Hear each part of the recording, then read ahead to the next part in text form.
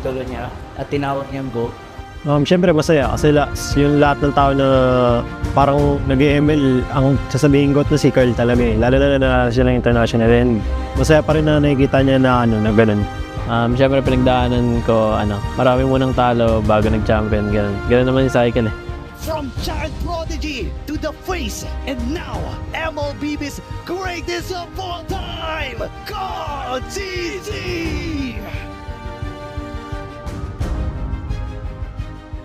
Paano nito nabago yung buhay mo at yung pananaw ko sa buhay? Sobrang dami nagbago sa financially, tsaka yung routine ko sa buhay, yung ginagawa ko sa buhay, tsaka pag lumalabas ako ganun, may mga nakakilala na sa akin. Feeling ko, abang tumatagal, parang napapansin ko sa sarili ko na mas madisiplina ako and mas mature.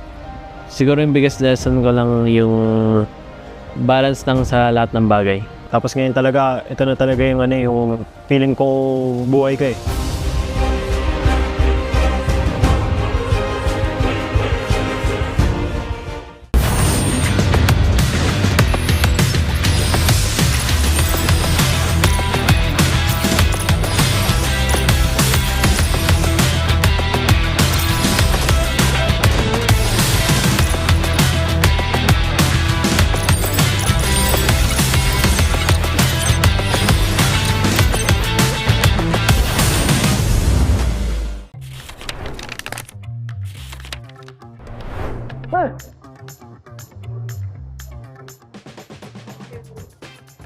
Siya!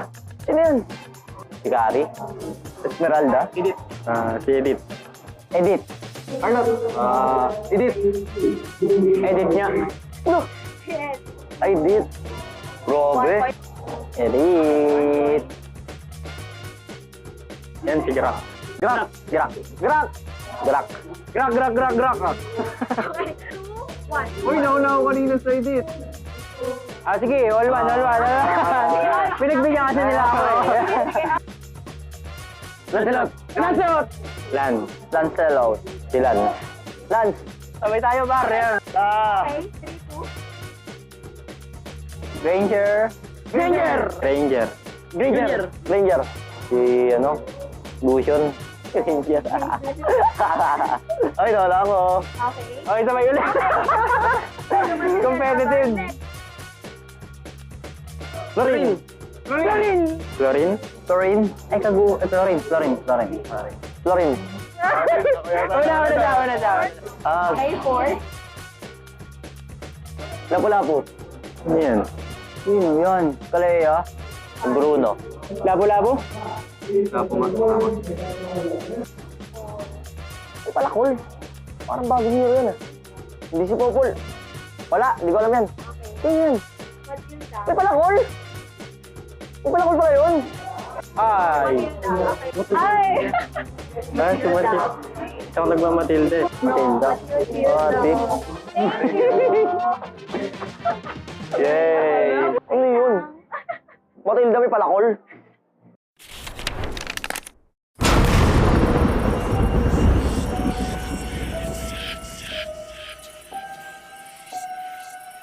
Gising na ako, nandiwala ako sa swerte. Sabi mo, mag-win streak ko to. Dahil sa'yo, tambak na ako!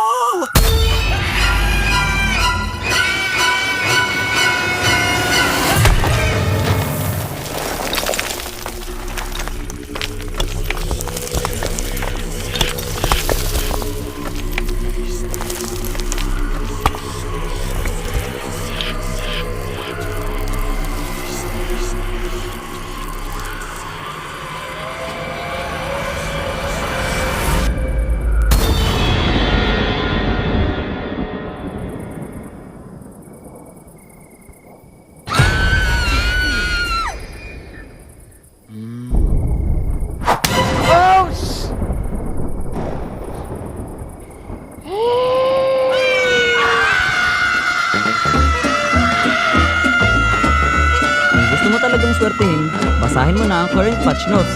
Andito na ang Ready for Next, the biggest gameplay update of the year. Break through boundaries with the new Broken Walls map update. MLBB, we are ready for for next.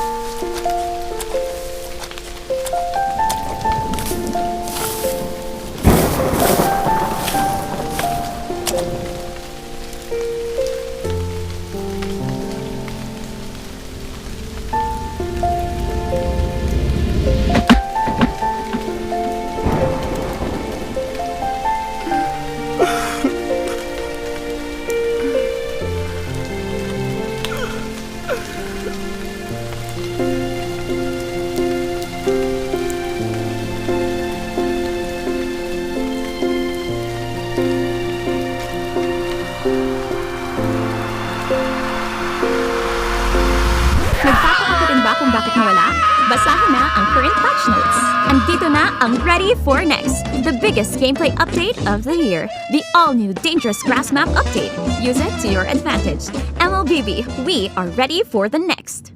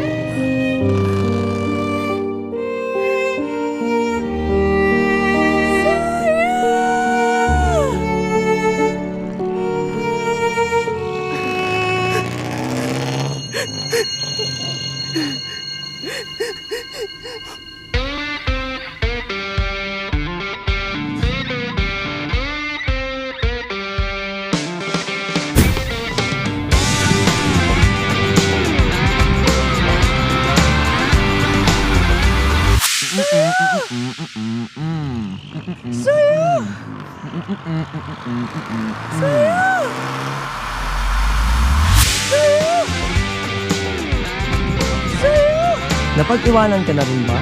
Andito na ang Ready for the Next, the biggest gameplay update of the year. Get a head start with the new Flying Cloud map update. MLBB, we are ready for the next.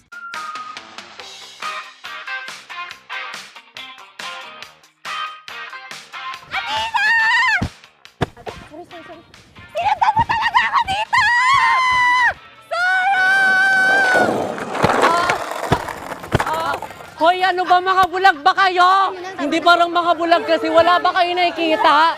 Mga bulag!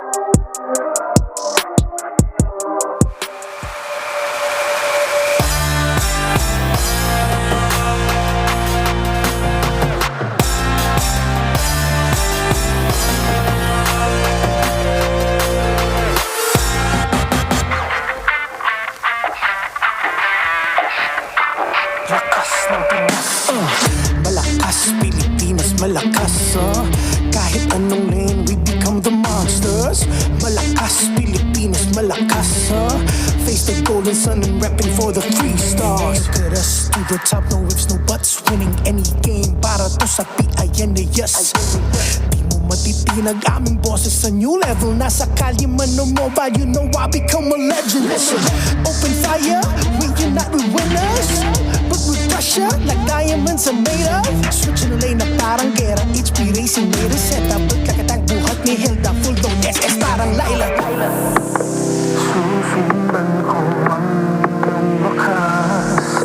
Kasama pataas, tagumpay natin to. Dahil tayo'y malakas para sa Pinas. Nasa amin ang alas, hindi to atas. Kinikilala sa taas kasi kami ang malakas para sa Pinas. Nasa amin ang alas, hindi to atas. Kinikilala sa taas, ganito kami sa Pinas. Yeah.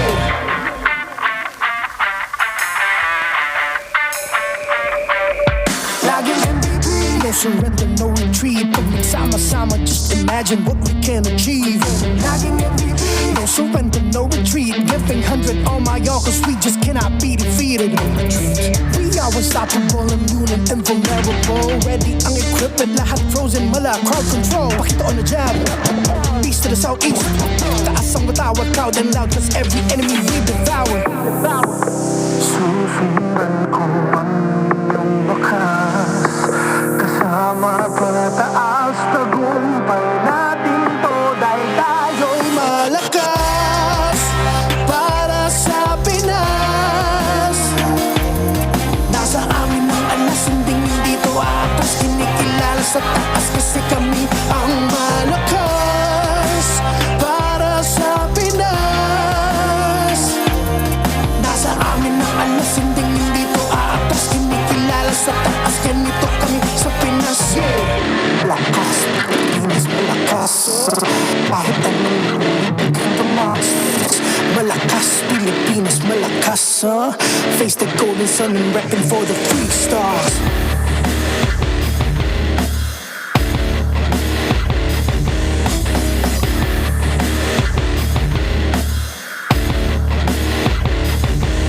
Ang lakas ng Pinas, we unite, we the stars. Ang lakas ng Pinas, we unite, we the stars. Ang lakas ng Pinas, we unite, we the stars. Ang lakas ng Pinas, we the stars.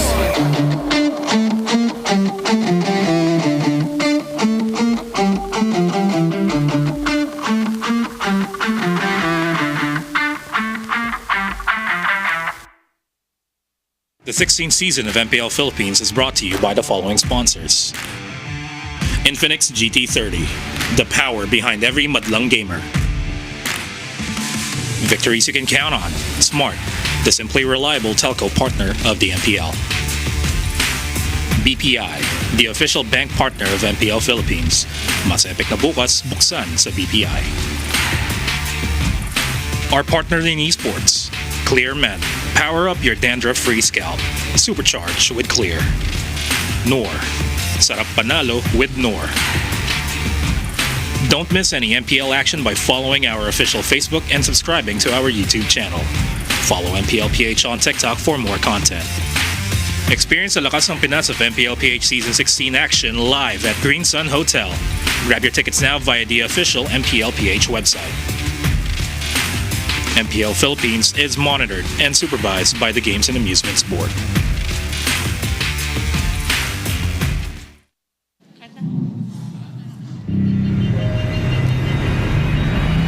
Nagamit na rin yung ONIC camera. Alam niyo. Pagsugod ng ONIC Philippines! Una crucial na missile araw para kay Superfans at ang magwawagi sa malapit na siyete na ito walang iba kundi ang ONIC Philippines! Kasi nung unang pagtatapat namin, parang sa pagkakaalam namin, galing silang bakasyon noon. Kaya tingin ko hindi pa sila 100%. This time, tingin ko talagang lalabas talaga nila yung potential nila. Feel ko na figure out na nila yung malinis na ML para sa akin. Pag pinapanood ko sila, parang saktong aggressive na may saktong pagka-placing.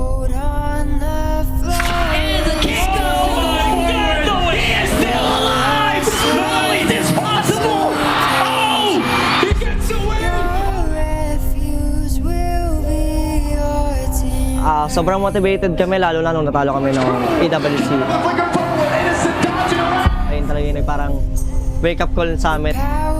Special, we don't fit on your canvas, we burn it all to ashes now. 'Cause we are the outlaws.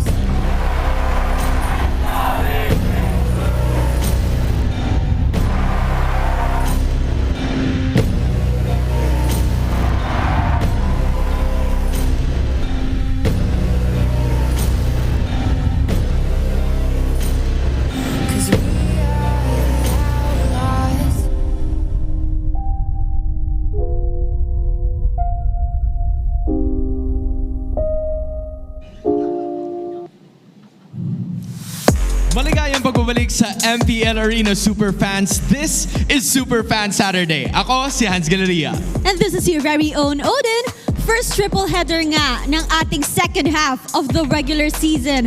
At nag-uumpisa pa lamang ang impact ng Project Next sa loob ng Land of Dawn. Alam mo kung tutusin, nakita na natin yung 4 na magkakaibang modes in terms of the maps that we are about to witness. Bagamat nag-a-adjust pa ang iilan sa ating mga teams, mas marami pa siguro tayong makikitang pagbabago para sa araw na to. Siguradong makikita natin yan ngayong araw dahil 3 matches ang nag-aabang and it's time to see what's next for MPL Philippines. Pangungunahan yan ng match between Smart Omega versus APBR. It's gonna be the Barangay going up against the Hive para sa una nating serye. Kaya ano pang hinihintay natin, Odin? I think it is time to toss it to our casters at sama-sama nating saksihan ang Lakas ng Pinas!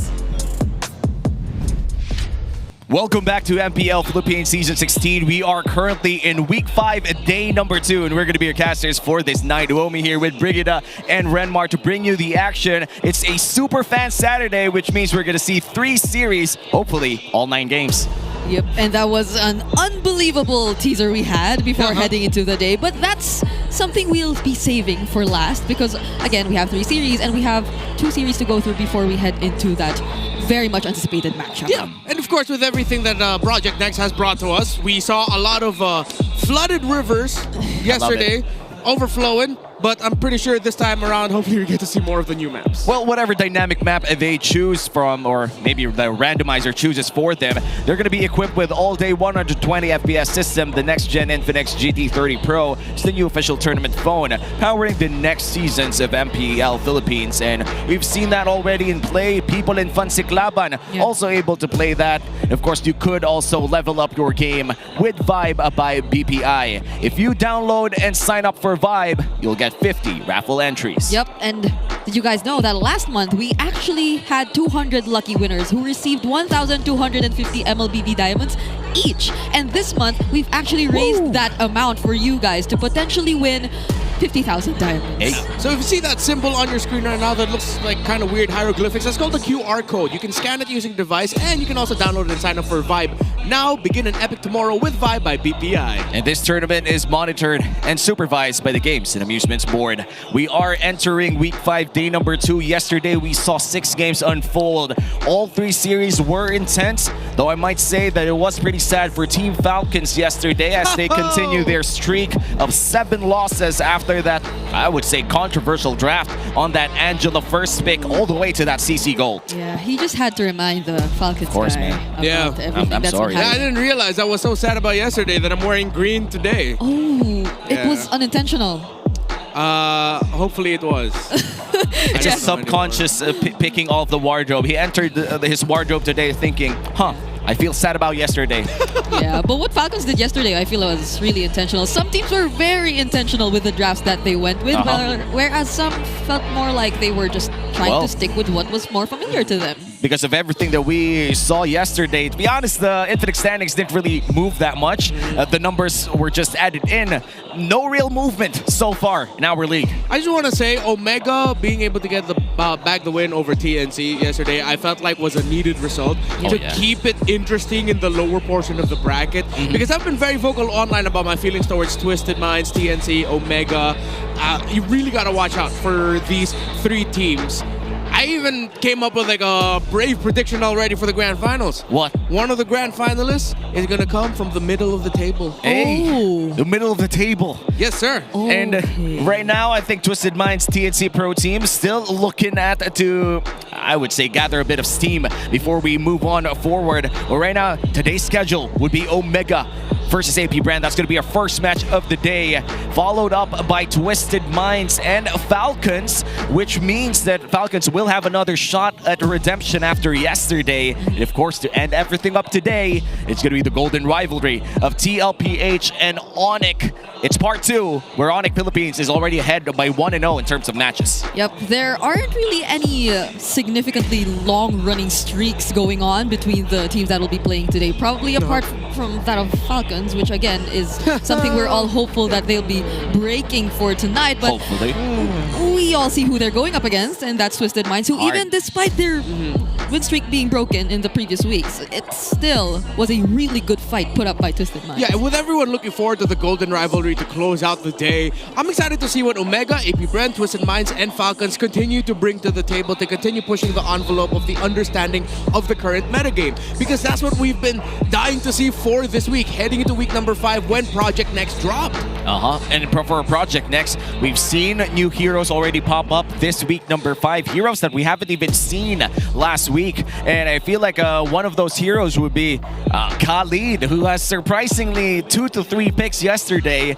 And we might just see that today again once our first series start, because Omega and AP Brand, both of them love using a lot of unique heroes in their drafts. Yeah, all the more now that we are seeing Super Yoshi again, because he was the guy who I think used that hero twice or thrice even in yesterday's series. And even when we got to talk to him a bit right after their series, he was very vocal about saying that he does favor Khalid a lot in the current patch, and he really likes how Khalid is able to amplify their performance or whatever intentions they have heading into the match. So maybe that's something we can definitely look out for. Yeah, I gotta agree with that. I played one game in rank with Khalid, dominated, so yeah, that's true. Facts. Facts, 100% Khalid inside the meta right now for MPL. And honestly, we just have to ask if for Omega and AP Brand, what's next for them in terms of flexing, because a lot of the heroes that we've seen so far, unique heroes, we're talking about picks that aren't really picked that much. We're talking about Hellcurt Gold.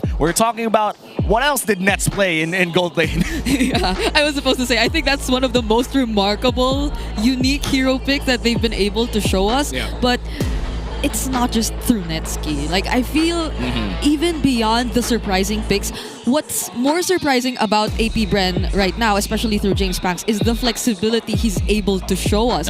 But this guy in front of your screens right now gets to show you just the same. I mean, multiple roles, multiple heroes, and James Panks with his million moves. What else could we ask for these two? Yeah, all right. So these two both have 9 heroes each used in MPL Philippines Season 16. And what I like about the comparison is that I feel like the mid laners now in this current meta are a little bit more required to show off their flexibility. Down the line, we might see teams deciding to show off some more unique picks in the mid lane, which will be great for players who have that history of playing multiple roles, a la Haji. While for James Panks, we're used to seeing him really thrive with assassins, so it's gonna be more onto his responsibility to start showing off that, hey, if needed, the tank fighter junglers, I can play that really well too, and not just really well, but really well consistently. Yeah, I pretty much miss the Suyu, the Lucas coming in from James Panks as well, but sadly that Lucas game for him didn't really work out well. It was up against a Fanny, as far as I remember. They tried to counter the Fanny's early game with it. Sadly, it didn't work out for AP Brand, and in terms of scoring, AP Brand still 7th in our league, still looking to get out of that tough spot in order to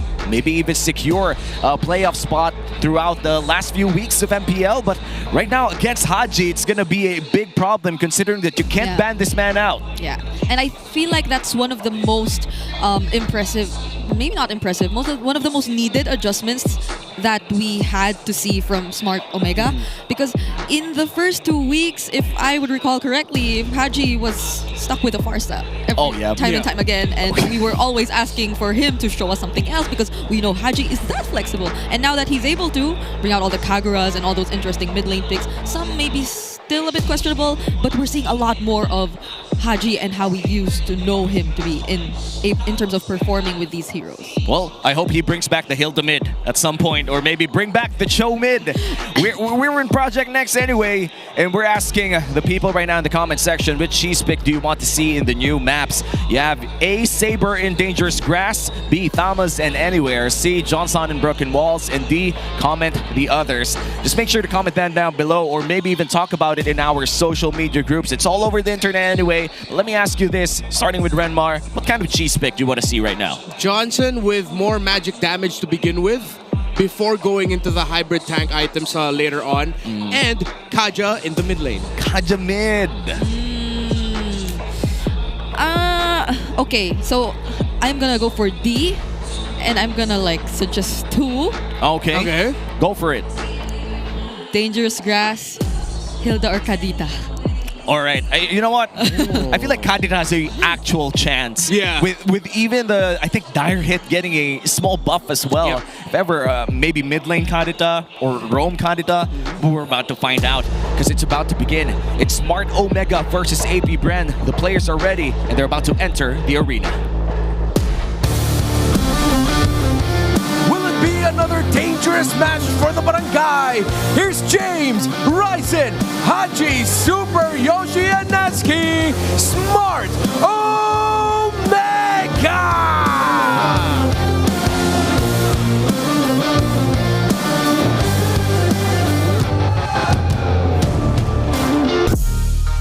Can the Hive swarm the land of dawn? Here's Lord JM, James Banks, Aqua, X Nova, and Shizo, AP Brand!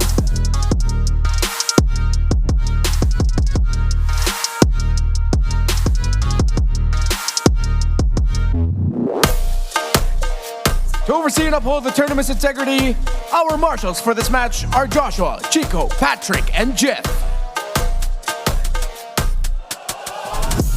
And the coaches, for Omega is Coach Woorah, for AP Brand is Coach Jeff.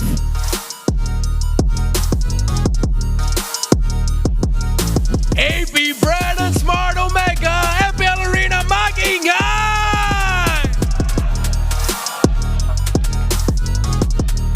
The first match of the day will about to begin. It's gonna be Omega. Let's welcome James, Ryzen, Haji, Super Yoshi, and Etsuki. I just want to say, I think one of the most noticeable changes which took place in Smart Omega in their playstyle yesterday was that there was a bit more level of discipline in terms of their execution, especially their mid to late game decision making, which I feel like helped them improve so much in a short amount of time. It could probably be in some way attributed to Coach Woorah, but it could be more than that too. And that is something AP Brand definitely needs to pay attention to if they struggle in that part of the game. That's going to be tough for AP Brand. Let's welcome the boys in yellow. We have Lord JM, James Banks, Aqua, X Nova, and Shizo. So X Nova, I'm gonna be looking at you to not only perform very well, because Super Yoshi is currently leading in the league right now in terms of vision, gold gained through vision.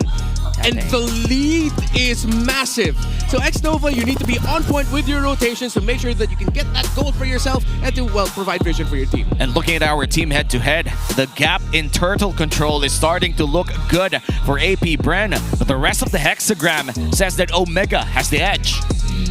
The difficult thing about going up against Omega, even if you're a team that's good at, let's say, you win Turtle 1, Turtle 2, how well are you then gonna fare with Turtle 3 and Lord 1? Some moment in the game where Omega has shown multiple times throughout Season 16 that they can find comeback angles, either with crazy plays you don't expect them to do, or with just straight up good fundamental team fighting. Yeah, I think especially the 8 to 10 minute mark for Smart Omega is a point in the game where AP Brand really needs to be very careful about the decisions they make, because that perhaps might be their timer right now. It was emphasized, especially yesterday in that 3-game series. Well, we're about to see that, but before we head on to this heated matchup in our match number 1, we're gonna go back to their moments before we start the game with the Smart 5G ping test.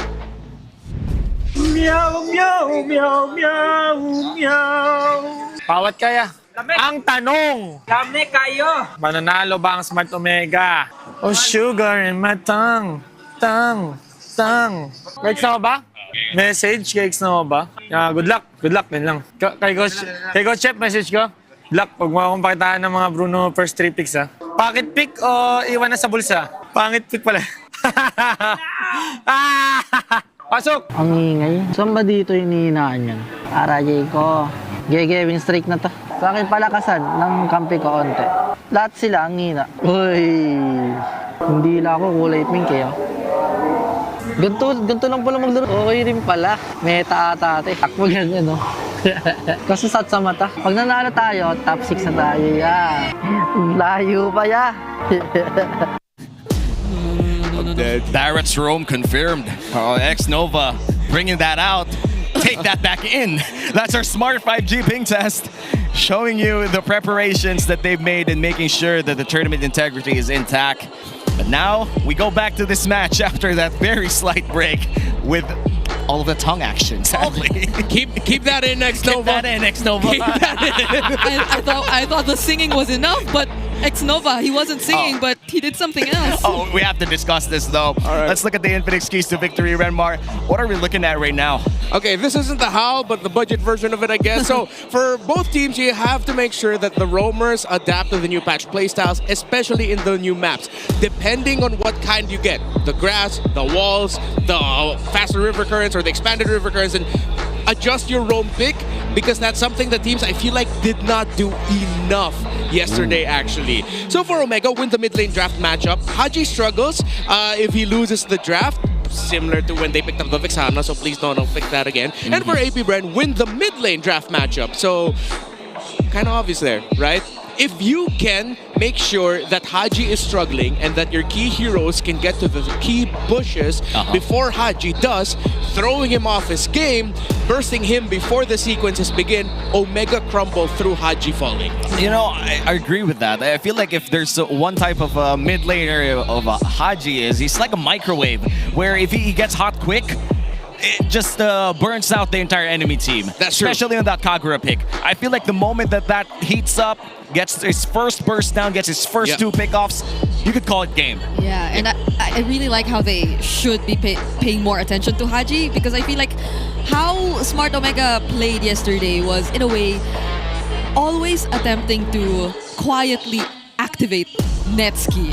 So all this attention you put into Haji will limit the possibility of that happening without you noticing, because Haji is one of the players in Smart Omega who literally works to find all that space for Netski, who tries to distract the opponents even, just so Netski could do his thing. Yeah. And that's how Netski just always is so consistent in finding his power spot. Yeah, and speaking of Netski, I feel like at this point, if there is still a gold laner we're looking for Netski to pick up in the game, just say Claude already. Because they look so comfortable with him playing the Claude, with how fast he can rotate the map. It looks like he's one of the most confident Claude players with how he duels in lane as well, that it's so easy for Omega to actually go for 4-man rotations by minute 8, minute 9, as we've discussed before. So APBR needs to watch out for those. Yeah, and with the nerfs on the minions itself, less gold for everyone. I think he's by far one of the quicker Trinity pickups. I think yesterday by 9:50 he was able to get those Trinity build up, and the usual right now would be 10 or 10:30. So that was pretty early for Nets yesterday. And by the way, Omega picks blue side once again, similar to what they did yesterday. And this is one of the favorite parts, my new favorite parts. We're about to know via random draft who's gonna, or what's gonna be our map for game number 1. Please? Oh! Okay! We're gonna have dangerous grass for game 1. Well, as long as it's not too much, but this is something that really changes the way Lord dances are played. Oh wait, not even Lord dances, Lord setups in general are played. It's true. That brush you see behind the wall. Yeah, we call it the beard. You call it the beard in the Filipino broadcast? Yeah, okay. I mean, think of it as like, you have the Lord Pit, you have the big beard bush underneath the Lord Pit, but head on to the draft. It's going to be the Lancelot taken away by Coach Jeff, and Coach Wura taking away the Chip and Fovius. Very particular bands here. Yeah, considering with the presence of the dangerous grass around, that's actually great for the Chip, because that's even more bushes that he can place himself in to catch you off with a surprise shortcut. Yeah. And I like how AP Bren are acknowledging the Lancelot problem, that out of all the assassins, he's the best for this current metagame. Yes. Put him in whichever version of the map and Lancelot will shine. So they take him out. So now AP Bren is going to be thinking about the Baksha, excuse me. First pick for Omega later on. And this is one of the more rarer 1-1 bans that you would see. Yes, coming in from blue side. A very interesting ban here coming in from Coach Wura. And now, Coach Jeff, what are you going to reply to this? There are still a lot of options here for the first pick. You still have the Zushin, which will be a very nice hero to have. Or even the Baksha in Dangerous Grass. Yeah, but they also had to respect the Angela. Even though it did not necessarily win a game yesterday when it was fielded out by Team Falcons, you still have to take it Here out. you go. So there goes the Jushin first pick for Smart Omega. That leaves... There's still a Baksha. Yeah. I was actually surprised that Omega didn't first pick it. However, there is that theory that Jusin would be okay with Dangerous Grass considering that she can safely check the bushes. But then at the same time, all of the burst assassins, if ever they end up with them, all have great gap closers that if AP Bren ends up with a unique pick with a good dash and good burst, they might have to watch out for that. You mean Yi Sun Shin? Yeah, like Yi Sun Shin as well. But for AP Bren, let's see what they end up prioritizing here. Still a new draft setup, so we don't... It's hard now to think about what teams are really thinking about. The Yi Sun Shin is still open to take if you're AP Bren. And looks like they're going to go for the safer route, going for the Baksha instead and the Lapu Lapu. It's quite interesting to take note as well that yesterday there was an intense fixation on early Lapu Lapu picks up on the red sides as well. And now for Omega, they're going to take the Fredrin with the Zushin. And this got to be the Arlot, bro. So they they picked the Khalid instead. That's comfort, bro. That's comfort. Could this be the Farsa for AP Bren? Yeah, I'd actually like to see them pick up their pick now for Aqua. Okay, so they're gonna most likely pair up the Kimi with the Baksha, center of the map.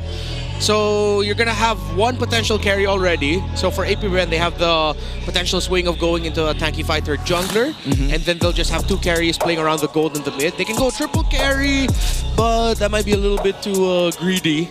I'd like to see them a little bit more conservative with it, considering that they are up against a Khalid and a Fredrin, which, yes, even though it is Dangerous Grass, there's still a good chance that you're just gonna get run over by two dudes who are not afraid to invade your jungle. That's true. And there is a Claude. Oh, never mind. There we go. Honestly, just take out the carry too at this point. You already took out the Claude, you have red 4, and you are yet to secure your marksman. I feel like Omega, if you want to play it safe, you got to take out the carry too. Yeah, one of the signs here if Omega's going to pick up something different is if they ban out a Farsa, then AP Bren has to consider the fact that the Bruno might pop up later for Neski as well. And considering that there's not a lot of heroes that, other than the presence of the Baksha, then maybe Omega would also want to consider still picking up a Harith for Nets. Oh, it's banned though. Oh, yeah, it was banned. Out. Sorry about that. But there are other options. I feel like at this point, if the Granger's taken away as well, the Moskov becomes a hot commodity for both teams here. Just making sure that you have that, I would say, late game global presence on your marksman. I feel like right now, Gold Lane is being severely limited here. It is. Somebody has to take the carry out. Like, just take it out, man. Like, any team would love to have that hero, and obviously AP Bren has red 4 advantage. Both of them still don't have their gold laners. I don't see any Ruby gold lanes happening here. Probably not. But the Fancy Arlot instead still would pair up really well on the EXP together with the Fredrin in this lineup. Yeah. So even the Khalid. If they don't take out the carry. There you go. I mean, with the playstyle of Omega right now, they're going to be a slow front to back. Moskov should be okay. Yeah, Moskov going to be the carry. So either of those two, I feel like, would be great for them. And then I'm still thinking if this Baksha might just end up going roam or jungle. Oh, there is the Moskov. There you go. For Shizo. Yeah, I think they're holding on to the Baksha flex. There's a chance we might already be seeing the jungler for AP Bren, and this roamer is going to be something different. Yeah. Maybe Hellcurt Gold. I don't know. Bring it back, Nets. But other than Netsky, though, EXP lane options, there's still a CC? Yeah. The CC looks amazing against the Moskov and the area and the Kimi as well. If you want to run them down, really, especially team fighting wise, I think a glue would be okay. Yeah, that too. Although the laning matchup might not be as clear cut for him, and the Lapu Lapu's presence early on might be, well, a bit overwhelming for Omega while James is still catching up. So CC could be the safe one. Yeah. And now the question remains, what do you take in the gold lane? Are you going to go back to the good old carry? Whoa. No. Yep, it's going to be a carry plus Wait, a so show. Is it? Which confirms that it's an XP lane Khalid. Yeah. Goddamn, we're back in the Khalid flex meta. Or it could be an XP lane Cho. Oh. Because he can just fast clear with Concussive Blast on him. Yeah. And then just get out of lane. It's been a while, you know. I think the last time that I see Cho XP lane was the season before M7 or M6 rather. Yeah. M6. And yes. this is the season before M7. This is the season. So you're still before. correct with that. I'm still correct with that. Yeah. That's the secret. Doesn't this like I'm work? always correct. Oh my goodness. All right, go for Okay, it. bye. But doesn't that like work so well with Dangerous Grass? If like the Cho. Cho's just always Roaming hidden around. and Exactly. finding targets. So that's gonna be okay. All right, what do you get if you're AP Brent? It's going to be a Khalid XP lane, and you're going to go for the Grok in the Dangerous Grass in the hands of X-Nova. I would say Chaknu Jr. at this point. You know, he looks like the second coming of the Mamba. Yeah, it is gonna be an XP lane Khalid. XP lane Khalid versus Lapu Lapu. I haven't seen this matchup for a while, but I feel like Lapu Lapu still has the advantage in terms of a level 4 power spike. But levels 1 to 2, there's no way to cancel the quicksand guard. We're really just gonna have to see how AP Brand are gonna be rotating. Whether or not they're gonna try to see if they can play around the EXP lane instead of around playing the gold. So you can shut down the Lapu Lapu early and then you start invading and controlling that part of the map. The lineup rating for Omega leading, it looks good. Mainly because they can just run them down. But the fact that AP Brand has 2 carries, if Omega can't end this quick, this does not look good for them in the late game. Not at all. The global presence coming in from that Moscow would kick in by late. And we're going to see that if that's going to happen here in game number 1. Welcome to the first game of this best of 3 series between AP Bren and Omega. This is our first series of our Superfans Saturday. Welcome to Mobile Legends. And there you go, the classic Grok start delaying all 3 waves. I wonder how that would play out with the new vision mechanics. Yeah, you can't even go for those fast rotations as much. Yeah, I appreciate the map zoom in. So quick clears in the center of the map with James already cutting.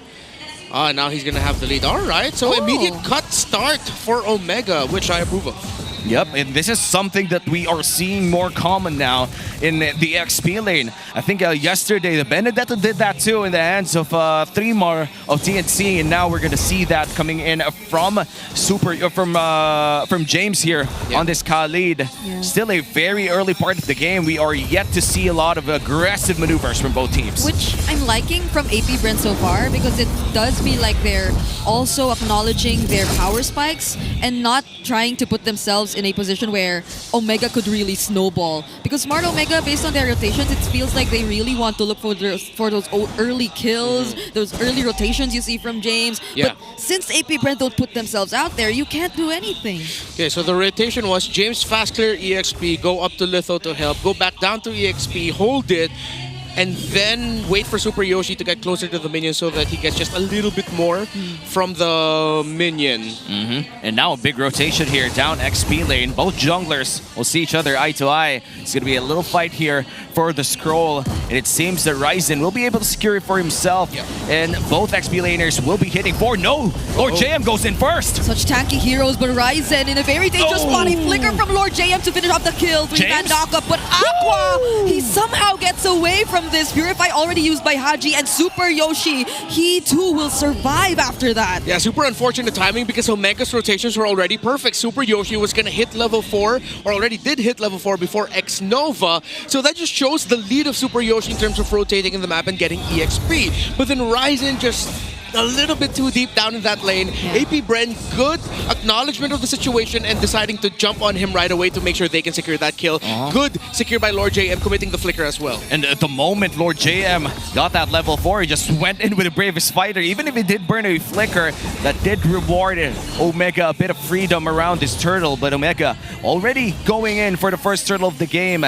And as you could see, Lord JM struggling to find his way back around that turtle pit. And the Grok still has his access to his tectonic charge. Okay, Super Yoshi revealing so much, doesn't use the way of the dragon just yet, and instead it's gonna be the tech charge committed right here. Raven Spider doesn't land, and Ryzen, all the while that was happening, secures the objective, but Shizu joining the fight, finds the kill on Haji. X-Nova tries to survive, still gets some shield, and actually lives. 1-for-1 trade up there, but it seems the turtle will be going to the hands of Omega, and because of that extra movement speed, he's gonna be able to go back, and Lord JM gets bursted down. It's clear that Omega has some sort of lead right now. Yeah, and because of that pick, Omega 100% won that sequence. They get the turtle. Neski gets progress with his gold by getting a lot through the tower shielding and then going back down to Lord JM getting picked. He should not have gotten picked off there because now this pushes the lead and this pushes the envelope for Omega. They're now going to be committing topside to see if they can get Netsuki out of lane quick. Yeah, Shizuka has to be careful with this. He doesn't have the SOD, but fortunately Omega will not really dive him under the turret, but still that's a lead in their hands right now. They're still playing around that 1k gold lead and gonna rotate here in the mid lane. About to at least get some plating off, but I feel like Aqua will have enough wave clear to defend or fend off Omega as the turtle, no, the orange pit is being defended as well by the side of APBR. I feel like even if Omega has a lead here, you can't really feel it that much because they're defending their map so well. Yeah, and feels bad moment for everyone who wants to duel up against a Khalid. He still has Quicksand Guard. Anything you toss at him, it's like, all right, sure, let's go one more round. Yeah, I think that's going to be the difference maker for the Khalid in the EXP lane. His ability to just constantly keep going back. Yep, and looking at the items with that Fury Hammer, he's able to deal a bit of respectable damage as well, but Shizo might be in trouble here. Oh, Ryzen actually goes for X-Nova instead. Super Yoshi doesn't commit the way of the dragon. Still, they just tried to poke him down to half HP. Not really going for the full commit whatsoever. And now the next turtle will be about to spawn. It looks like they're going to go for this Grok. Oh yeah, so they just waited a bit to actually commit. But it might bite them in the back because it is now APBR and their counter engage, which got the advantage. Taking down Ryzen might be Haji next, but he's able to reposition and get out of danger. James fighting back though, but still they lost one member already. And turtle is already being started here by James Pax. Omega has a clear shot here to try and steal it away, but looks like without the retribution, that's going to be APBR securing the second turtle of the game as we go back to the laning phase. Yeah, the sad thing about that is Omega looks like they were just a bunch of dudes crumping, twerking, doing everything. They did so many things leading up to that, while X-Nova literally said, I press ultimate, and then APBR wins that whole sequence. So again, X-Nova just did a very simple thing, even taking away that gold. Yeah, just press ultimate. That's how you play the Grok, man. And a lot of these Grok players, they fail to understand that sometimes hitting one guy is just as good as hitting three, you know?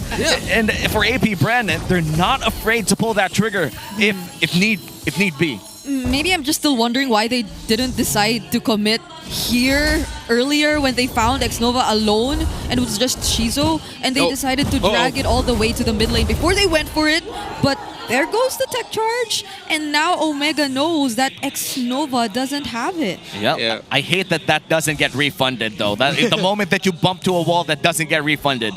Well, I mean, gotta balance it out one way or the other. Oh no, Netsuki! Oh, fortunately doesn't have the tech charge, but does Netsuki get to survive this? He will, and Super Yoshi actually forces the Purify through the way of the dragon. But these are 5 members of Smart Omega who are deciding to go in. Flicker Raging Sandstorm coming in from James, double knock up through the Lantern Flare. Shizu is the first to fall, but Aqua too providing some help. Super Yoshi will try to survive this, gets to dash away to the Shunpo, but Netsuki still keeps going for everyone else. Aqua chasing after Super Yoshi won't be successful in doing so, and that's 3 members down for APBR. Every time, every season, there's always that one play that make you go, Super Yoshi, how the hell are you alive? And I thought him committing that kick before that big team fight was a bit of a waste, but then it's because they wanted to really commit that fight. They knew James and the others were rotating up top. Without the Purify onto Shizo, James was able to Raging Sandstorm him in. He didn't hit it, but it forced Shizo to position himself in ways that Omega was closer to the Moskov. And now the turtle, final turtle of the game. AP Brand is holding it with X-Nova, leading the charge. Ryzen right around 3 people, but Omega has a clear advantage. And that's going to be Ryzen taking the turtle as well. Okay, there's a conceal, but Super Yoshi doesn't need to kick anyone. X-Nova already down even before the fight began. And that's one member immediately who supposedly could be the front for AP Brand down. Now they get easy access to these turrets and these objectives as well. A sudden turn of events here against AP Brand. Omega with a 2.4k gold lead. And it seems that they can't find a winning team fight. That was a 3v1 in the Lord Pit, but Ryzen did the most Fredrin thing ever. First skill retribution, get that turtle and yeet out. There was a time where we called him the S-tier monster. And Ryzen showing off why at one point there was a bit of a rivalry between him and Sensui in terms of who can do retribution battles better. Sensui's not here, but Ryzen definitely is. Looking at the items, a lot of leg plates. Just oh, there's going to be double blade armors, it looks like it, if ever. Yeah, that's the worst thing to see if you're a Kimmy, dude. Twilight, I mean, a Radiant armor plus a blade armor, you're basically immune to the Kimmy damage, or maybe not really immune until the Divine Glaive. And I think one of the scariest things we saw there was that Netsuki was almost 2k ahead of Shizo. So we see it again and again, how Netsuki just quietly always farming up, so consistent in doing so, and he can be that reliable member. We actually saw a glimpse of it in the previous team fight up top already, where the damage that he was able to dish out was already enough to deal with the isolated members of AP Brand. Well, for someone who talks mad trash outside of the game, or used to do mad trash outside of the game, is a very silent farmer in game. Yeah, he's so good at bullying in lane no matter the hero pick. Like, there are times where Netsuki's gonna end up in a mashup as like, oh, this is gonna be tough for insert hero name here. But then Netsuki suddenly wins the lane. It's like, bro, how do you do that? And that's how you can see it with how he carries himself. Especially when he was not in the Philippines, with just how he was. Nespresso. That's Nespresso in the past, because he doesn't have it anymore. Yeah, it's like one of those animes where you have that demon inside you, and sometimes Nespresso just talks to him while he's playing in MPL Philippines, but it's like Tokyo Ghoul Season 3, whatever, dude. or for modern audiences, Sakamoto Days. Sakamoto Days, and he retired? Oh, Traction Pulse already thrown out by Aqua, but the Way of the Dragon will land on X-Nova, still has the Flicker though, but Netsuki gets the finish of the kill! SOD will land too, but does Shizu decide to join this fight? He's still sort of behind. Flicker already committed a late Lord JM, he has to escape this, but the energy eruption! He gets to touch the Appraiser's Wrath, but not the Lantern Flare, and Haji will pick up the kill! And that prolonged team fight is Omega's way of taking down this Lord too. There's no way that AP Brand contests this one. And while all of that happened, Shizo was still farming! That's because that's how massive the gap is between him and Netsuki that he couldn't join that fight. Unfortunate right now for AP Brand, and yeah, they're really just gonna have to turtle it out, wait, see if they can get farm with Shizo and play via turnaround, because Omega, their rotations have been on point. That was the key to victory. They rotate so well and so fast that at some point, if you cannot find the trade in a big team fight, which AP Brand found, but then Omega found the trade, and then after that AP Brand couldn't trade that again, then Omega's just gonna run over you. That's the risk of playing up against a Kali, Cho, and a Fredrin. What we said earlier, they will just continue running into your formation and into your jungle. Yeah, we just keep on burning those purifies as well. I feel like Aqua hasn't had a real break in this game. Here comes another Earthen Rampart coming in from X-Nova, trying to defend this mid lane and the purple buff as well, but I feel like it's going to be extremely hard to deny this away from Ryzen. And that's going to be a free purple buff stolen as well as the Lord marches up top side. Omega looking to get at least one inhibitor turret out of this push. But I feel like AP Brand, they have enough wave clear to deny that from happening. Yeah, but the potential team fights and cleanups are something they should really avoid. Haji 2 on the Sky Piercer is going to be terrifying, especially considering that he has a really decent KDA on the Jushin so far, and the positionings that he's been showing us have been very precise.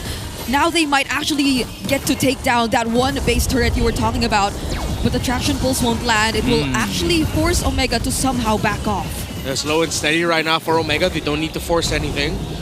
They are not going to force the situation as well in mid, and they're just going to straight up retreat. So you see across the board, Radiant Armors, Blade Armors everywhere, especially for the side of Omega. You see a Blade Armor on the Baksha as well. Just waiting up there. Okay, Aqua now has the Glaive, the Blood Wings, but he just needs one more item for his damage to really be a big threat to the side of Omega, which is tough considering that time is running out for them. If they can get that one more magic item, the final one to really make Omega feel the burst of the Kimmy, then it should, at that point, that means Shizo also has items as well, and then they should be good to fight and be a little bit more aggressive. Oh, speaking of fight, they find James. Never mind. And he gets bursted down. Yeah.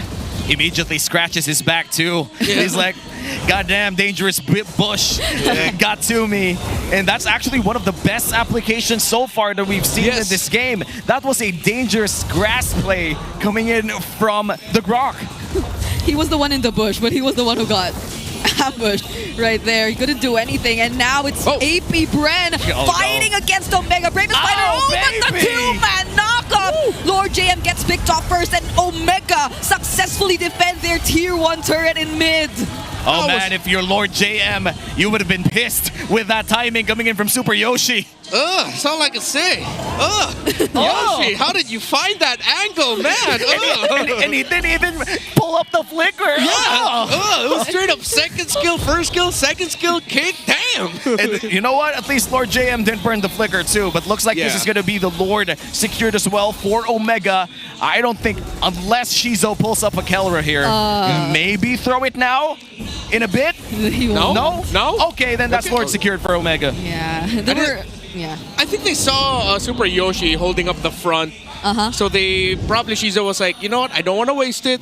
The Cho's probably going to block it anyway. If not, someone else is going to block it, so I'm not going to risk it. Yeah, they were all lined up in that area. Yeah. So either one of the three players of Haji, Yoshi, or James would have gotten the SOD. They even stopped a bit. They're like, all right, let's wait for the ult, then I retry. Yeah, you saw them. They were really respecting it, so...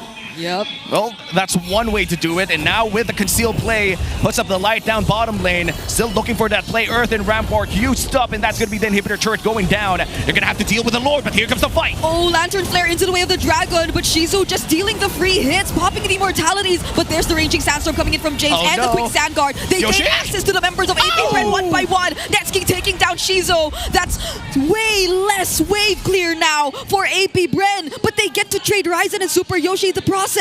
Oh no, here comes the minion wave. Can Aqua defend this alone? Yeah, Netsuki's still alive though. They can still potentially try and go for this. There are two waves, down bot and up top, and one in mid as well. They also have the Lord JM, but the Land Shaker will actually connect. James flicker out just to survive. Happy tries to play target, but Netsuki gets shut down! Lord JM fighting it, forcing it out. My goodness, call Lord JM the king of pop because he popped Netsuki. Oh man, he found that angle, the only angle that could have gotten both targets that he needed to defend that base. And the best part, the cherry on top, is they still have that inhibitor turret in the mid lane. Yes, it's clinging to a single thread, but it's still working. You know, it's like your old microwave, 10 years already in your house, it's still working.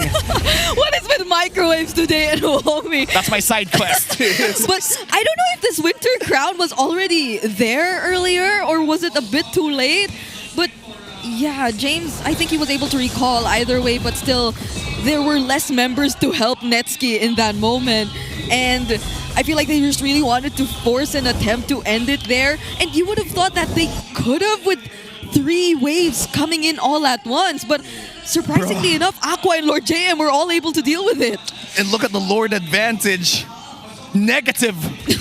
Oh no, but at least they did get a lot of turret damage, and that would give Omega a big, no, not even big, a huge advantage for the upcoming Lord. Yeah, but it depends on how well Omega are going to be playing around their own minion waves. Because now AP Bren, we're at the point where it doesn't matter the gold. Oh no. They're ready to fight. They're ready to go. They have the damage at Omega.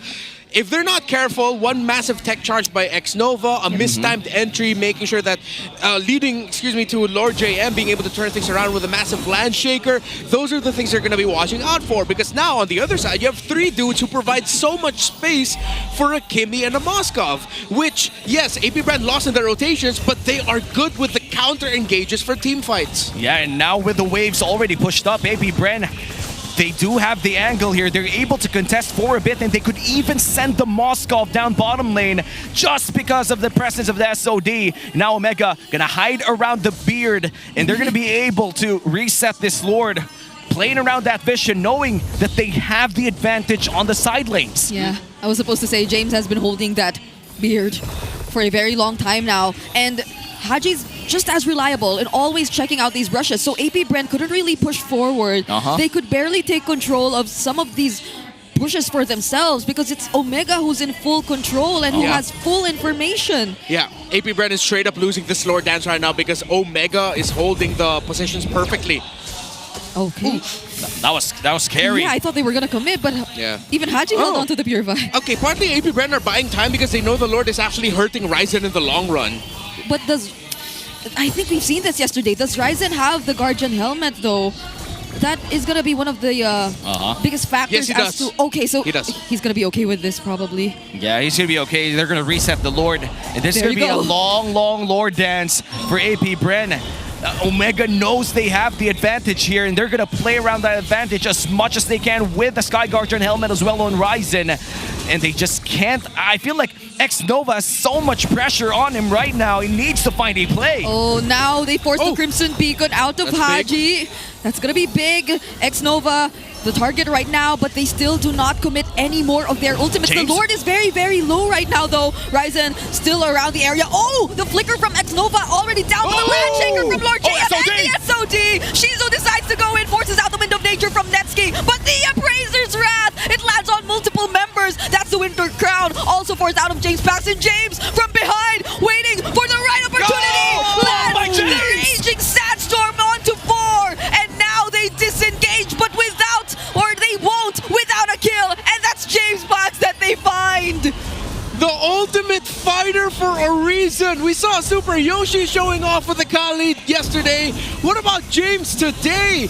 He waited, and the thing is, AP Bren knew that that was gonna happen because Aqua spent majority of that fight just trying to keep James at bay. They knew he was holding that bush, but they did not know that James held on to his ultimate the entire time. Wow, a 4-man Raging Sandstorm to secure that Lord as well for Omega, and now a massive base defense again for AP Bren. The turret in the mid lane is non-existent. That's gonna be one hit away from falling down, and there you go. It's just the base. It's just 4 dudes about to fight for their life. Crimson Beacon in, knockups from the Jeet Kunto and the Whale of Dragon. There goes the tech charge coming in from X-Nova, popping the immortality from Netsky, and Shizu dealing the damage. They actually force Smart Omega to power away. SOD will not connect. That could have been a very close call. They still got to defend. Shizu will give you that. You still got to defend. Yeah. But if that hit, this game is over. Man, if that hit... Oh man! Oh my goodness. That's like Kawhi Leonard missing the game-winning shot. But looks like they're gonna be able to defend. You know, that's the best part. We still have a game, 15-10. It's 21 minutes. Our current longest game in the league right now is 26-30. Really? Yes, 26-30. Okay. And this is just game 1, and we're gonna watch our replay. And you could hear the pain in our voices the moment that SOD passed through 3 people. This was such a great defense, though, for AP Bren. Yeah, X-Nova turned things around. That tech charge saved the scenario because Netsky was caught in their bang. What a way to read the situation. And that led to this. Yeah, and they're turning it around. Ryzen goes down, out for 1 minute. And AP Bren looks like they're going to go for the mid lane push, but somebody has to go home. Yeah. Somebody has to keep the house clean. I missed this. AP Brent fans now talking a bit of trash towards the Omega fans who were doing the same earlier. You can see I missed this. Look at them right now. I mean, nothing's over just yet, but you could see how close of a fight this has become. Only 300 gold lead existing. That probably doesn't even matter at this point, but Smart Omega, just the same, they are still capable of making or chasing AP Bren, so they can't put themselves out there too much. And they still have a 3 inhibitor advantage. Yeah, AP Bren, the fact that they have such a massive deficit in terms of map control is what's holding them back right now, which is why we're seeing them try to win mainly through defenses or turning things around in an objective team fight, or after a successful defense, go out of base, chase down, and see what control you can get at the map either through pushes or holding key objectives, key spots. So as you look at the items, look at the two Queen Swings, on not only for the Lapu-Lapu but for the Baksha as well. James Banks had the Winter Crown which helped save him. The Twilight Armor is also help keeping him alive for a long time. I hope they're gonna burst this. James, they don't know he's in the... Actually, they know! Lord JM checks it out with a Brave Spider, but Super Yoshi, he has the flicker. He's looking for the play. Okay, Haji has a purple buff. Super Yoshi, will he find anyone though? He doesn't, and instead it's X-Nova who finds the targets. James trying to distract some of the members from behind, and Haji actually finds James Banks. That's not going to be good for AP Bread. Now the immortality is popped, but then Shizu still fighting back. There goes the knockbacks, and the SOD finally lands. He picks up the kill on Ryzen, making it 2 members down for Smart Omega. Oh, but they gotta defend. There's 2 waves going inside their base, and looks like they're gonna go for the Lord. No retribution here for AP Bren. No retribution for Omega, and it's gonna be a big reset before the next big team fight. They have to take care of the minion waves first. With everything crashing in, Omega now have another key victory condition to split push it. With everything that happens with the team fights, Netsuki can just leave it, and then with a minion wave that's left behind by AP Bren, end the game single-handedly. Because now Omega have acknowledged the situation. X-Nova in team fights, the wall that he can bring up is too much of a problem to deal with. Lord JM's entries as well as the Landshakers have been on point that have made this team fights very back and forth. So you see, they're even now sending the Juice in up top to clear minion waves because that allows Netsuki to hold the shrub in the mid to potentially find a backdoor angle. And let's see if the SOD lands this time around. Looks like they're gonna burst down the Lord here. Still no retribution for the side of Omega. It looks like Omega, they're gonna go for the contest, but the Lord, it's gonna be secured by James Banks. And Super Yoshi loses his immortality. Dies as well, but James, Netsuki, Haji, every single member left of Smart Omega are trying to fight back. The Rampart actually blocks their way. Netsuki falls in the hands of Aqua, and now Smart Omega, they're the ones running away. Oh no, they're scrambling. The Lord isn't up just yet. They're going to be able to clear out their minion waves, but that's going to be a full minute without Netsuki on Omega. X-Nova, bro, I've never seen a more impactful wall in so long. Not to set up for an ultimate, but to literally just separate the team fight. Cause a massive obstacle for Omega to deal with, and now AP Bren at the cusp of victory, turning this game around. And let's see if they're going to be able to defend. What a flicker play! They commit everything just to pop the immortality and potentially take down Ryzen as well. James from behind once again using that Raging Sandstorm, but he has to use the quick Sand Guard because he has to regain some of his HP back, but there's not much that they can do anymore because Shizu has his eyes set on the base. But before that, he gets a shutdown kill and eventually take game number 1. A 25-minute victory for AP Bren. Goes 1-0, and you could see the fans go wild in MPL Arena. I love this, man. It's like they won the series already. 1-0, almost 25 minutes. Where else would you rather be than with Saturday Night Filipino MLBB, baby? Woo! Okay. You know, it's so fun. That was nuts. It was so fun to see fans like this. It's literally just 1-0, bro. And they're already saying night-night and bye-bye. Bye-bye. See you game 2. See you game 2. Well, jokes aside, that was a spectacular watch for our first game of the day. By the way, that's just our first game of the day. A 25-minute victory from AP Bren. For the most part, it was Omega controlling this game, but AP Bren with a massive comeback. I'm not quite sure who deserves the MVP, but my vote is on X-Nova. How about you guys? I'm an X-Nova guy here. But Aqua's good too. Aqua's great too. You know, Aqua's great too in this one. The Kimmy was dealing a lot of damage, and I think there were crucial traction pulses as well around those Lord pits. I feel like mostly on the Zushin. Yeah, and they could barely get to Aqua. He's 9-2-6. That's only 2 deaths. We saw how many fights in this game, how many back and forth Lord dances, and Aqua only died twice. That is impressive. And because of everything that the front line of AP Bren were doing for this Kimmy, Aqua needed to show up. Aqua needed to tell AP Bren, guys, count on me. I'm one of the secondary carries. That's why you pick Kimmy early on, because you want him as a second conditional win choice for your team. And Aqua delivered. Yeah, I feel like even more than being the secondary carry, quote unquote, during those late game team fights, he tends to be the one who starts things off.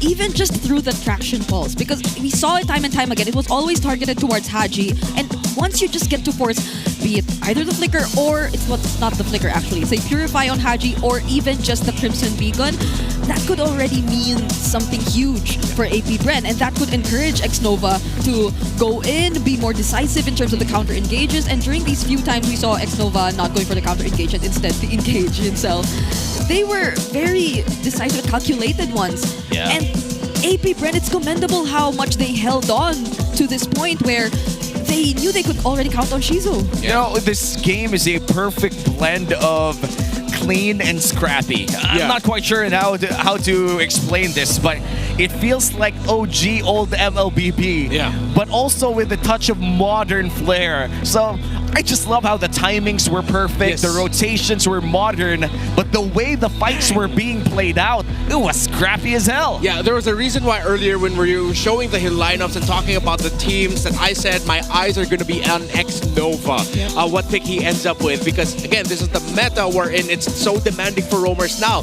not just in terms of the big rotations, which yes, Omega did 100% better, but then how well are you going to be able to fight? Barrier, look at that ramp up, bro. Bro, he literally said, let me set up a castle again and then bring it back down and say, all right, we're going to go for round 2. And then Shizu finally hitting. Bro, I am going to make a video out of this. I even feel like the times where AP Brent decided not to push forward weren't signs of hesitation, but it was more of because they were already so much familiar with how the sequence usually went for Smart Omega. They knew that they had to wait for James to suddenly appear from behind, and they had to make the decision based on whoever they're able to see from Smart Omega's lineup. And so I'm surprised because I was very vocal about Smart Omega being the more disciplined team heading into this match, but then AP Bren too themselves after a week or so. You know, this game just brought out the best of these players. I feel like, especially for the XP laners, James and Lord JM were usually, we just know that the XP lane right now is kind of 50-50, I would say. But this game, it felt as if both XP laners reached a zone where they usually just, I don't know, do the right play at the right time. James had a 4-man Raging Sandstorm to block the entry or exit of AP Bren.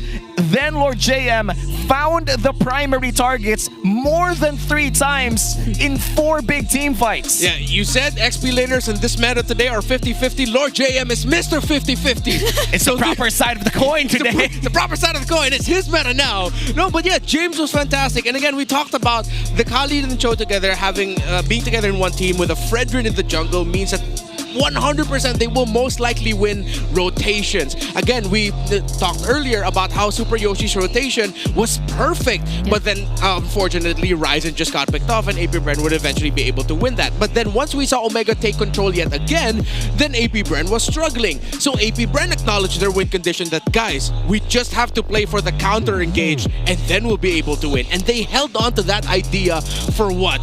22 minutes plus. Oh wow, and this is honestly insane looking at our big 4 stats. The rich guy and the carry, Shizu. In this game, we rarely see gold laners right now reaching this GPM of 800 plus, especially with the changes that happened around our minions, and especially with a 25-minute game. Usually the GPM goes severely low by that point, but Shizu played an amazing Moskov game, and he's our BPI rich guy, and that's going to be game 1 going to AP Bren. We still have potentially 2 more games or just another game if AP Bren secures another one, but who would have thought that we would start our Saturday with the one big 25-minute game? I'm impressed. This was, again, we were so fixated on Netsky, the silent farmer, but we forgot about the silent kid. Like he was That's true. performing His entire just the life same. is silent, you know? But if you want to take your playoffs loud, experience MPLPH Season 16 in the Cuneta Astrodome this October 21 to 27. You could buy your tickets for $250. Head on to the MPL website to know more about our tickets. And I think the Mythic tickets for the Grand Finals are already sold out, and the Legend tickets are already selling out fast. So be featured as the next MPLPH Superfan of the month. All you have to do is to join the MPL Philippines official group, engage with the community, and just keep those interactions positive. Scan the QR code right in front of your screen right now. Yep. There are so many inputs from our community nowadays, especially regarding the new patch. So this is the perfect time for you guys to share any MPL related news and updates in the group for your chance to be named as the next or the MPLPH Superfan of the month. Don't miss out on this amazing deal. Yeah, you get the, I would say you would get a lot, not just attention, but also possibly like a lot of giveaways coming in from everybody loves attention at this point. Yeah. But yes, jokes aside, you know, I feel like our superfans, our communities, has always been part of MPL Philippines ever since its conception here in Season 1.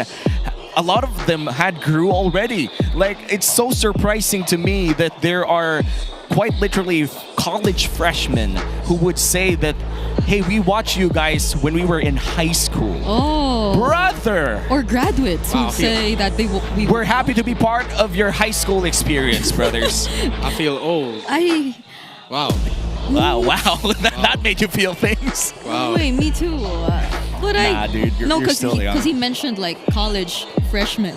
Yeah, and college they used freshmen. to watch us when they were high school. yeah, exactly. And we were like graduates. Yeah, that's true. That's true. College graduates. Remember, M3 was around 4 years ago.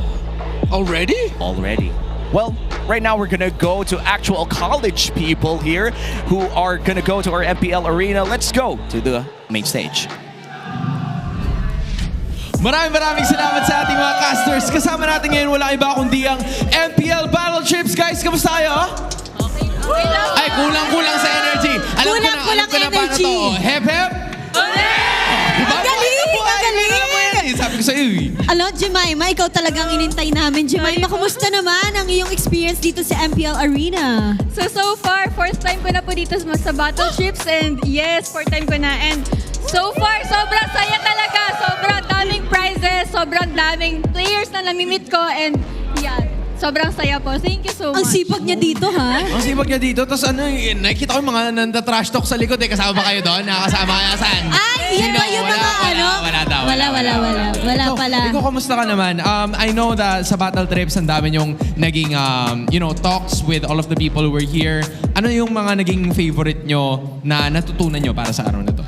Ang pinaka naging favorite ko po nung dinala po kami sa likod, and sinabi po yung about po sa mga graphics, paano po nag-work yung MCL at the backstage po. Yun po talaga yung naging favorite part ko ng Battle Trip. Okay, so you're more into like the design part of things, yung production side of things, correct? Not really po, kasi part po ako ng parang team po sa school.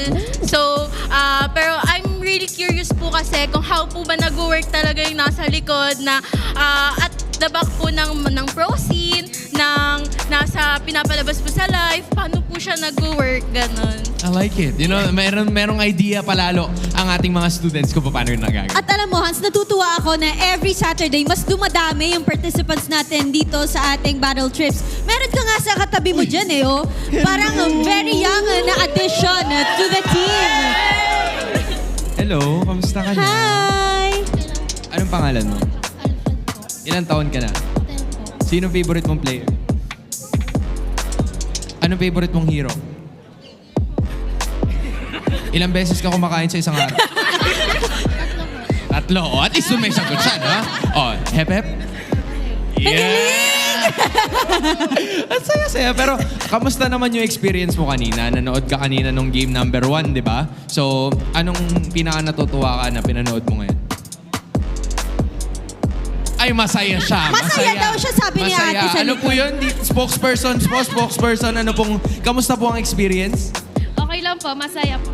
Ayan, masaya nga sila parehas. Maraming salamat sa MPL Smart Battle Trips. Hopefully, mag-enjoy pa kayo lalo. Gawin nyo to. Tapos dila tayo, sabay-sabay dahil ibabalik na natin sa ating mga casters in 1, 2, 3.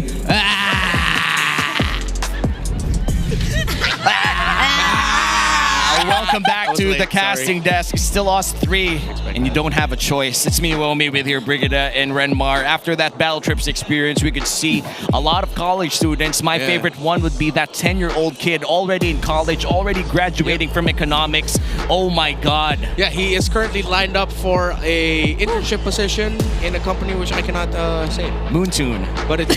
No, I'm kidding. It's Moonton Games. No. We You're gonna cannot kill me today, man. You're gonna kill me today, Momi. Yeah, we could not disclose where, but just know that he is lined up somewhere. Oh man, but you know, the Battle Trips happens every Superfans Saturday. That's where we actually get a lot of college students who wants to see the MPL Arena, take a look around the backstage as well, learn a lot of things. And now APBR, they're gonna go for blue side this time around, which means that there will be a swap of sides for game number 2. Maybe we'll see another thing pop up as the first pick this time around. And I'm wondering what map now. Yeah, that's true. That's true. That's my favorite part. All right, what's your bet? What's your bet? Like for this game? Expanding rivers. I think we're getting the clouds. Oh, really? Clouds. Okay. I'm feeling broken walls. I'm feeling Chris Jericho right now.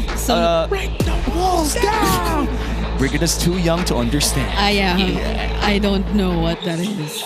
Now you're part of the list. And for this time, though, I feel like Broken Walls would be amazing because yesterday, as much as I don't like to bring this up, Renmar, the only Broken Walls games yesterday was Game 3 of Falcons. And that wasn't really like a big preview of what the Broken Walls could do in Lord Fights. Because Lord Fights on Broken Walls just means that you could pull it from any direction like a squeeze toy, dude. Yeah, and now I think because of what we saw yesterday from Game 3 of Falcons, maybe picking up like a healer type, support type roamer during Broken Walls might not be the best bet.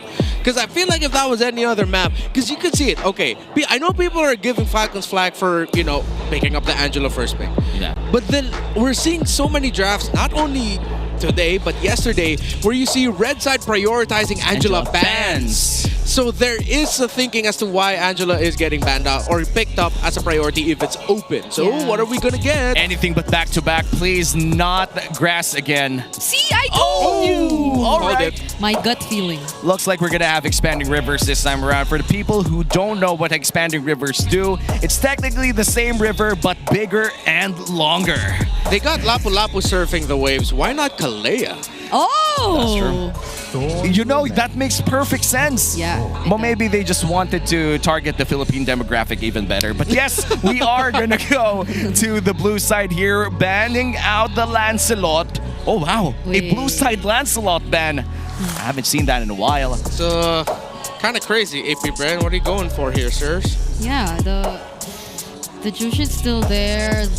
You know, if I'm APBR, if Omega ban out the Baksha, APBR could just rush pick the Fredrin. I'm not even gonna be mad, dude. I don't miss those days, Renmar. That was like MSC 2023, where Fredrin was the god of the jungle. I see value in you. I see value. I see value. Come on, Ape. Oh, wait, no. They can just either go Baksha or Juicin. Yo, the Sushin got banned. Oh, right, sorry. Now the Fredrin has more value. Yeah. Fredrin first pick. Don't pick up the Baksha. And even though that makes the perfect sense, Liquid can do it, you can do it too. Just go Fredrin. Hey, Coach Jeff. We're slowly, you know the drill. We're slowly saying bye-bye to East and Shin. Okay, they go for the Angela. Oh my goodness! Okay, this is gonna be the second time that we've seen the Angela being a first pick blue side here. Omega needs to steal the Baksha now because you do not want to give Baksha Angela to APBR. That's true. That brings us back to the Baksha Angela CC day. Yeah, and the question is this gonna be mid lane Angela or is this gonna be roam Angela? Yesterday it was mid, so I hope it's mid. I hope it's mid. Yeah. No, I hope it performs well in mid. Wherever I don't it hope goes. that it's not mid in terms of performance. Can't believe we're at a time where, because of how language has evolved, we have to actually give that disclaimer. Clarify which mid. Who do That's we true. mean? Well, here you go. The Baksha and Valentina. Now they also have unlimited heart guards just because the cooldown is so low. Yeah, and Valentina, of course, one of the best heroes you can pick up during expanding rivers. Because most likely the picks that are going to end up on the side of AP Bren, those are ultimates that Valentina can steal. And other than that, it just makes Valentina get around faster, which means that she can save her dashes for the key moments that she needs it. Yeah. Uranus Angela. So this feels like Smart Omega, similar to yesterday, drafting for expanding rivers, or at least based on the first two picks that they've revealed so far. But okay, Granger. I think Omega just go pick up the Claude later on for next game. It's going to be available for them. The Esmeralda is open, bro. Esmeralda, the EXP lane, could be really good too. Bit of a nightmare matchup. Actually, even Uranus has a hard time with dealing with the Phoveus, so maybe that's something Omega would want to consider. Because I always thought that, okay, Uranus against Phoveus, it might be bad for Phoveus in the long run. But Phoveus just does so much damage, surprisingly, that even the tankiness of the Uranus isn't actually enough to sustain it. Yeah, and I feel like the healing that the Phoveus gets as well, just insane. And there you go, the Fanny locked in for Ryzen, which confirms that this will be a roam Baksha. Yep. Wait, you know what? We've seen Fanny roam somewhere else. Hey. Forgot which MPL region. I don't want to call it yet. Wait, I remember mid in SG. Or Fanny mid. At this point, I'm not going to call which jungle pick is this. Or... It's 100% a Fanny jungle. I'm just going to say that now. It's Ryzen. It is Ryzen, yeah. And why they were so confident in this pickup? Like,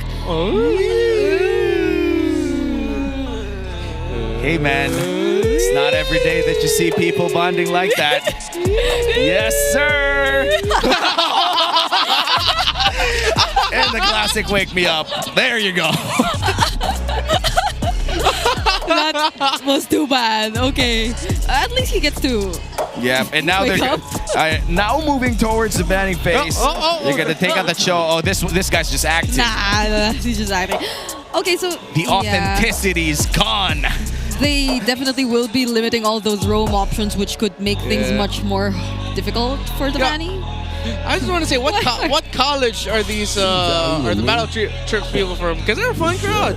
Oh well, I'm gonna read it. I think it's Batangas State University. Where'd you see that? On the lanyard. Oh, wow. That was quick. Okay, yeah. Cool. You have such good eyesight. Thanks. I wasn't born with it. But yes, now they're gonna take away the Fredrin. Still no jungler option here for AP Bren, but a huge Claude ban for the side of the Bees. No more Claude for Netscape. Yeah. Sad. Well, still have carry. Yeah, at least that's still there. So is... Or so are the other options.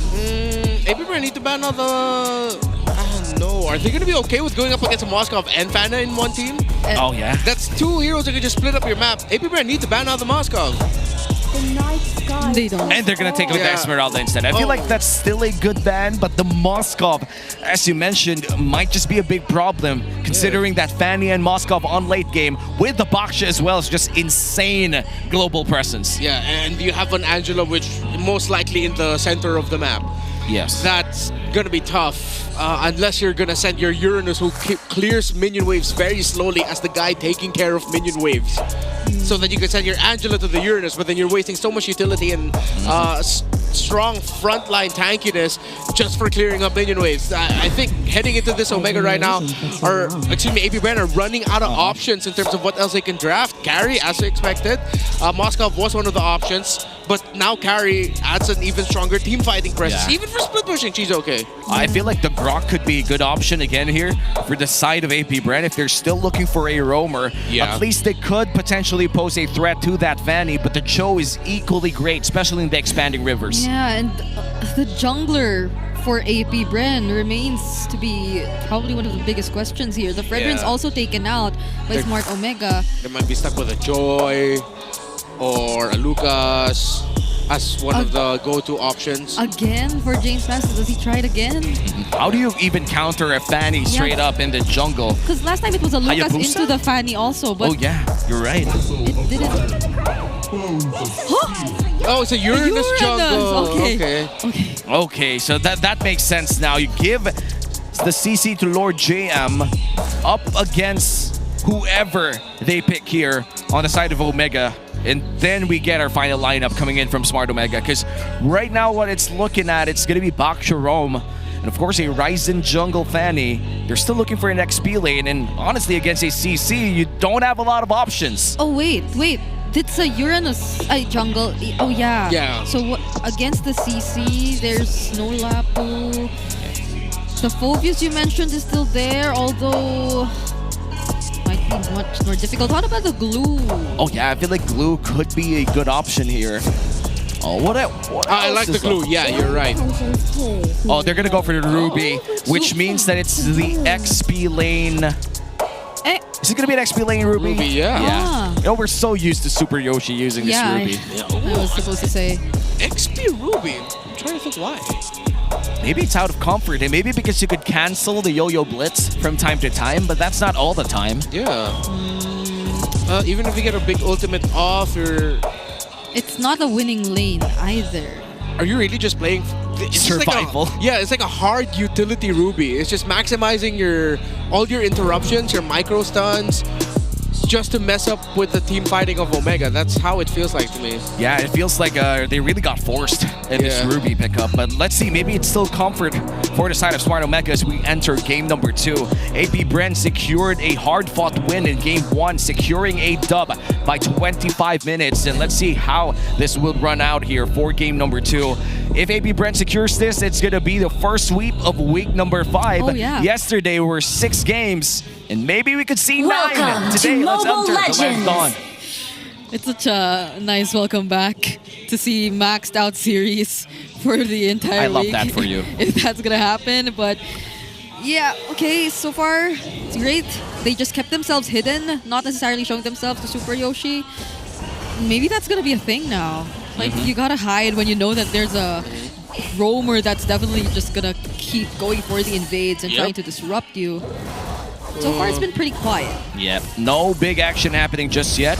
Level 2 secured here for Ryzen, and they're gonna go for X-Nova. Now there is. X-Nova might be the first target. Vengeance already used here. Ouch! Oh, the enhanced basic attack hurts from X-Nova. That's a surprise. Ryzen actually falls in first blood, and Super Yoshi next. What better start for James Banks on a Uranus jungle? Yeah, they overestimated the aggression and the damage that they can dish out against a Gatot Kacha who has Vengeance. And a concussive blast. And a concussive blast.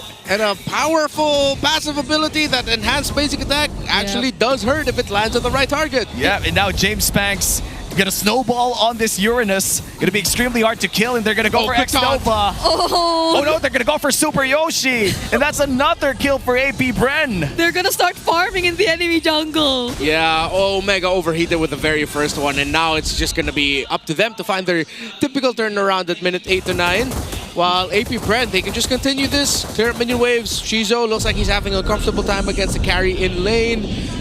Let's see if Omega can find a swing maybe around Turtle 2, but it's looking like a bit of a 8 to 10 minute turnaround for Omega. It's gonna be a long early game here for Omega because of that abysmal start on this Fanny. James Banks already starting this turtle, and I feel like the contest is non-existent here for Omega. They're not even gonna try. Ryzen's gonna go for the orange buff instead, but this is the expanding rivers.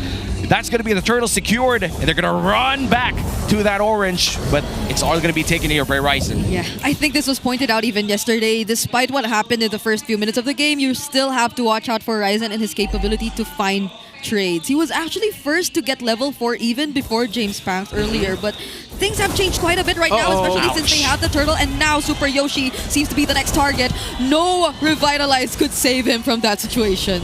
Yeah, everything's just going perfectly right now for AP Bren. It's one of those games where it's like, oh, cool, we got another kill. Wow, we got a perfect start. Yeah, let's just continue this. Yeah, and looks like the purple buff is stolen right away, right in front of the Fanny, and Ryzen is struggling. No energy left, has to go out, and here comes the Heart Guard. Heart Guard plus the AOG. Multiple members knocked up, but Netsky's here to join the fight. However, Xnova finds the kill on James. They are already forced to run away. Ryzen decides to join in again, but he still cannot fight back. There's not enough damage in AP Bren. They're just ready for it all the time. Yeah, the sustain of AP Bren is just way too strong. Even though we do see them falling down low, at that point the members of Omega cannot overly commit into that fight lest AP Bren turn things around. It's a Dreadnought armor rush here for James Panks, leading up to the War Axe for the CC and the Ruby. Meanwhile, it is a 1,000 gold lead for Shizo in the gold lane against a carry. Already has the Hunter Strike just built. Oh, and this is going to be a really tough time here for Omega. Ryzen is looking for scraps inside the jungle of AP Bren, able to secure it via the Retribution. But that means that he has to wait around in his own jungle with 0 things spawning inside of it. It's already cleared out by AP Bren. Yeah, it's a 2-level gap existing between these junglers. Level 7 for James Panks and Ryzen struggling to get level 6. Oh, Netsky gets the dodge. The taunt lands. The AOG. There's the IMU Heart Guard as well, coming in from Haji. But then... It's a lot of resources right before the turtle. Yeah. Spent out, but I think the Heart Guard is the bigger resource use. Is fine because at this point Xnova can just front. His biggest resource is actually his second skill besides the AOG. Yeah. And now no one is there to contest this objective. James Panks just gets his level 8. The I am offended was committed by James here, but there will be absolutely no follow-up whatsoever. Heart Guard already committed by Apple, but it seems like they don't care. Lord James still trying to fight under the turret, but Omega are doing their best. They're defending as much as they can. What the hell? That's without War Axe. Yep. That's how much it hurts. That's easy for you. And there you go. Already a lot of snowball coming in from AP Bren. And I feel like it doesn't even matter. The expanding rivers right now don't really matter much for Omega, apart from the fact that they could defend faster. But AP Bren, they just keep on coming, and they're not stopping with another AOG. Okay, but they were on the other side of the map to block the follow-up damage from Shizo, but the Heart Guard! Clutch saving the gold laner of AP Bren. James Panks do all alone, but is able to fight even up against 4. That's what it looks like if an Angela mid lane is winning, huh? Looks really good. And it looks really, looks something that you would love to ban if you're red side. Yeah. And now a lot of teams understand how this draft functions. And that was a crucial Heart Guard. And just right now, it's already up once again. A well-timed taunt though from Xnova might just save Shizu right here. But then again, another Heart Guard comes to save the day. Instead, it's James and Super Yoshi who will fall despite them being the ones to start to engage. Lord James still trying to fight back. The Vengeance saving him, Clutch, but then Ryzen finishes off the kill with a cutthroat. Man, you can ring the bell at this point. I mean, Omega does have a capability to come back, but AP Brand, they're just playing everything right. Although, I want to commend how well James and Super Yoshi actually linked up that engage at the bottom lane. That was their initiation. James went in, he committed the I'm offended, while Super Yoshi took the long way around, was able to bump. But then MVP of the game, the man who, or woman who hero designed Angela over at the Mutan Studios. In the recent patch. Yeah, I did not expect the Heart Guard to come back that quick. I mean, I wonder how the meeting went. It's like, how about we give Angela a 20-second base cooldown on all 3 levels? From the 70. That must be fun. No more fleeting time. Bottom lane, Ryzen almost popped Aqua, actually. Damn. Almost, though, and that's going to be the turtle. Still going to the hands of AP Brand. Perfect turtle run here for James Panks, who is still deathless with a 90% KP. Yeah. Uranus, baby. This is not looking too good for Smart Omega. They're the team who has the draft, who could potentially take advantage of the expanding rivers so much well because of the mobility they already have. But now they couldn't even provide as much help to Ryzen, even despite the expanding rivers, just because of how behind they are. So even though Ryzen gets to find targets occasionally every now and then, the other members couldn't keep up, or they just need to catch up in terms of farm first before they actually decide to fight. The Uranus jungle play here by AP Brand was perfect. The fact that they rushed pick the Angela, maybe they saw something from the game of Falcons yesterday and said, hey, instead of picking up a jungle carry, what if we go for a tanky carry instead? Pair that up with an Angela, so that makes the rest of the team so much more difficult to kill, and that's what we've seen. Because yes, of the unfortunate start where Omega wanted to take that trade against X-Nova but got punished, and then when APBR decided to invade the jungle after that, Omega even continued to lose more, which eventually snowballed into this.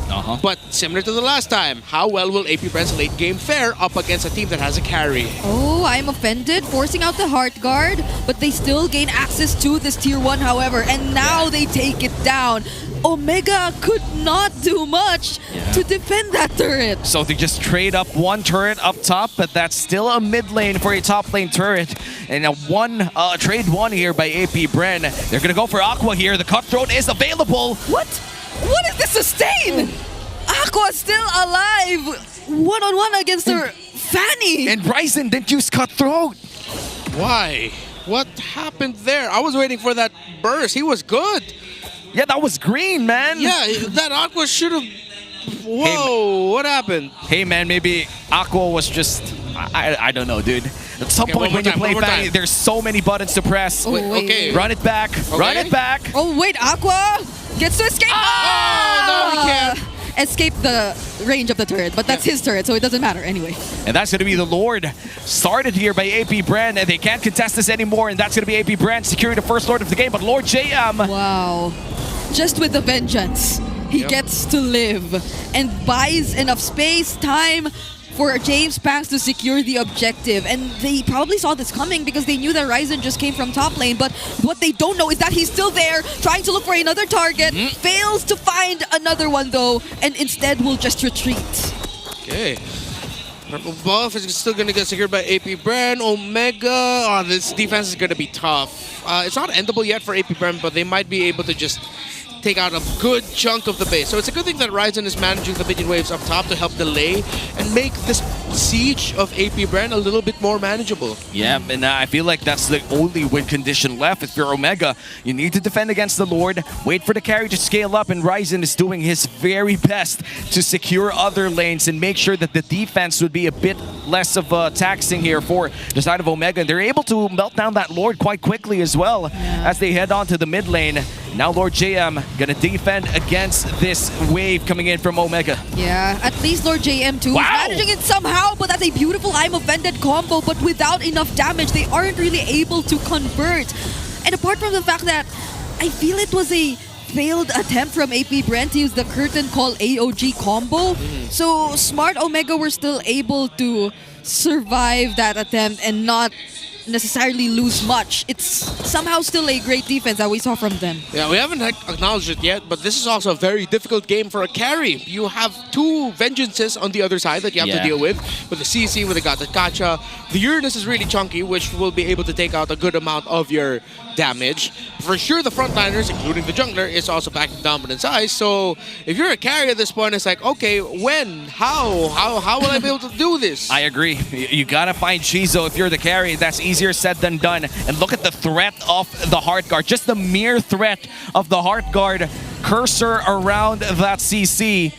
As a Fanny, you don't want to mess with that. You don't want to waste your energy. Wasn't it in week 1 where we saw a CC kill a Fanny up top? And yes, it was. Suddenly, I thought we were about to see that again happen in this game. Ouch. But oh my goodness, the damage from Shizu is just too much. Ryzen, fortunately, gets to escape. Able to escape with a sliver of health. And looks like the purple buff will be taken away again this time around. 30 seconds before the next Lord spawns. And in terms of objectives, it has been perfect for APBR. 5 turrets, a Lord, and 3 turtles. Omega, for the last few minutes, they weren't able to secure any footing in this game. They were able to secure waves, however, able to defend against that Lord. This might just be different if Ryzen is not able to at least give some sort of advantage around this Lord take. Yeah, use your Project Next redeem codes right now.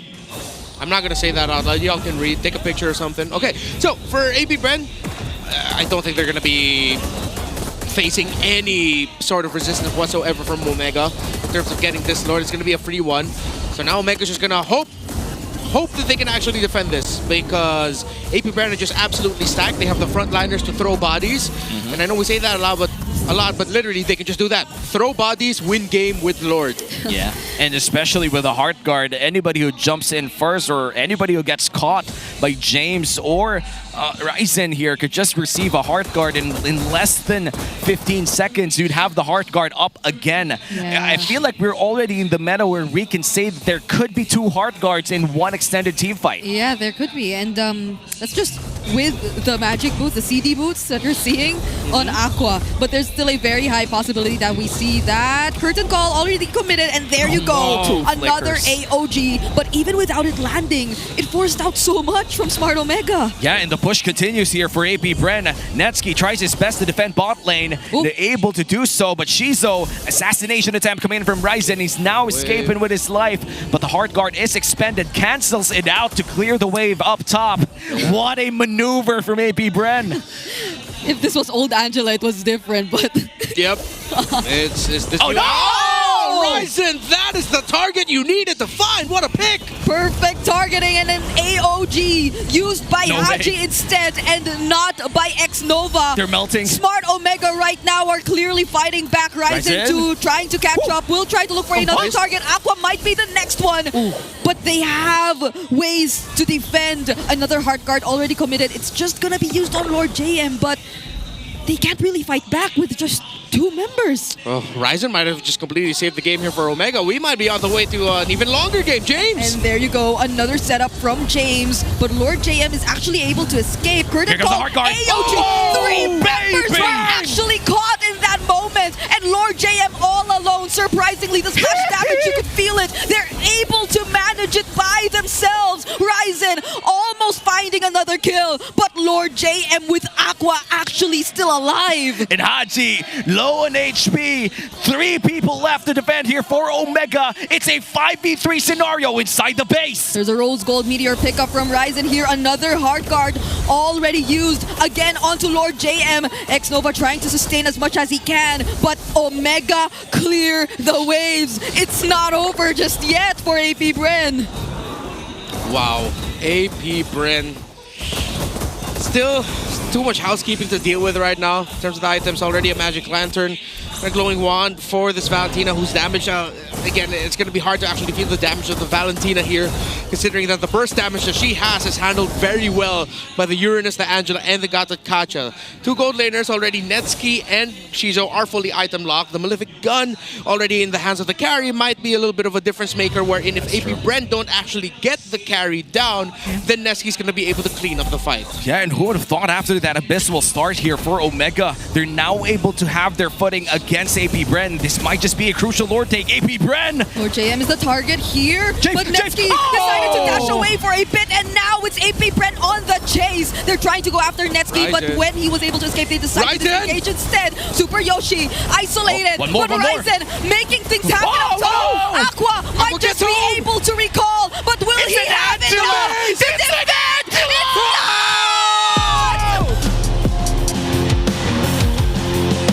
Saved by the Baksha! It was the Baksha that stopped the first recall of the Angela! We're going to game 3! Holy! And that's how you know that today's gonna be a good day for MLBB. What? The Angela able to go home. You come back from Germany and now we have 9 games. Hey, we're not yet done. 3, we got 6 yesterday. Yes. So I'm, yeah. I'm counting yesterday too. Oh yeah, okay. And Welcome now- back, welcome back. It's good to have you back. Welcome back, welcome back, welcome back. Oh wow, that was such an ending for game 2. It was already a game to lose here for Smart Omega, but Ryzen. Dude, we said it. When he picked off Shizo, he saved it. We didn't expect he'd save it that way, being the guy to eventually get the split push win. And then yes, APBR actually acknowledged that the members of Omega that Ryzen was split pushing, they were all trying to recall, but Omega didn't let them. The Baksha saved it. Oh man, the Angela felt so bad. I feel like the moment that you see your base halfway through with a siege minion as thick as it could be, Ryzen, our Game 2 MVP with that Fanny pulls you in with that win. Oh my goodness. I just want to say, aside from the 0% win rate so far of the buff Angela, it was a very similar ending to how Falcons lost yesterday, with only few there to defend.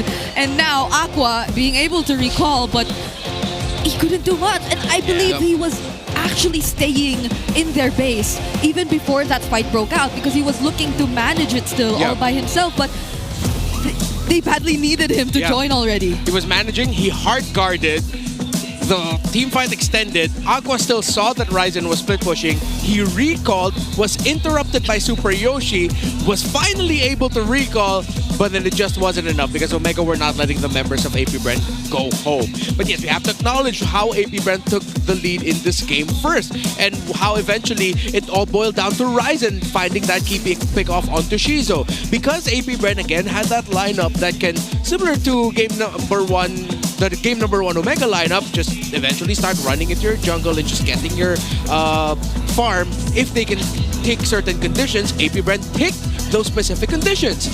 But then Omega just had to hold on, similar to what AP Brent did, which was you just need to find that one key pickoff. And it was Ryzen for majority of the game we saw putting himself in harm's way time and time again to try and find that turnaround play. Man, Ryzen has had 8 seconds, dude. Had 8 seconds before the Hearthguard would be up again. And within that 8 seconds, he found the right target and eventually found the right play. Set himself up for success. Look at the positioning inside the map while everything was happening. He had his own mission to end the game. Aqua joined. Aqua was recalling here already, but then interrupted by Super Yoshi. This is where you say that KDA doesn't Yeah, KDA doesn't matter. Hell yeah. Super Yoshi was 0-6-1, but that was the play which potentially saved the game. He did. If that Angela was able to get back sooner, then it would be different. It would be different because we saw the minions. Yeah, we saw that Aqua was able to actually handle Ryzen. He had Holy Crystal too. Yeah, he had Holy Crystal too. He definitely would have given Ryzen a big scare, which meant that Ryzen's attention would have been split, giving one more chance for a member of AP Brent to go back to base and help out the Angela. But yeah, Super Yoshi saved it while Ryzen sealed the deal, bro. Hey man, MOBB team game 2025 looking great. This is looking to be a classic already in game number 2. And when we look at this game as a whole, it always felt as if AP Brent had proper control early, mid, and even late. They had the Angela, they had the Granger farmed up. This guy had one of the best laning phases in his career here for this game. He was able to outlane Netski, which is kind of hard to do in this meta, and was able to farm up that Counter-Strike fairly quickly too. Yeah, if I could sum up the series so far in, yes, I will say this, one word, feels bad.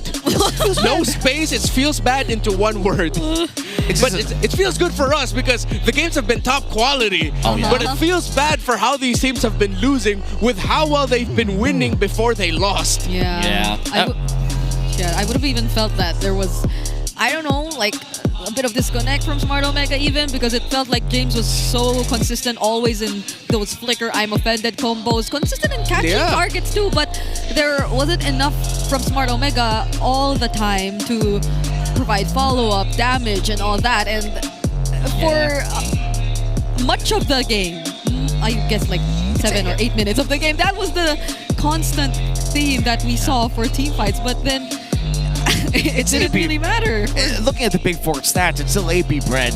I mean, we did say that in our breakdown that AP Brent held majority of this game. And of course, the carry being the CC as well as insane, with our BPI rich guy being Shizo, winning on that lane as the Granger. Sadly, that story didn't end too well for AP Brent. The Angela pick was amazing in its first few minutes, but let's just say a good Fanny defies all logic, and that's what happened in game number 2. That's another way to think about it. This day so far has been defining logic, redefining logic. I'm forgetting words. I had a different thing to say, but I'm losing my mind with everything that we've been seeing, honestly. Because we've seen 2 games now where it was take the lead, one team takes the lead, suddenly just turns around somewhere in the lane. Where it's usually like 2 dudes deciding to lock the hell in, and doing something to turn things around for the team. Yeah. I love this. You know, this is peak MLBB. It's like having. It's like in terms of anime, sports anime. There you go. I'm sorry. This is the only way I cast. What sports anime are you about to say? I don't know. Maybe Kuroko no Basket. Like it feels as if that they enter this certain realm where they start seeing plays that no other guys could see, and this is actually something that Coach Frendon Lim or Coach Fren said in one of his posts, saying that there could be more assassins in Rome. And sadly, we haven't seen that so far here in MPL Philippines. But in other regions, as far as I know, we've seen more assassins. Honestly speaking, if there were an assassin in Rome that I miss seeing, it would be the Natalia. Yeah. Baloyski, man, bring it back. 100%. I thought that was like the assassin that would be popping up more. Either that or maybe even a Hellkurt Rome. Even though I'm a hater of it, I'm willing to see it get tried out. In Rome. But yeah, 100%. Like a Natalia would do fantastic right now with the change, especially if you're going to be the dangerous grass map. That's true. However, this advice I feel like is great also for the general player base of MLBB.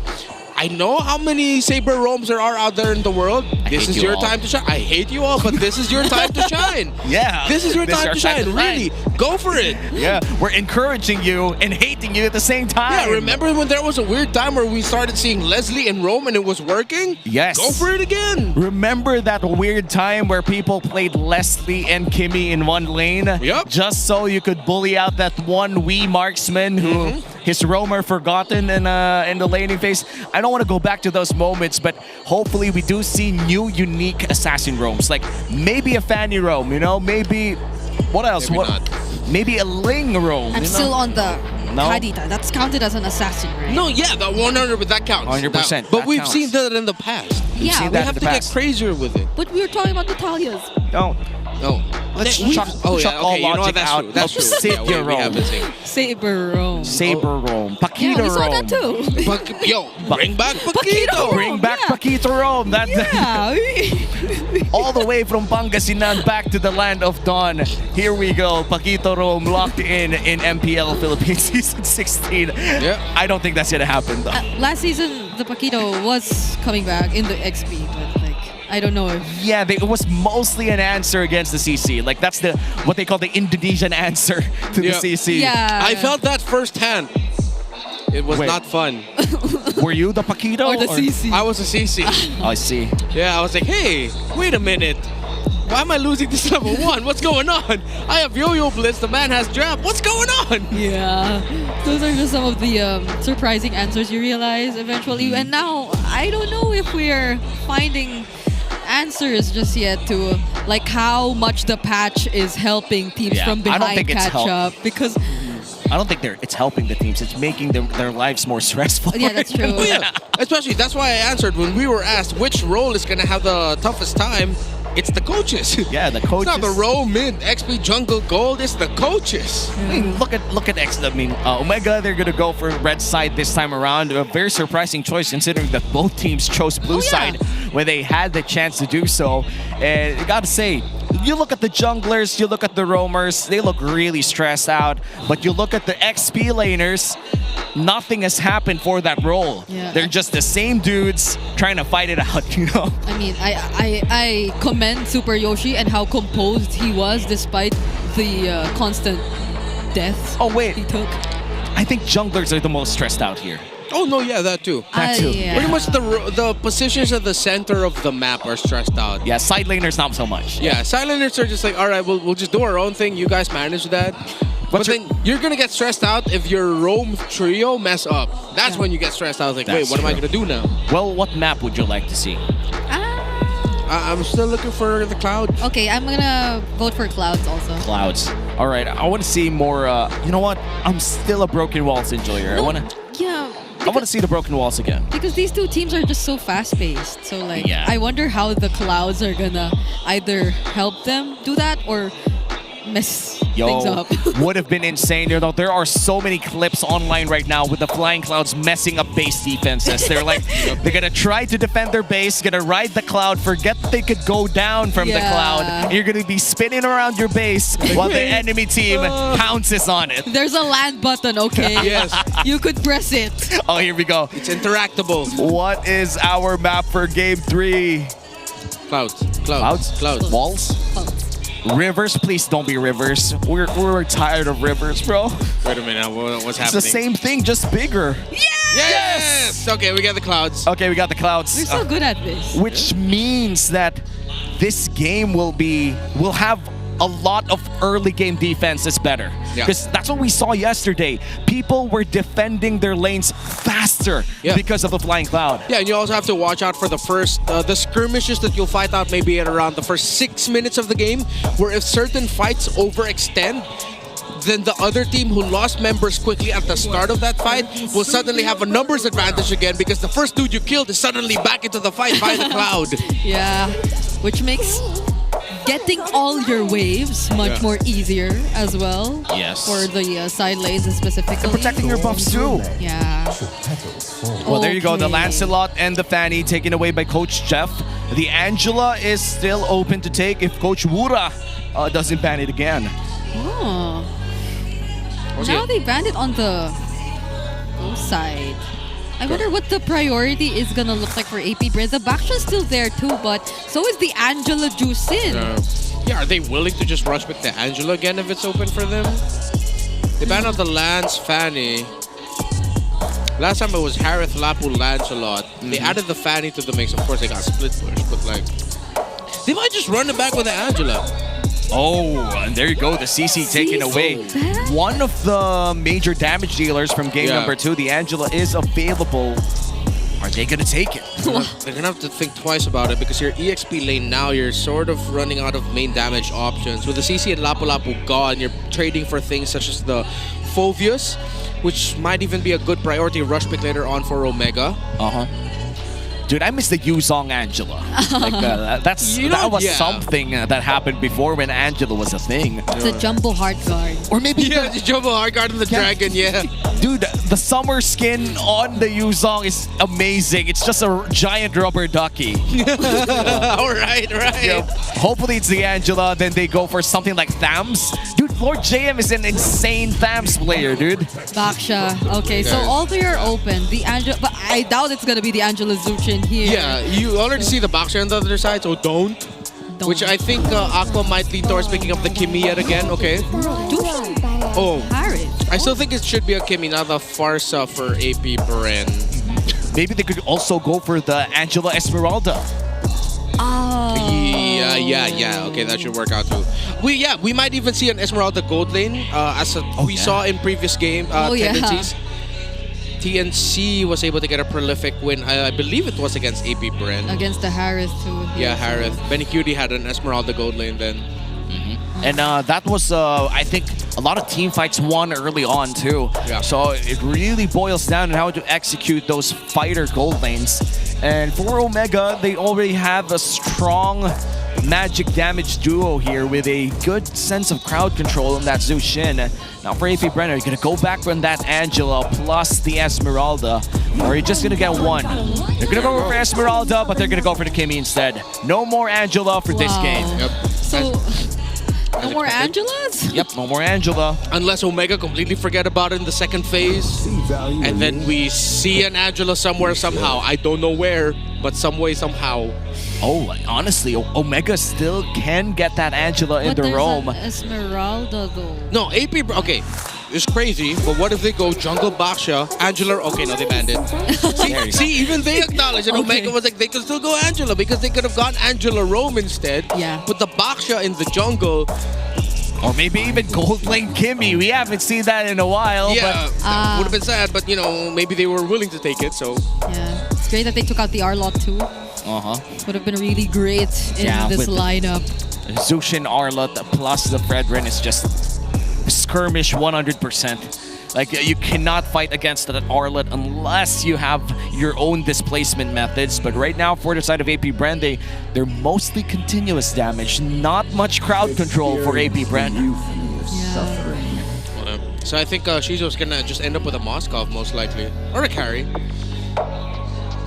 Yeah, carry's still open. The Claude is open too. For the Claude. Kind of iffy on the Claude. Yeah, because it's a Harith. And I think we've seen even yesterday how Hariths deal with the Claude. Yeah, Doming the just... lane. Doming was... And it's a Fredrin because if Omega suddenly, let's say they don't pick up their roamer just yet. If APBR Shizo goes for something like a Claude, you have a Claude Kimi. If the last pick of Omega's a high loss, Claude gets countered. You're already up against a high loss Fredrin and the Harith together. So I don't think there's a room for a Claude. If not the Claude, I don't think we've seen much gold laners recently. Like, not even the Beatrix has been appearing that much. Yeah, and Beatrix has been one of the best marksmen in RG as of late. People be spamming that rocket launchers. But we don't see it here. Yeah, we don't see it here. That's the big mystery. Like, even Lolita is the best pick in RG, but nobody picks Lolita in MPL. Yeah. It's insane, you know, but Red 4 here for the side of Omega. They're still looking for their roam, and they're going to go for that show. I think we even saw Brody. Yeah. More than the Beatrix recently. I agree. So, I think overall we've seen more Beatrix picks, but recently it's been a little bit more Brody. You did mention the Beatrix. I think that might be okay. Yeah, the AoE against that Salmon Force. Yeah, the Kimi and the Beatrix together will be a bit difficult for in terms of the team fighting. But whatever Shizo ends up with, I think they're going to be looking at the lane matchup instead. It'll be like, okay, Shizo, what do you feel like playing? What do you think is going to fare better in lane? Moskov? Moskov might be one of the things that they're already thinking. Yeah, at this point, like, Moskov Kimi is something that they play already a lot. I wonder... Oh! And they're gonna go for the Mathilda, which means that this is gonna be a jungle Baksha. Plus the Bruno. Mathilda Bruno. It's been a while. Yeah, I actually like this. They spread out the damage a little bit more, so there's a good mix of burst, a good mix of sustain, great damage profile for APBR. They can rotate around the map very quickly through the Mathilda and Baksha. Good sustain as well. Great shields, great picks by APBR. Yeah, like a lot of mobility, but not a lot of hold though. For the side of APBR, they could potentially go for a lot of long-standing team fights, but looks like James gonna go back to his first pick here in this series on that Khalid.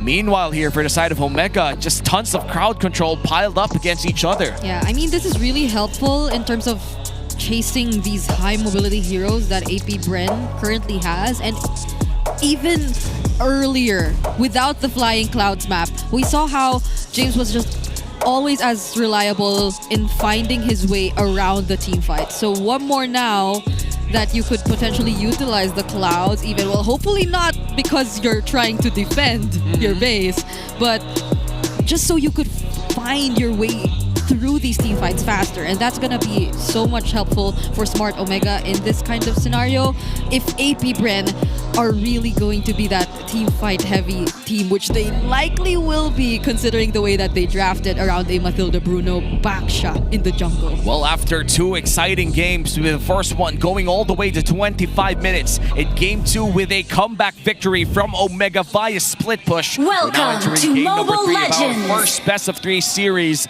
with APBR and a Smart Omega for day 2 of week 5.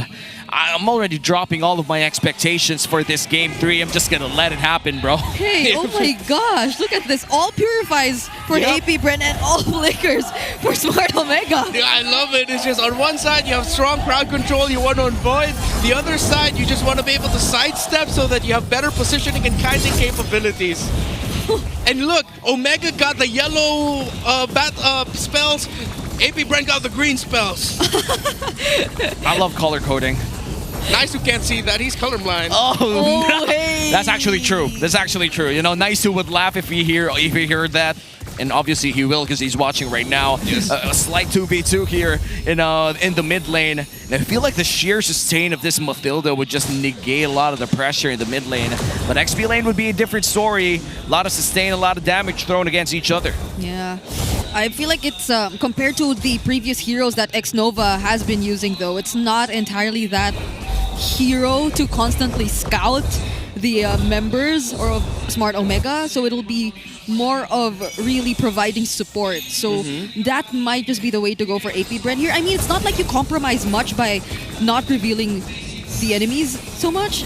You're able to help clear anyway, so you still get those independent gold and EXP, and that might be the way to go for now. But if they find James Pax here, we'll try to disrupt him a bit, but he's gonna be fine.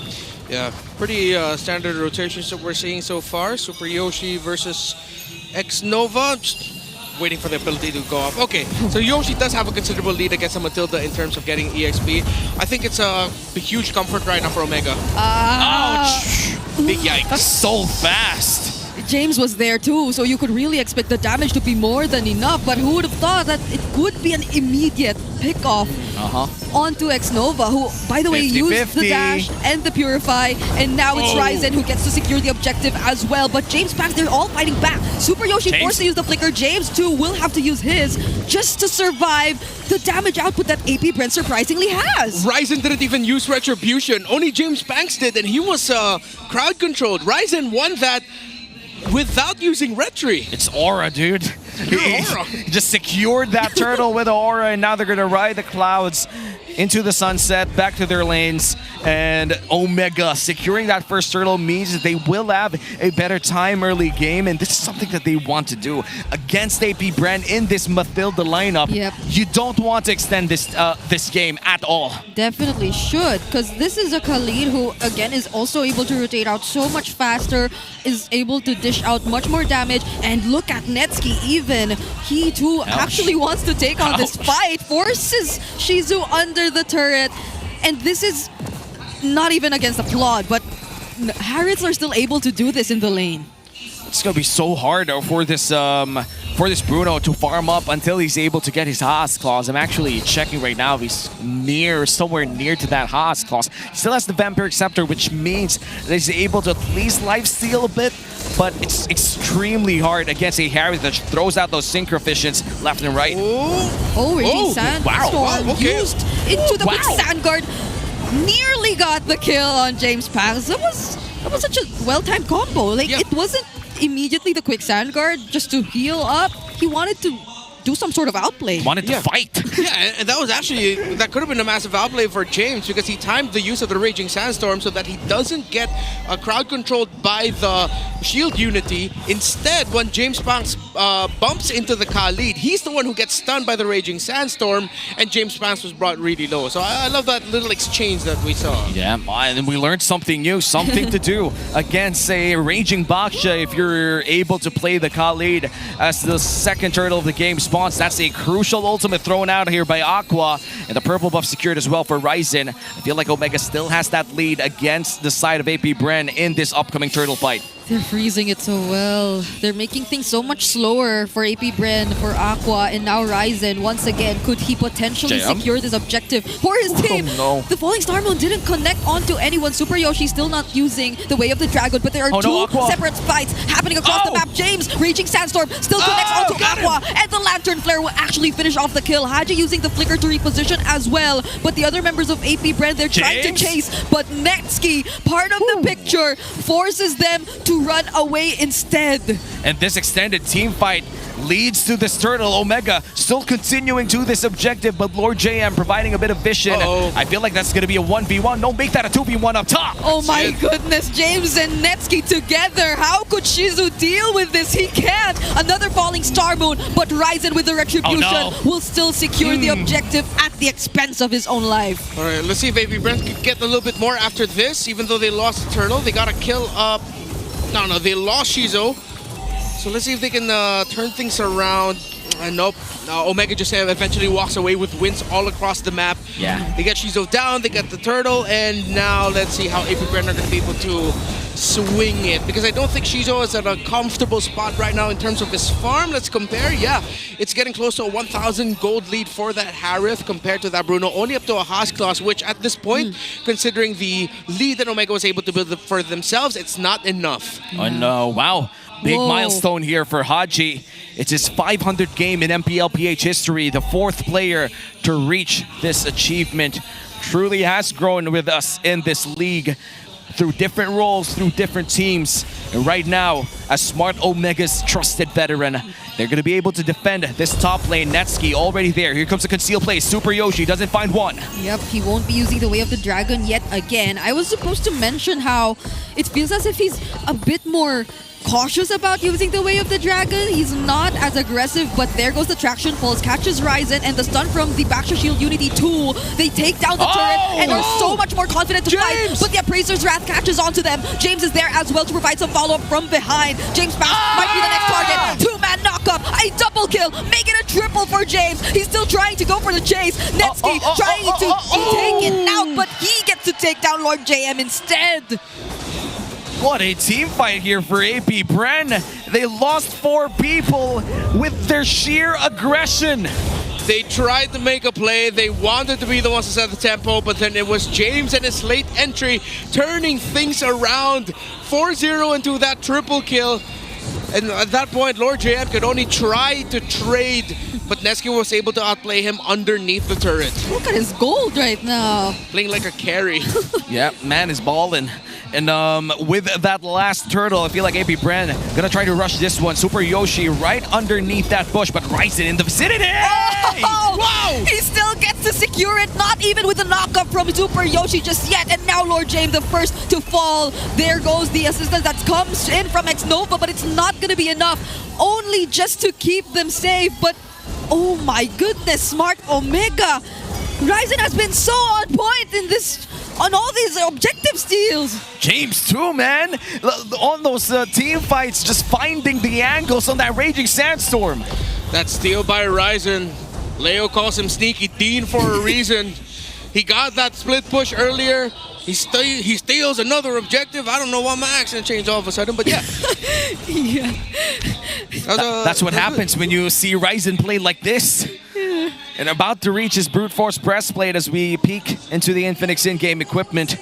This is something that we did not expect from this lineup. We know that the early game is going to be huge here for Omega, but the way that they've played their team fights, the way that they've found their angles, their objectives, has been way better than AP Bren would ask for. The Khalid has more gold than the Bruno. Oh my.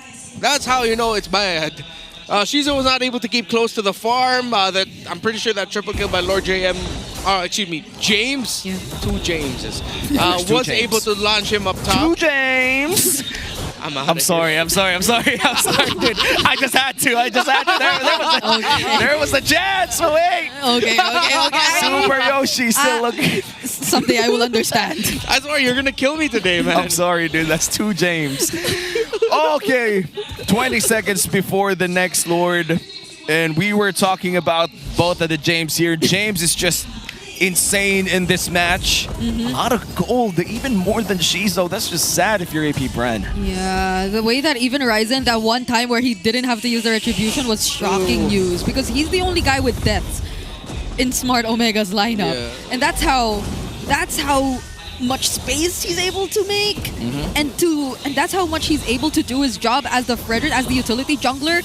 I don't think we're able to feel the effect of the Mathilda just as much in this fight so far. Falling Star Moon already committed by Lord JM though, but he will potentially get immediately bursted down by Netsuki with his Zaman Force. Now it's James Panks who gets taunted. Multiple men knock up by the Lord, but James Panks, he could not tank it any further. Multiple members of Smart Omega are quite low, but they can still handle this. They can still hold on.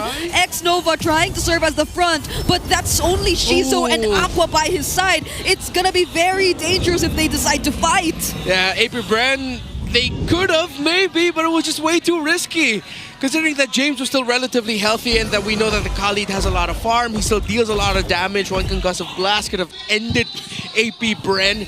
Even though Ryzen was really low, they made the right call there in the end to just hold on and just concede it. Now Netsuki has a Holy Crystal, while Shizo just built Berserker's Fury at 9 minutes and 40 seconds. It's gonna be a long time until you start feeling the damage of AP Bren. A good amount of the damage that Omega felt came from the Lord in that last one. The Malefic Gun's gonna take like 3 more minutes for the side of AP Bren. Now the Lord is marching down mid lane. Haji pops the Crimson Beacon, does fight. Whoa! 4-man stun from the Raging Sandstorm of James. Super Yoshi doesn't find a target again, but the Appraiser's Wrath lands onto multiple members. James Max finds the kill on Lord JM2, and they take down the tier 2 turret in the mid lane and the bottom lane. Brother, the AoE on Raging Sandstorm, I swear it's a bit bigger for James.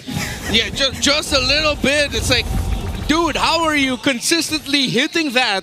All the Raging Sandstorms he's committed so far in this game hit. If it's not going to be a big AoE set, it's onto one dude to try and outplay him. Close to a 2,000, actually already up to a 2,000 plus gold lead for the two side laners. It's terrible news here for APBR because, again, I don't think they do have the capability to turn it around yet. Even if they decide to commit a full-on team fight, one big Zaman force and it's over. Yeah, they gotta move out the moment that they see that Zaman force. And for APBR, now that they're down by 8k, this definitely just means one thing. It's gonna be a long farming period and they need to defend again and again. This next Lord, Renmar, just want a quick check. Can they actually contest? They can try, maybe poke down the frontliner who's trying to provide vision. If you could get one down and the Lord's still relatively healthy and you are too, then maybe you can continue the fight. But as long as you don't get vision on where the Khalid and the Cho is, it's way too risky. And I think that is probably one of the things that's caused by this Purify lineup. Like, I don't know if it's in a way forcing them to play a bit more defensively. I know you probably have to invest in some Purifies just because of the nature of the lineup that Omega has. But what's next after that? Because you barely see the counter-engage capability come out from APBR once they use the Purifies and dodge the, let's say, Raging Sandstorms, which time and time again land to 4 or 5 members of APBR. They could barely do anything to fight back anyway. So what more if they try to start things themselves? I fear that it's going to be a huge problem for APBR. Yeah, the consistent crowd control that comes in from Omega too. The Zhu Shin is a big problem against this all Purify lineup. The moment that the Raging Sandstorm burns through that Purify, it's just going to be a field time here for Haji. Yeah, and that's why we've seen Haji go 109 so far. They will try to contest, just try to provide vision. Shizo already has Malefic Gun. Maybe it's enough. Maybe. Yeah. But who makes the call? Is it going to be James Pans? Is it going to be X-Nova? Traction Pulse and Falling Star Moon do not land onto anyone. No, that's 2 resources already committed by APBR even before the fight breaks out. Yeah, they also force out the Crimson Beacon from Haji though, so let's see. I think if Traction Pulse can get back during this Lord Dance, they might be using that as an initiation tool to force out a reaction from Omega. Once someone has burned their Flicker or Dash, then they go. Okay, Super Yoshi trying to look for a target, or actually just trying to zone. Now uses the Way of the Dragon just to kick James Pax further from the Lord, but they're still gonna force their way through. Aqua also using the Traction Pulse are actually able to pour a decent amount of damage, and it's Lord JM who actually secures the objective for his team. Energy Eruption though will be landing onto James Pax. Now they're trying to find back, but Netsky doesn't have the Zaman Force anymore, and none of the members of Smart Omega could fight. How did he get that? Toss a coin for Lord JM, Mr. 50-50, for a reason. And he gets it. You know what? Let's go back to what we said last game. KDA doesn't matter. It doesn't. Lord JM currently 0-4-2. Might have saved the game here for APBR by securing that Lord. Both junglers had Retribution. But it had to be Lord JM securing that Lord. Even for APBR as they go for their first push. It's a 7k gold lead for Omega, but we don't feel that right now. The damage is starting to hurt coming in from Aqua. Yeah.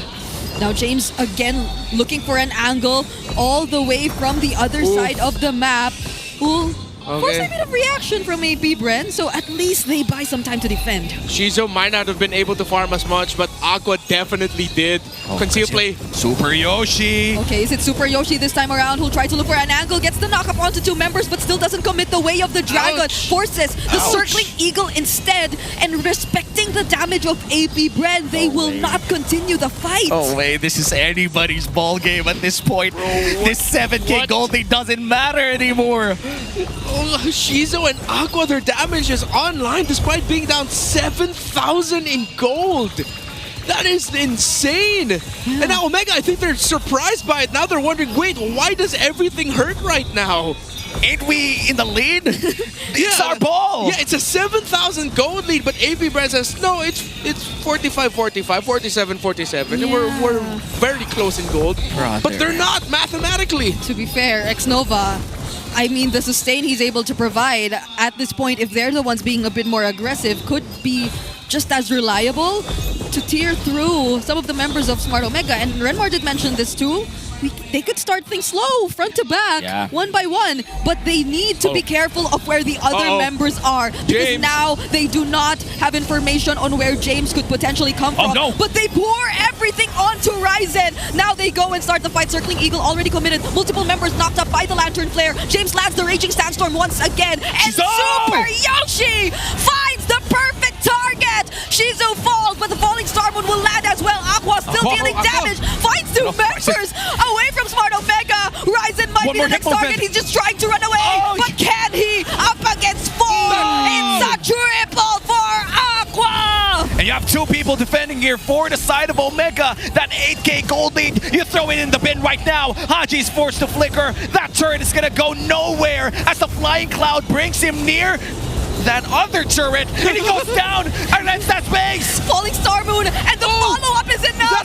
It's only James trying to clear the minion wave, but he successfully finds a way! Yoshi in 3, Netsuki in 5! They will back off! Omega holds on! My goodness, what a trade! Aqua walking away with that triple kill. APBR will be able to get this Lord without a problem. Omega will just try to get close to it to try and delay, but I don't think they'll be able to beat APBR to this. The Bruno and the Kidney eventually worked. Oh, wow. And you could see it in the faces of APBR during that fight. It took more than 5 seconds for them to pop one Purify, and they were already just lasting so long in front of the front lines of Omega. Oh, no. This was already Omega's game to win with a 9k gold lead, 8k gold lead, now down to 1, equalized. Looking at the Infinix in-game equipment, Aqua hits like a truck. Holy Crystal locked in with the Divine Glaive. Yeah, and I wonder how many stacks he has on that Sky Piercer. Captain Aqua has been performing out of his mind in this game, although that traction pulse will not necessarily land. Haji feeling the damage. Again, had to use the Crimson Beacon just to escape the Falling Star Moon as well. They also have to take care of the Lord up top, but Aqua, he's managing James all alone in this mid lane, and they're eventually able to take down all remaining base turrets away from Smart Omega. It looks like Omega going to be able to melt down that Lord, but there's still one big minion wave down mid lane. Will APBR pull the trigger here? Looks like they won't for now. They're going to go for the turret down bot instead. That's an easy push here for Aqua as the side of Omega still struggles to defend against these waves. Yeah, they already used the Worldy. I think there was a conceal that got revealed as well, but APBR, they're not going for the full commit just yet. Crimson Beacon in, coming in from Haji. It might be Smart Omega who wants to start a fight this time, but APBR, still trying. They just decide to regroup. They don't fight back, and respecting Smart Omega. This is the moment in my ranked games where I'm spamming initiate retreat, initiate retreat. There's not much to get anymore. Yeah, you guys are good. Like, unless, are they really gonna try to force something, hoping that they get someone picked off or pulled away? The chances of that happening are very low. At this point, APBR are just keeping Omega in their base right now. And they have the sustain to back it up. Yeah, that's what hurts the most. There are flying clouds, there are immortalities, everything. They need to take these things into account. But the Falling Star Moon is going to connect onto 3 members. Zaman Force also used by Netsuki. But Smart Omega, they just decide to dodge everything. APBR, they're not really going for the full commit. They're just burning through the resources that the base pumps out. Omega can't even get out of their own base. Yeah, talk about Lord defense. This is a Lord dance. This is a base dance. But why? Are you just forcing reactions? Maybe they're just running this out with the Matilda. Here goes the Flying Cloud. It looks like Lord JM gonna be flying out of that base, but Super Yoshi! It's time! He finds a kick, but he gets denied! Netsuki is the first to fall. Super Yoshi next. James, Haji, Ryzen doing their very best to defend, but can they do it? A brace Monster's Wrath lands. James finds the target, but his immortality gets popped as well. And he has the flicker to survive, but Shizu will not let him. Ring the bell. That's a shutdown for him. And after 3 hard-fought games, it does seem like APBR eventually takes the series. And after hard-fought games, the victor of the first series are the Bees. APBR taking game number 3. What a series! And yeah, APBR, they kept forcing that issue. Instead of going back and managing the map, they baited Omega into that. They baited Super Yoshi into that. It was like, come on, we're here. Which one of you guys is gonna pull the trigger first? Once they saw that cloud, they retreated, readjusted. Netsky brought down his Zaman Force and got blasted immediately because he dropped it onto 5, but then he dashed into 5 as well. Yeah, and that's just Omega losing out in this series. Still near the lower half of our Infinix standings, but not too dangerous as of now. And actually one of the best series to watch for week number 5. And These now fans. for the APBR fans, just having a lot of fun in the MPL Arena right now. And we will be able to talk to the victors of this match number 1 with our host. Let's all welcome APBR in the main stage. An incredible start to the triple header, getting the win. Here are your winners, APBR! Ibang klase yung pinakita nyo doon. You were able to hold off yung nagmistulang Aqua, kwentuhan mo naman kami doon sa nangyaring laban. I wanna talk to you about it. Kasi nung game number 1 and game number 3, parehas yun, comeback yun. Kasi you were kind of struggling in the early game, diba? So, what was the conversation? Ano yung naging pag-uusap nyo bago yung laban na hindi nyo talaga sinuko at nakuha nyo pa rin yung panalo? Siguro yun, naghihintay lang kami ng farm para ayun, tsaka tiwala kami sa isa't isa na kaya pa namin makabawi. Ayun. That's exactly what they did, Odin. We saw your discipline doon sa mga naipanalo yung games. And Aqua, nakausap namin yung different roles na XP, Roamer, dito sa Project Next.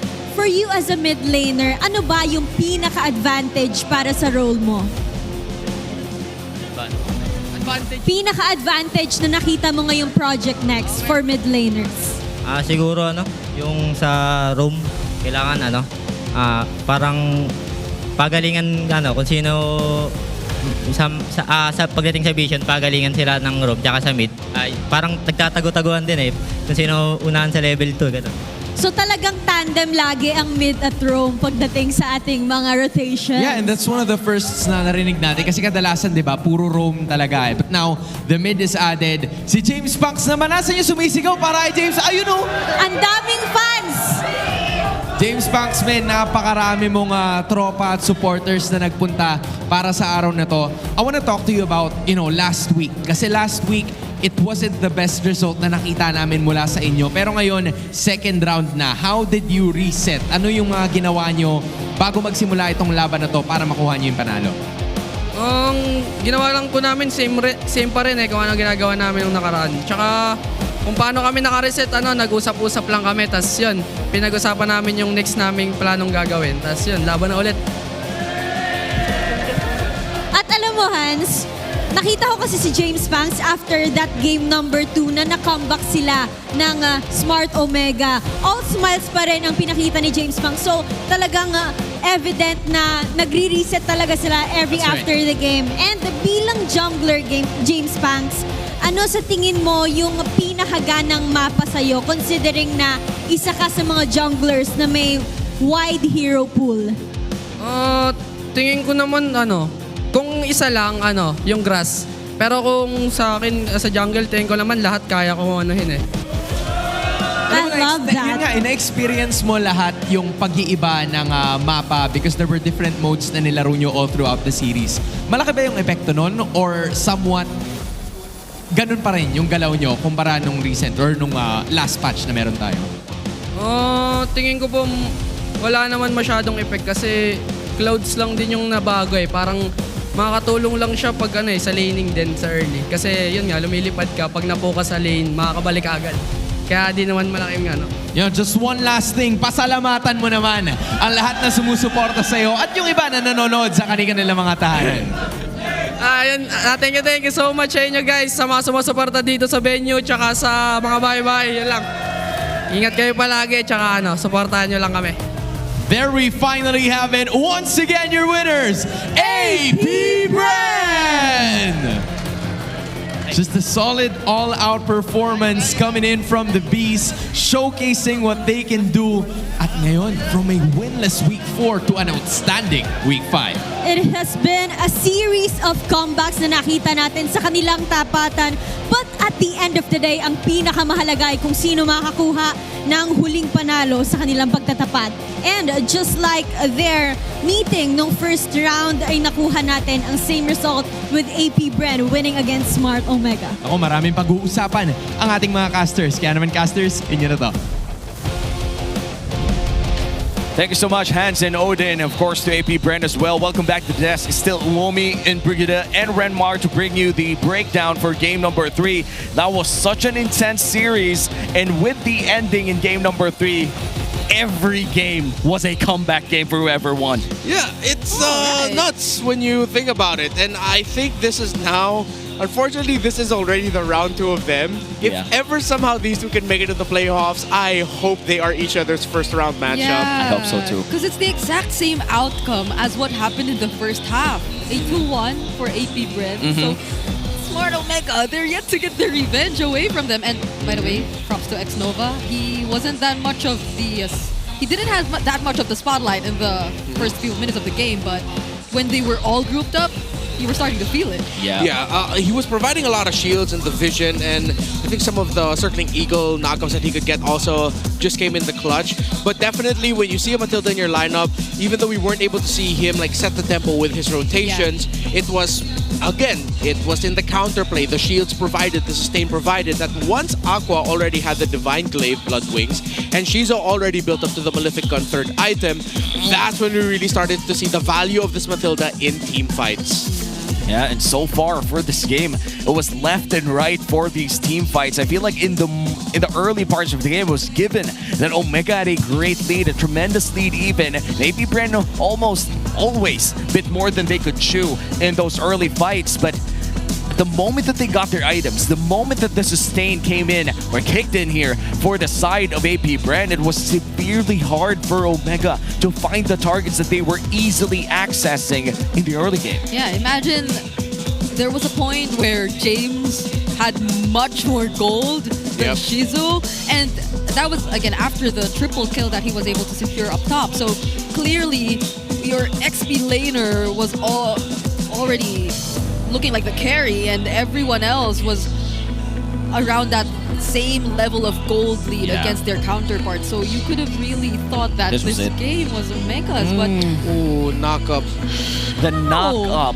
Yeah, knock-up from the Lord. Literal divine intervention so that Ryzen couldn't retry, and in the end, it was Lord JM, Mr. 50-50. Yeah, just finding that play. I mean, Lord JM on this game, what if he wasn't able to secure that Lord? What if he chickened out and did ulti right inside the pit?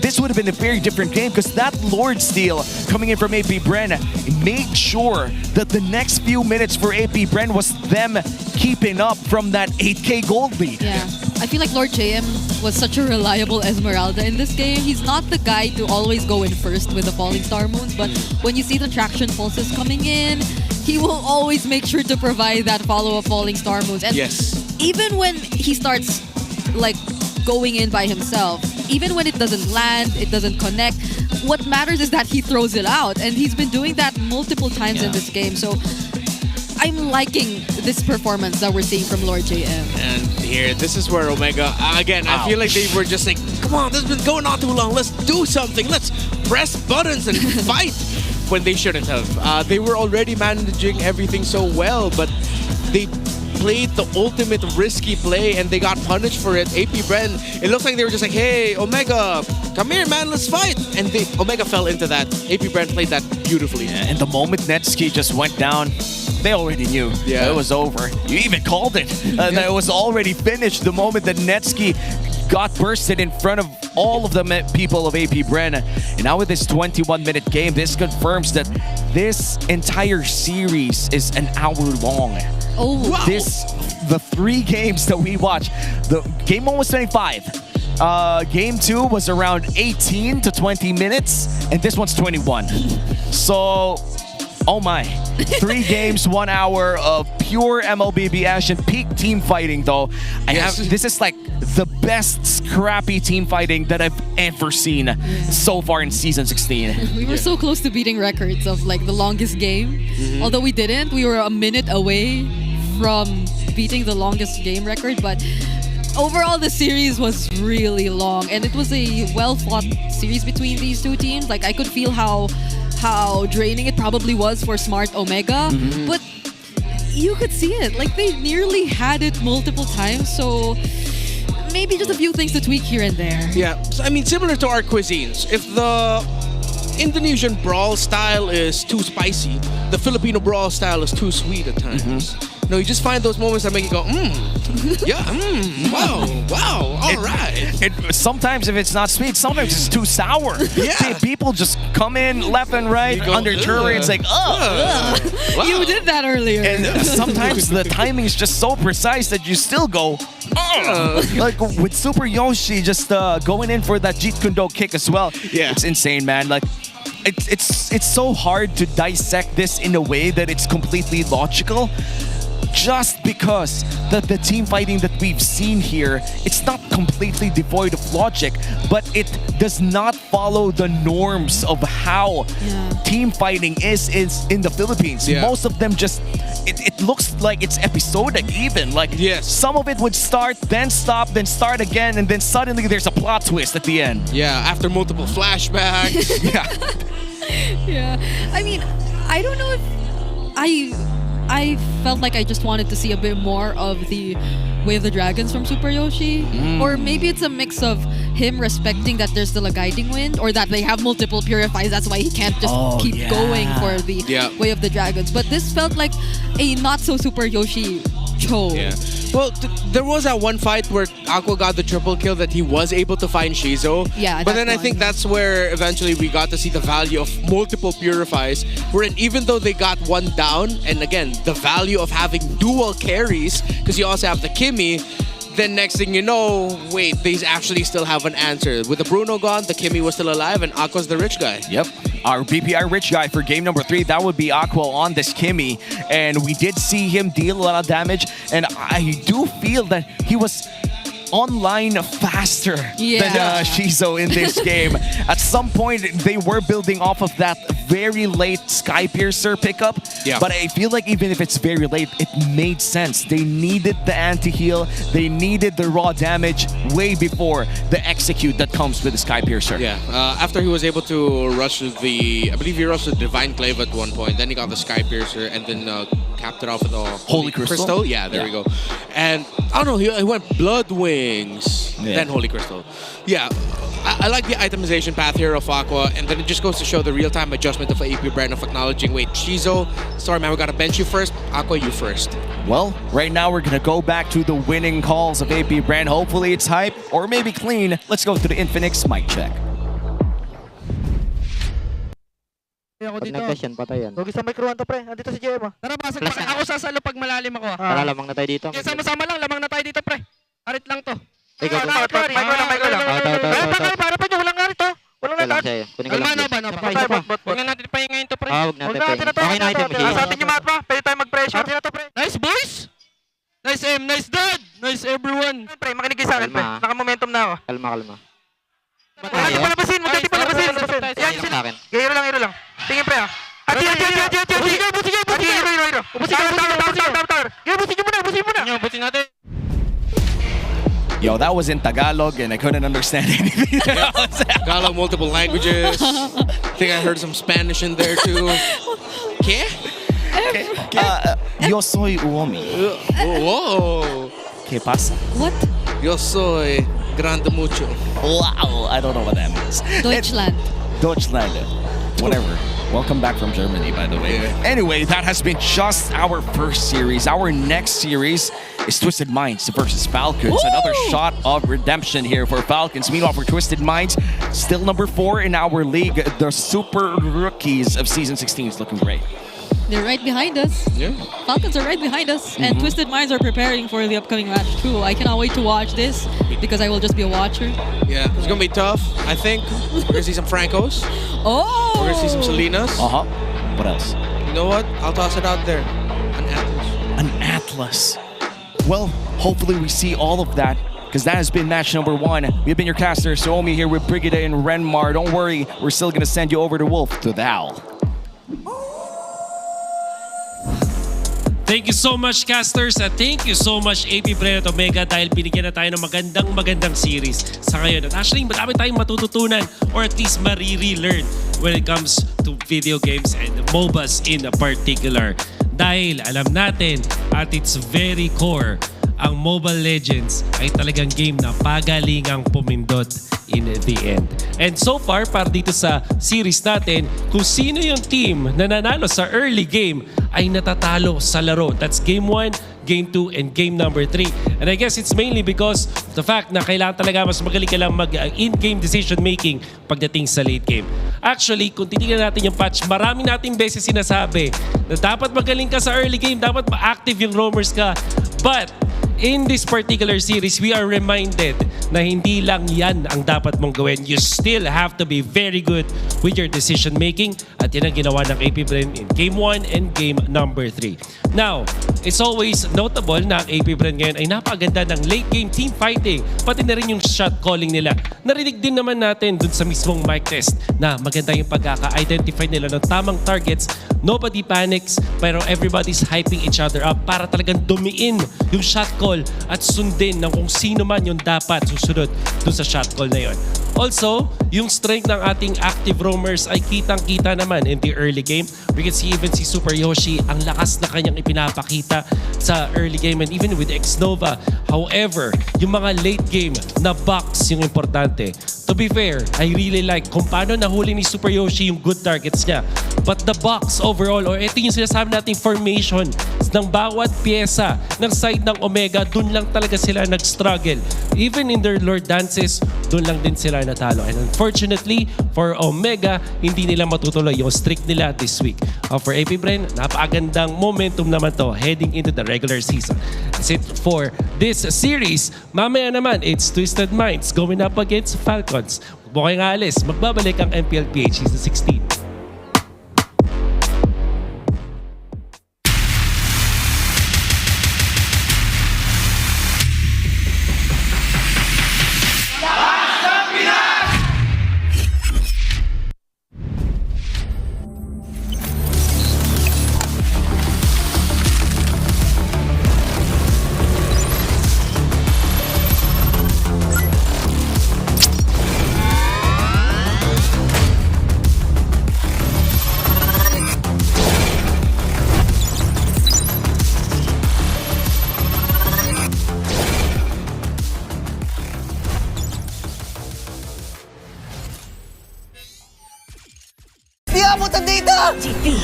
GG bro! Don't worry, be only with Smart Power All 99. Hindi bitin with 10 gig data to power your games plus only Facebook or only TikTok. Load now!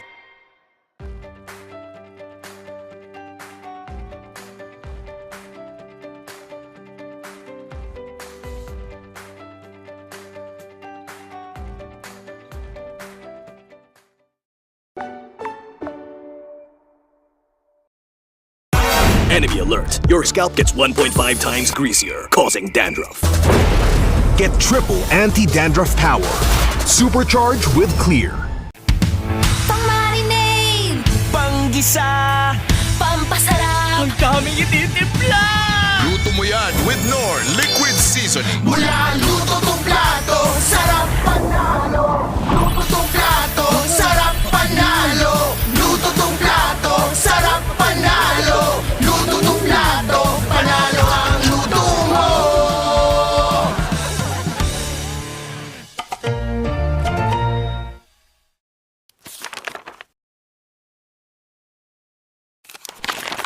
Ang few isa ka sa mga player na napiling matatag sa MPLBH, anong sekreto ng isang field? Para sa akin siguro yung passion ko sa gaming talaga. Kahit anong game kasi gusto ko maging magaling eh. Yung passion ko sa gaming is nakuha ko siya simula nung bata pa ako eh. Parang sobrang saya ko sa mga nilalaro ko and sobrang saya ko lalo kapag nananalo ako. So, piling ko din ko nakuha yung passion ko. Nabanggit mo din na si Pew yung goat mo. Kasi nung MPL season 1 nakita ko siya mag-funny, sobrang nagalingan ako sa kanya. Tropa natin dito. At kita mo naman si Pew. Tapos sinasayawan lang dito from wall to wall si Angela pero he still got the kill para dito kay Karina. Tapos ngayon naman, kaya siya yung goat ko kasi sobrang tagal niya na tapos nasa top pa rin siya. Nabanggit ni Cartesi na ikaw daw yung player na iniidolo niya at tinawag niyang GOAT.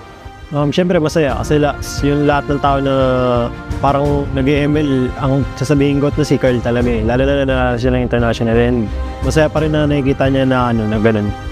Siyempre pinagdaanan ko marami munang talo bago nag-champion, ganun. Ganun naman yung cycle eh. From child prodigy to the face, and now MLBB's greatest of all time, God CZ!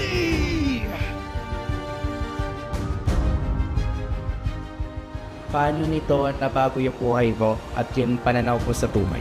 Sobrang dami nagbago sa financially, tsaka yung routine ko sa buhay, yung ginagawa ko sa buhay, tsaka pag lumalabas ako ganun, may mga nakakilala na sa akin. Feeling ko, abang tumatagal, parang napapansin ko sa sarili ko na mas madisiplina ako and mas mature. Siguro yung biggest lesson ko lang yung balance lang sa lahat ng bagay. Tapos ngayon talaga, ito na talaga yung feeling ko buhay ko eh.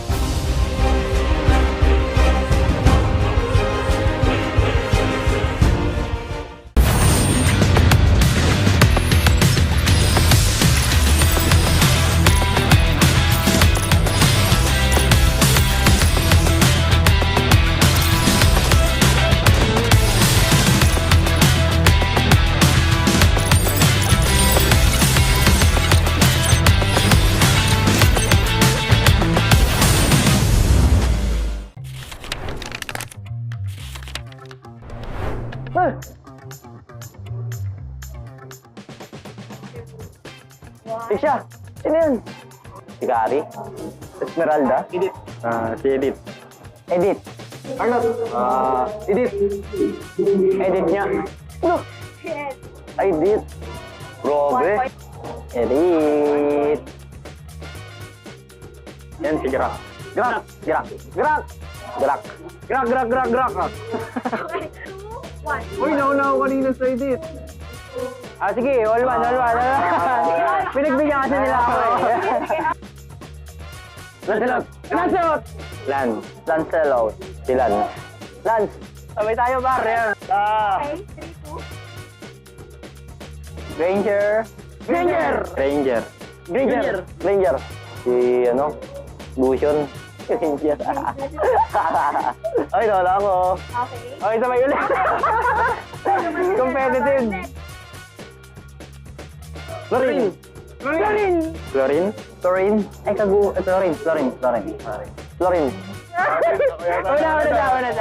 Okay, 4. Lapu-lapu. Ano yan? Sino yan? Kalea. Bruno. Lapu-lapu? Lapu. Ay, palakol. Parang bagong hero yan ah. Hindi si Popol. Wala, hindi ko alam yan. Sino yan? Ay, palakol! Ay, palakol pala yun! Ay! Sumatil. Siyang nagmamatilde. Matilda. Ate. Yay! Ano yun? Matilda may palakol?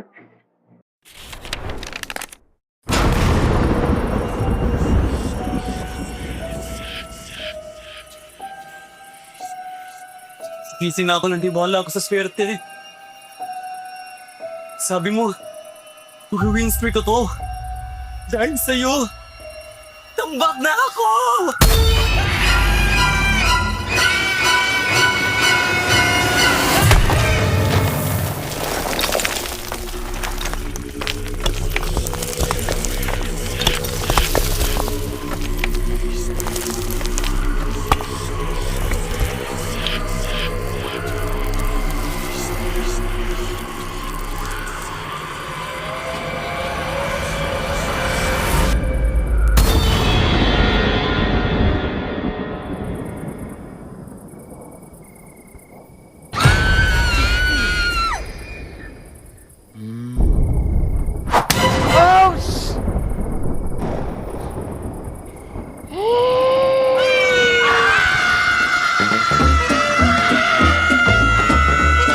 gusto mo talagang swertehin, basahin mo na ang current patch notes.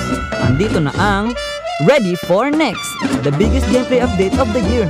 Break through boundaries with the new Broken Walls map update. MLBB, we are ready for next.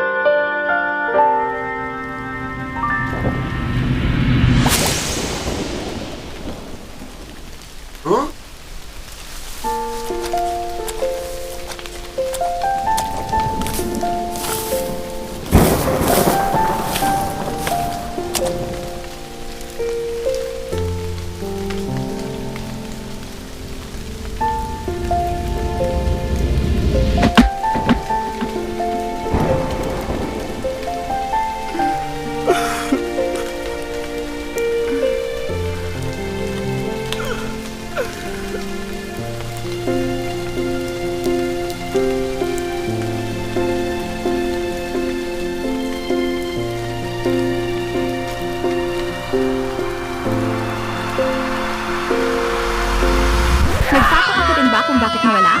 Basahin na ang current patch notes. Andito na ang Ready for Next, the biggest gameplay update of the year. The all-new Dangerous Grass Map update. Use it to your advantage. MLBB, we are ready for the next.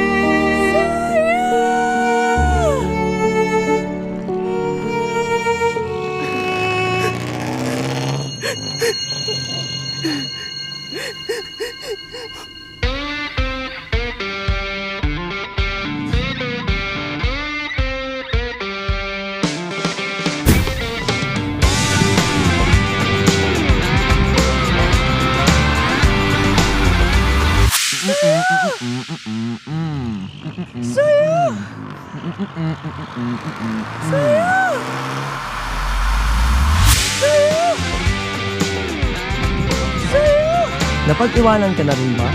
Andito na ang Ready for the Next, the biggest gameplay update of the year. Get a head start with the new Flying Cloud map update. MLBB, we are ready for the next.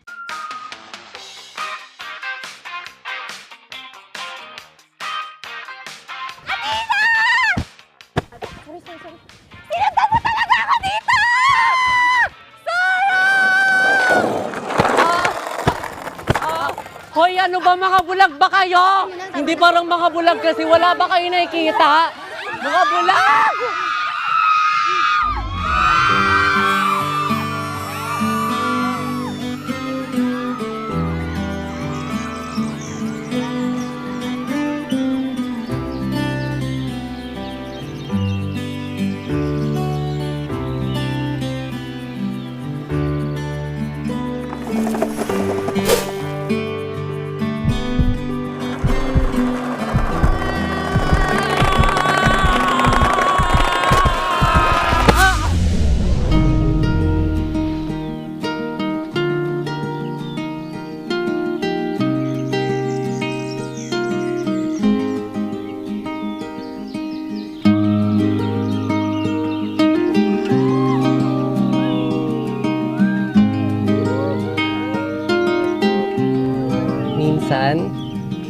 love comes rushing in. Parang bagong expanding river sa Mobile Legends. Andito na ang ready for the next, the biggest gameplay update of the year. Navigate the river with the new expanding rivers map update, MOBB. We are ready for the next. Guys, nandito na yung bagong update sa Mobile Legends. Yung dangerous... Hoy!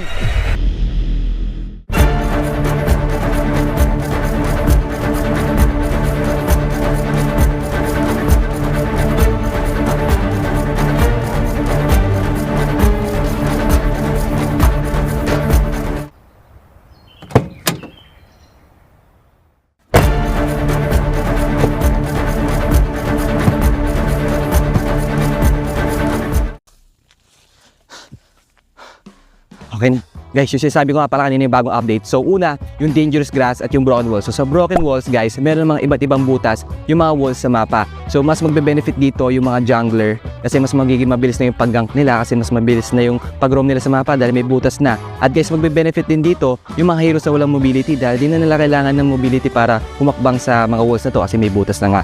At sobrang magbe-benefit din dito, guys, yung Johnson kasi mas marami na yung shortcut so mas mapapabilis yung pag-roam niya sa mapa. At yung panaw naman, guys, is yung dangerous grass. O yung dangerous grass, nagdadagdag si Muntun ng mga iba't iba pang grass sa Mobile Legends para mas maraming opportunity para mag-gank at mag-ambush. At marami pang iba, guys. So, yung pangatlo naman is yung flying clouds. So, sa flying clouds, pwede kang umapak sa base at mapupunta ka sa lane mo na mas mabilis kapag ginamit mo ito. At yung pangapat naman, yung expanding river. So si Muntun magdadagdag daw siya ng maraming tubig sa river kaya mas magiging mabilis yung movement speed nyo kapag umapak kayo sa river. At yun lang, yung mga bagong update ni Mobile Legends kaya i-check nyo na.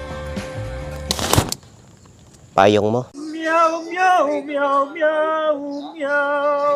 Bawat kaya. Ang tanong. Kami kayo. Mananalo.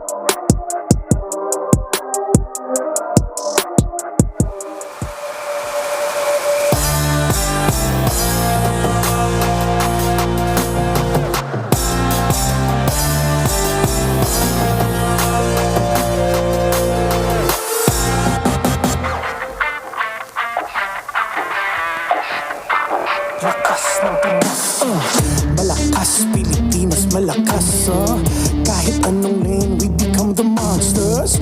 Malakas Pilipinas, malakas face the golden sun and repping for the 3 stars. Get us to the top, no ifs, no buts, winning any game para to sa PINAS. Di mo matitinag aming boses sa new level. Nasa kalye man o mobile, you know I become a legend. Listen, open fire, we unite with winners, but with pressure like diamonds are made of. Switching the lane na parang gera, HP Racing made a setup. Kakatang buhat ni Hilda, full dome SS parang Laila. Susundan ko ang iyong wakas, kasama pataas, tagumpay natin to dahil tayo'y malakas para sa Pinas. Nasa amin ang alas, hindi to atas, kinikilala sa taas kasi kami ang malakas para sa Pinas. Nasa amin ang alas, hindi to atas, kinikilala sa taas, ganito kami sa Pinas.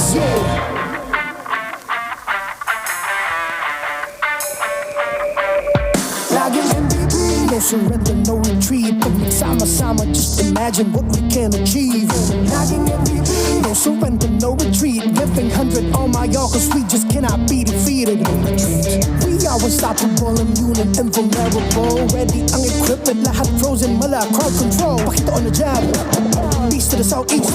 Taas ang matawa, proud and loud, cause every enemy we devour. Susundan ko ang iyong wakas, kasama pataas, tagumpay natin to dahil tayo'y malakas para sa Pinas. Nasa amin ang alas, hindi to atas, kinikilala sa taas kasi kami ang malakas para sa Pinas. Nasa amin ang alas, hindi to atas, kinikilala sa taas, ganito kami sa Pinas. Malakas Pilipinas, malakas kahit anong malakas Pilipinas, malakas face the golden sun and repping for the 3 stars.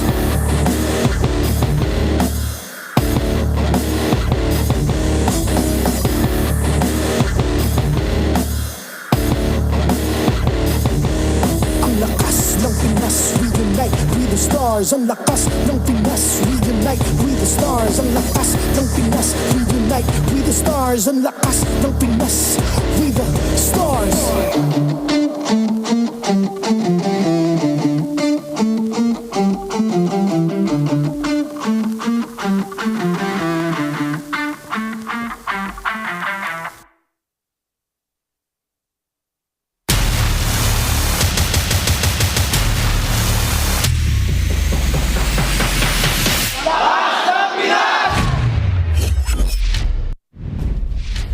Welcome back to MPL Philippines Season 16. Currently, we are at our second series of Week 5, Day 2, and we'll be your casters for tonight. We'll be here with Renmar and Midnight to bring you the action. It's going to be Twisted Minds against Team Falcons.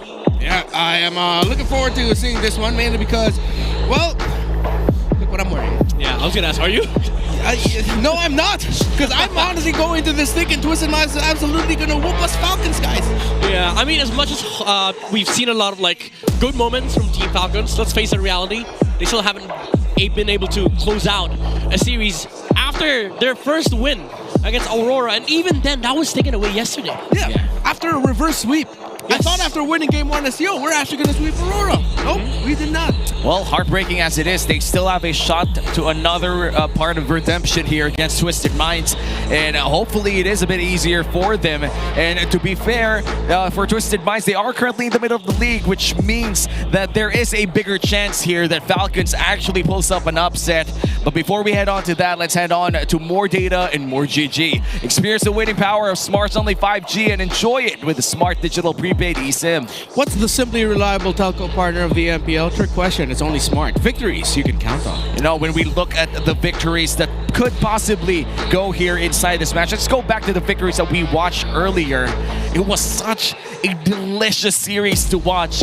A 3-game series of pure comebacks. Yeah, we got marinated, basically. Well, marinade, saute, or just for the flavor. You can use Nor liquid seasoning for everything. And when we look at the last series, 3 comebacks on a full hour of gameplay. By the way, a full hour of gameplay from that one series alone. 25, 20, 21. That is insane numbers for 3 games. By the way, this tournament is monitored and supervised by the Games and Amusement Board. But let's go back to that. Omega versus AP Bren, with AP Bren taking the crown at the end. Yeah, man, absolute banger, because it was a series wherein, yes, we saw dominating performances, but it was just like a back and forth all throughout, and it was just one team suddenly saying, nope, we'll take the win instead, in different ways. Yeah. It was a left and right affair. Like, somebody was just taking the win, and it was just taken away from them. Yeah. It was a constant bickering between 2 teams that are just trying to edge out each other. Unfortunately, it was AP Bren that made that final call. They were able to get the win against Smart Omega, even though it looked like Ryzen was going to be able to, snatch it away from AP Bren, but it wasn't the case. It was still the same story, 2-1 for AP Bren. Same as last time, I believe. AP Bren pulled off with a victory. Man, it was an 8K gold lead for the side of Omega in that game number 3. Ugly finish if you're an Omega fan, but an even more beautiful win if you're an AP Bren fan. And with that, again, the Infinite standings wouldn't really move an inch, even if, let's say, AP Bren won that. That does tie them up at 3 points here for the last 5, 6, 7 teams. Falcons really need a dub to here. Yeah. Are we getting closer and closer to the point where if Falcons lose a series and they're going to be eliminated? We're not there yet. We're not there yet, but we're close. We're close. Like, if I'm not mistaken, it could happen next week if they keep losing this week. Yeah, so usually the competition starts when they reach their 8th or 9th match, because it gets easier to compute like the permutations between the matches. But because of the disparity, you might be able to you might be warranted to say right now that if Falcons loses 2 more matches, they're out of the playoffs contention. Man, that is such a hard time to be a Falcons fan. And for Falcons, they've been holding on. The Falcons Nest has been attending all of the matches, even if they're, I would say, not really in tip-top shape right now. Hopefully, they've learned something from yesterday. Falcons up against Twisted Minds. This guy suddenly moved. I thought he was already in still frame. Yeah, I thought that was the phone. It's like, okay, why is Super Marco's frame frozen, but then Nausea still moving just a little bit, but then he still had it. Yo, I'm excited to see Falcons, Twisted Minds again. Mainly because, bro, what has Coach Bonchan cooked up, right? What has he thought of as, this should be the way for us to play the game? And are the members of Twisted Minds willing to play into the insanity that is the ideas of Coach Bonchan? Well, if there are people who are insane enough to actually follow this madman of a coach, by the way, world champion would be the rookies of Twisted Minds. It's going to be Rookie Rising for Twisted Minds versus Falcons. For Falcons, well, they do have one rookie first, but I feel like he isn't really playing this match. But for the side of Twisted Minds, there are lots of rookies gunning for that Rookie of the Season. Yeah, that's something about rookies, man. Like, they don't care. Whatever the coach throws at them, like, they're just gonna respond with a yes. Especially on a team like Twisted Minds. Like, everything you throw at the table is as good as, are we losing with it? No. All right. That may be a good idea. Yeah. If it works, then we can just keep trying and keep innovating. Yeah, and Coach Bonchan has talked about this in interviews, that one of the things that he loves about the rookies of his team, the 4 rookies that usually make up the main 5, is that they're fearless. Is that if they have any sense of like, we can get this, they will not hesitate to go for the throat. Yeah, you know what? This reminds me of a young Oklahoma City Thunder here. You have the big 3 right in front of you, and you have like a defensive maniac in the hands of Lansu. All right, I got Serge Ibaka. Okay. So he's Serge Ibaka. He's Serge Ibaka, dude. Got it. Why, were you looking for Ibaka elsewhere? I don't know, man. At first I was just, wait, so which one of them is James Harden? I don't know. Dude, at this point, all of them are just really doing well in their roles. And I'm so happy to see rookies like that. And in front of a living legend like View, it's going to be a big challenge to pull off those tricks. Yeah, I mean, at this point, like, you already have some of the rookies on the side of Twisted Minds climbing up the leaderboards, even placing as firsts on some of the categories, but you can never count out the achievements of the captain of Team Falcons here. Few with the Season 1 notable rankings, ranked number 2 in total in terms of damage per minute, and also ranked number 3 in terms of total kills. Yeah. Season 1 was a time when Few was bring out the cushions and all that. Yeah, he was that guy. That was a different era, different beast during that time. And for Few, who has lived through every season of MPL, honestly, it's going to be so sad to find the first season without him. Yeah, bro has most games won, most match played, and he even has the most savages in MPLPH history. 4 times. And he made one on Eudora. Yeah. Crazy. Season 6. Crazy. The Season 6 Eudora pick. Yeah, I remember that. I remember that. No other person could do that in modern MLBB at this point. Yeah, and at that time, if I'm not mistaken, the jungler he was paired with was the Lancelot of Carl Teasy. Yeah. But at the end, it was the Eudora that got the Savage. Yeah, imagine before the season, last time we saw a Savage was in Few. That was how long, on mid. That's true. He was the last Savage on mid. Before Yue and Sanji made it last week. And I love how Sanji paid homage to the OGs who have gotten those savages before them. I think it was Sanji in an interview said that it's easier now because of the Sky Piercer. The OGs did it without one, so that's true. That's pure skill. Yeah, it's pure skill. And we do have a question for all of you watching at home. Which of these Rome heroes will take the advantage of this new patch? We have A, Gatotkacha, B, Kalea, C, Grok, and D. You can comment any hero that you want, and make sure to keep those comments positive, and even talk about it in our social media groups. If I'm being honest, it's the Lancelot. Yeah, I made the same joke. I made the same joke in the PH broadcast. I've been doing that for like 2 years now. Lancelot dire hit, brothers. Come on. Lancelot dire hits. With the buff as well. At this point, you know, we're steal the purple buff, steal the orange buff. Hey Steal man, everything. You can. The damage coming in from Thorngrove is insane. And maybe you guys could comment down below. But in terms of Assassin Roamers, man, I'm not gonna change my answer. It's still gonna be Natalia. I miss that hero. We have not seen Natalia at all. The last time that I saw it was from Vietnam, or was it? That was a long time ago. Yeah. Yeah, it was a long time ago. Was it Vietnam? Wait. I think it was last year. No. That dude with the long hair. Yeah, Justin. Oh, Myanmar. I'm sorry. I'm sorry, right? Justin. Yeah. Was it last year? Yeah, that was last year. That was last year. I'm doubting myself. He is Burmese, right? He's Burmese, right? Yeah. Oh man, we gotta do our research, dude. Okay. Just making sure. Just making sure, you know. Just making sure. But that was the last time that I saw an actual Natalia pick that worked out. But hey, this is gonna be a banger again. Hopefully we do 3 games again. We did see a lot of comeback games from match number 1, and now match 2 is about to start. It's gonna be Twisted Minds versus Team Falcons. Let's see who's gonna come up on top. Players, it's your time to shine. The rookies rising from the mines, Nosha, Sean, Kaloy with Lansu, and MP the King. Here's Twisted Minds!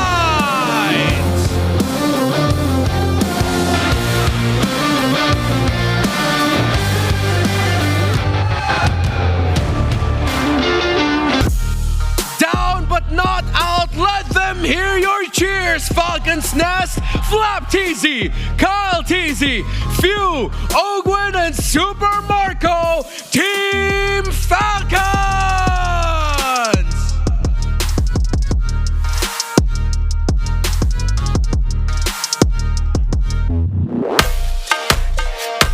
Welcome our marshals to the stage for this matchup, Joshua, Chico, Patrick, and Jeff. And the coaches. For Twisted Minds, we got Coach Bonchan. For Team Falcons, it's Coach Trevor. Twisted Minds versus Team Falcons. MPL Arena, make some noise! Our second matchup of the day is about to begin. Let's welcome the super rookies of Season 16 in Twisted Minds. We have Lansu, MP the King, Sean, Kaloy, and Nosha. Hey, we see Coach Bonchan with a new drip, maybe with a new plan for the new twist of Twisted Minds. Fresh from the Project Next update, we might see a lot of changes in terms of draft, in terms of crazy strategies, because now we see MP the King back in the roster. Wow, and they're going to be up against Falcons, down but not out. We have Flap TZ, Kyle TZ, Few, Ogwin, and Super Marco. You know, I saw all the comments yesterday after their match against Aurora. A lot of people suddenly were looking at Falcons a little bit differently. And then Game 3 happened, and then they first picked the Angela. But then again, this is coming from a perspective where Angela has been ridiculously buffed. Angela won. Did he win? No, Yes, it sir. didn't win. It didn't win. It almost won, but it was dominating. And you see teams, again, they are consistently still banning out Angela red side. So let's see. Maybe Falcons will want to try it again, but with different pieces. Yeah, to be fair, it does feel broken,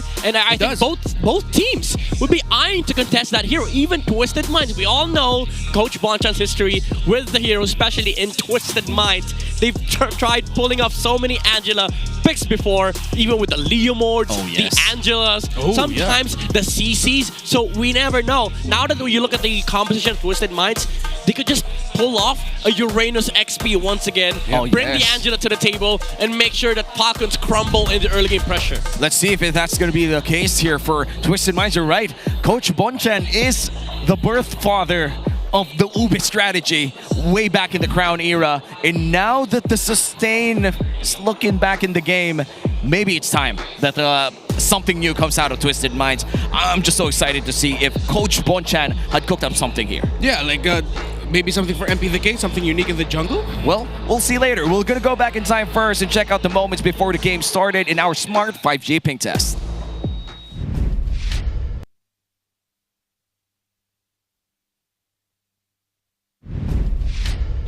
Well, that was a nice Smart 5G ping test. You've seen it all. Right, we're going to go back there later on, by the way. But the tournament integrity of this game is still secured because the Smart 5G ping test did happen. Just weren't able to play video. Yeah. We saw it. They were there. They were on the stage. They were ping testing. They were doing it. They were doing it. They did it. They were testing the ping. Yeah. Fans also got to see it. Well, timing of the entry, exit, yes. Going back to the series, it is still going to be very interesting on how the draft would play out, mainly because we have very daring players here and daring coaches as well. I feel like if you're Falcons, you're at your wit's end. You kind of want to just throw out everything that you have inside that scrapbook of strategies. Yeah, something I want to see is that if ever maybe Falcons will hold on to the idea of like keep this Ogwin Franco option very strong for them. Well, we're going to find out later on. For now, we're going to go to the Infinix Keys to Victory with the Howl with Wolf. Welcome to the Owl. Ako nga pala si Wolf. I'm bringing you the Infinix Keys to Victory. It's Twisted Minds going up against Falcons. And fortunately pa sa Falcons, tuloy-tuloy pa rin ang kanilang losing streak. Para manalo sila dito, kontra sa Twisted Minds, kailangan nilang simulan by not overcomplicating yung draft nila. Kitang-kita natin kahapon sa Week 5 Day 1 matchup ng Team Falcons na halos manalo na sila sa Aurora, but they overcomplicated their draft with weird choices na alam natin na hindi talaga mag-work. Unfortunately, ganun nga talaga naging resulta. Ngayon nga lang para sa dalawang teams natin, it's also notable na kailangan high mobility and active roamer choices ang kanilang pipiliin. In fact, yung Falcons, nung game number 1 versus Aurora, yung mismo panalo nila ay kitang-kita na mas comfortable sila sa ating draft or sa ating game kapag high mobility yung choices nila para kay Ogwin. And now, for Twisted Minds, kailangan ay low cooldown at hyper-aggressive ang playstyle nila laban sa Falcons. Falcons like to set up. Parang kapansin-pansin na yung playstyle ng Falcons, gusto nila na 5 sila muna para makapag-set up ng maganda, para maganda yung kanilang buffs. But if you are hyper-aggressive, dun na nababaliw yung mga miyembro ng Falcons. They're going one after another. And we know Twisted Minds, they like to play fast. So kung low cooldown yung mga heroes nila, this is gonna be good for them. And ang ating abangan sa Twisted Minds versus Falcons. Back to the casters. Thank you so much, Wolf, for that Infinix Keys to Victory. Midnight, as far as I could read, I feel like they just have to play with their strengths, play with the meta, the aggressive roamers coming in. What else could we see from that? I mean, it's keeping it simple, really, especially for Team Falcons. You know, like you have to understand what your identity is. Because right now, I think they're still falling back to that kind of gameplay where they just rely on Super Marco so much to bring them to the late game. But that's not really the case for the meta anymore. Like you see Twisted Minds, even in their gameplay from gameplays from week 1 to week 3, they're very aggressive in the early game. That's why we call it so like the twisted rotations, random rotations coming up from XP, going to mid, keeping the aggression alive. I think that's what you have to follow through here for Team Falcons, while also understanding, all right, what are the hero choices for our players? Maybe we draft aggressive heroes in the mid lane, or you know, sort of like early centric marksman, or early game centric marksman for Super Mario, like the Grangers, because for the past few weeks they've been stuck with the Moskov. Yeah, and we're gonna check which map are we gonna get here for game number 1. What are your picks here? I hope Broken Walls. No! Oh, yay! More of the same, but different. But still same. Well, you know how we do it in the Philippines. Yeah, Lapu-Lapu with the flooding rivers. Hell yeah! Let's enter Wilderness Blessings. Wilderness Blessings. But this looks to be massive. Midnight, you talked about the twisted rotations coming in from Twisted Minds, very early game centric rotations, and with the expanding rivers, that might make or break the early game for both teams. Yeah, we've been seeing a lot of XP laners come to mid so often. Even before the turtle spawn, sometimes they get level 4 out in the mid lane. They send the mage towards the XP to get the mid. So those kind of movements from Twisted Minds will maybe break the tempo here for Team Falcons here in the game. And now they even shut down some of the potential lineups from Team Falcons by snatching away the Baksha from Kyle TZ. Yeah, and this means Twisted Minds are going to be playing to their tempo of wanting to play fast, and now Falcons are going to have to see if they can try and keep up. With what people now see Team Falcons as, a lot of them just see them right now as an old horse of weak legs. Going up against Twisted Minds, who are like bunch of newer young bucks who are just willing and ready to go. So I like that they look for stability in the jungle. They don't play into anything crazy like the Joyce. They pair up the Juice in with it, but now they have to go up against a Kalea. Yeah, I'm not so sure about this Zushin Fredrin rush though. Now that you do this, you're kind of forced into a position where you play with a utility jungler. You don't have an artillery mage on few, so you are effectively playing against the Baksha with the sole intent of shutting down the Baksha jungle. Because of the Kalea, I think you're warranted to do this. And now they get the Granger. Finally, they switch up the playstyle. They're gonna have to play the early game aggression themselves. Well, my concern is if Twisted Minds goes for Baksha XP and then just elects to get MP the King, the Hayabusa, or even the Joy, this might just switch up the game here for Twisted Minds. Yeah, in Baksha XP, currently in our meta, we haven't seen that a lot, but it's still quite effective if you are able to fight against a non-dominant XP laner. And speaking of dominant XP laners, by taking away the CC and the Arlot, leaves only the Lapu-Lapu as the potential bad matchup against this Baksha. Yeah, I think they're fine with either for Twisted Minds. Team Falcons, they do have the priority selection on the second phase. XP or Roam, they're going to be able to at least snatch one away from Twisted Minds, because we don't even know what the role for the Baksha is. It could be jungle, could be XP, but at least you're stealing one away from Twisted Minds. If not, again, worst case scenario, they just give MP the King another assassin on second phase. So I'm looking at it, it might seem like the Lapu-Lapu will most likely end up in the hands of Falcons. Maybe. So with them taking away the carry, that's best options. I mean, no matter what Twisted Minds ends up with, it's going to be good because they already have one carry in the center of the map. They can just cover it. They have so much flex around the Baksha. If that does end up in the jungle, I still am leaning a little bit more towards the idea that it is a jungle Baksha and that the XP for Lanzu is something that we haven't seen yet. Then the gold laner has to be... They can even afford to go a little bit more mid to the late game with their carry, considering they have two. Yeah, okay. Falcons, do they take the Lapu here? Because if they do, they're going to have to show the XP matchup, and that's going to allow Twisted Minds to either counter the Lapu or go for a damage XP to supplement this Baksha jungle pickup from MP the King. There goes the Lapu. For Twisted Minds, Esmeralda is an option, even though that's gonna make their composition a little bit awkward because they're gonna have to wait for like marksman timings. But if they just find a good marksman, then it won't be a problem altogether. So again, for Twisted Minds, either you go damage XP here or you go Lapu-Lapu. Oh, sorry, Esmeralda against the Lapu, and then maybe pick up a Bruno or Moscow. Yeah, we can see the Bruno earlier. By the way, but looks like you're gonna go for the Phobius instead. I think it's at least still some damage and a bit of crowd control too. In fact, looking at the hero stats here for Sean, currently 5 games on this Kimmy, a very healthy win rate of 60%. And what do you pair this up? Do we get the Bruno that you mentioned? Bruno or Harith? Any gold laner that can fight earlier on? Yeah, looking forward to, even though it's a lot of magic damage.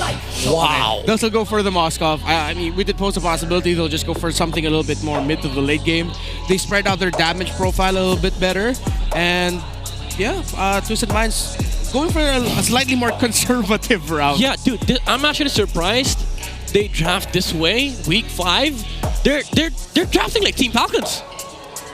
Wow. Coach Bonjan. I don't know why, but I'm offended. Entering for Twisted Minds. Entering the mind of Coach Trebor here. Last pickup here for the side of Team Falcons. They're still looking for their potential roamer, actually. Gatot, Hylos. Yeah. Oh, Grok. Okay. I like this Grok pickup. It's a good matchup against the Kalea. Even though the Kalea does bruise you, and she can just sustain off of the hits from the Surge of Life. The thing about Grok is that it limits these jumps from the Kalea, and right after you jump, you're basically under the mercy of the Earthen Rampart. Yep, and with that Fredrin, if the fight gets divided by the Earthen Rampart, it's going to be really hard to walk around with the Zushin as well. A lot of crowd control here for the side of Team Falcons. Meanwhile, for the side of Twisted Minds, you can see a lot of global map pressure come late game. You have the Baksha and the Moskov just lane control all the way down to that late game. What can we expect early on in this game?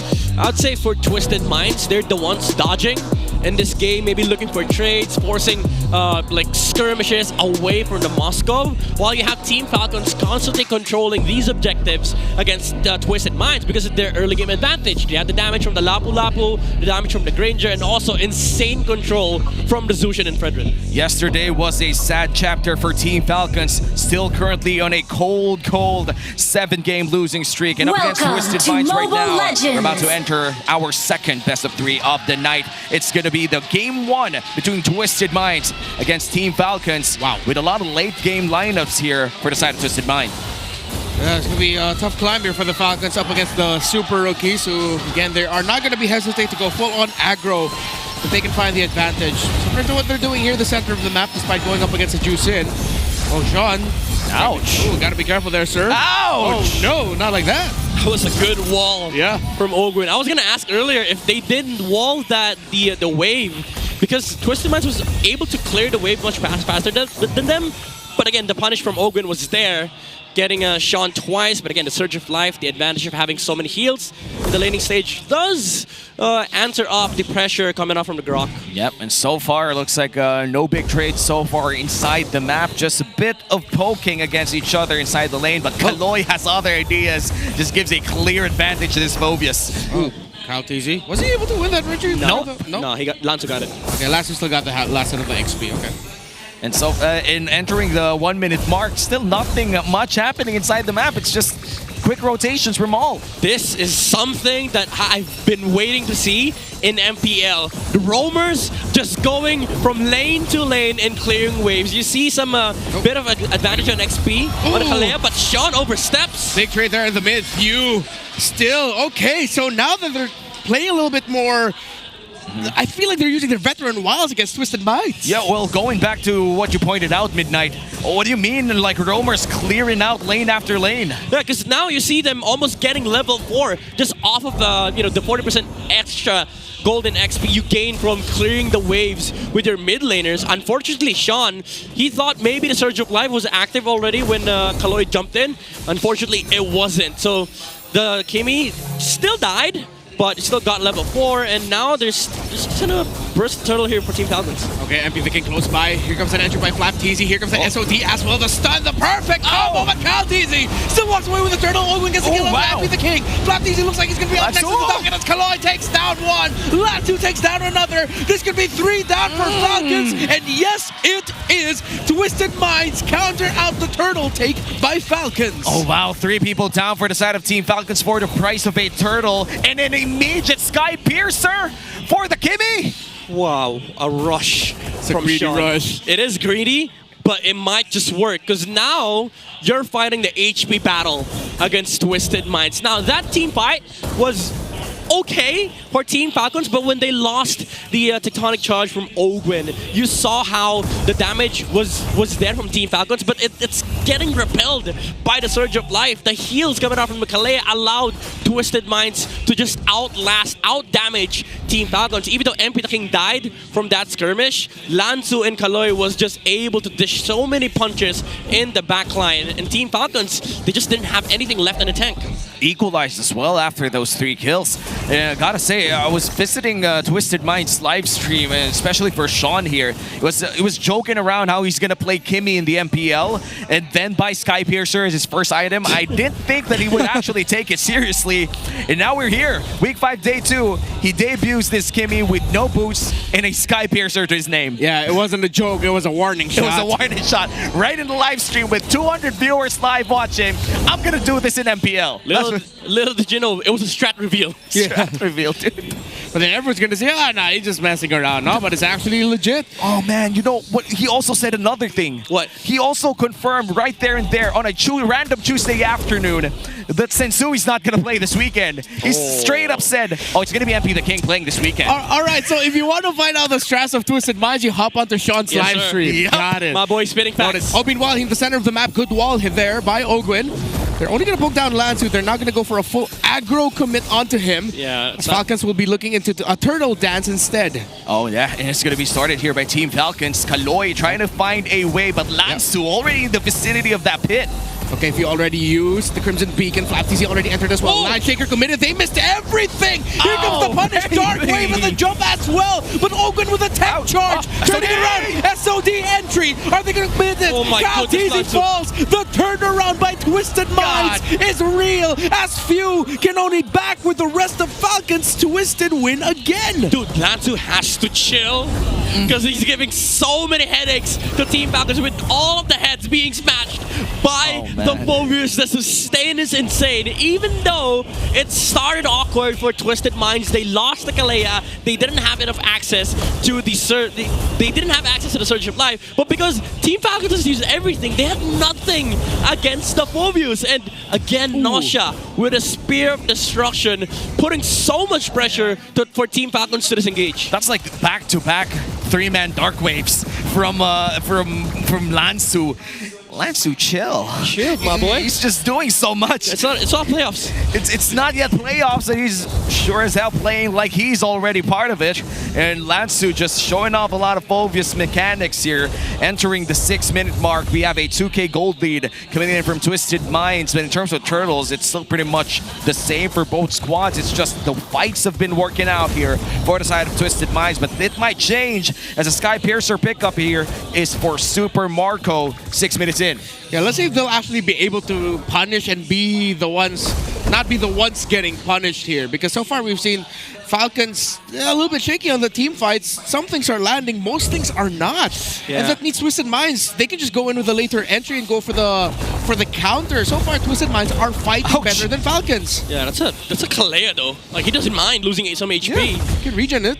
And Team Falcons, even though, again, they're just trying to find objectives off of the map. They have to use resources for it, but they don't even like get these mini objectives. Like Kaloy, if he loses HP, it doesn't matter because he's just gonna get it back with a Surge of Life. And now with this upcoming turtle, the final turtle of the game, it's gonna be the side of Team Falcons holding on to that pixel brush as of now. Around that LBM, Team Falcons already setting themselves up, but Twisted Minds have prime opportunity to actually go in for the invade. Kaloy looking for the potential jump here, but MP the King switches up the angle. Okay.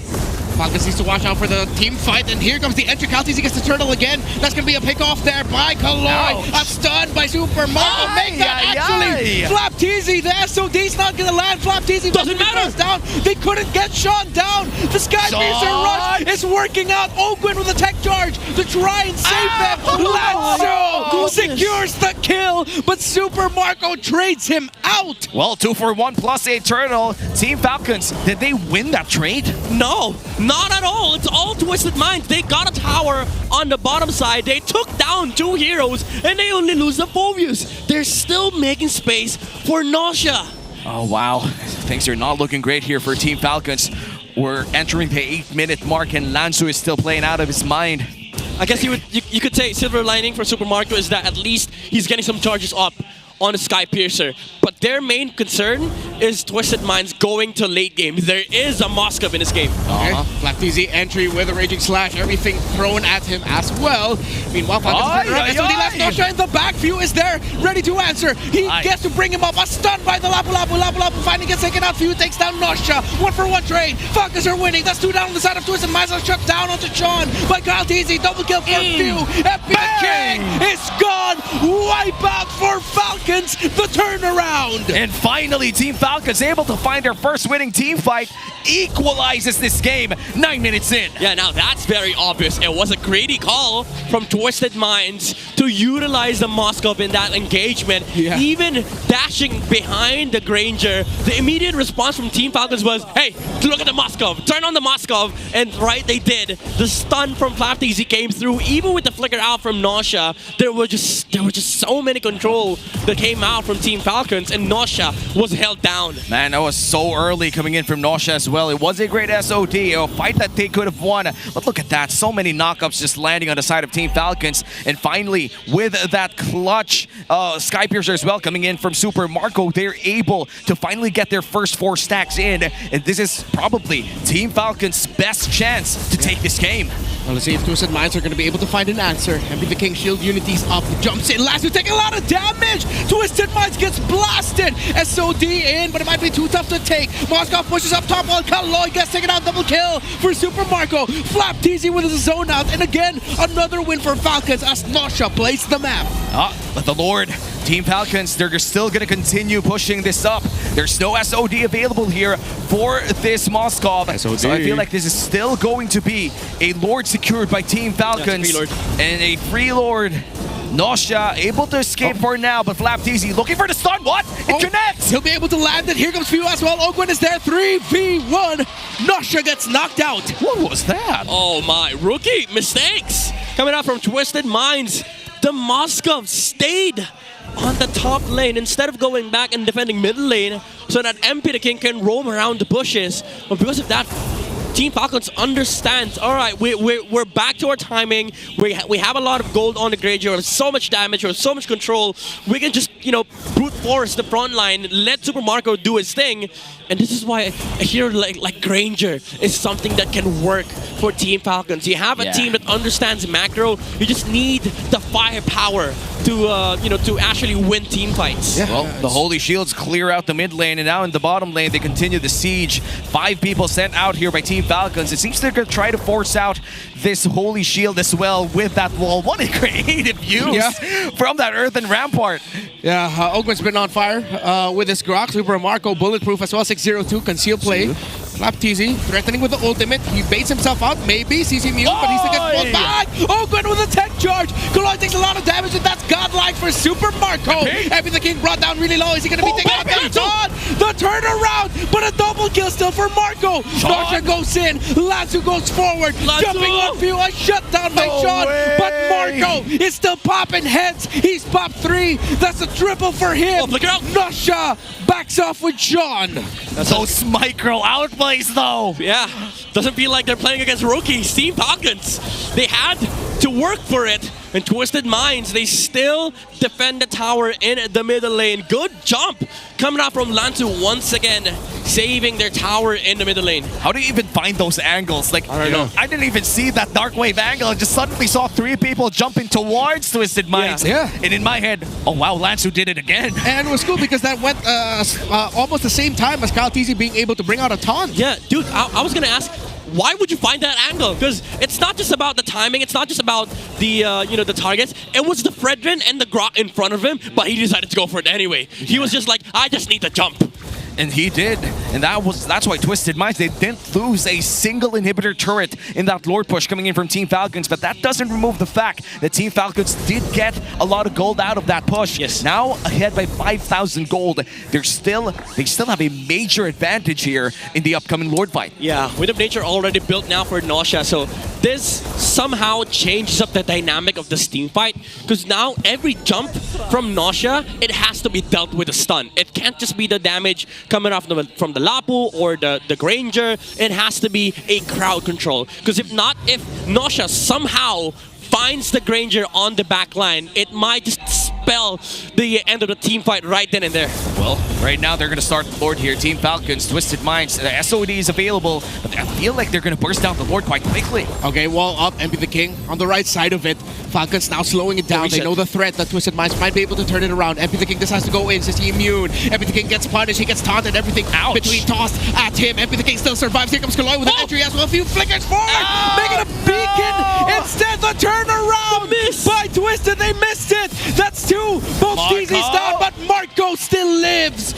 Marco is still here, and that's a double for him. And it's a 2-for-1 trade-up, but the junglers are down. MP the King still alive, though. That means Twisted Minds, they could potentially go for this Lord. But Team Falcons, they're not leaving this Lord pit. They know for a fact that Twisted Minds, they want this Lord for themselves. And Nausea has to take out, has to dash out of that Lord pit. As finally, the Lord resets. Oh, that tectonic charge misses from Ogun, very crucial. They're not done, however. They want to fight for more. Oh, another tech charge knocking up MP the King, but they're not going to be able to bring him that low. He's still alive and he can still fight.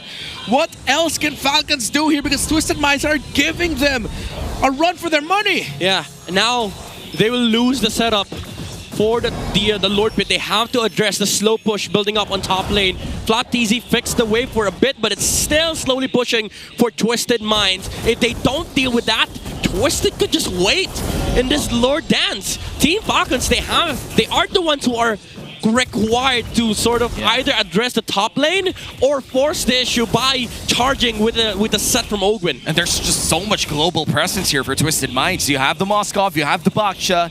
Anybody could just... Oh! MP the King walks in on push, and it's a historically bad one for a Baksha. But look at Nausea taking down Super Marco. The stun! The outplay by Nausea, but he gets traded out. A double kill for him before he goes down. Twisted Minds still have some firepower. They can fight. Double kill there for Kyle TZ. Sean still lives. Flap, Ogwin, and Kyle TZ left behind.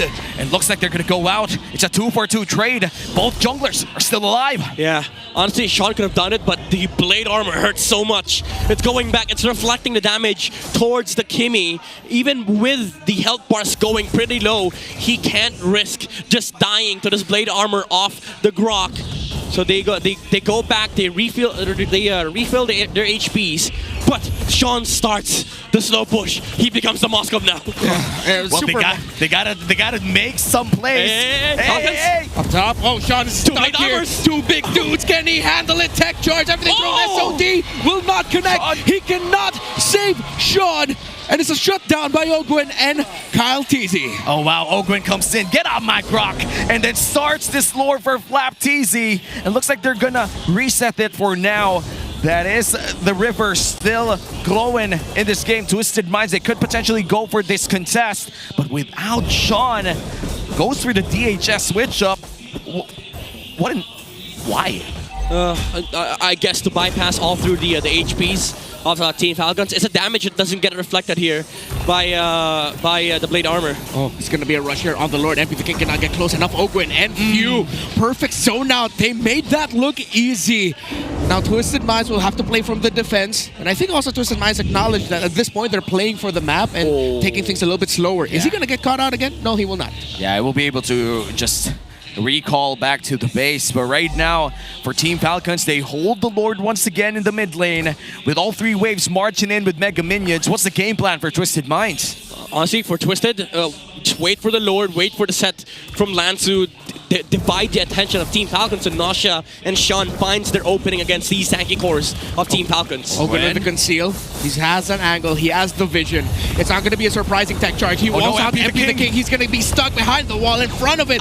But he finds a small little angle to get away from it. Falcon's not able to take down a turret just yet. The defense of Twisted Minds is too good. Yeah, there was a leak in that wall. Yeah, dude.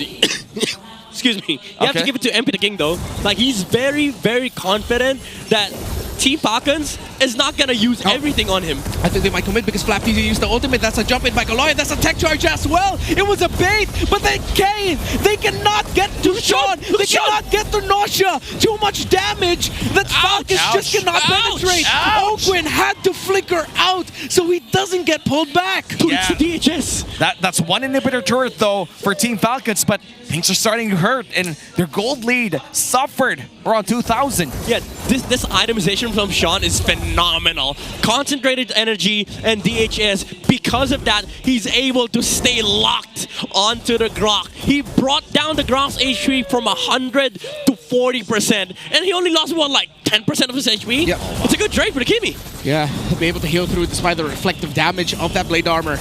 Falcons still continuing. Oh, no! That's gonna be a big charge! He was gonna win this team, but the SOD misses! Tech charge by Owen! Getting Nausea! Slap easy pop! But the Moskov still lives! And look at Lansu keeping Super Marco and Few at bay. Meanwhile, Lloyd decides to fight again. Everything, look at Sean! A dribble for the Kime! And Twisted Minds are still doing it! And they're gonna go for Nausea! Still has that immortality! Now Super Marco has to run away! The only remaining Falcon alive! Oh, no. And that is a team fight won by Twisted. 30 seconds, they might have time.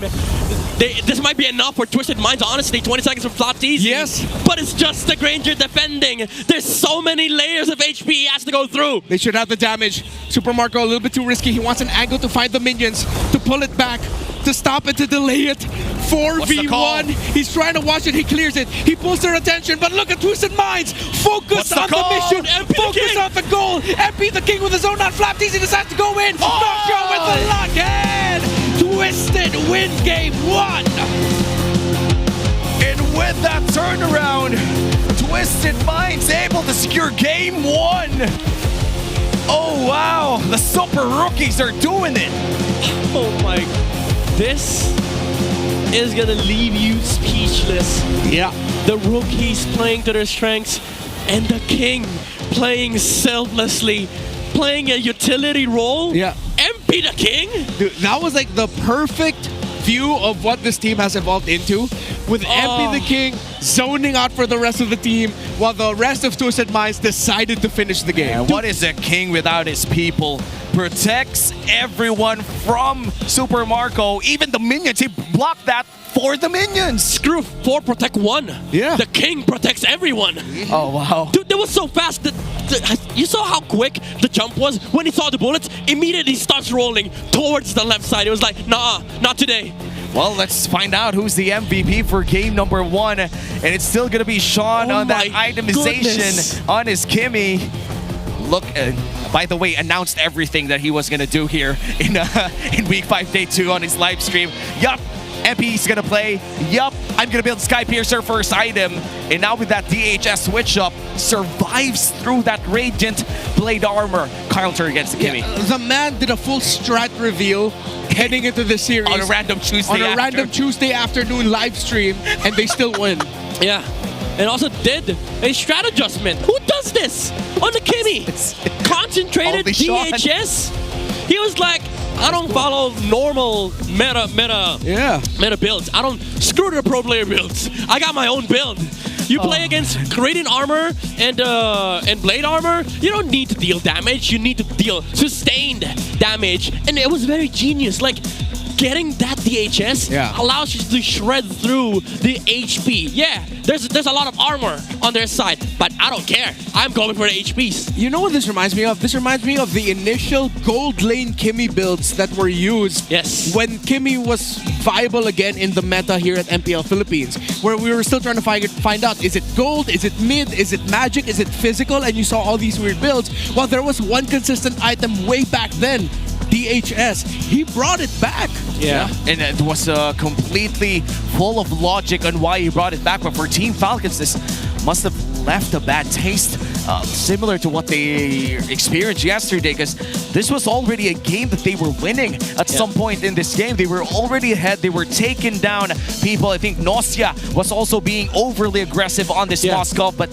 didn't work out. Honestly, I think Team Falcons, yes, they did play the blueprint game. Like, they played everything all according to the macro perspective, but it's just twisted.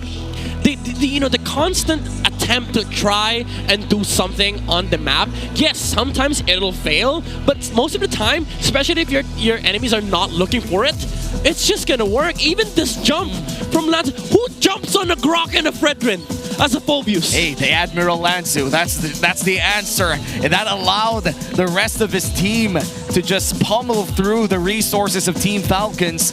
And I just gotta say that this was so close for comfort for both teams. Yeah, again, you look at the game from Falcons' perspective. Every single clash started this way. MP the King sitting in the front line, acting as bait, and that enforces that, okay, the Grok can just find any good set, like either on the Baksha or the backliners. Let Zushin worry about, the remaining members of Twisted Minds. If they come in, there's Zushin, and then Fredrin can deal with Nosha. FlapTZ can just also punish if the set hits from Ogwin. But most of the time, what happens is, if they jump the Baksha, Kaloy just counter jumps the Lapu Lapu, and then Nosha finds an SOD, an absolute wonderful SOD, mind you, on the backside. But even that wasn't the case for this last team fight. It was actually Team Falcons. It looked like they were gonna win this team fight because the SOD didn't hit. But the adjustments from this Kimmy allowed her to constantly fight throughout the HPs of the Grok, the Fredrins, and the Lapu. And he ended this team fight with still half HP. Insane. And honestly, the Surge of Life as well, protecting Nosha in that last team fight. Nosha landed, I think, actually took out the Tectonic Charge and the Heavy Swing, all of the crowd control right on his face, and was still able to survive just because of the Surge of Life and the lifesteal. But yeah, that was so much damage coming in from the Kimmy. Yeah, it was just like a lot of slow front-to-back team fights, and let's see who'll be able to sustain the fight a little bit longer. But then the difference was one side had healing. And that became like the very small margin as to why eventually they'd win it. And then I like how, on the other side, let's look at Falcons real quick. There was a thing that FlapTZ kept doing when they were going for the siege, wherein he'd show that he already used his ultimate, and then that would mean Kaloy would enter, and then Ogwin would follow up with the Tectonic Charge. That became like a template trade between the two. They already knew that, okay, this is what you're gonna do.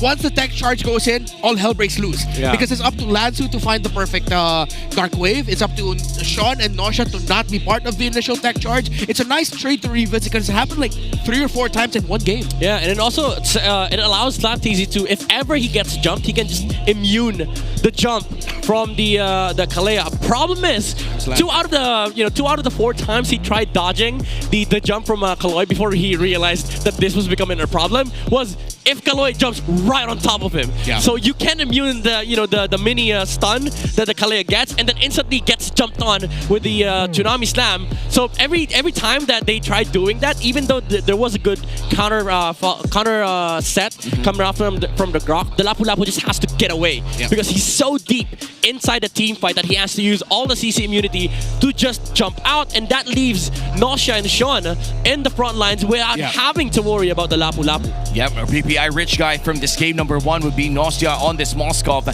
still around that 808 GPM. We haven't seen a lot of gold laners and junglers go past 800, mainly because of the changes that we've seen in Project Next. But with that victory coming in from Twisted Minds, that puts a lot, I'm not just talking a lot, but tons and tons and tons of pressure on Team Falcons to extend this series, because if they lose another game here, that's going to extend the cold streak to 8, and that is not a comfortable spot to be in. And apart from that, of course, if you're not a Falcons member or a fan, you do have a reason to celebrate because this is going to be a free skin. All you gotta do is log in and play, and you're going to have a free Kufa skin called Curse and Scroll. By the way, that's an epic skin. All you gotta do is to claim the rewards after you play. Yeah, and just in case you didn't know a lot about MLBB history, the Philippines has always dominated in the M Series, and when MCGG, that's Magic Chess, Go Rising Stars, arrived last September 12th, this could be the next stage of domination. And remember, everyone can join,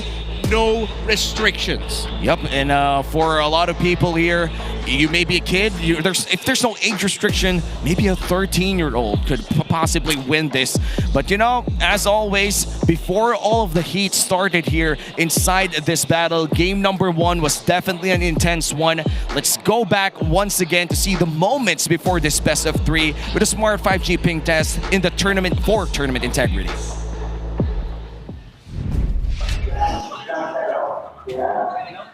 Saan kuya ko? Boss Mix! Boss! Masalita ka nga! Ang message mo kaya, pre? Kay Tazy. Yeah, pahinaan nga si ano. Oy,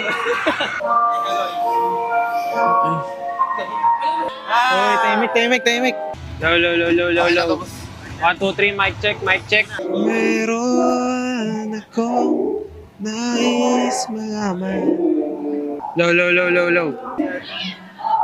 Bawi tayo, guys. Momentum. Isang panalo, momentum na to. Sunod na. Kalbo ka daw.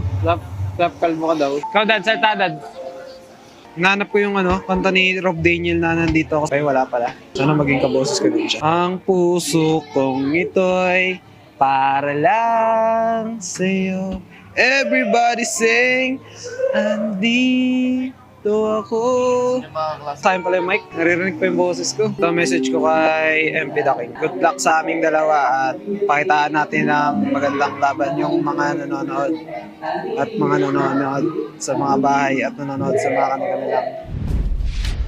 That was our smart 5G ping test, just making sure that this tournament, the tournament integrity of MPL is intact. A lot of these players, this is their time to relax, time to get in the mindset where they're ready to play. And right now, it really does feel like they're all ready to just bring it all out. Oh man, I just still can't leave the bad taste from my mouth, man. Like, what do you mean? I'm chill. No, for Falcons, dude, because these are former world champions. We're talking about the M5 world champions now in the brink of a possible 8-game lose streak. Holy. I mean, I said it at one point during the game, but then it still stands true. In the long run, Twisted Minds were just fighting better than Falcons. The little things. At that point, it was like the micro capabilities of Sean and Nosha. Well, we're now gonna look for our clear-head super fan of the day. Who has the best hair? Wait. Yo, that is insane. Those are our faces. Those are our faces, and it looks like we have our clear-head super fan of the day. And hopefully he does the signature swirl here, where you just get a handful of your own hair. There you go. The clear-head super fan of the day. Power up your dandruff-free scalp, supercharged with clear. Those are very cute cutouts of our faces. I saw them. They are also very, how do I say this, accurate down to the pore. It is a little bit unnerving. Hope up. No. Now I really want to do skincare again. Because if people are going to make that, could be better. It could be better. Yeah, you know, drop your favorite skincare. I feel like Nice2 has the best skincare, but I feel like it's not even skincare. It's just jeans. Yeah. And make sure that Rock Hard. Yes, Rock Hard is insane skin. That guy is a vampire. Yeah. Dude, he's a living example of what a perfect man could be. Yeah. Yo, dude looks like he's 21. Yeah. And what all of them have in common is perfect hair care with Clear. Oh yeah. Oh yeah, that's true. I've been to Rockhart's room. He has a lot of Clear. I've been actually showering with Clear for the past few days. I'm glad that is the sentence that you ended up saying. My regular. Are we thinking about the same thing? Yeah, my brain was like, wait a minute. Okay, sir. My regular routine. Were you that close? No. The showering with maybe with With Naisu, I would say... With clear! With clear! Stop clear! Okay, with Stop clear. Okay. paraphrasing, dude. Okay. Let's stop the conversation. It's Twisted Minds going for red right now, but Falcons did choose blue. All right.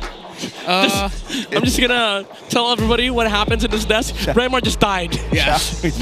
Yo, you know what? Don't worry, he has immortality though. Just saving water, dude. Saving water. No, you're not.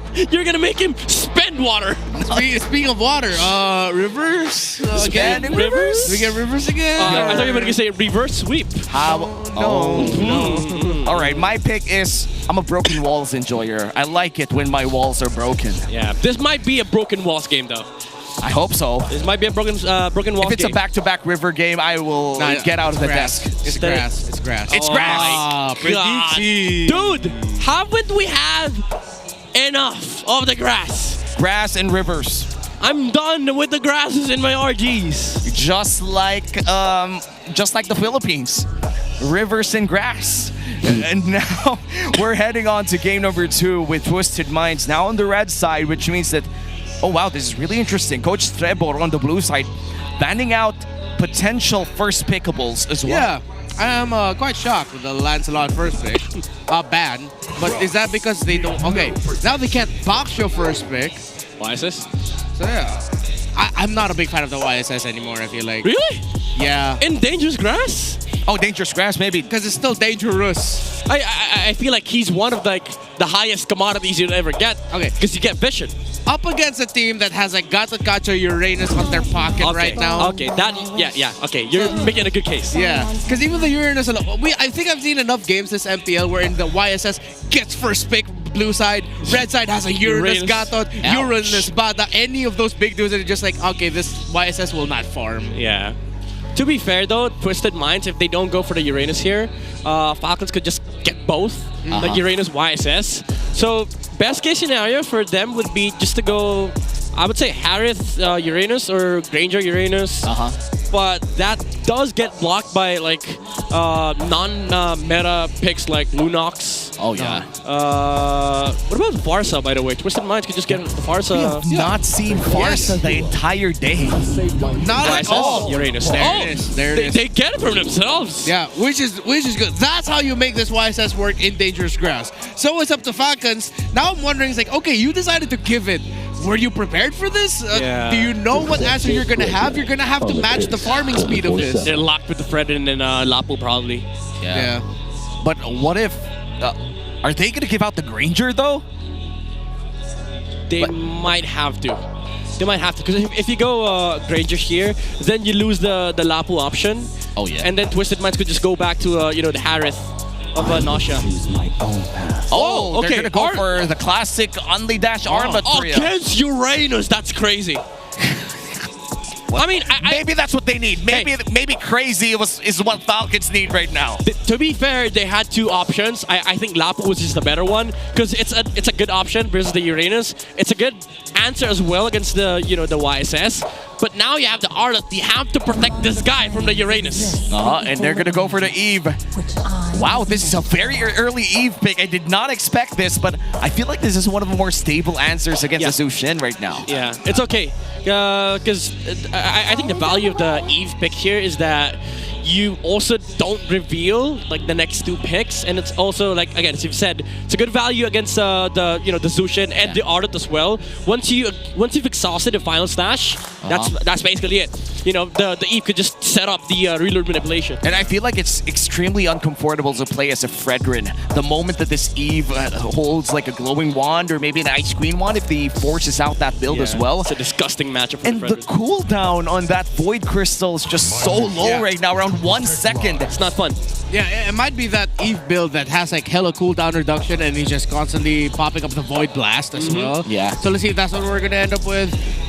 Twisted, I'd want to see them consider pair up this Eve in the middle with the Gatotkacha. Yeah. Because I think this Eve pick is sort of Twisted Mind saying, hey, what if that Arlot decides to go Roam instead of EXP instead? So when yeah, you could say that in team fights, if you look at it, the Arlot might be able to easily reach the Eve. The inverse of that is Gatakachi and Eve get into their places first, and the Arlot gets spotted out. One big real-world manipulation turns off the idea of Ogun being actually able to set. He'll be able to use that final slash as a counter set instead. Yeah. Now for Team Falcons, there's a big problem for them. They're not gonna get the Harith option, so you might as well just ban it out. But even then, Twisted could just go for the normal Granger on Red 4. So their last ban is gonna dictate what they're gonna have to deal with. Again, both Harith and Granger, those options are really good for Twisted Minds, but you're not getting any. You're not getting either. All of the best options available for Falcons, if somehow they don't end up with a Granger, are all heroes that need to pack and play around crit. Okay. So that's actually a good ban that they took out the Gatot, because they're minimizing the heroes that could use Vengeance. Yeah.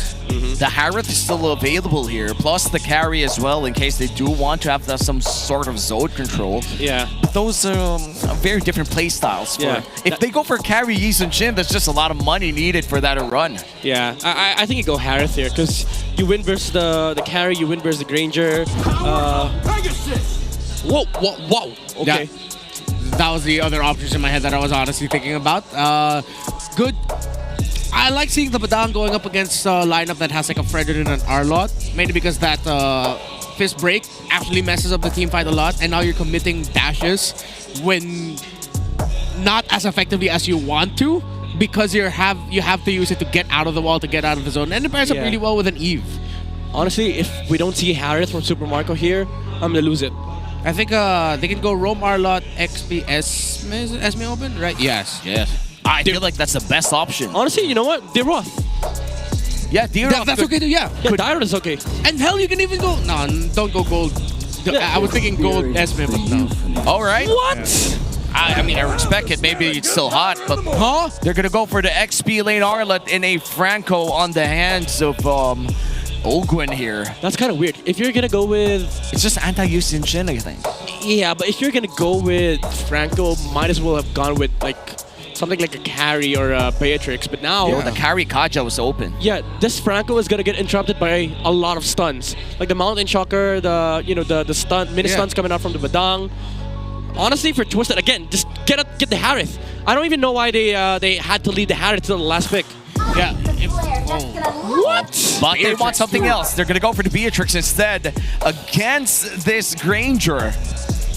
I think this is just comfort flexing for Twisted Minds. They'd rather go for the Beatrix versus the Harith. Yeah, I think it was also Twisted Minds that picked up the Beatrix Joy at the same time on first face blue side. Yeah, this is probably comfort. Hopefully we see the shotgun. I miss seeing that weapon. Yeah, problem with this Beatrix pickup is that you're susceptible to the final slash of the Ard. With the Harith, you don't really much care. Even if you're taken out of the Zaman Force, you can just go dash back in. Yes. So this setup coming from Twisted Minds is sort of like telling Team Falcons, we can fight you with these set of heroes. Let's see how this will pan out, because for Team Falcons, this is probably one of the most important drafts that they've ever laid down here in MPL regular season 16, because this will dictate if we see a Game 3 or not. Are we gonna see Falcons fly their lowest? Are they even flying if they end up with an 8-game lose streak? We're about to find out. Twisted Minds versus Falcons. Welcome to game number 2, where Twisted Minds was able to mount a one-way push to end game number 1. So the only one with the Purify is the Uranus, acknowledging that the Uranus might be the one spending a lot of time holding down the front. But then, a part of me is thinking that Franco might just be laser focused onto... Okay, focusing mark. I thought he'd go for PYT. Yeah. Because I thought he'd want to commit the flickers a lot so that he can potentially just bite down onto Shaw during the real world manipulations to suppress down the Eve. Yeah, I think he realized that even if he does get a lot of like battle spells, already forced one, he does need to prioritize the movement speed on the river first and foremost, because there's an Eve on the other side, so the battle spells aren't gonna help him that much. And I feel like since you're playing on dangerous grass, it's also nice to have that iron hook to check out bushes if ever they are able to hide in them.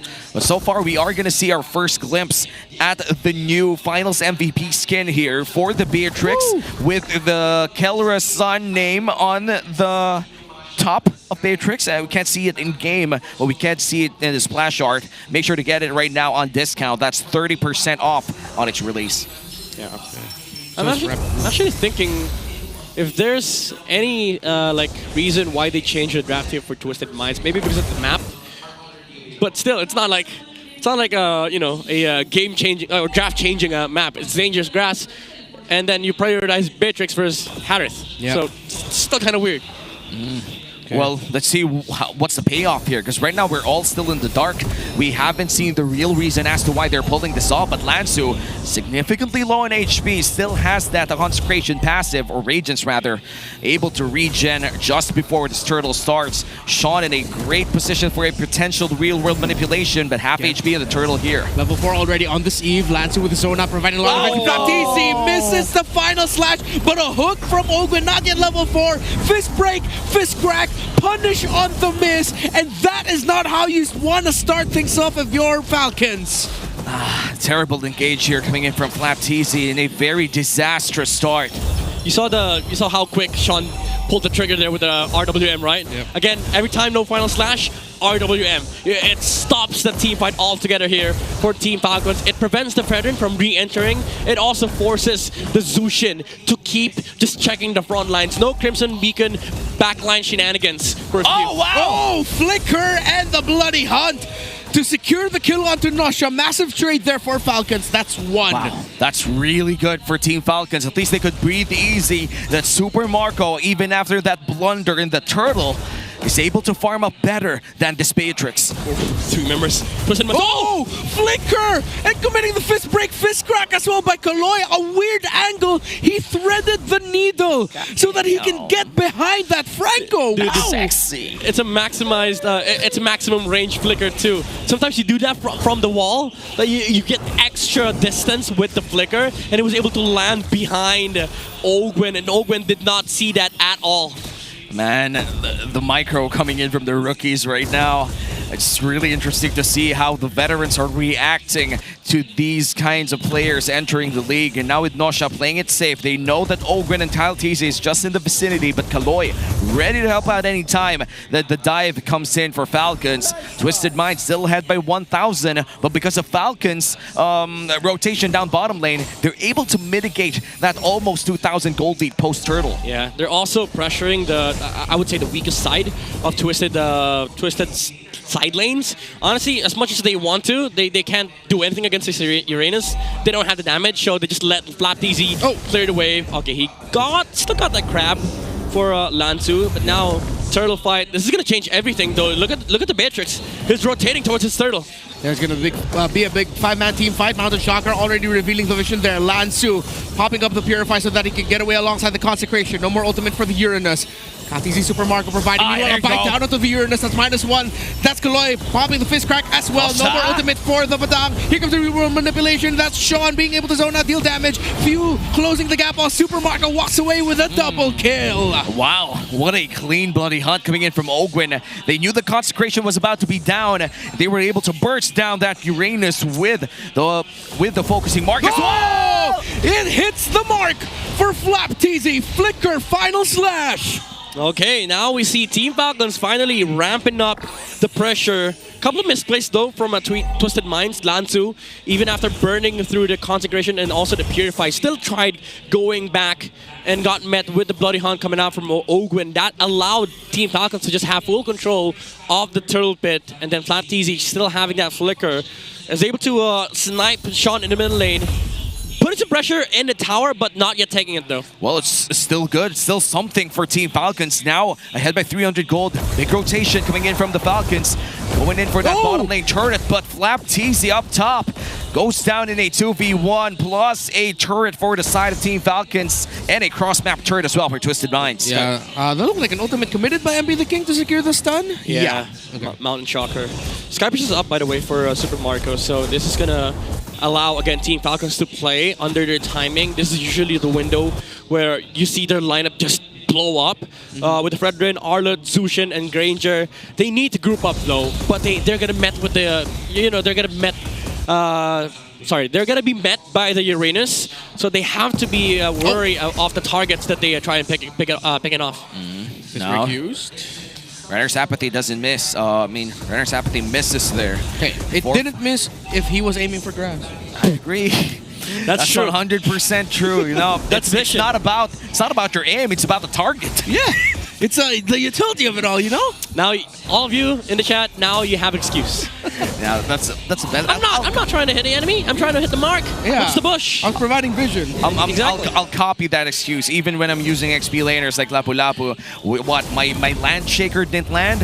Well, I was aiming for the place that I think they will flicker in, and it seems like it's going to be a free turtle for Team Falcon. It's kind of like you telling me FlapTZ didn't miss the final slash flicker earlier. He did? No, he missed that. That was 100%. No, he 100% just forced the real world manipulation, and he did. Unfortunately, I'm not making excuses for that. It just didn't work out for them. Nope. Now I'm making excuses for that. Kaloy! Oh, Kaloy already committed that dash in.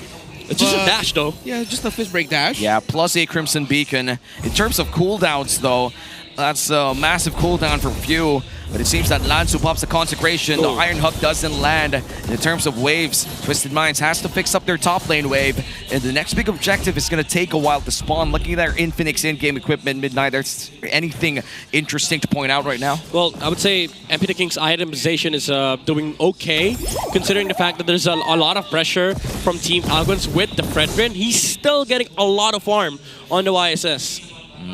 And this YSS is currently level 12 against a Kyle TZ level 10 Fredrin, which we really expect in terms of matchups. And Team Falcons, it's almost like 5 pixels. That was really close, too close for comfort. But now 5 people on the side of Twisted Minds rotating around that purple buff and the top lane turret as well. What are we waiting for? If you're Twisted Minds, what are we waiting for? They haven't pulled the trigger even if they have the tools to do so. To be fair though, for Twisted Minds, to answer your question, they're just waiting for items, honestly. They're playing the scale in this game. They don't care if this game goes late. They have a Beatrix. They have a lot of ways to actually deal damage. Hooking a bite onto Kaloy, and that's going to be the roamer of Twisted Minds gone. A sudden surprise. Kaloy was just providing vision. Oakland committed the hook and the bite. And man, that feels bad for Twisted Minds because one of their main tanks just gets bursted down to 100 to none. And now that's going to be another turret down bottom lane as well. Nausea does have available ultimates, but he's not going to burst that down yet. It's a good thing there's a bush here, but few checks it. Yeah, good check. Oh, using the Retribution as well. Overly greedy. A little bit of a disconnect there. Real world manipulation gets brought down. Kaloy back onto the map to zone and front, but he gets taunted, blasted, FlapTZ with the final slash. Flicker as well. Nausea still miraculously able to dash away despite being displaced by FlapTZ. That is insane. All the while, MP takes a tower top side. Now they send Zushin towards that area. This just means, MP King could just use the Mountain Chakra right now, get vision, and know for the fact that there's limited numbers of Falcons here. Oh, the stun by MP the King! FlapTZ with the final slash! He's still alive and he can still fight, but he decides to back off, slowing things down. Renner's Apathy to check. Just to check, just hitting the mark. Didn't miss. Didn't miss. This Lord will be started here with Team Falcons, but Lansu available to give that vision as well. Kaloy bursts down the ultimate too. FlapTZ getting bursted down. Kaloy gets taken, not the hook, and the final slash. Freaking TZ! Despite all the errors, despite all the mishaps, he finds the one to turn things around. Marco gets the flicker away from Lansu. The Uranus is the last one standing. Falcons will finally be able to go for the Lord. Huge final slash for FlapTZ, and a jungler is alive for Falcons. This might be a free Lord. Yeah, it is a free Lord. MP the King out for 8 more seconds. Appraises Wrath by Kyle TZ just to be able to get the Lord much quicker. But top lane, though, Lansu is doing some work on the minion waves. So that Team Falcons has to address that. This just means that, this take is going to be a lot slower, but they still get a free Lord for Team Falcons. And so far for Team Falcons, this is their biggest lead yet in this game. 11 minutes in, they're able to mount a 3k gold lead with a Lord push down bottom lane as well. Looking at the items, we are actually seeing a Bloodwings built here for the side of this Zushin. A bit of protection as we go on to this potential inhibitor run here for Team Falcons. I feel like for Twisted Minds, they still have enough wave clear here to potentially defend against this one. Yeah, I don't know how they're gonna defend this though. Oh, he gets blasted, taunted. CC Mean popped the Purify Suppress and a bite down onto Galoy. Starfield is brought down by the Eve. Final Slash is... Oh, he was a toss up. Now it finally connects. What a surprise play by Falcons and a surprise twist for them as it looks like they're on the way to securing the 4th kill. A triple for Marco. Make that a maniac. Make that a game number 3 for the series. And it's not over yet. Team Falcons with FLCN with back-to-back game-winning final slashes extends this series to a game number 3.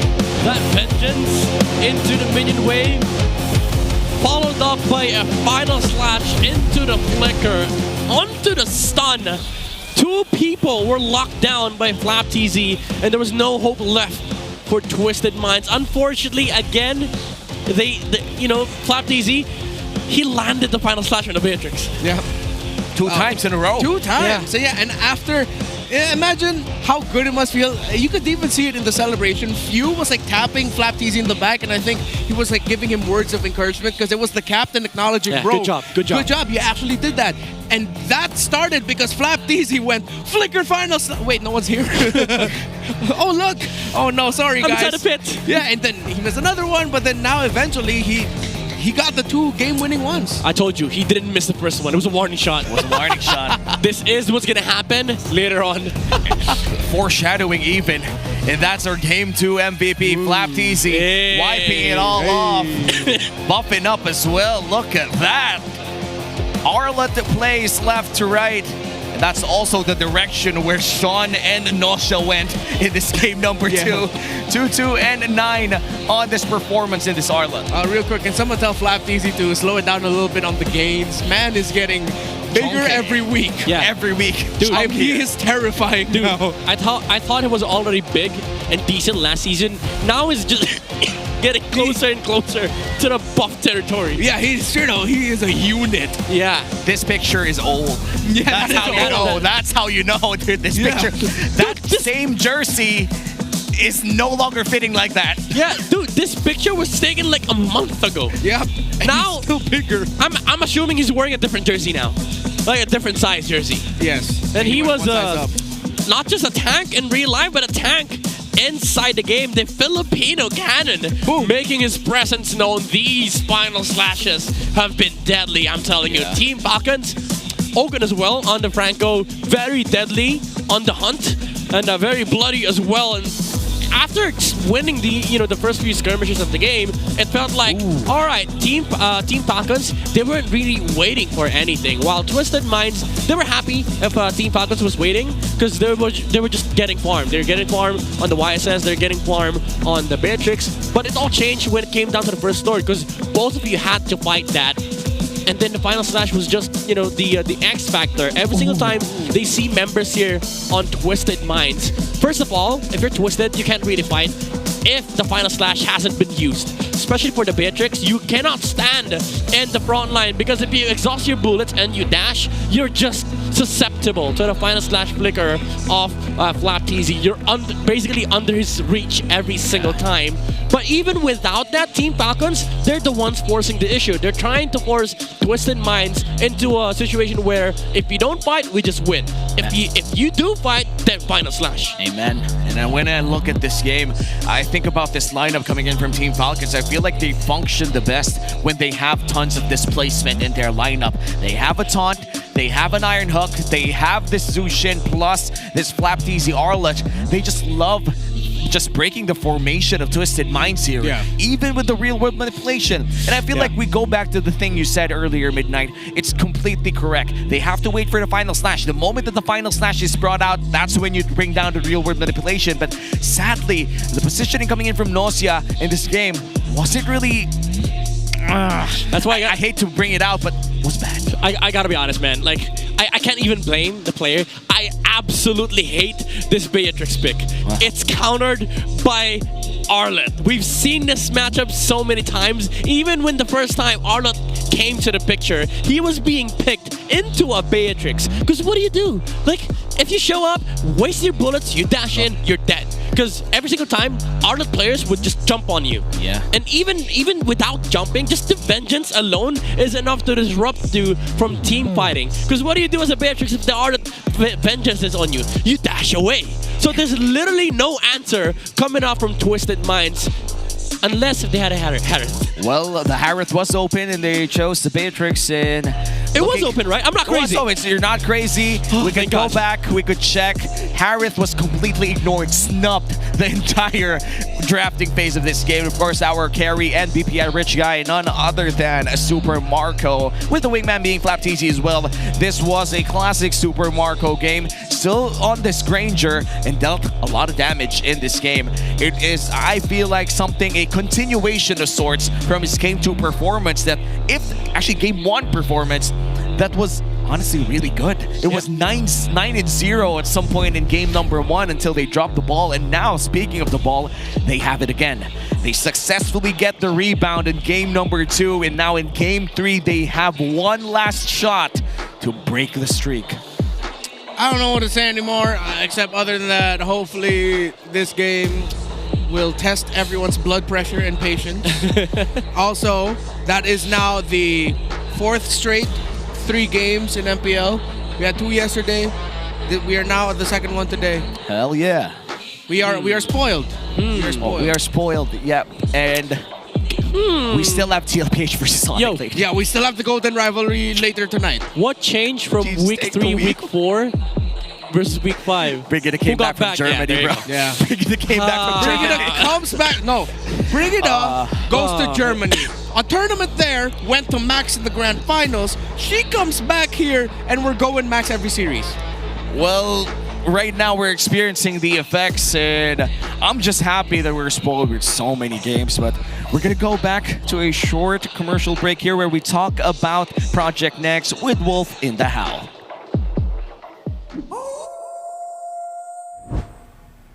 Welcome to the Howl. Ako nga pala si Wolf. I'm bringing you the Infinix keys to victory.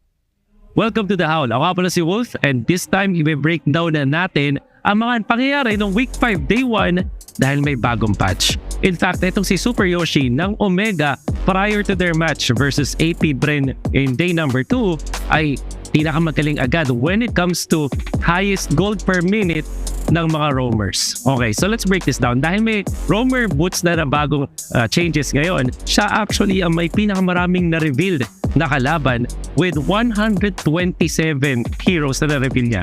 Ang ibig sabihin niyan, in translation to gold, ang average vision gold per minute niya ay 161.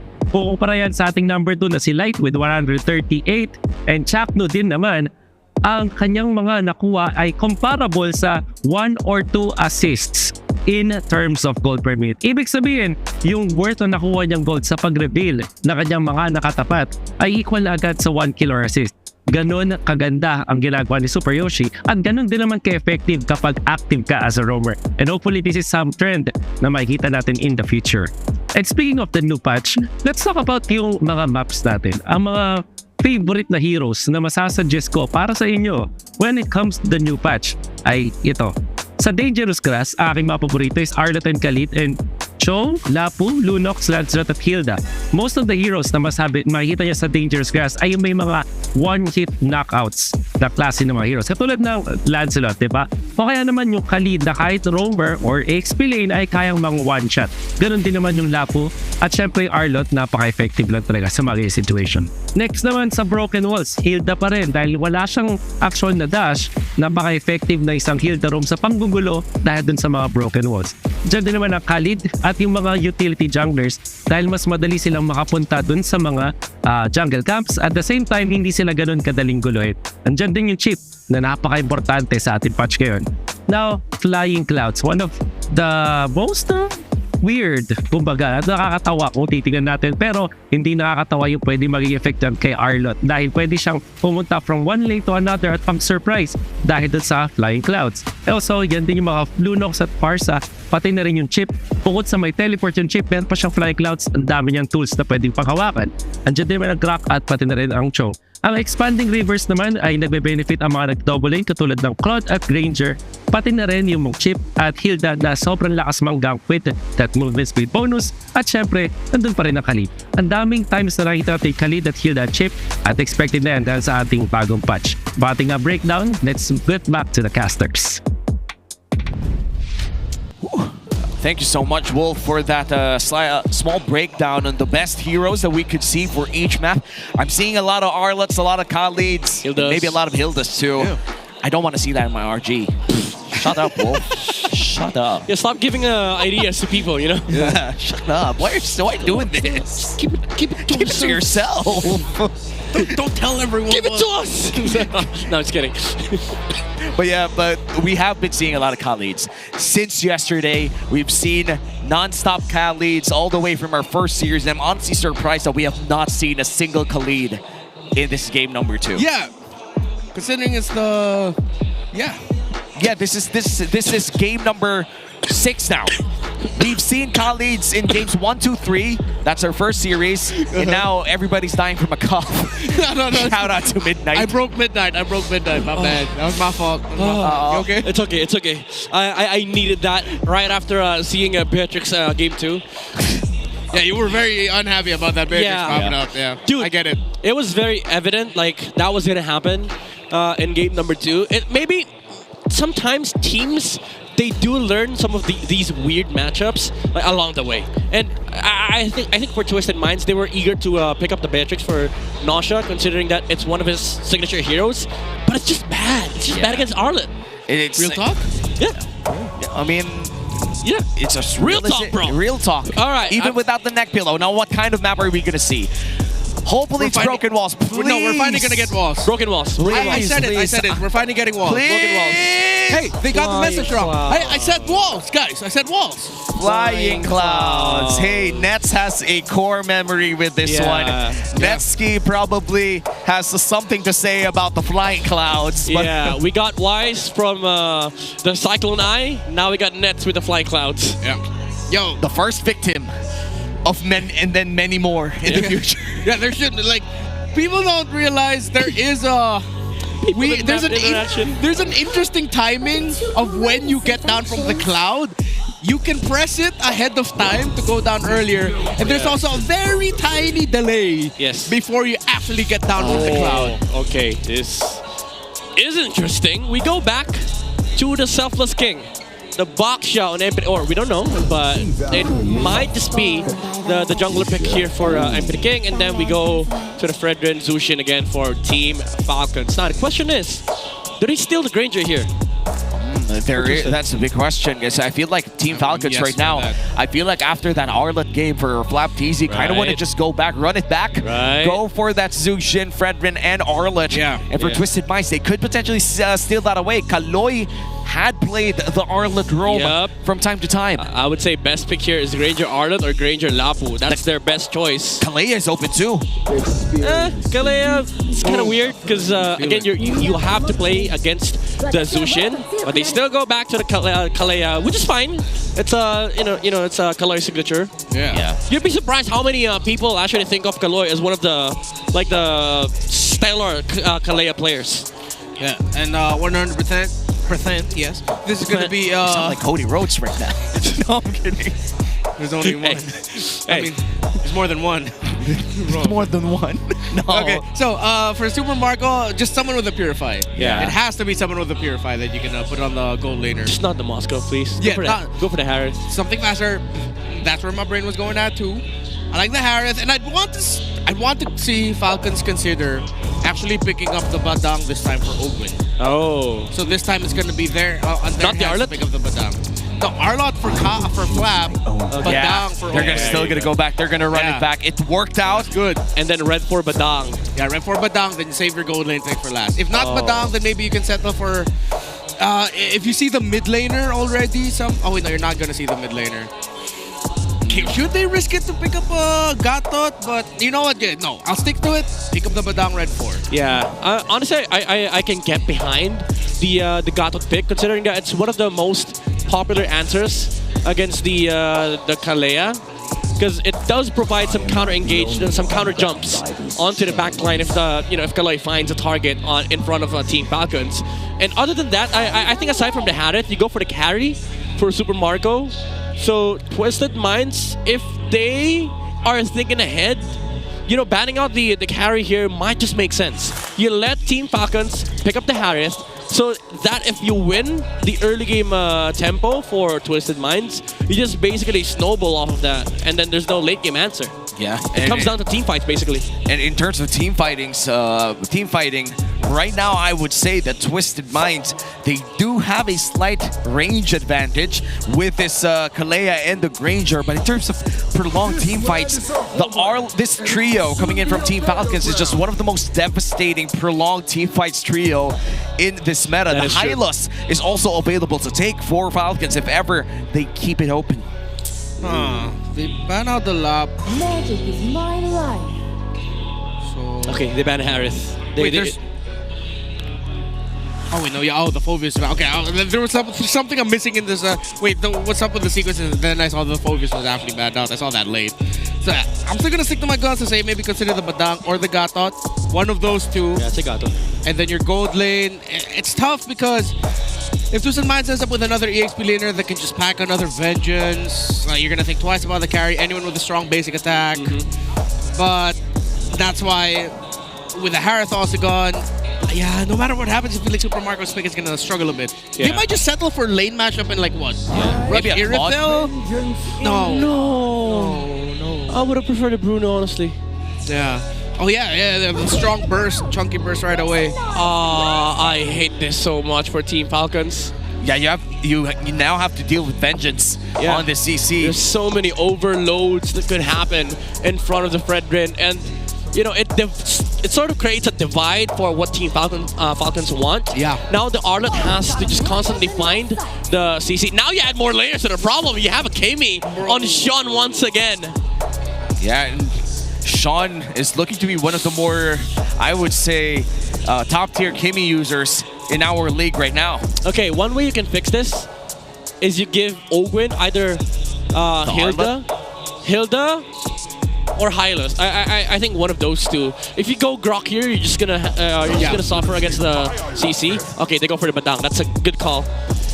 Yeah, still a lot of crowd control here. If you look at the composition here for Team Falcons, it is very, very obvious that they're going in for prolonged team fights, crowd control, and eventually global pressure via this Moskov. But for Twisted Minds, just a lot of artillery damage able to sustain in the front line on this Kalea and this Baksha. A lot of survivability and range for Twisted Minds. Yeah, my concern here for Team Falcons is that this draft suddenly became this lineup should work in early game, because if we don't, then we're just losing mid game because we have to wait for the Moskov to farm. And the problem is, Twisted, they're gonna have that luxury of, if they win enough of early game, they can just constantly kill the Badang and not have to worry about the final slash because there's a CC in this game. Well, we're about to find out. This is game number 3. This is where the story ends between Twisted Minds and Team Falcons. The last time that these two teams met in week 1, we saw Twisted Minds sweep Falcons. And now Team Falcons, after that game 2 victory, able to have another shot at breaking the streak. Let's see as we enter the land of Dawn. Twisted Minds, they had a stellar game number 1. The team fighting coming in from Sean and Nosia. They have to see that again as we enter game number 3. And this is perhaps one of the most, if not the most important series so far for Team Falcons here, because the moment that you hit an 8-game lose streak, that says something, dude. Yeah. And that does something to you. Yeah, honestly, if you ever reach that point, like you lose 8 games in a row, you suddenly feel the gripping emotion of that might have been it,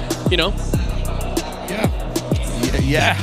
Good to see the fans here in the arena, and it's a packed house for this series. And as we head into the golden rivalry, hey, come on, we already saw you earlier. The cameraman have a crush on that woman? I'm not sure, bro. Filipino sniper, bro.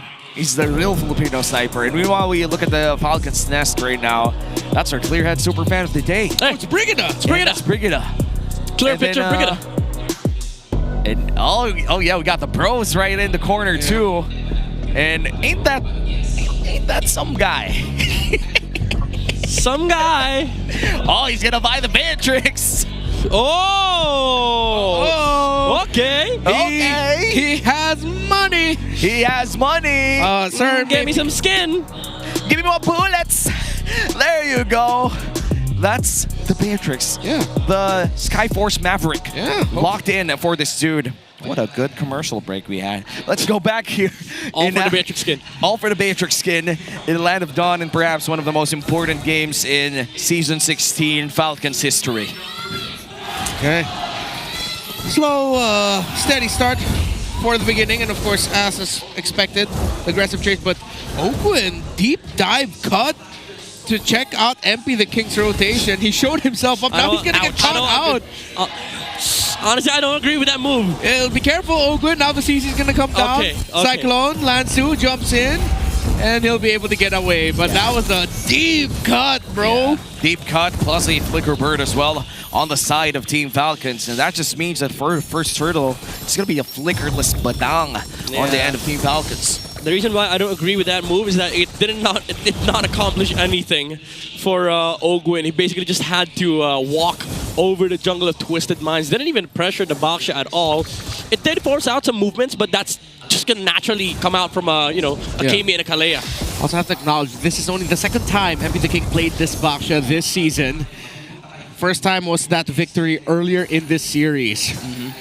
Maybe just had a lot of reps in the scrims before this week, and honestly speaking, MP the King on utility jungle, it's not looking so bad. We are very used to him using a lot of assassins, but right now, the utility jungle that we've seen from Twisted Minds, and it seems that Nostia will still be able to get that.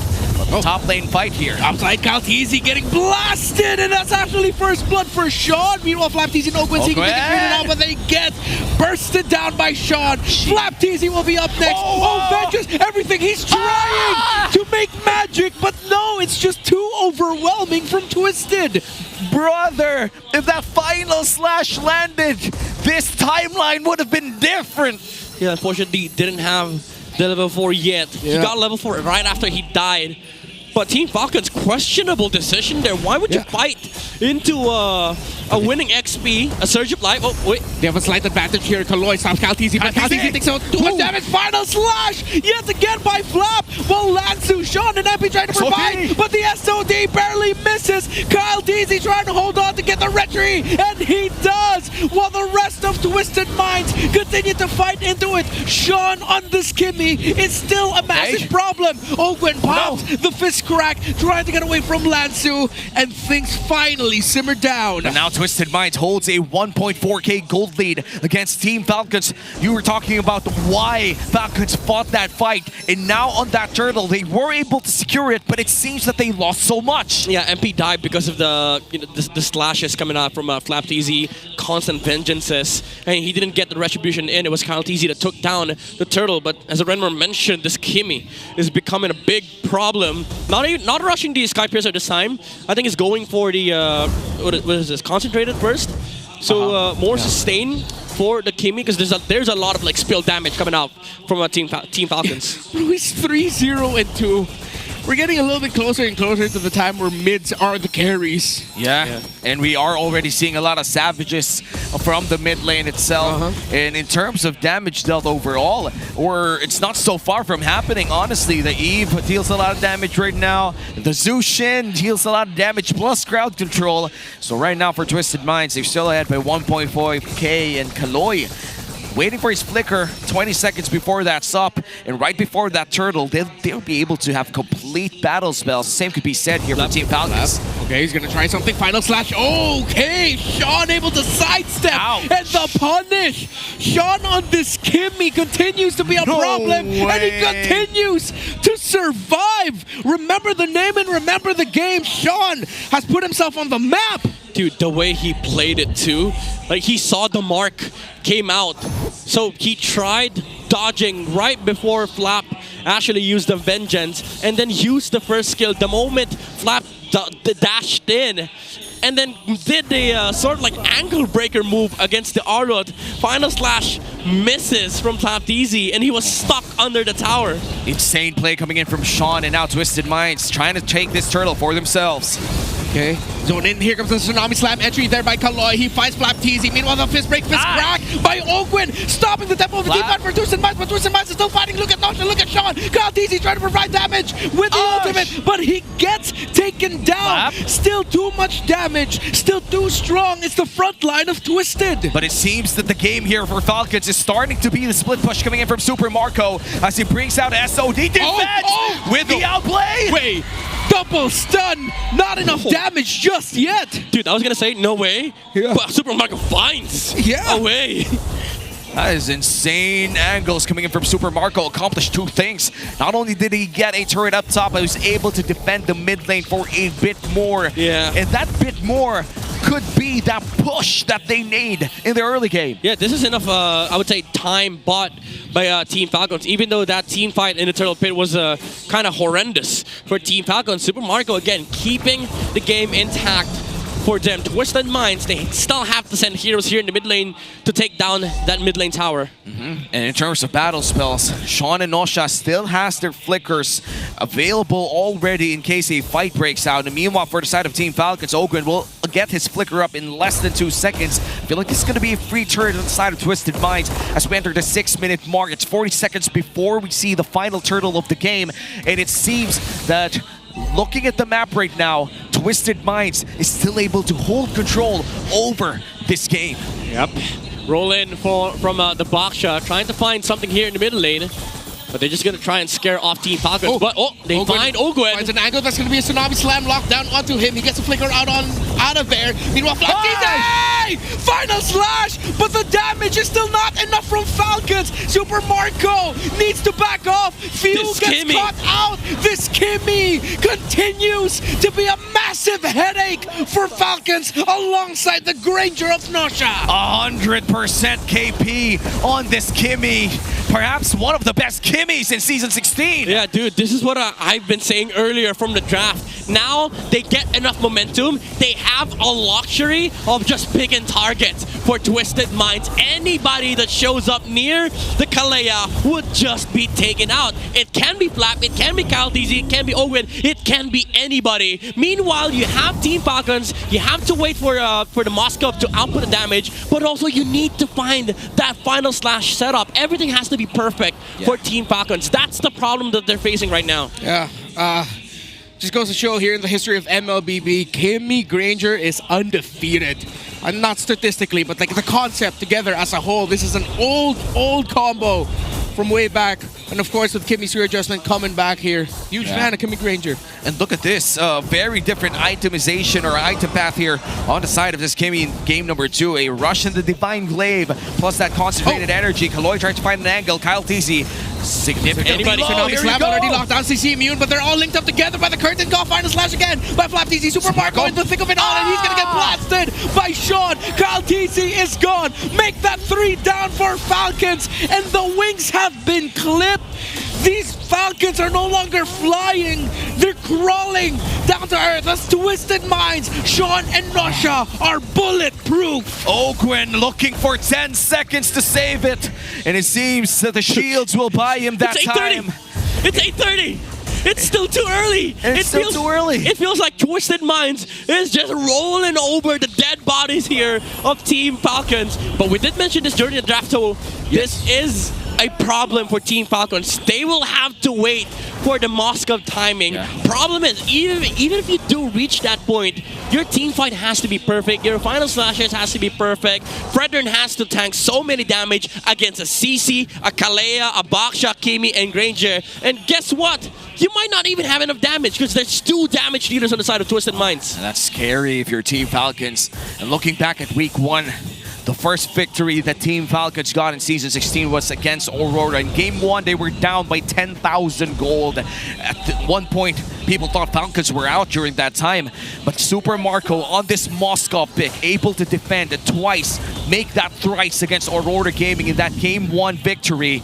they were able to come back and get that series for themselves. And right now down by 7,000 gold in a scenario that they cannot lose. Super Marco throws out that SOD, misses the mark, and now Lord is secured for Twisted Minds, and another defense yet to happen for Team Falcons. That was nothing but a Hail Mary toss there by Super Marco. Twisted Minds were slowly dragging that Lord take. And once that SOD was seen, that's when they decided to go all out. All right, what are the chances looking here for Falcons Midnight? Because right now it looks very bleak. I would say if there's any measurements to this game, probably 90 to 10.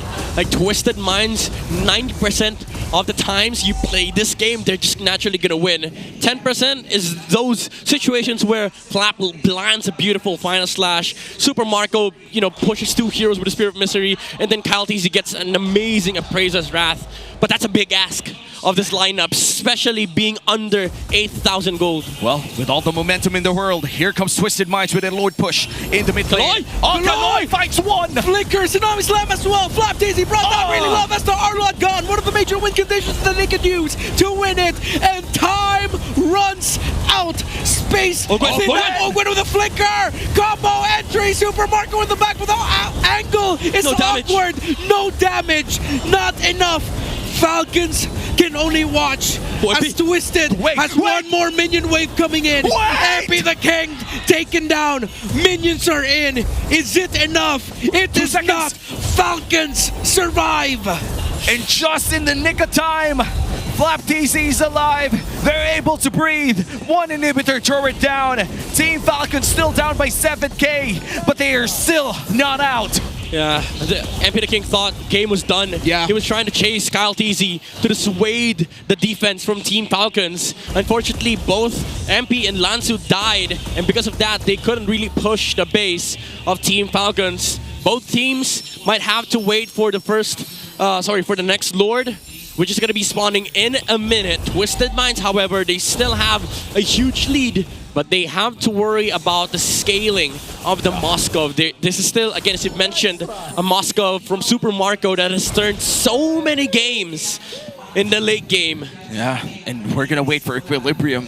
I feel like at this point for Team Falcons, time is not their ally, but they're making sure to get as much as time that they can. But 30 seconds from now, that's going to be the next Lord of the game. Twisted Mind still has a clear advantage with the mid lane pushing ever so slightly against Team Falcons.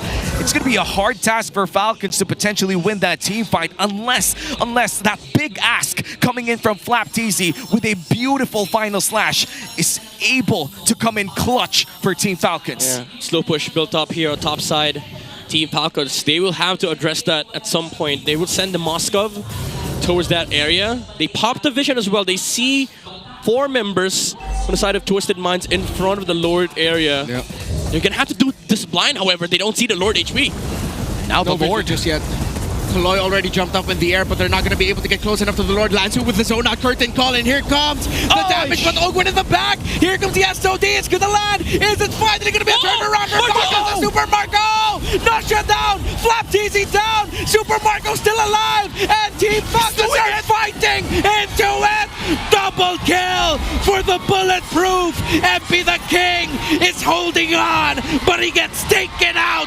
Triple kill for the man they call Marco. The Spears of Vengeance come in clutch for Super Marco, and just like what he did in the first victory of Falcons in Season 16, he is able to defend once again against this Lord twice in a row. Clutch defense for Team Falcons. Amazing angle that he finds with the SOD, jumping outside of the Lord pit, using the Spear of Misery to take out Nausea. Unfortunately for Sean, he couldn't follow up because he was inside of the Lord pit as well, and he was being hit by the passive. And Team Falcons, off of that one Lord play, they're able to clinch their way back to this game, now down by just 2,000 gold. Super Marco is getting big.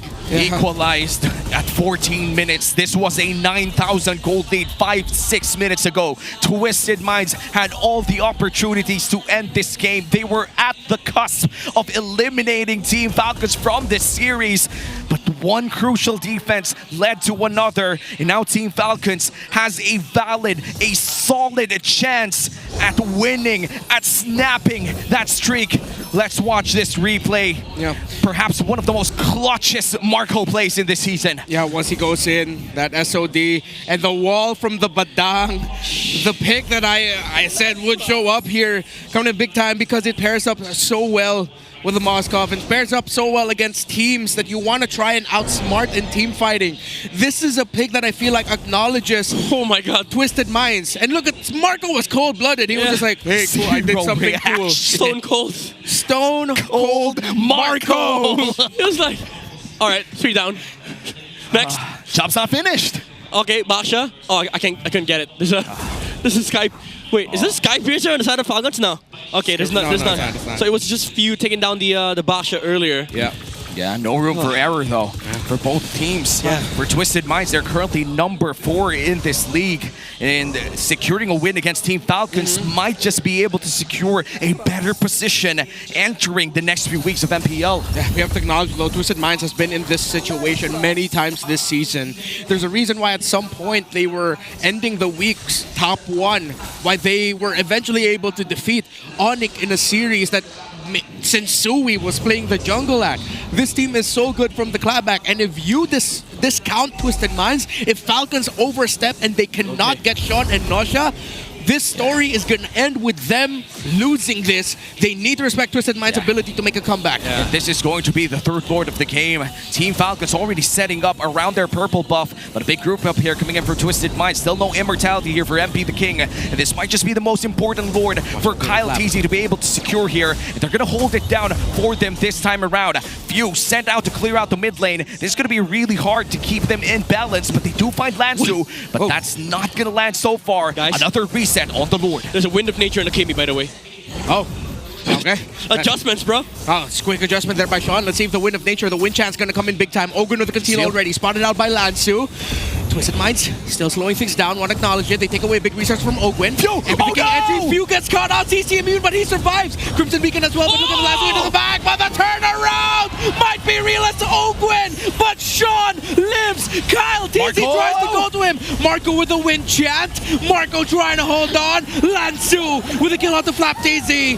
MP the King going after Marco. Few helping Marco survive. A 2-for-2 trade and nobody takes the Lord. The jungler for Twisted Minds is still alive, but Kyle TZ is out for 25. Dude, this is becoming a marksman battle between these two teams. Unfortunately, there's 2 on the side of Twisted. Yeah. So the odds are still stacked against Team Falcons here, even though the game has equalized. We've hit equilibrium for both sides. It's just that Twisted Minds, they output more damage, and they also negate more damage because of the couple of the blade armors on the lineup of Twisted Minds. But again, these angles that they keep finding on Team Falcons are what's holding this game. That jump from Ogwen allowed Kyle TZ to snipe the Granger with just one Appraiser's Wrath.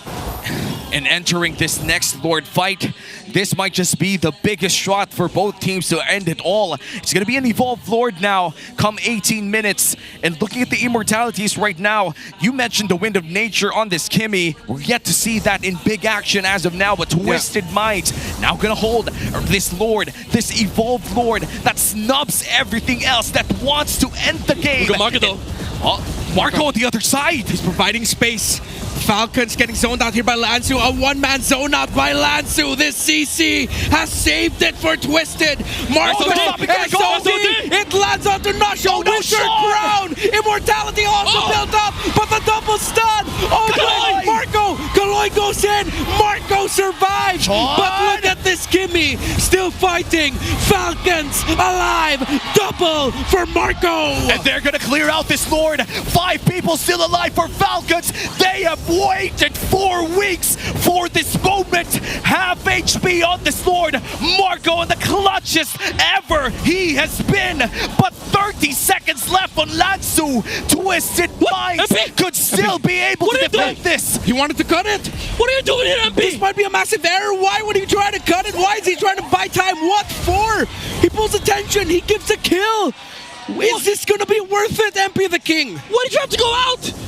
The waves were far pushed in to the side of Team Falcons. That's a waste of a hero over on the side of Twisted Minds. They're still going to have 4 members though, but top and mid, they're going to get shoved. But this is... But I feel like with what MP King did, 4 people now still alive, defending against Team Falcons. The Lord was in their favor, which meant that Falcons couldn't get anything out of it. Multiple carries. The fact that Falcons are dealing with multiple carries, it's still too tough of a mountain to climb. They are slowly climbing it, but even though they spend so much to get multiple kills, as long as either the Kimmy or the Granger still stands, they cannot end it. Yeah, and because of that, Team Falcons for the first time ever in this game has felt that they are in the lead with the gold lead going to their favor. Not the Cloud, not again. Final slash, but the entry by Kaloy. He finds the mark, but Super Marco able to get away. Everything King decides to go after Super Marco. Oh, the vengeance! Kyle, Ogwen, find Kaloy, find Sean in the back. SOD! SOD lands. Super Marco gets the kill onto Sean, while Marco still alive. Tight. Flaps easy with a final slash. And they're going to continue the onslaught, and they finally take them down. It is a wipeout for Team Falcons, and the drought is finished. It has ended for the Falcons' nest. Moskov is a hero, often connected with comebacks and redemption. When you thought their flight has ended, they continue to fly on the wings of Super Marco!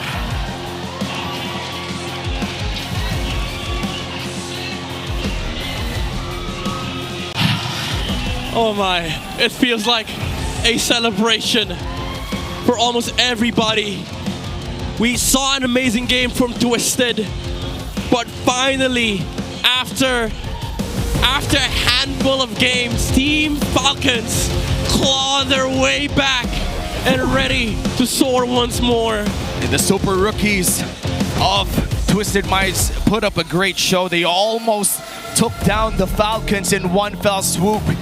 They have such bright futures ahead of them with that type of performance against former world champions Team Falcons. Now with their first victory after 4 weeks, they have finally found what has worked for them. It's no longer a story of almosts and what ifs. It is a story of what's next to come. And we're gonna talk to Team Falcons with our hosts in the main stage.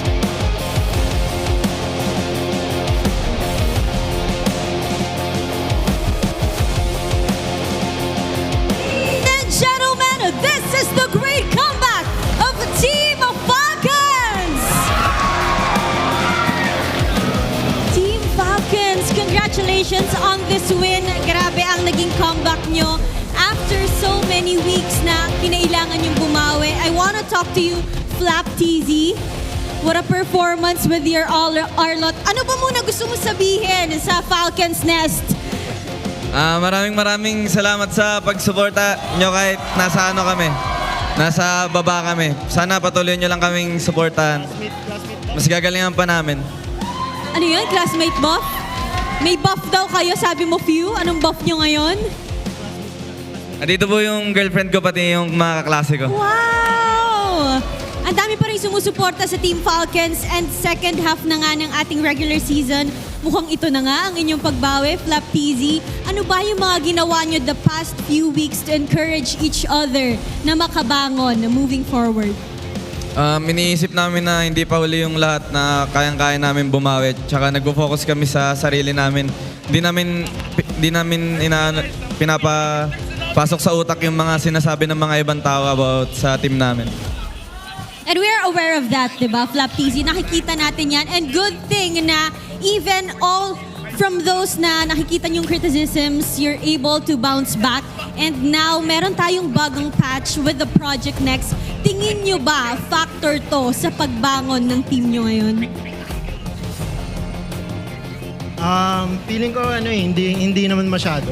Talagang yung progress lang talaga namin yung parang all in kami sa tiwala sa progress namin na paunti-unti lang makabawi kami. Hindi kami nag-expect na isang mabilisang bawi talaga eh. Kaya inunti-unti talaga namin yung pagbawi namin. And nakita namin yun ngayon, no? Reverse sweep ang nagawa nyo against your opponents. And now, ano ba yung pinaka-paborito mong map as a mid laner? Pinaka-paborito mong map sa ating bagong patch? Ang para sa akin, ang gusto kong map yung Flying Cloud eh. Kasi ang bilis bumalik sa lane kapag nagre-regen, mga ganun. Maganda nga yung map na yan. And gusto ko din makausap tong si Super Marco. Doon sa Game 3. Ang dami mong fan, Super Marco. Doon sa Game 3, sobrang laki ng gold deficit na kailangan yung bawiin. Sabi nga din ng ating mga casters, I think umabot ata ng 8,000 gold league kung hindi ako nagkakamali. At nakuha mo pa ng triple kill doon sa may Lord Pit. Ano ba yung tumatakbo sa isip mo during that Game 3 na hindi kayo bumitaw? Siguro mindset lang namin nung time na yun, gusto lang namin makabawi.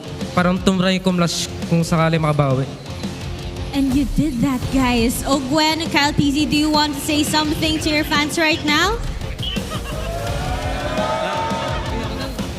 Hindi tayo ngayon. Thankful kasi nakapunta sa gitna ng hindi nagbabaw. Napag-interview din.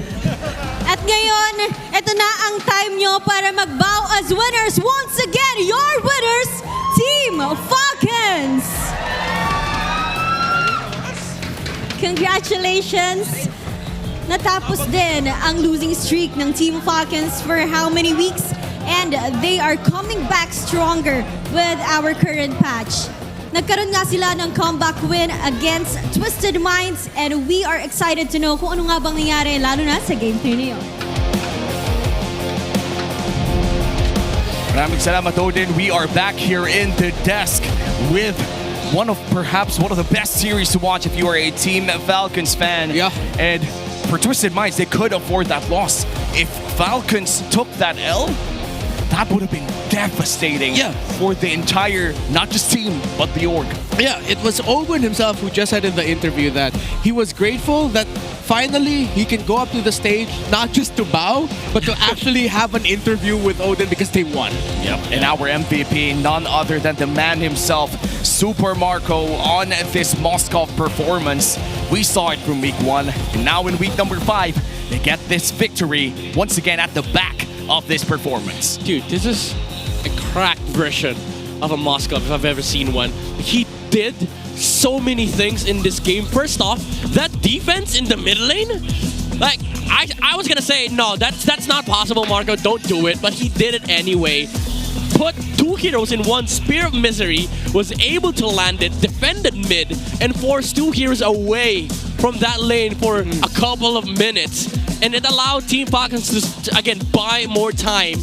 And then, all right, Twisted Minds came to play in the next few objectives. We thought they were going to end the game by 8:30 because of the team fight. But Super Marco, sorry, not Super Marco, but I'd say MP the King and Lanzu made a mistake of jumping in, even without minions, by the way. Yeah. And after that, we got this beautiful Lord fight where Super Marco found 2 good targets behind the enemy lines. And those 2 targets were the important ones. The Granger, first off, he landed an amazing Spear of Misery onto Nausea. And then he snipes the Kimi with the passive. Didn't die to him, however, but he got so many kills in this team fight that he equalized the economy between them and the 2 marksmen on the side of Twisted Minds. And after that, every single team fight that we saw was just perfect execution from Team Falcons. Layers upon layers of crowd control from Ogwin, from Kyle TZ, from the final slashes of Flap.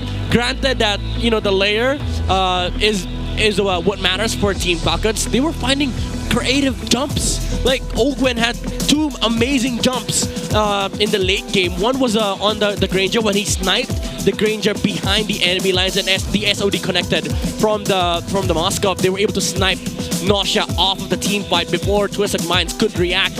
And then this play from MP the King was super weird. The waves were pushed in, and he still went out. And because of this, Falcons had to force the fight inside the base of Twisted Minds 5v4, and they were able to get the map advantage.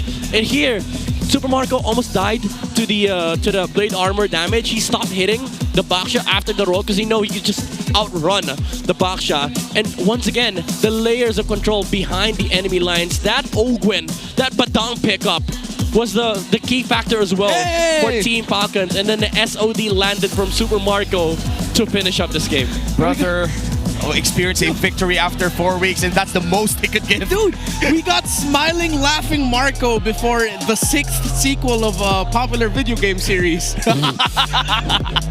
Well, it is a 21-minute game. It was I honestly felt that was around a 28 or 29-minute game with how many things were happening all around the map. It was a spectacular start from Twisted Minds. At some point in the game, they held the lead all the way to a 9K gold lead. It was looking hopeless. It was looking bleak for the side of Team Falcons, but 3 times they defended back to back to back, and they're able to close it out the same way that they got their victory against Aurora in game 1.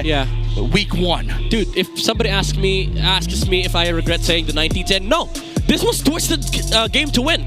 Again, they were almost able to close out the game by 8:30, and Super Marco held on. Falcons held on. They found good team fights. They found good initiations.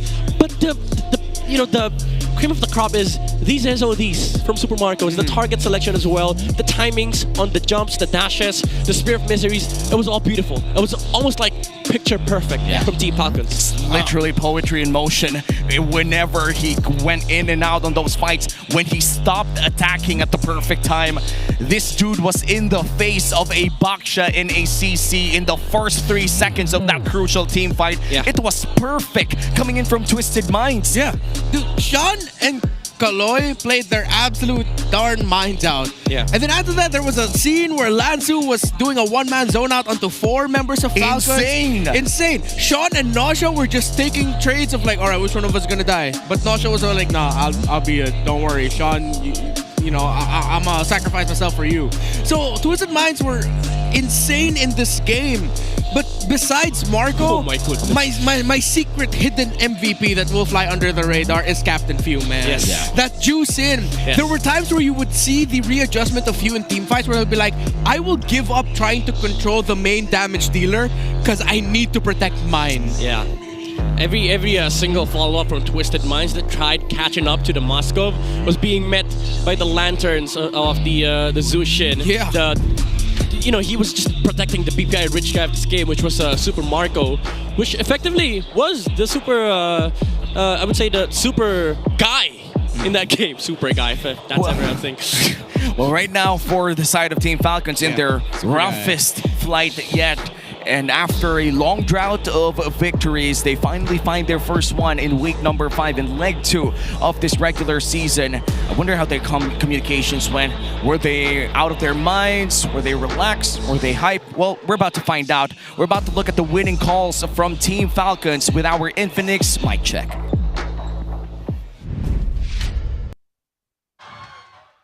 Antay kami, Mike. Antay kami. Nice one, Mike. Ito, ingat ha. Gumagulong ha. Talon na.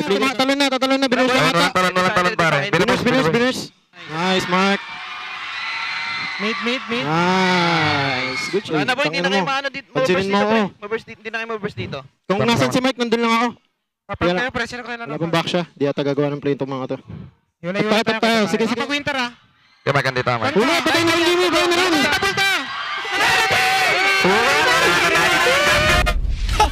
Oh yes, valid. What's an opposite of a crash out? It wasn't a crash out, dude. What's the opposite of a crash? What's an opposite of crash in? No, crash in? I'm just kidding. Crash in. I don't know, man. But that was a valid response. Well, day's not over yet, because after a spectacular start of 3 games in our first series, we have this very emotional second series for Team Falcons. We are yet to see the golden rivalry of TLPH versus ONIC Philippines. Any final thoughts before we move on? I love this new patch. I like how it's bringing out some things that we haven't seen before, and Filipino teams are on a whole nother level, man. Hell yeah. We're on a whole nother level. I mean, honestly, going to week 5, week 6, screw the standings. Yeah, screw the standings, man. Anybody could take it all. Anybody could beat anybody. Wow, so far one of the most, if not the most competitive seasons of MPL so far. Former world champions are downstairs. Current world champions are in the middle of the pack, and rookies are currently top 4. This is looking to be the most insane regular season of MPL Philippines just yet. We have been your casters, and it's been an honor to be one. It's Umi, Renmar, Midnight. We're gonna send you over to the Howl with Wolf.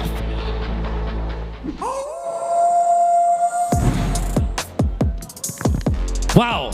Sabi nga natin, never underestimate the heart of a champion. This is the first step para makarecover sa slump ang side ng Team Falcons. But GG's to Twisted Minds, I think they brought so much dito sa series na to. Really liking yung drafting pattern nila at gustong-gusto ko rin kung paano nila kinokontrol yung early game, pati na rin sa mga situations na nalulugi sila. So this was a great battle.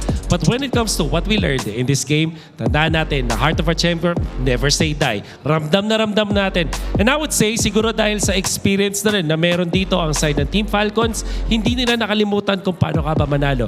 Nagkaroon ng maraming tsansa etong si Ogwin na gawin yung kanyang gustong gawin with this badang na sinabi natin nakakaibang pick mula dito sa side ng Team Falcons, but in the end, it worked out for them. Also, ang ginawa ng side ng Team Falcons ay inayos nila yung mga early game mistakes nila by winning the next play. Kumbaga, pag natalo ka dun sa mga unang Lord fight or mga turtle fight, galingan mo na lang sa susunod. Evident yan kay Flap TZ, missing and important initiations but having so many ways para makabalik at makapag-initiate para sa kanyang team. This is what we are seeing from Team Falcons. Alam nila kung paano ayusin yung mga nagiging problema nila sa mismong in-game. Kumbaga, in-game adjustments yung ginagawa nila. Hindi na sila maghihintay ng next game pa para ayusin yung kung ano kailangan nilang gawin. They have to do it on the next play. And lastly, yung Super Saiyan, Super Marco, ang naging susi talaga. Ang daming beses na ankle break niya. Yung kanyang mga nakakatapat, yung kanyang pagsibat on the right targets, surviving for so many times, shuffling yung mga items niya, Wind of Nature, Immortality, outplaying at outwitting yung kanyang mga nakatapat. At i-remind tayo, nandito pa sila sa ating liga. Maraming salamat para sa Team Falcons at pati na rin sa Twisted Minds. Pero hindi pa yan ang aabangan nitong Sabado. Meron pa tayong star match. It's TLPH going up against ONIC Philippines. A rematch of the Grand Finals once again. That will be after this break. Kaya huwag kayong alis. Magbabalik ang MPLPH Season 16.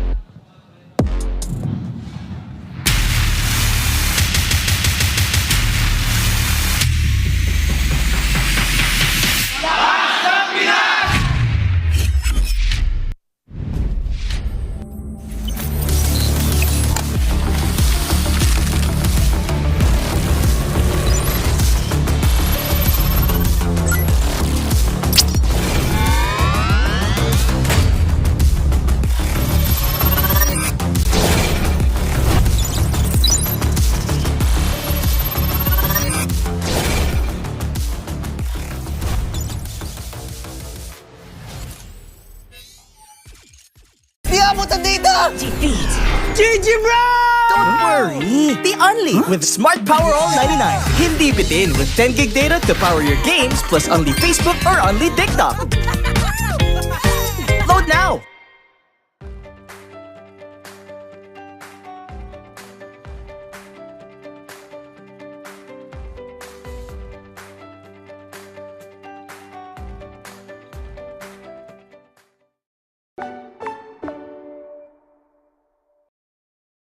Enemy alert. Your scalp gets 1.5 times greasier, causing dandruff. Get triple anti-dandruff power. Supercharged with Clear. Pang-marinade! Pang-gisa! Pampasarap! Ang daming ititimpla! Luto mo yan with Knorr Liquid Seasoning. Mula luto tong plato, sarap panalo! Luto tong plato, sarap panalo! Luto tong plato, sarap panalo! Luto tong plato, panalo ang luto mo!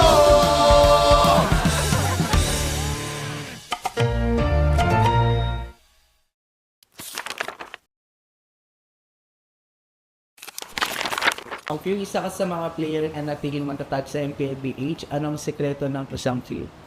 Para sa akin siguro yung passion ko sa gaming talaga. Kahit anong game kasi gusto ko maging magaling eh. Yung passion ko sa gaming is nakuha ko siya simula nung bata pa ako eh. Parang sobrang saya ko sa mga nilalaro ko and sobrang saya ko lalo kapag nananalo ako. So, piling ko din ko nakuha yung passion ko. Nabanggit mo din na CPU yung vote mo. Kasi nung MPL Season 1 nakita ko siya mag-funny, sobrang nagalingan ako sa kanya. Tropa natin dito. At nakita mo naman si Pew. Sinasayawan lang dito from wall to wall. Sinabihan ni Angela pero he still got the kill para dito kay Karina. Tatlo! Pew! Tapos ngayon naman, kaya siya yung GOAT ko kasi sobrang tagal niya na tapos nasa top pa rin siya. Nabanggit ni Cartesi na ikaw daw yung player na iniidolo niya at tinawag niyang GOAT.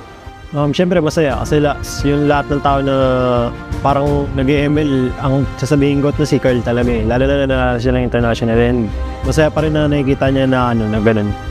Siyempre pinagdaanan ko marami munang talo bago nag-champion, ganun naman yung cycle eh. From child prodigy to the face, and now MLB's greatest of all time, KTC!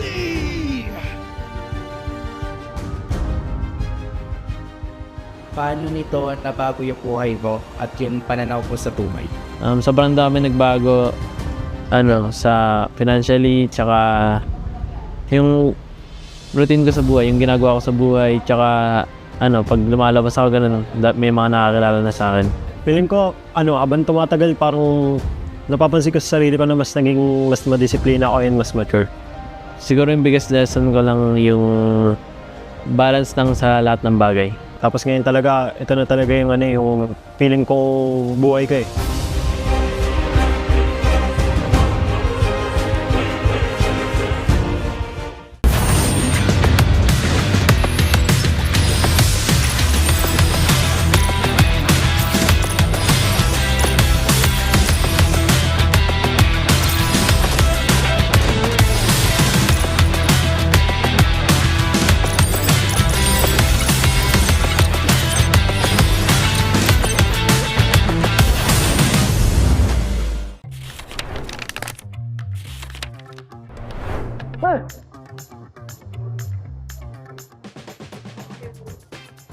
Siya! Sino yun? Si Gary? Esmeralda? Edith. Si Edith. Edith. Arnold. Edith. Edith niya. Ano? Edith. Robe.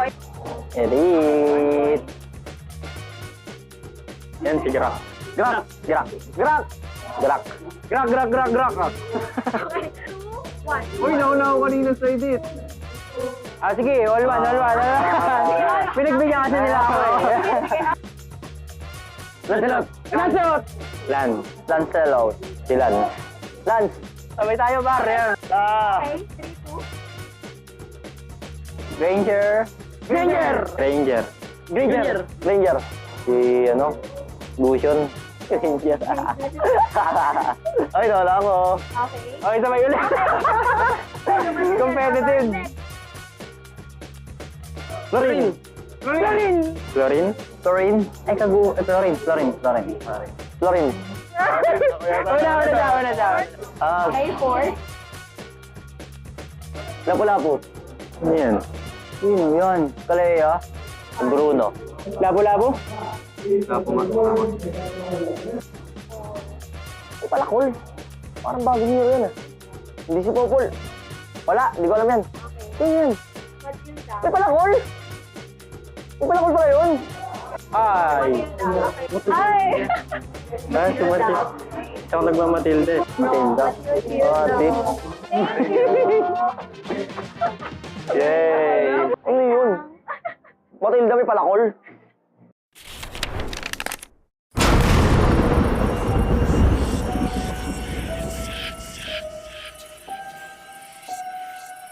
Gising na ako nang di wala ako sa swerte. Sabi mo, mag-win streak ko to. Dahil sa'yo, tambak na ako!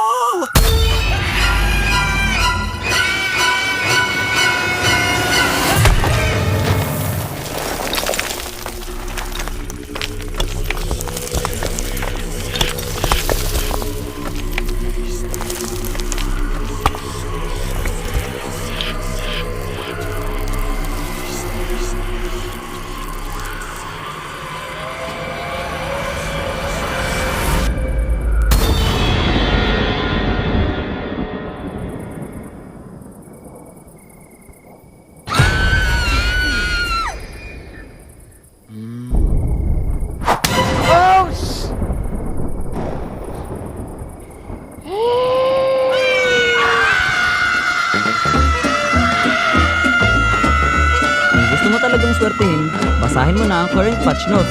Andito na ang Ready for Next, the biggest gameplay update of the year. Break through boundaries with the new Broken Walls map update. MLBB, we are ready for next.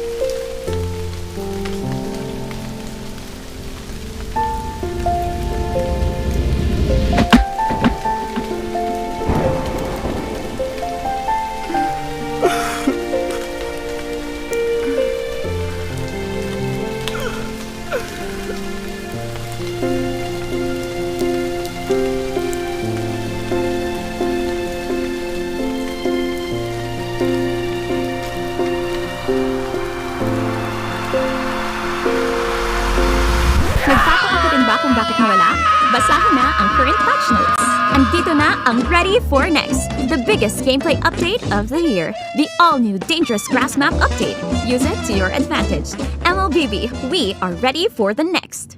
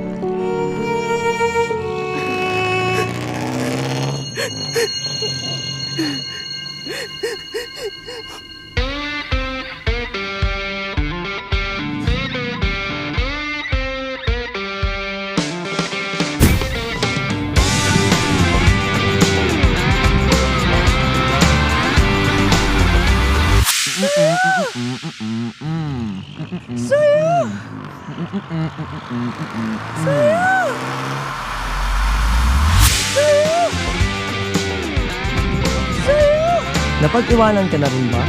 Andito na ang Ready for the Next, the biggest gameplay update of the year. Get a head start with the new Flying Cloud map update. MLBB, we are ready for the next.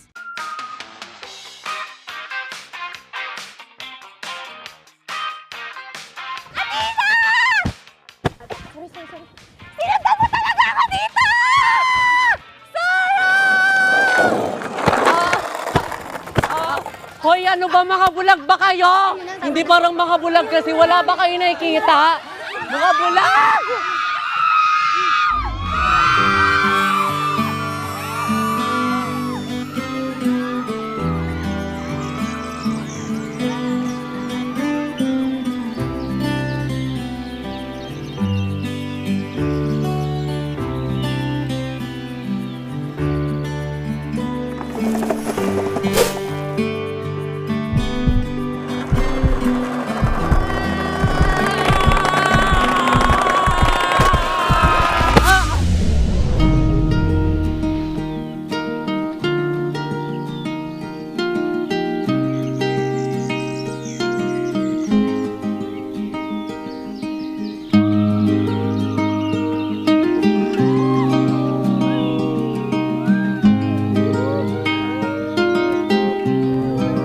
minsan, love comes rushing in.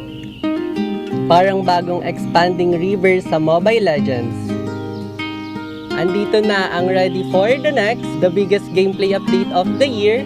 Navigate the river with the new expanding rivers map update. I'm OBB. We are ready for the next. Guys, nandito na yung bagong update sa Mobile Legends. Yung dangerous... Hoy!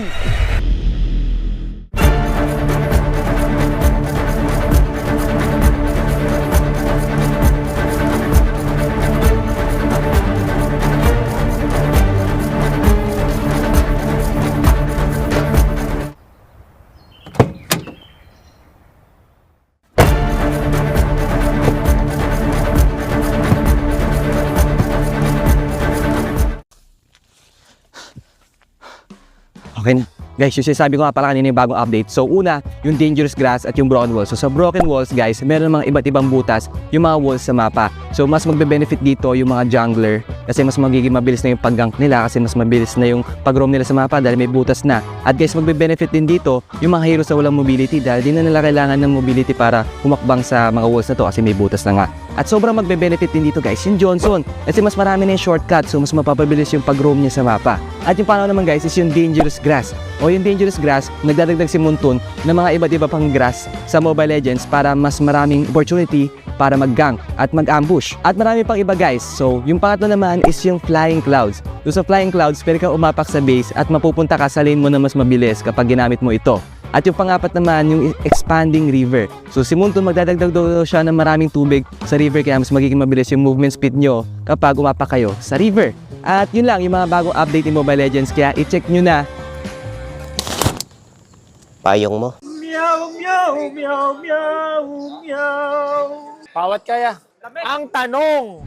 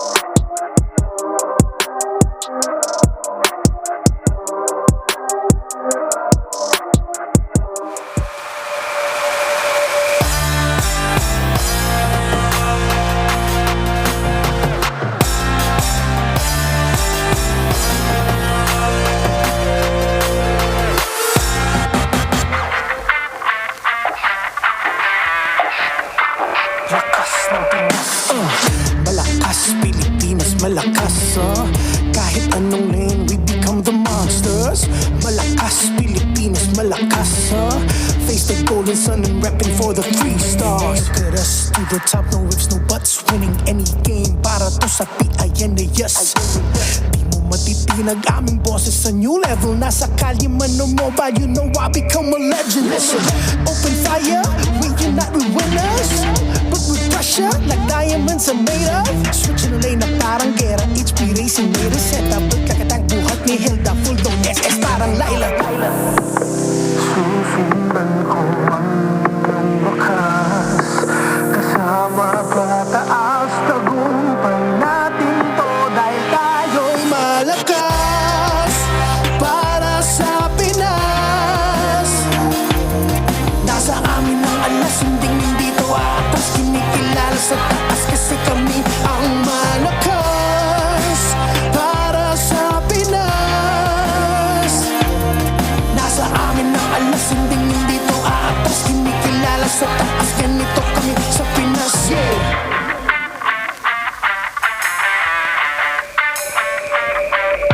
Laging MVP, no surrender, no retreat. Pag nagsama-sama, just imagine what we can achieve. Laging MVP, no surrender, no retreat. Giving 100 on my all, cause we just cannot be defeated. We are unstoppable, immune and invulnerable. Ready ang equipment, lahat frozen, mala, crowd control. Pakita on the jab, east to the southeast. Taas ang matawad, proud and loud, cause every enemy we devour. Susundan ko ang iyong bakas. Kasama pataas, tagumpay natin to. Dahil tayo'y malakas para sa Pinas. Nasa amin ang alas, hindi to atas. Kinikilala sa taas kasi kami ang malakas para sa Pinas. Nasa amin ang alas, hindi to atas. Kinikilala sa taas, ganito kami sa Pinas. Malakas, Pilipinas, malakas. Kahit anong malakas, Pilipinas, malakas, face the golden sun and repping for the 3 stars.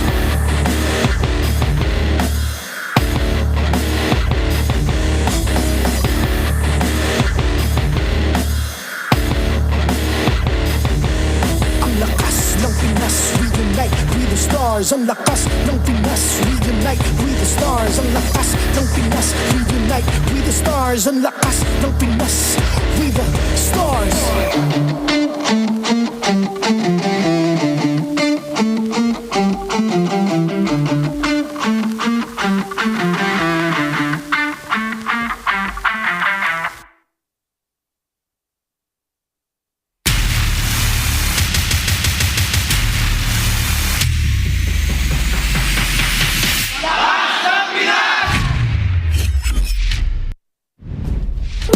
Welcome back to MPL Philippines Season 16, and after 2 intense back-to-back series, we're down to the last one in Week 5, Day number 2. We'll be your casters in this golden rivalry matchup. Omi here with Brigida and Renmar to bring you the action between TLPH and ONIC Philippines. I can't believe we're on the road to actually getting 15 games in just 2 days of Week 5. So imagine that, we just headed into the second half of the regular season and teams have just been stepping up all the time. Yep. By the way, guys, you should not miss this out. Be featured on the next, or as the next MPLPH Super Fan of the Month. All you have to do is join the MPL Philippines official group, engage with the community, and just keep all these interactions, of course, possible. We've been, there were a lot of events earlier. You could certainly talk about the emotional series from series number 2, and those comebacks from series number 1. Brother and sister, we have seen so many things happen today. We've seen Ryzen single-handedly extending the series with a fanny backdoor in game number 2. We've seen Super Marco do unspeakable things in game number 3. What is going to happen here in the Golden Rivalry? I just hope that it gets capped off with what will feel like a grand finals match, where if you cover up the names, cover up the days, you're going to be thinking, hey, this is like the MPL Philippines Grand Finals. Nope, it's just another Saturday in MPL Philippines. And that's true. This Superfans Saturday, we are in a sold-out, jam-packed MPL Arena right now. We have 200 plus seats in this venue and more than half of them standing right now with all seats occupied in this game. The Golden Rivalry has brought in the Filipino fans in this building right now. And what happened so far for series number 2 is historic for Team Falcons. Finally, after 4 weeks, they have found their first win. Yeah, you could see how their fans were all... I feel like the same level of hype was carried over from the first series all the way to the second series, especially as we all know how high the stakes were for Team Falcons. They definitely need to get as much wins as they can if they still want to get a chance at making it to the playoffs. Yeah, look at where Falcons is right now at the bottom of the standings. They beat the team that beat ONIC earlier this season, that are currently 4th in the standings, that at one point ended the every week as top 1 in Twisted Minds. That's the 8th seeded team. That is the team that has world champions on them. Well, in their case, they have two-time world champions. And that just goes to show how crazy the level of competition is right now in MPLPH, and they are still behind. So the climb for Falcons begins. But now we turn our attention to the upper portion of the standings, where ONIC and Team Liquid Philippines will fight a revenge match if you're looking at it from the perspective of Team Liquid, because they started off the season getting swept and dominated by ONIC.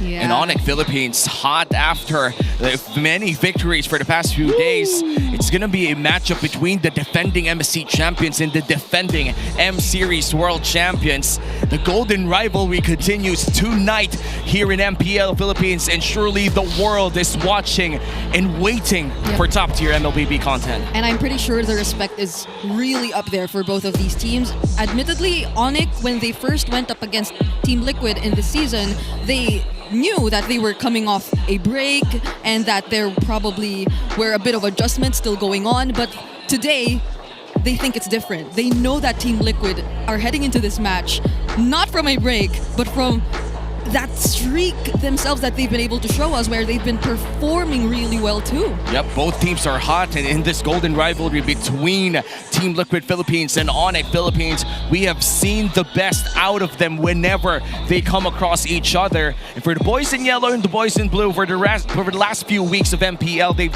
found a lot of great wins to push them further towards the top, where Aurora stands right now. Yeah, and the weight of these two teams, no one in the history of MLBB esports has ever completed the mythical Golden Road. ONIC as an organization in 2023 were close with their Indonesian squad. SRG last year were close. Now this time, Team Liquid are at the precipice of potentially reaching that, while ONIC are looking to be another team looking to secure a chance to defend their M-Series title. And that defense for that M-Series title is something that they are working hard for. They have to be at least in the grand finals for that to happen. But right now, looking at the teams around them, Aurora Gaming currently #1, and now TLPH right next to them in the Infinite standings.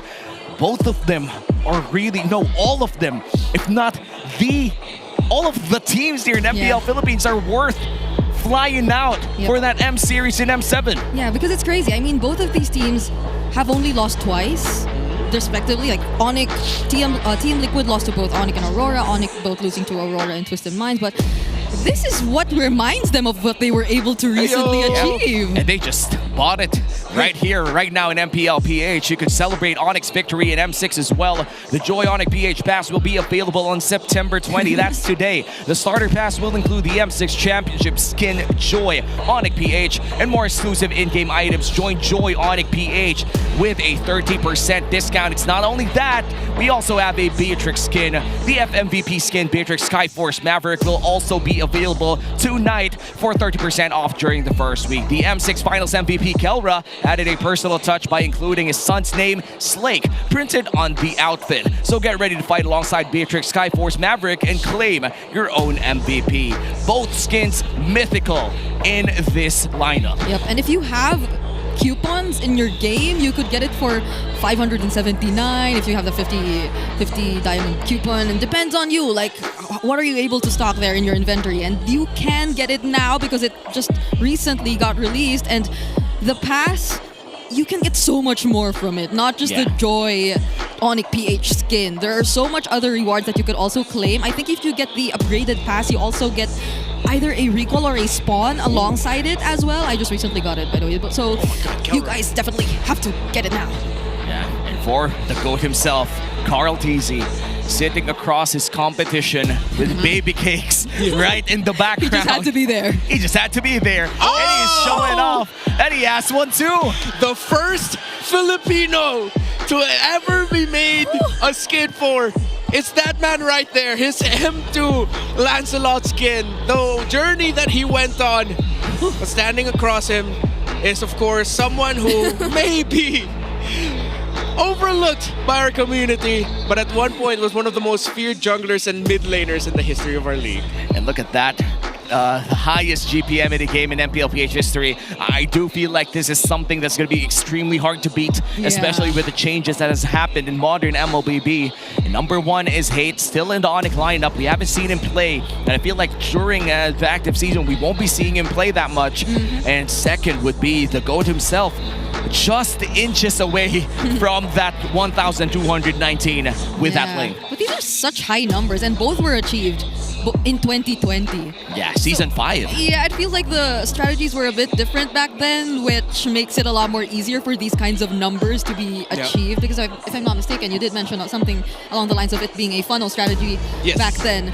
So these numbers are something that might have been a bit more common during the day. Well, before we head on to this very heated matchup, let's ask our communities, which is your favorite M-Series skin in the matchup TLPH versus ONIC? The choices are there. You have M2 Lancelot, M4 Cho, M6 Joy, and M6 Beatrix. Wait, there are two Bs in this one. It's all right. I'm gonna say this now. For a personal story, my heart lies in the M6 Joy skin, mainly because it's the first time in-game that something I came up with is reflected in-game. It's because at one point in the animations, Joy will actually call out the monikers of each player, and the fact that I now hear Monster Mage and the Bruiser being said in-game, brought a small tear to my eye. Man, I wish I saw that tier, but you could talk about it in our community groups on Facebook or wherever social media you're watching. Of course, comment them down below as well, and make sure to keep those comments positive. We are about to begin in this golden rivalry, the last match of our Superfans Saturday. This is perhaps the most anticipated series globally right now. This is the second time that both world champions will meet. Once again, last time it was ONIC Philippines taking the dub against TLPH, and Carl Teasy ever since then has sworn to take down every other opponent that they will face in leg 2. Yeah, I mean, you could see it in the way he just sat down there. I did not even expect him to pull up his M2 Lancelot skin, but he did, and it does feel like this match, alongside this jam-packed arena we have right here, if only we could show you guys and we could pan the camera a bit to our right. We will later. Later, actually, you will. And you will see that maybe we had to add a few more seats. We used to not have the audience right beside us here in the caster's desk. Yeah, no, they expanded seating to accommodate, of course, within safety regulations, to accommodate even more people into the arena. So we are maxed out. Yeah, we are maxed out quite literally, and this is like playoffs level in terms of seating capacity. And by the way, playoffs tickets are still out, starting at $250. You could still buy your playoffs tickets. It's live in Cuneta Astrodome, which means that we're gonna have thousands upon thousands of fans watching our playoffs. But right now, we're gonna talk about something special, something that the finals MVP will talk about. Let's watch this video. Actually, yung parang naging usapan lang dun sa skin na FMVP. Basta lagyan ni Monton yung Bea ng pangalan ng baby ko na si Slake. And maglagay sila ng voice line na kasama yung pangalan ni Slake. Sa buhok, gusto ko kapares ng buhok ko yung Wolfcat. Nung nakaraan pa yun naka-Wolfcat pa ako nun Kasi gusto ko yung Bea, pag tinignan mo yung Bea, may isip ng mga tao na ako talaga yun. Or andun din yung anak ko. Yung sa pangalan ni Slake, kaya gusto ko talaga siyang ipalagay kasi Dati pinapangarap ko talaga mag-champion sa M-World no, simula nung nagka-baby ako. Lalo na nung nalaman ko may FMVP. Tapos ina-assume ko na pag nag-MVP ako, matik, hindi mawawala yung pangalan ng anak ko para ipagmamalaki ko sa kanya, paglaki niya na eto may pangalan, sa'yo yung skin na yun. Parang andun ka sa skin na yun, sa hero. Kasi hindi na matatanggal yan sa ML. Andiyan na yan habang buhay. Ayun talaga yung pagmamalaki ko sa kanya na sa pag-ML ko, nagkaroon ako ng chance na magkaroon ng sariling skin and malagay yung pangalan niya sa larong yun. Kaya, ayun, pag nakita niya yung skin na yan, I hope na talagang matutuwa siya paglaki niya.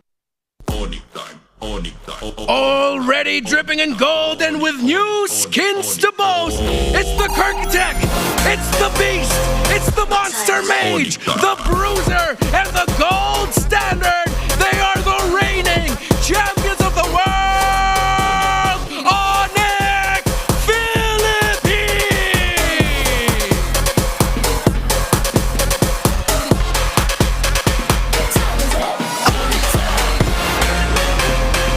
What time is it? ONIC. And their golden rivals. This is the Cavalry, the Apex Predator, the GOAT, Daddy JP, the Rich Guy Oheb, and the Lone Stallion Sanji. They're the MSC champions and the defending champions of the Philippines, Team Liquid!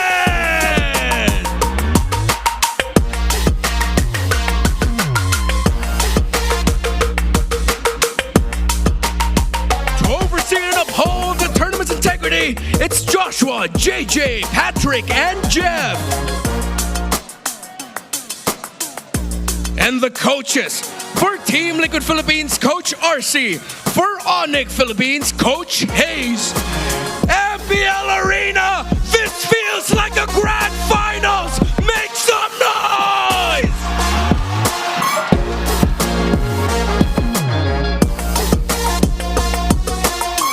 It's a sold-out MPL Arena tonight. Let's welcome TLPH. We have Sanford, Carl TZ, Sanji, JP, and Oheb. Definitely got goosebumps watching that intro, but this, again, as mentioned, the defending champions of the Philippines, Team Liquid Philippines, may have had a bit more of a rougher start in terms of entering this season as compared to how you would expect the recent champions to do so, but it wasn't too long before they eventually found their way back, and it's nice to see how they have been constantly adapting. But speaking of adapting, we have ONIC Philippines who have introduced a few more iterations in their lineup as well. Well, we're gonna see. Let's welcome ONIC Philippines, the defending M-Series World Champions. We have Kirk, King Kong, Super Fridge, Brusco, and Kelra. I feel like a lot of the pressure right now is going to be on the shoulders of two people. First, Super Friends, considering that the changes to the meta have sort of shafted the mid laner in such a way that now you have to be able to perform as a secondary carry for the team while watching out for all the threats of the map that could mess you up. While Kirk is returning after multiple weeks of and games of Ryota being at the helm in the EXP lane for ONIC. How will Kirk fare in his return match? Massive gap here for the first blood ratio. A lot of aggression coming in from Team Liquid Philippines, but the rest of the hexagram, you could see that ONIC Philippines is actually either controlling the Lord more or just having a better control over the objectives so far, except for that tower take. TLPH and ONIC, it seems that we might see a lot of overlap in terms of our upcoming drafting phase. Yeah, it's mostly in the early game that we see the most difference, I'd say, between these two teams, especially in terms of the hexagraph, but it's not something that you cannot entirely recover from, especially if you're basing it from the recent games which took place after the patch. Well, before we head on to this golden matchup between two world champions, let's go back in time and check out the moments before the game in the Smart 5G ping test. Sayong paa, sayong na. Wait lang, message pa JP. Ano maganda? It's me you're looking for. Ang message ko kay JP, galingan mo lagi. Kasi gagalingan ko rin. Eh, yung mga takot, matakot matalo. Or... Di na ako sanay ng wala. Message ko kay Bruce ko. Ito ang sabi ni Alston, Pabico. Good luck sa atin at sana ay kami ay manalo na sa inyo. Di ba? Lakas mo, G! Bruce Goat, idol kita Bruce Goat. Sana manalo kami sa inyo. Alston, angas din, no? Pang ano? Alston, Pabico, pang mayaman, G. Super Prince, ito na yung masabi sa'yo ni Alston. Wala akong sinasabi. Anong wala kang sinasabi? Bubulong ka kanina eh. Ano gusto mo mapa, G? Mamaya. I-request natin yan. Flying clouds. Okay. Mga boss, gusto namin ng Flying Clouds. Gusto daw nila. They want the flying clouds. Sorry. That was out of habit. No, you were quoting him. You were quoting him. I was quoting JP. He wants to see the flying clouds. Yeah. But other than that, that was the calm before the storm. These players are now locked in when we saw them in the entrance. Yeah. They may have been making fun of Sanji's real name and doing all that, but I just know they're locked in. Well, we're about to find out the Infinix keys to victory. Let's find it out with How. Welcome to the How. Ako nga pala si Wolf, bringing you the Infinix keys to victory. It's TLPH going up against ONIC Philippines. At alam naman nating Grand Finals rematch to, Part 2, dahil leg 2 na nga ng ating regular season. Now for both teams, wala nilang gawin. Yung XP-Lane Hero matchup, hindi dapat matatalo sa 1v1. Marami ng mga ganyang klaseng matchup. Kunwari yung mga Uranus at Esmeralda, well, it's a bad example. Pero I do hope that in this scenario, Kirk between Sanford, sana makakita tayo talaga na even sila up until the mid-game and the late game. Now, for ONIC Philippines specifically, kailangan hindi sila maging greedy sa mga course nila dito sa patch ito. Kadalasan sa mga pagkakatalo ng ONIC Philippines ay kapag nag-draft sila ng mga heroes na kailangan ng sobrang daming farm. They just have to avoid that. And now for TLPH. Yung hero pool ni JP ang feeling ko magiging keys to victory nila mismo. Dahil yung different playstyles niya, pwede siyang mag-catch, pwede siyang mag-sustain, pwede siyang mag-utility, at magiging malaking factor to dun sa drafting. Mas magiging madali ang drafting ng TLPH dahil dito sa scenario na to. And I have a feeling that this series will be JP's fault once again. Yan po ang abangan natin sa napakagandang bakbakan na to. It's TLPH versus ONIC. Back to the casters. Oh, there was huge emphasis on the XP laners out there. Cannot lose that 1v1 lineup. And I feel like when we talk about the game in total, it always goes up to show that the roamers are the ones to make sure that the pacing is okay. But looking at the golden prediction, it seems that Mirko thinks that it's going to be ONIC, then thinks it's going to be TL, or Rose thinks it's going to be TL, but Myrtle thinks it's gonna be ONIC PH. Close friends, by the way, with King Kong. Yeah, and Rose too. Like, she's known as the quote-unquote mom of ONIC PH. When they're in Malaysia. When they're in Malaysia. Or when she's here in the Philippines. Either, vice versa. Checks out. Yeah. But surprisingly, she does think that it's TLPH. At least it's a 2-1. Yeah, she still says there at the end, I still love all of you, please don't be mad. Yes, just to put it out there. Yeah. Shout out to our friends over in Malaysia, ongoing right now alongside MPLPH, is MPL MY and MPL ID as well. Yeah. So everyone's busy working, so the people working right now are missing out on this. Well, hopefully they have their mobile phones up and they have the data or they have the Wi-Fi. Watch this matchup between TLPH While and they're ONIC. casting. While they're casting. While they're casting. Yep, that's true.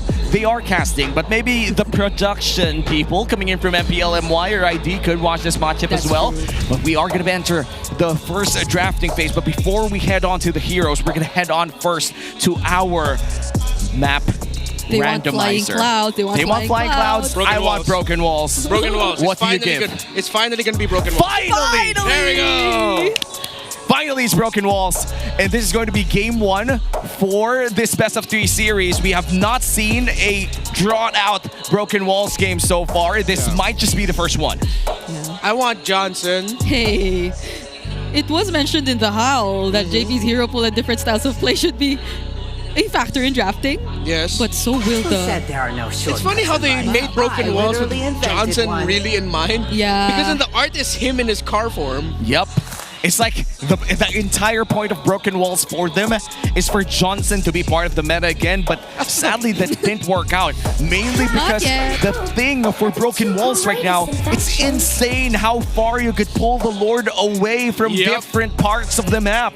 Yeah, Lord dancing is going to be important, so we might see teams really want to bring out a tanky fighter jungler here, which now puts the pressure onto King Kong. Because we know historically, not his best performances when you see him pack heroes such as the Fredrin.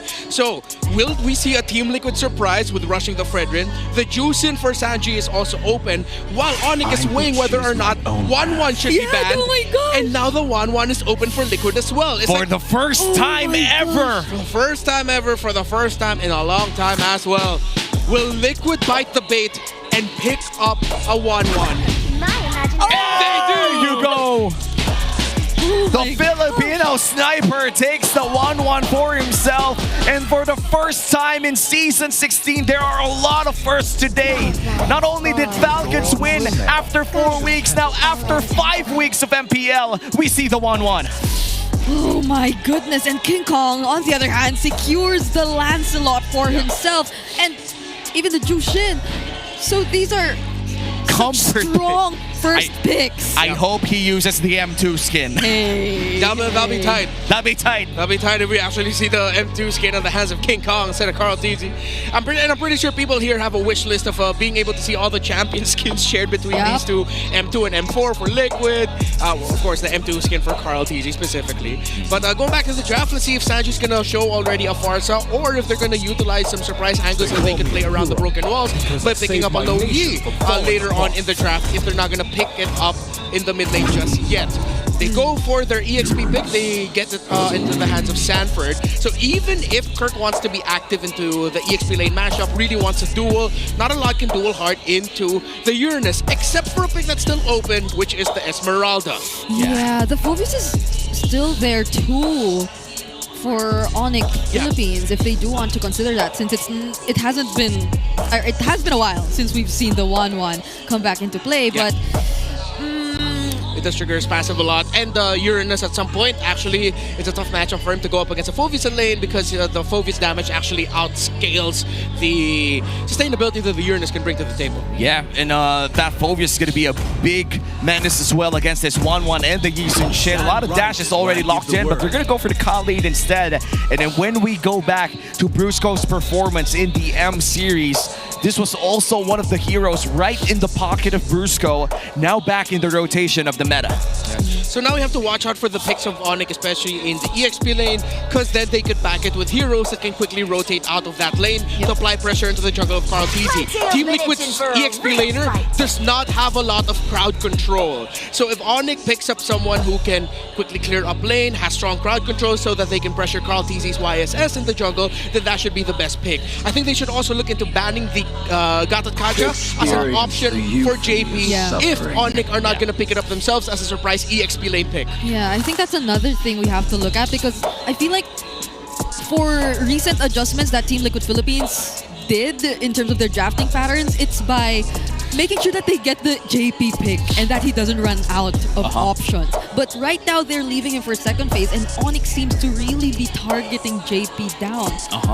And this Khalid isn't even sure that if it's going to be a roamer, because we did see an XP lane Khalid in the hands of James in our first series today, the Superfans Saturday. So there's really no assurance that this is going to be a roam Khalid. They can further limit it down if they deny any other picks that still can be available. Now even taking out the Hilda. Yeah, could have been a roam choice there for JP.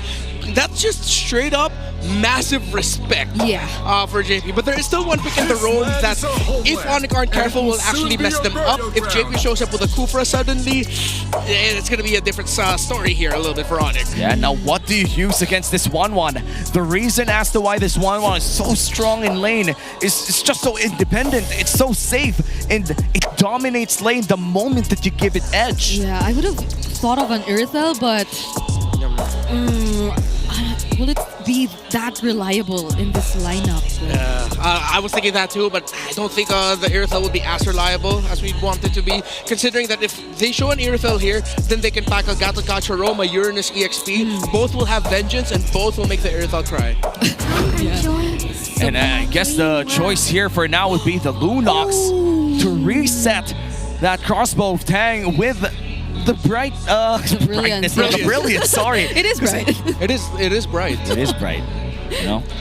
Sometimes it's just, it is what it is. And it's a great answer to the Uranus, I still feel like. I think Sanji gets his Farsa. If it's not going to be the Farsa, I reckon it's the Low Yi. Then JP gets either Gatotkacha or Kufra. If they want to match the rotational speed, they can go for the Cho as the roam. But then again, single target lockdown, you'll need to pair it up with Burst. Oh, Sanji can even go Kadita as an option. Hey.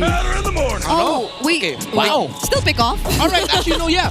Oh, very greedy is the lineup of Liquid. I agree. Very, very greedy. This is a triple marksman setup for Team Liquid Philippines, something that we have not seen since week 1 of MPL, or if I'm being honest, the last time that I saw this was in MSC 2025. And with a Franco and a Uranus, they do buy themselves a bit of space and a bit of protection if ever this Lancelot does have a field time puncturing in and out. But it really depends on how JP plays around his positioning and lands his hooks. But right now with the final pick here, ONIC Philippines, that Phoveus is still available to take if you are Kirk. Yeah, I just want to see something either that can pack Flicker really well or Vengeance really well. Swerve it around, Gatot, Badam. Oh, Glue. Alright, okay, yeah. This I really, really like. The team fighting for Team Liquid Philippines isn't going to be as straightforward. However, since they have a triple core set up, ONIC really need to be on top of being able to help Kirk out when he decides to initiate alongside Brusco. If their timings are off, it'll be easy for Oheb and Sanji and even Carl TZ to get away from harm's way. And now ONIC are fighting a scrambled team lineup, which they do not want. And so far here in game number 1, we're already seeing a lot of peculiar lineups set up for each other here. For Team Liquid Philippines, we are seeing a triple marksman setup with Yisun Shin, Kimmy, and a Wanwan for the first time ever in Season 16. Meanwhile, for the side of ONIC Philippines, no marksman at all. And you're going to give Kelra a Lunox to fight against off that Wanwan. Welcome to the Golden Rivalry. It's a battle between two world champions, the defending MSC champion TLPH goes up against ONIC Philippines, the defending MS Series World Champions. Let's enter game 1. What can we expect in the Euro game? Mobile Legends. We're going to be looking first at how well the matchup is dealt between the Lunox and the Wanwan, because there is a small margin of error where if Kelra messes up his first trade in the minion waves, then Oheb's going to be able to push him back. He'll force the Inspire on himself to bring Kelra low, force out the regen, and then bring it for round 2 where the Wanwan will have an advantage. That's why you actually see the Lunox holding close, while JP, great disruption onto King Kong, being able to hook him back. Both roamers have successfully caused some sort of disruption towards the enemy jungler. An Iron Hook from JP and Brusco actually forced Carl TZ out of his purple buff, but they were able to secure it still nonetheless. And I'm liking how careful these teams are so far, because you cannot be putting yourself in a dangerous position knowing that there is a Khalid roam on the opposite side. Both of these teams are rabid dogs. The moment that you slip up in the early game, they're not going to let up. They're going to bite you down, and then they're going to force the narrative against you. ONIC Philippines and TLPH just playing it carefully right now in the first few minutes of the game. You do not want to slip up at this part.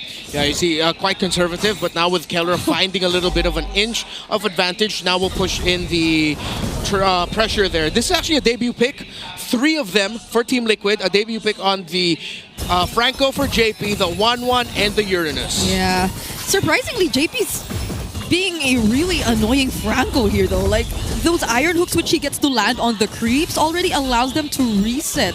And I don't know if the broken walls have something to do with it, but he gets to always bring them out of range. So somehow it does affect King Kong and how fast he's able to farm up, but at least for now, they're still pretty much equal. And this is going to be the first turtle of the game. No clear advantage yet so far for both teams here, but great poke damage coming in from King Kong. And maybe after this purple buff for both junglers, we might be able to see a big turtle fight. It looks like they're going to go for Sanford first. Okay, that's the Purify. That's the ultimate already used, rather. Doesn't have a way out unless, there you go. He has the flicker still, and he will remain alive. Yeah, and the turtle. And the turtle has continued here for ONIC Philippines. This might just be an extended team fight. Carl TZ with a mounted shocker as well. Look at these broken walls, greatly affecting the flow of the fight. King Kong gets the turtle and Carl TZ will fall. The grab is also committed on to multiple members here of Team Liquid Philippines. No one left except Sanford and of course Oheb, who's just alone up top. Massive gold swing though. ONIC Philippines now ahead by 1.5k. Sanford trying to look for something here. Might just find King Kong, but King Kong finds him first. And that's going to be a 4-0 lead. Yeah, massive trade there. It actually began because Superfans was able to find the perfect angle for the Crimson Beacon. Team Liquid Philippines slipped up on their positioning after Sanji got a beautiful traction pulse to what looked like start things off very well for Team Liquid. But great assessment of the situation by Superfans. The moment he committed the Crimson Beacon, that was immediately 3 under his feet, which forced ONIC to respond to that, which they rightfully did, and Team Liquid had to back. Sanford was a bit too deep with that cut. Yeah, I mean, it's understandable that he is the guy who's capable of doing that because he's the Uranus. He is the guy who should be standing in front of the enemies because JP should be a bit more further back. He will be a bit more reliant on the Iron Hook unless there is a really isolated member for them to commit the Flicker Bloody Hunt onto.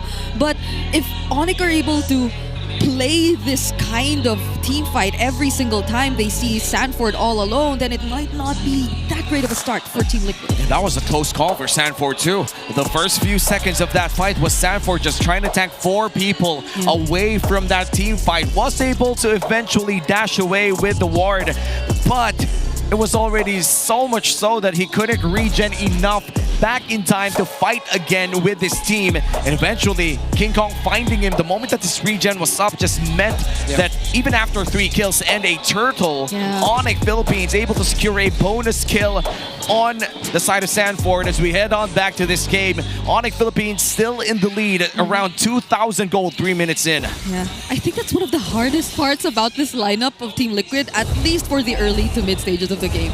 So much has to be done by Sanford for them to last long enough in a fight. And so much still has to be farmed up by Carl TZ, Sanji, and Oheb. Yeah, because of the very greedy nature of the lineup of Team Liquid Philippines, it's also understandable to see that ONIC will be taking the lead as long as that they can give the Uranus problems early on and then find Carl TZ early. ONIC can just continue to play this very cleanly, very methodical. At some point, though, they're going to have to respect the potential turnaround factor around the 1-1 and the Franco together. And if ever Sanji does become a more difficult target for ONIC Philippines to catch, but it's going to be a while until we get there. ONIC can just keep this up. So maybe for now, it's really just limiting what ONIC could potentially get in the early stages. It's limiting the snowball if you're Team Liquid Philippines because there's not much you can do. Oheb finds the stacks on Keller though, but doesn't use the crossbow of time, or he actually doesn't have it. Now Brusco, will he get to finish the kill? Maybe not for now. Yeah, there was already a trade-off between these 2 marksmen up top in the gold lane. I feel like the crossbow of time was used, but that did force out the brilliance coming in from Keller as well. And with this, the second turtle is already spawned. Slight advantage for TLPH, but Sanford might just be caught. Once more, will this mean that Sanford doesn't get to survive? JP though finds an Iron Hook, but it's gonna be on Brusco, who still has the flicker and the quick sand guard. Yeah, Liquid needs to let go of this. ONIC are just gonna be able to get this without a problem. Carl TZ backs off.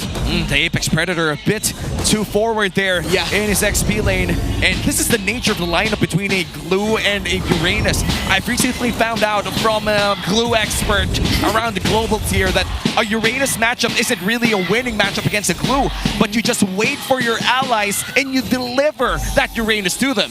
And it seems like Kirk has manipulated the laning phase so that Sanford would just keep thinking about pushing forward.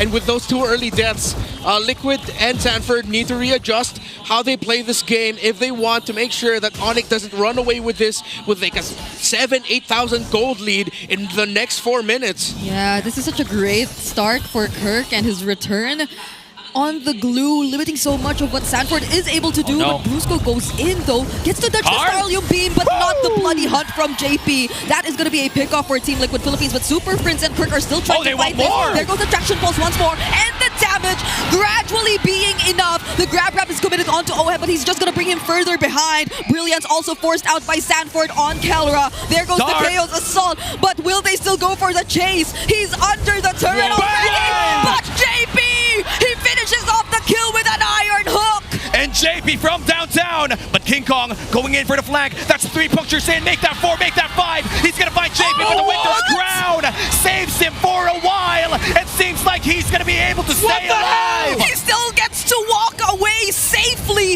even despite that perfectly positioned Thorn Rose. But then again, who would have thought that he already had the Winter Crown? JP, oh my god, you had that and then you still got away?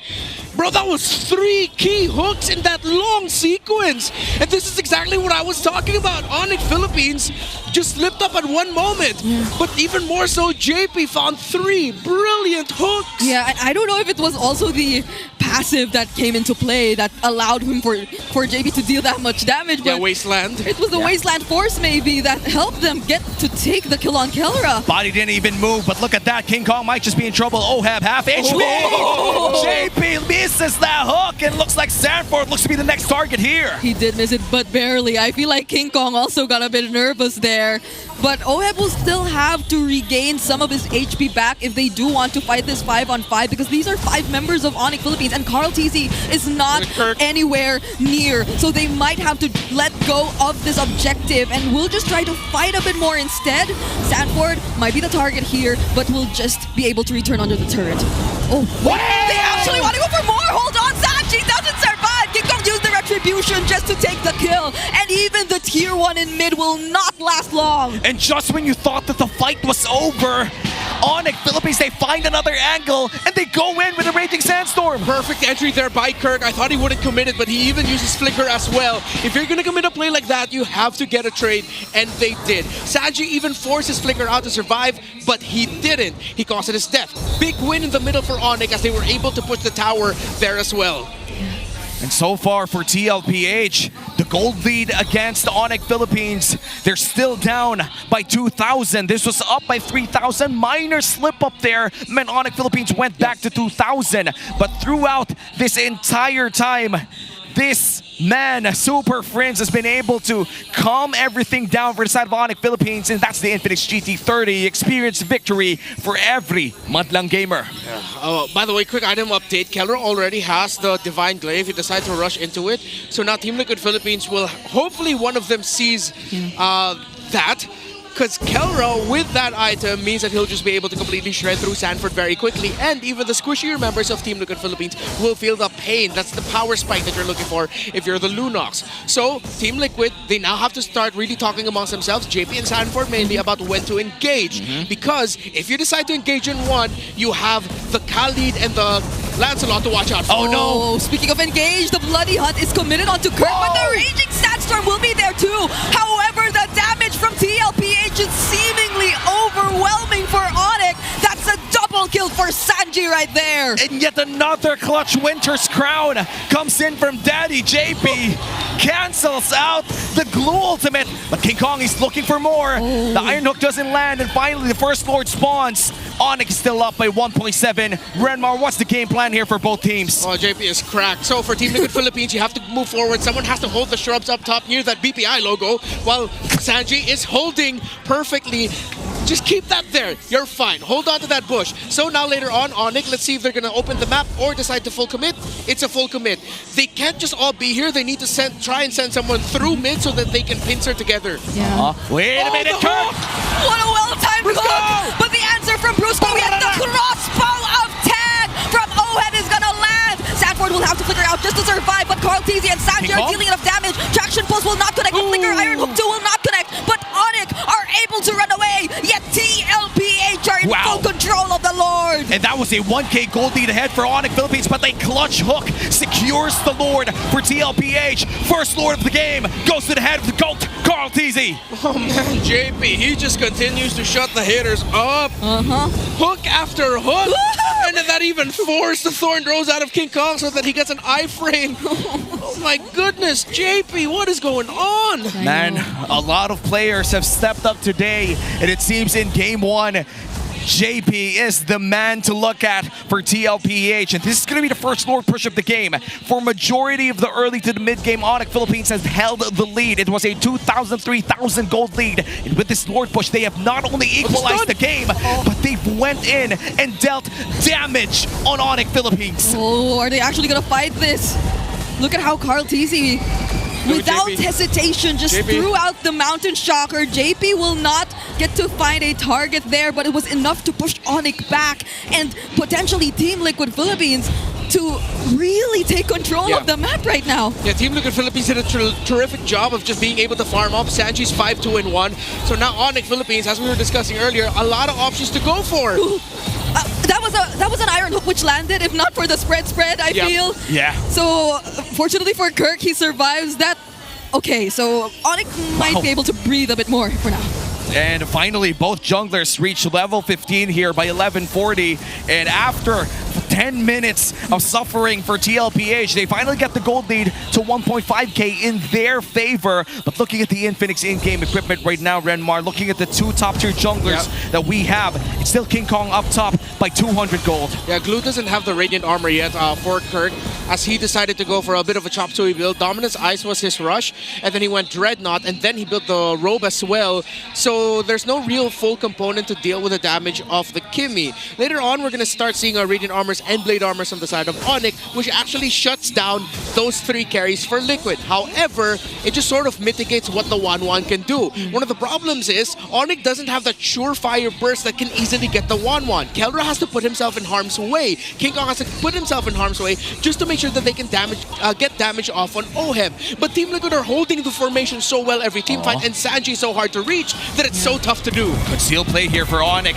Nice Mountain Shocker coming in from TLPH for some information. King Kong forced to go out with a Phantom Execution, and it seems that Sanford will be giving vision for TLPH 30 seconds before the second Lord of the game spawns. In terms of objectives, Turtles have worked out for ONIC Philippines, but for TL, the Lords have been in their favor. Yeah, you're really starting to see this formation of Team Liquid Philippines. They're holding on to this, and JP is just so reliable. He needs to stick to the members who need to survive. That Bloody Hunt can potentially set a very important kill, or either be the reason that their members or one of their most crucial carries are able to live. What I like about the item build here of Sanford is that he decided to rush the Oracle. Wait! Oh, hold on, JP though. Really low now. The grab will land the Phantom Execution too. Will OHEM find his stacks? Will he still find his stacks? JP will fall, but Sanji! He finds the kill on King Kong! Sanford decides to go in, and my oh my, ONIC, they lost their jungler! And that's the worst part. They have a Lord fight upcoming, and they don't have the retribution, which means that the GOAT once again secures the Lord for TLPH. What's up with the Kimmies in the Philippines lately? Sanji on the way to a potential MVP performance for himself as well. 6-2-1. Again, we in the previous patch and heading into this one, we talked that having multiple cores might be a bit too greedy. But with how well Team Liquid Philippines have played around their condition of if the Iron Hook lands through, make sure you commit, then these cores actually got to get their farm so much faster, which meant that now ONIC are overloaded with choices. Because if you are the members of ONIC, who the hell are you going to target? You take out one carry, there's 2 more to deal with. Well, the answer begins to be all of them all at once, and it's the hardest thing to do because TLPH has one of the best formations in terms of team fightings, and now the Lord crashes up top. That's going to be one inhibitor turned down. That's not gonna land. The Iron Hook as well. It looks like they're gonna use the Thorn Rose to go in for the pokes. They find JP. Oh, now the Bloody Hunt was forced. Immortality already popped. Sanji gets taken down by King Kong, but King Kong might have to sacrifice himself as well. Brusco will be the next target. OHEM still dancing around the members. Quick Sandguard just trying to force some sort of sustain, but it's just a double kill for Carl TZ. Sanford still tagging the damage, and somehow, somewhere, way. 2-for-2 trades take place across the map. 3 people left to defend here for ONIC Philippines, but you still have Kelra and Superfans. You still have the wave clear, but all of the resources inside the jungle of ONIC Philippines will be surrendered to TLPH. Yeah, you gotta appreciate the killer mentality there of Superfans. The moment he saw that the hook was used by JP, he decided to commit his Crimson Beacon in damage to the center. Wait. Oh, Flicker. Flicker from Perk. He got him! Yeah, he got away! But he couldn't do anything. There's the stun from the Mountain Shocker and the damage from Oheb and Carl. Now they're trying to fight back once more, but they have to respect Kelra too. He has damage. Crimson Beacon in from the Prince, but Carl still finds the kill before eventually getting shut down by King Kong. It looks like Sanford and Oheb, they want blood. They want blood. Kelra is the first victim, but the light is there to guide him back home. And the hook lands on one. He eats the 2, and the 1 remains. Brusco, the only one left. Quick Sandguard, but he cannot last long. A Winter Crown from Sanji to survive. And with every single member alive except Carl, TLPH secure game number 1. In that game, I couldn't believe it. They were once hailed as gods, but they looked like kids in front of the hook of Daddy JP. What the hell? And that Flicker Bloody Hunt as well, paired up with Attraction Pulse, just ended that push. Clean execution coming in from Team Liquid Philippines there in game number 1. ONIC Philippines, however, they almost brought back that team fight. King Kong finding Carl TZ. If Oheb and JP did decide to go back in that fight, that would have been a completely different story. Yeah, the sudden decision to say, let's still fight into this. Actually, Carl TZ getting that double kill was a massive swing. Then I think that was the condition that Liquid decided to go, hey, I think we can end this here. Yeah, I really can't believe these are 3 debut hero picks at least for this season, because the way they played it did not feel like they were debut picks at all. From the 1-1 to the Franco, absolutely not. They probably practice this a lot in their scrims or whatever, because with a 100% ban rate on 1-1, it's quite insane to think that the moment that you give it away, it's going to get its first dub in the hands of Oheb. And we're about to see the MVP of game number 1. I don't have any bets, but it's still going to be Daddy JP on that performance on the Franco. Pulse in the cameraman too.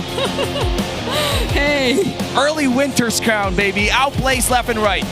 I really did not expect that Winter Crown play though. First item Winter Crown, by the way. Yeah, in my head I was thinking, okay, he's building Feeding Time. I don't need to look at the items. Sees the Winter Crown. Oh, what? Is that a new ability for Franco? Nope. He rushed it. The hooks. Again, Liquid acknowledge, as long as JP gets a hook and a bite, you play around that right away. Because in the Philippines, advantage -1 against the opponents, most Filipino teams will say, nah, we gotta back off this one. And that's what ONIC did a lot. Yeah, and we're looking at the highlights from this game number 1. This was a very condensed game. Even if it weren't like a long run-out game at around 20 minutes, this felt like every second of it was just filled with fighting again and again. And this was honestly the nature of their heroes, and I feel like that began to be bad for Kelra running that Lunox, because the Lunox is not built for this kind of pacing. You do not want fights every 10 seconds if you're a Lunox. And honestly, whoever decides to go near Team Liquid Philippines when they felt that they were slowly getting activated would not last at least 2 or 3 seconds in front of these 3 damage dealers of Team Liquid. So they either have to get away, and that happened even to King Kong, even to Brusco. The quick Sandguards had to come in even when he wasn't positioned at the best spot. So I can't believe we kept saying that this was such a greedy lineup, but look at how things turned out. Yeah, it's just so many outplays as well from JP. Come to think of it, like I feel like the first 2 or 3 winning plays for TLPH was built around hooks and Winter Crowns. It's not even the Bloody Hunt, brother. It's a Winter's Crown proc that gave them that, I think, that dub in that second team fight in this entire game 1. I never thought I'd be so hyped to see a Winter Crown play. Same. I mean, we've seen some really amazing ones all throughout the history of our sport. But then seeing it here on a Saturday night MLBB matchup in the Philippines is like, wait, that felt special. Because it was, because no one expected that the Winter Crown is just going to be rushed there by JP. Dude, I didn't even notice that we had broken walls. Yeah, that's true. I was about to say. Or did that actually help them? Because they had a much easier way to go around the map and group up together, or like find themselves in places which will keep them safe? Well, maybe a way to approach this is that due to the nature of the heroes that we've seen in this game, plus the broken walls, it was way easier to just engage again and again and again. And we've seen that. The Khalid, the Lancelot loves skirmishes left and right, even the Glue, even Superfans. It's just that the Lunox is not built for that. Lunox wants bursts of team fights, and maybe the same goes for the Yisun Shin, but then again, the Yisun Shin has more uptime even without the Mountain Shocker. Yeah, that's why even towards that last sequence we saw up top where Carl TZ did die, but Sanford and Oheb felt like they still wanted to fight because they knew that Kelra no longer had skills. Yes, he had the brilliance, but that's about it. And the other members of Team Liquid Philippines would be able to catch up to them anyway. And that's when they were able to go for this game-winning Iron Hook and setup and burst damage. Output was just really evident from Team Liquid Philippines there. So I love how they were just so aware of the conditions of ONIC Philippines lineup and how they just surprised us with them fully knowing what their own lineup's conditions were. Yeah, how ONIC could have found a comeback into this though was simple. If it wasn't for JP just every time seeing an opportunity to start things off, if ONIC were the ones getting into positions first, then Liquid would have been struggling against what the ONIC bring to the table. Yes, you could still use the Bloody Hunt as a strong counter. At the end of the day, the damage that the Lunox can bring out is actually quite limited against everything that Team Liquid has to the table. I guess in this meta, even if you're gonna pack a very greedy lineup, as long as you have one pick, which it looks like is a pick-off roamer that can just start things off and turn things around with one ability, that's the way to make it work. And to add on to that point as well, Renmar, I feel like the Uranus is also a big reason as to why this quote-unquote greedy lineup coming in from TLPH worked out. Mainly because the Uranus takes 0 gold to be effective. And that's really huge when we're looking at lineups like this. I feel like a good replacement would have been the Turisla as well. Historically speaking, we've seen a lot of these greedy lineup work whenever they have XP laners like the Hylos, the Turisla, or even the Uranus that requires 0 gold to be effective. Just work out. Yeah, just a meaty dude. They're the EXP lane to hold. It's like, I'm good here. I'm good here. Oh, give me an elegant gem and I'm good to go. He didn't have the best time, but it was all worth it in the end. Like those 2 deaths he had in the early game were the sacrifice that they had to do. So unknowingly, Carl TZ, everyone else, they were farming up. And I think even in that one turtle fight we saw, Carl TZ was so far away, but they still decided to show up. Like the other members of Team Liquid still decided to show up, or maybe make ONIC feel like they were gonna contest, but that really wasn't the goal. Hearing that from you made me think that maybe because of the Uranus getting so much gravity around the early game, with Kirk delivering the Uranus again and again to ONIC Philippines, meant that the rest of the squad could just farm up. Like maybe that was it, you know? But at this point, it's already said and done. TLPH already secured game number 1. The revenge arc for the Team Liquid fans is going online. But before we go that, Moonton and Mobile Legends Bang Bang has been nominated for several categories at the Gaming On Phone Awards 2025. They have Mobile Games Developer of the Year, Best PR, Marketing Team of the Year, Ongoing Mobile Game of the Year, Mobile Game Community of the Year, and Mobile Esports Game of the Year. Also nominated for Esports Player of the Year, Team Liquid Philippines, Carl TZ, the face of MLBB. Magic Chess GoGo has also been nominated for Mobile Game of the Year, despite it being a very young game. A little less than a year since the game came out. And scan the QR code to vote now. The last day of voting is on September 21. That's tomorrow, so hopefully you've already secured your votes. You're right. And this is going to be one of the best series that you could watch tonight. We've already seen 2 good ones earlier in this very fast game number 1. Hopefully we see more action upcoming in game 2 and game number 3. Possibly if we do see 9 games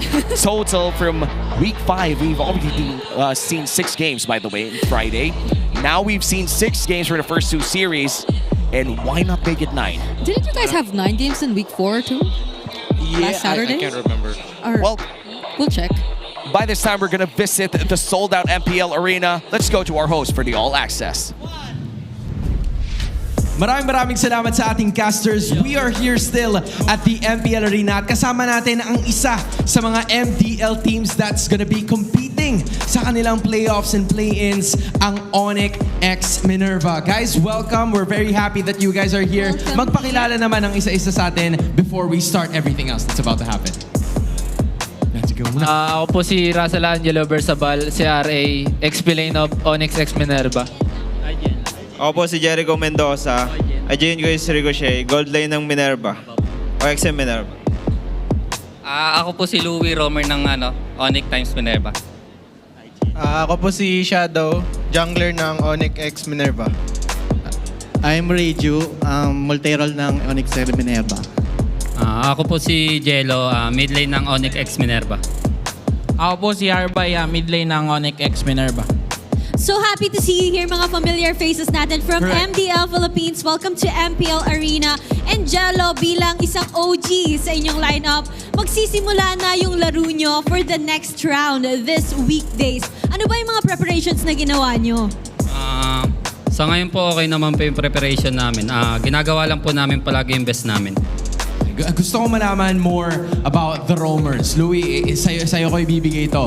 Okay, kasi karamihan ng mga roamers, tinanong namin kung ano ba yung effect sa kanila nung bagong update ng Project Next. Para ba sa'yo, habang pinapanood yung iba sa ating mga MPL teams, ano ba yung mga napupulot mo? Are there some significant ideas na pwede nyo magamit sa mga future nyong laro? Meron ba? Para sa akin kasi po yung low. Meron. Naririnig ka namin, Louie. Parang yung sa practice kasi namin, parang yung idadrop mo sa sa draft nyo, yung depende sa mapa, parang may tinatype po siya na hero.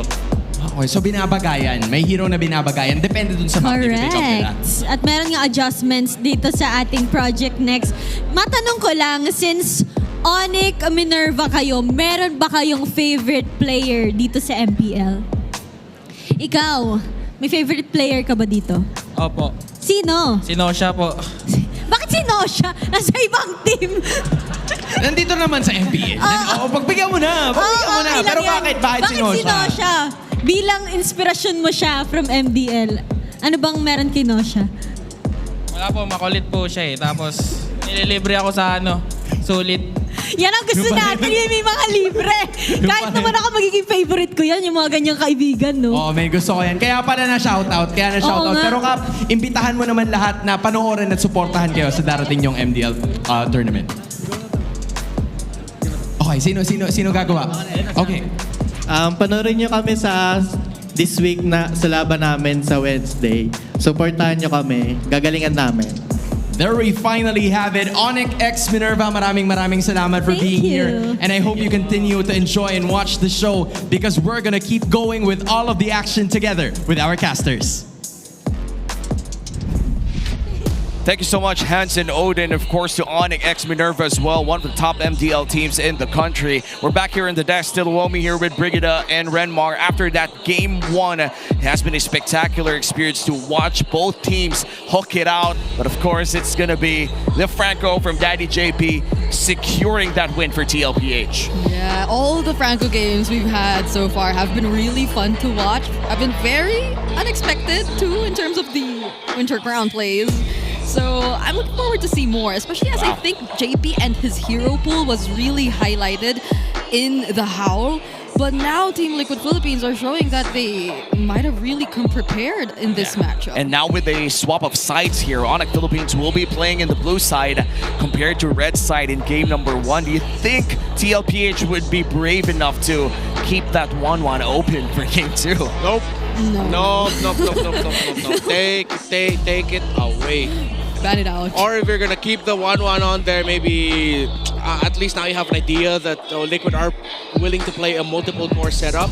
Then you change up your order so that you can get a strong prio pick for Kelra, who would be great at dealing with wow. What a visual with a lineup that has multi-core. So strong, rapid, basic attacks is what you want from your gold laner. Again! Back to back, broken walls. And this is something that I did not ask for. I just wanted one Broken Walls game.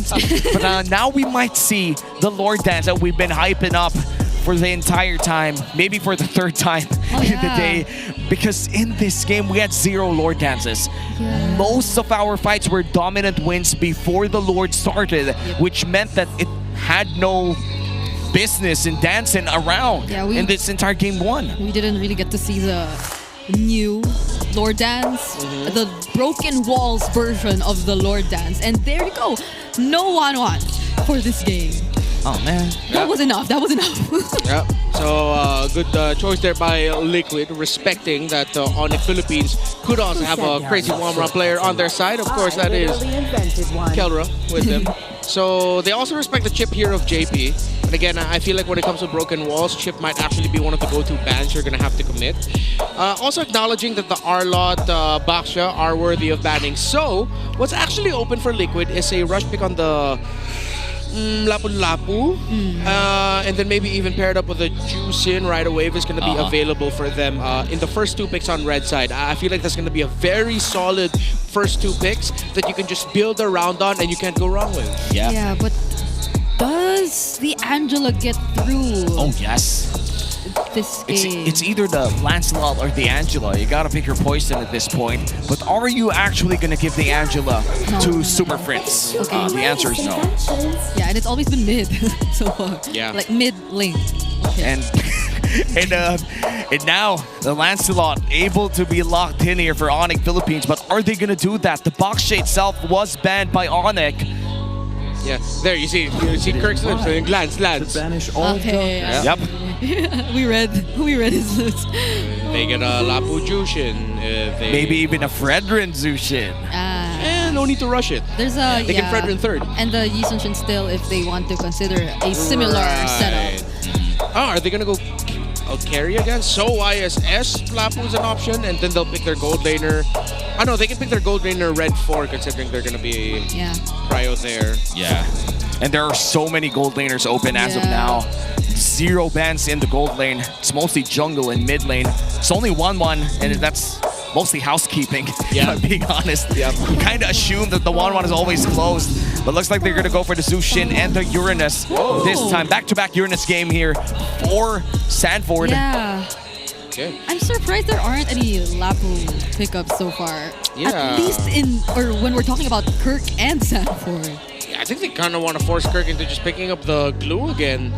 And knowing that it is a Uranus on that side, actually, you know what? No, it's okay. Again, I still think that Esmeralda could be an option, but the problem with that is if Liquid decide to serve and then go again for a multiple core setup, the Esmeralda will not be happy with that. Yes. Yeah. One of the problems of an Esmeralda is that you want a lot of melee matchups. Yeah. You want to be able to stick around 2 dudes or 3 dudes at once, just so that shield will be extra thick. But looks like they're gonna go for the Harith this time around. Let's not forget, Kelra is the current #1 Harith all time of MPLPH. Wow. Already revealing their mid jungler and gold lane. So okay, that's gonna Very be honest. That's a very honest draft so far we're seeing from ONIC. Kind of like what we saw from Team Liquid Philippines earlier too, because again, the multiple core setups were early and revealed immediately in the draft. But now we go back to what will Daddy JP get his hands on, and what will the gold lane be for Team Liquid, because that might be the target for ONIC PH now. Yeah, they could take away the Granger if they want to. I feel like TLPH, you want to have a lot of burst damage. You pair it up with the Zushin, but also with that YSS, you do have the option to go for double fighter. Yeah. Yeah. What if Liquid pulls a page out of the book of JP? Excuse me, not JP, Benny Cutie, and they pick up a gold lane Esmeralda for themselves. Should be able to check out, but then you don't see enough. So maybe you'll pick up your roamer first for JP. Good respect there by ONIC by taking away the Franco.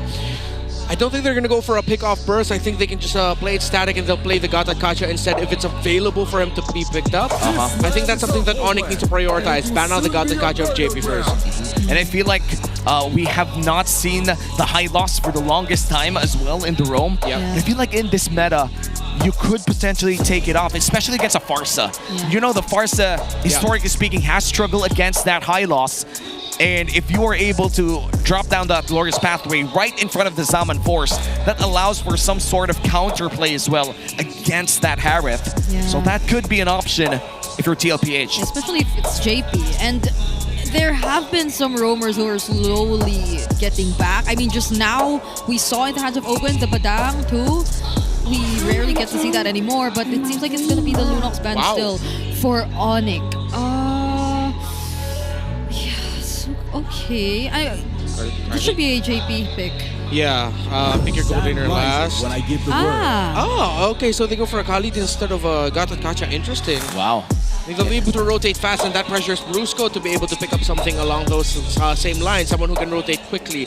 You might see them consider picking up the Cho, but if ever Brusco can be the one to just pick up the...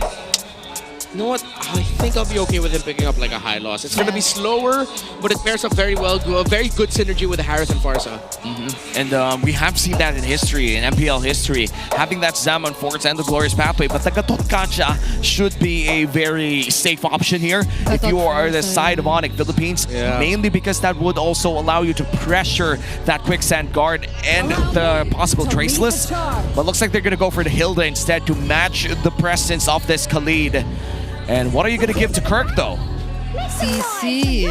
Comfort pick. I like that. Yeah, so they're sticking with comforts for now. It doesn't even feel like it's really drafted based on the kind of map that we're heading into.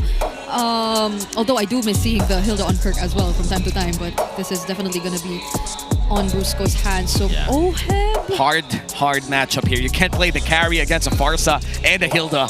I mean, a Hilda you could tolerate, but the Farsa, not so much. Might just be stuck with a Granger in the long run. He also can't go for something static.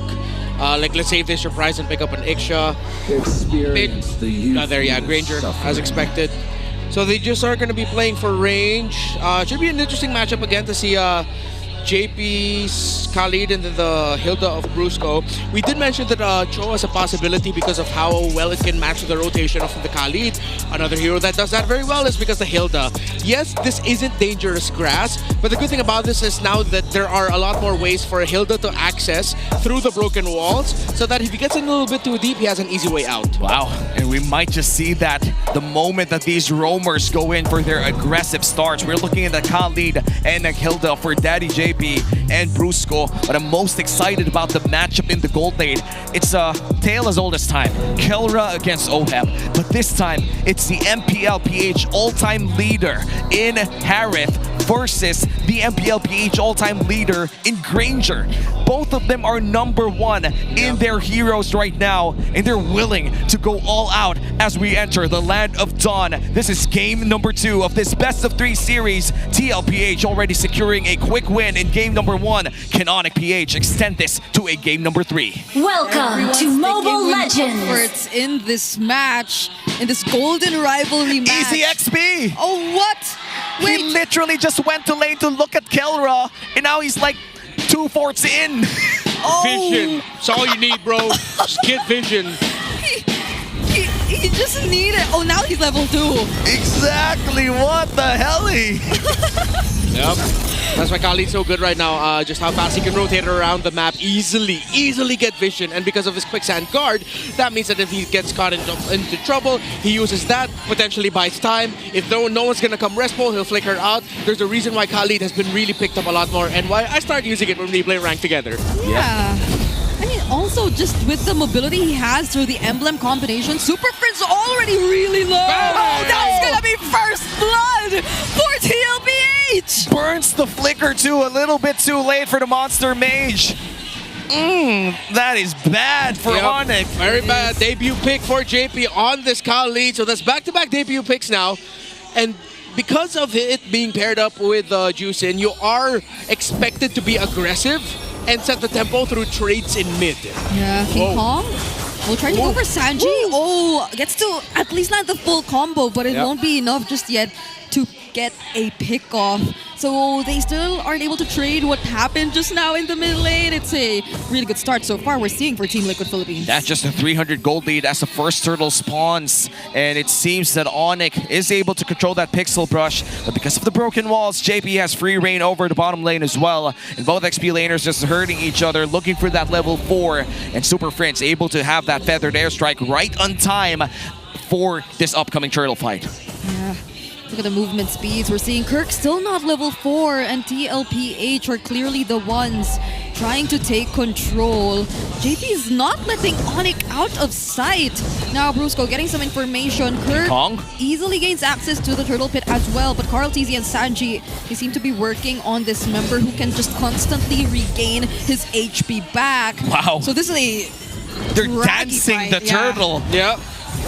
JP already used the flicker. Sanford keeping his eyes out for King Kong. Oh, flicker already committed by Sanji. They get to spot Kelra, but Carl still survives. Sanji actually saves him there with a clutch lantern flare, but King Kong, he will be able to secure this objective, and that well-timed feathered airstrike from Superfans takes down JP. And TLPH lost out on that turtle fight, but at least Carl TZ still alive. Yeah, great aggression there actually. Carl TZ, okay, he almost fell down to the buff, but then Sanji just got a little bit of the aggro from it so that Carl TZ wouldn't get killed by the purple buff. Okay, so for the side of ONIC now, I like how Kurt acknowledged, hey, CC at this point has one simple job. You get curtain call off, man. Someone should follow up. You back off. If you die, it's okay. You got curtain call. Job done. The good thing is it was Carl TZ that he was able to curtain call and bring down really low, which forced him out of the range of the turtle. The stun didn't land on Oheb. Superfans really low, but Oheb again still surviving. JP finds the kill, but look at Brusco. He doesn't let go of Oheb, but that's going to be a 3-for-1 trade, clearly in favor of TLPH. JP looking for Kelra here, but Kelra able to escape, and that's going to be really bad for the side of ONIC Philippines, considering that this is already Superfans' second death within the first 4 minutes. Yeah, surprise dive there onto King Kong by Sanford and Carl TZ. Don't think he was expecting it. Meanwhile, Superfans is going to get caught again! Superfans, he's getting his rotation read by Sanji and Liquid so damn well. Oh man, the monster mage being silenced here in the early game. And Kelra already half HP, but Brusco there to help him out. Sanji looking for the sun, and JP clutch heal. Quick Sandguard into the raging sandstorm, but Kelra at least lands the last hit. Sanji couldn't do much to help him as well, but the energy shields up top, they're nearly gone. And even after all of those exchanges, it's just a 1,000 gold lead for Team Liquid Philippines. Yeah. This is still anybody's ball game. Yeah, the gold lead is growing between the two junglers, almost 700, getting closer to 1,000 for Carl TZ. Meanwhile, there's a growing gap between Sanji and Superfans as well. Yep. Something that ONIC really need to answer, because if Sanji just starts racking up kills, that's going to be it for them. Yeah. And now you can see how confident Sanji is, even in terms of positioning, putting himself up front. King Kong trying to look for targets too, but they won't be engaging in any fight just yet. Look at where Team Liquid Philippines have positioned themselves.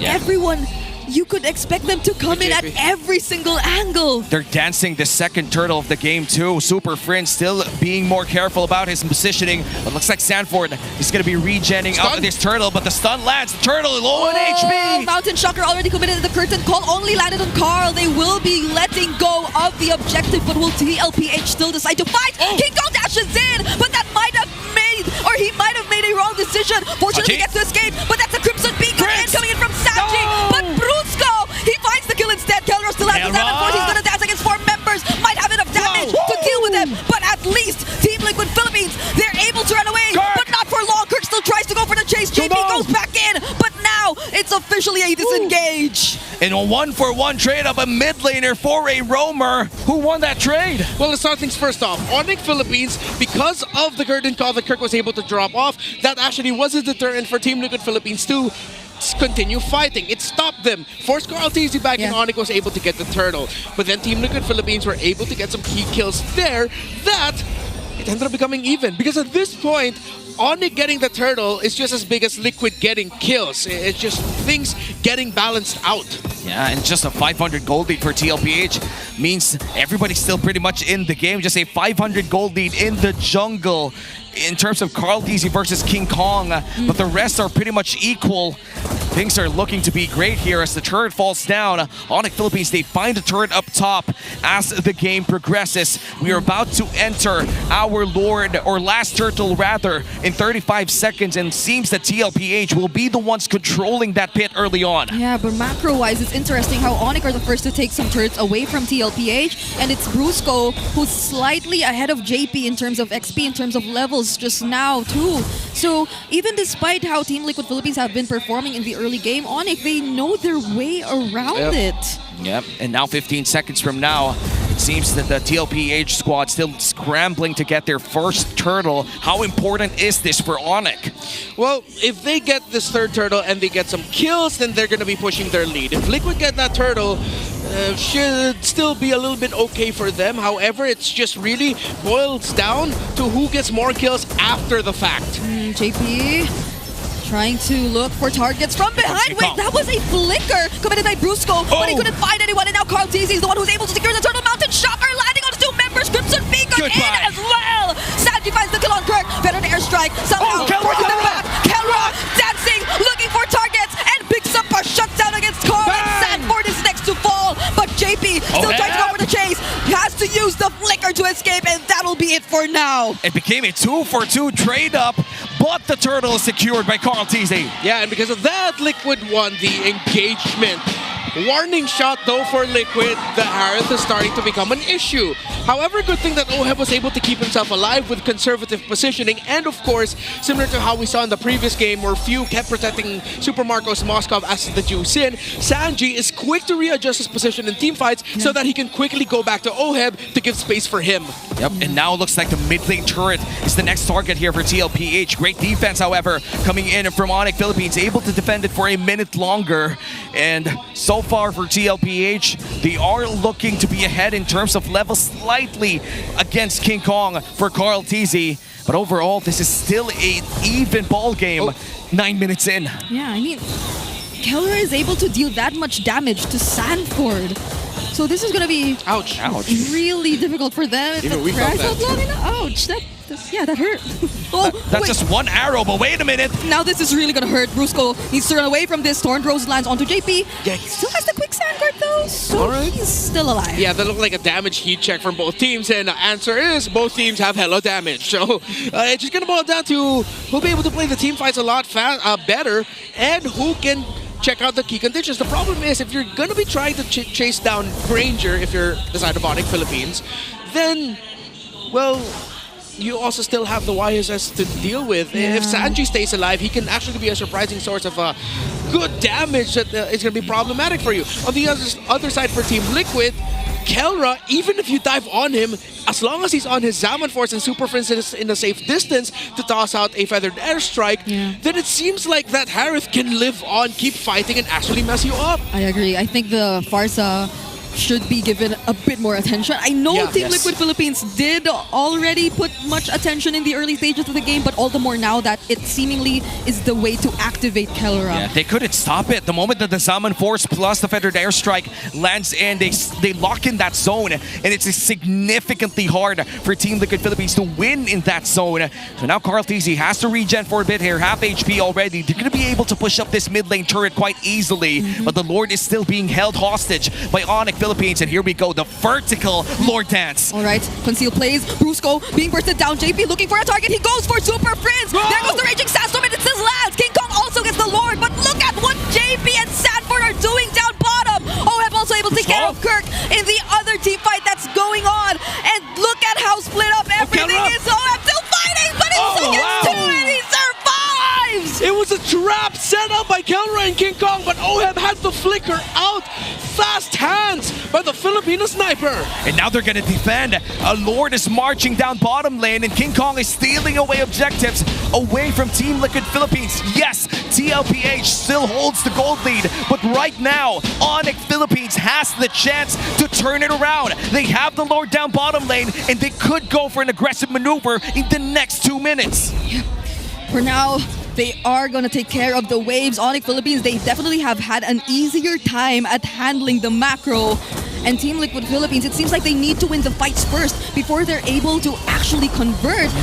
And that's gonna be a problem if this continues, but at least they're able to hold on to the slight lead. They cleanly mitigate the damage coming in from ONIC Philippines, regardless of that Lord. There's only 2 turrets that fell down in the hands of ONIC Philippines. And now TLPH still miraculously even losing out that fight, and the Lord still holds the gold lead. Yeah, they are. Oh, ouch. Keller half HP. They did a pretty great job at poking him down, but they for sure are not gonna fully commit right here. They have limited information, and there is an upcoming objective too. Okay, so what I like that ONIC has been doing is they've continuously split the fight, keeping the Juice in and the Granger back, pushing them back. So now Team Liquid Philippines, I think they have to be a little bit more conservative with their approaches. Yes, JP and Sanford are applying so much pressure into the backline of ONIC, but you need your Granger and Juice in with you. So wait for ONIC to engage. That doesn't mean be passive, but just be proactive with your reactivity, if that makes sense. I feel like they are being a lot... they're showing a lot of proactivity right now. Sanji even suffers a lot of damage coming in from that feathered airstrike. And that will signal TLPH to go down for a bit, but King Kong almost finding an angle out of nowhere there. But so far, things are going to calm down once again. 40 seconds before the next big objective spawns. And TLPH still ahead by 700 gold, but that doesn't really matter considering that everybody has the damage that they need and everybody has the battle spells to keep each other in check the moment that those fights start. Yeah, the feathered airstrike will be back, or there, it's already back. Sanji didn't use a flicker or a crimson beacon to escape what happened just now too. It's only the mountain shocker that has been used so far. It's Sanford against King Kong and even Carl, but that's a feathered airstrike. Oh no! He finds Carl TZ, damages him enough, but he will not fall. Right.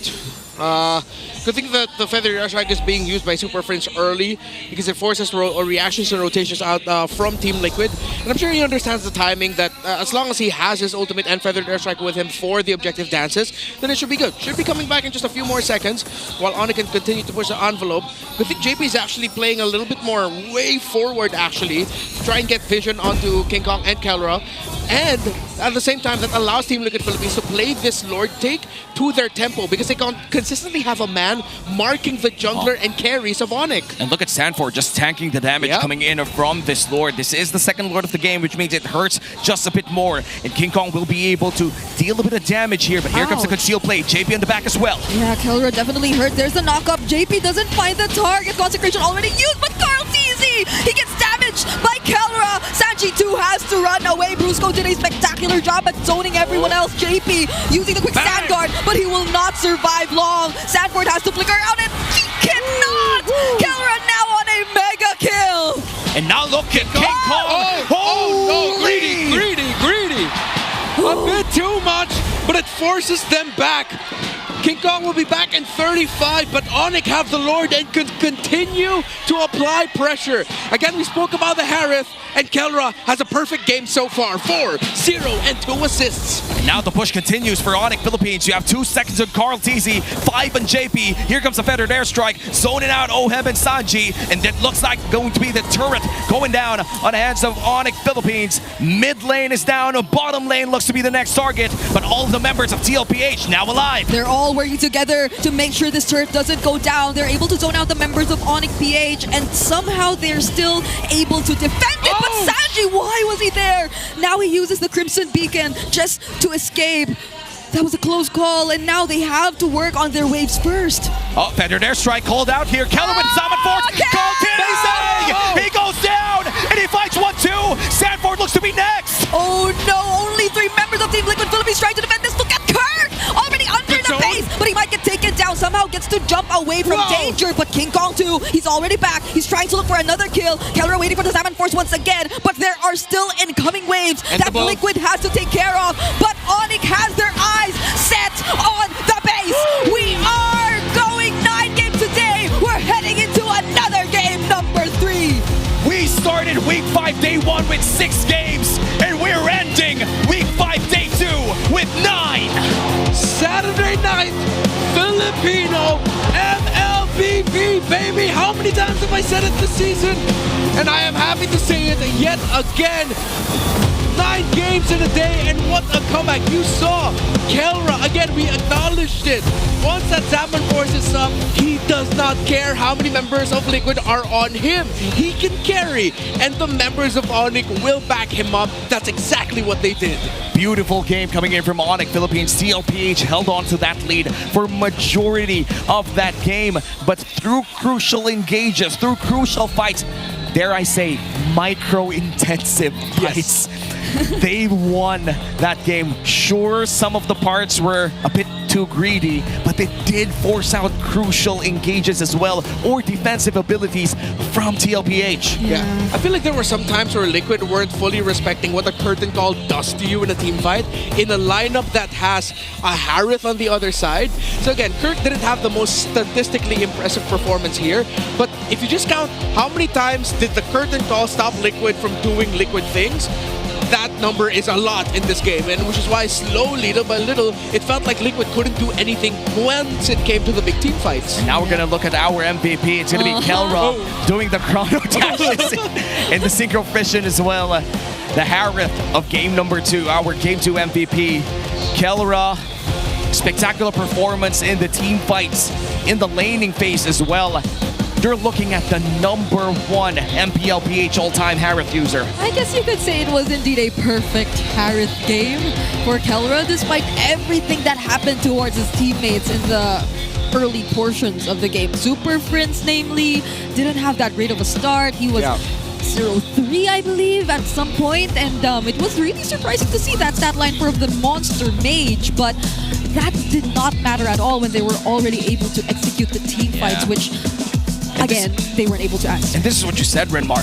The curtain call just made sure that Carl TZ was not at all comfortable in every turtle fight. Yeah, people always look at CCs and think, oh, you're going to have to deal a lot of damage, you see a lot of stats on you. Dude, just toss out your curtain call, you've done your job. If your team doesn't follow it up, maybe you were a little bit too early, or maybe your teammates just didn't acknowledge, or you didn't call it. But once that's out, that's it. And then, for Kelra, job is simple. Well, not really simple. It's okay. We gotta admit, it's hard for a Harith to bring down the Zaman Force onto a lot and then just dash deal damage. But he made it look easy. The timings of it. Sometimes he would actually wait to find a better position in the team fight. Sometimes even go around the formation of his own team so that he's coming off from a weirder angle the Team Liquid Philippines aren't completely ready to deal with. Yep, and the feathered airstrikes coming in from Superfans. At some point in the game, I was asking, didn't this dude die 3 times in the first 4 minutes? Why is he dealing so much damage come 5-6 minutes inside the game? Has he not been able to farm up the entire laning phase? The answer is yes. The only item that he held was a glowing wand, but for some reason, it hit like a truck. Or maybe that's the thing. It might have felt for Team Liquid that they were already able to address the problem or the potential problem that Superfans could be, because they were able to bring him to a 0-3, but what they didn't know was that it was not all that mattered. And yeah, we never run out of highlights in this game. Even that one escape just now that Ohem did against the KK connection was crazy. Yeah, even the sudden burst damage to the Power of Wilderness at not Masha, I'm blanking. Excuse me, Hilda. I mix them up. They're both wild. They're both wild. They're both wild Female warriors. Yes, exactly.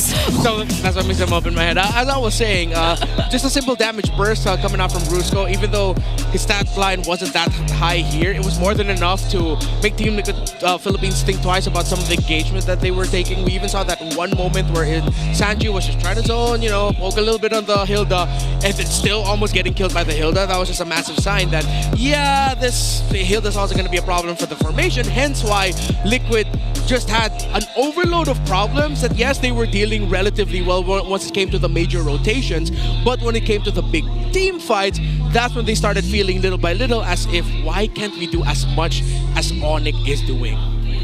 I feel like at that point, TLPH already accepted the fact that the burst damage coming in from ONIC Philippines was just way too much to tolerate unless you could dodge it. But how can you dodge it with the curtain call already slowing down your carries? And moving forward in the 16-minute game, it felt as if that even if TLPH played it fundamentally right, got the lead, got the objectives that they wanted, it all still boils down to, are you able to defend with people missing though? Yeah, Sanford had the Radiant and the Athenas, but even with those two items, the full build damage output that you could see from Kelra, it was too much to handle for him, and even for JP, where both of them were just actively trying to scout the members of ONIC Philippines, actively trying to pin down Kelra and Superfans, and I feel like on the fly, they realized the problems that had to be solved as well, because there was this one moment down bottom where JP was just constantly trying to chase after Superfans.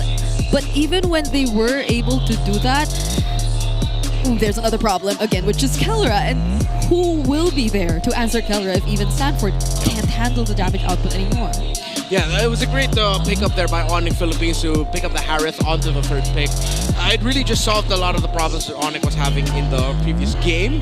And it seems like for ONIC, they also have to hold on to that idea that they need multiple carries, or one very hard carry that if you put the game on his shoulders, he'll be able to do just that. Oheb eventually became the rich guy in the game, but despite the farm that he was getting, because the front line was crumbling down way too quickly, we really didn't get to see a massive string of highlights from Oheb. Yep, and that is going to be TLPH falling to the hands of ONIC Philippines in game number 2. And things are looking great here inside the MPL Arena. And you too could showcase your esports skills and passion for gaming by organizing your own local tournaments through eProject Esports for Everyone. Participants in this program will be provided with special access to tournament modes, in-game items, diamonds, and more. Visit the MPL Philippines website for more information on how to apply. And I'll take this moment to plug in a little thing that the casters have been working on. Watch out for some of our pages, because from time to time you'll actually get to see broadcasted games with us and potentially members of the community from MPL Philippines and the respective teams and fan bases of each team. So watch out for that. More information will be coming out soon. And hopefully we don't get crushed beneath our own gameplay, but hopefully we do get matched up with community members that are just as good. Yeah. And now looking at the stats from people who actually love watching MPL, I feel like for this one it's Jesus, Evan, Bonjibod. Did I actually say that right? I think you said it too accurately. Maybe it's Bonhibot.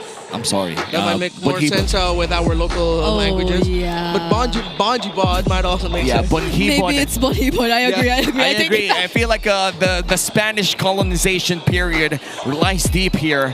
It's Jesus. No, it's Jesus Evan. Jesus Evan Bonhibod. There we go. Okay, there we will get to confirm whether or not we're right. Yeah, but thank you. He's one of the most active stats posters that once I started seeing him post a lot, I started thinking, you know what? I don't need to start posting stats again. We got one guy doing it. It's good. It's great.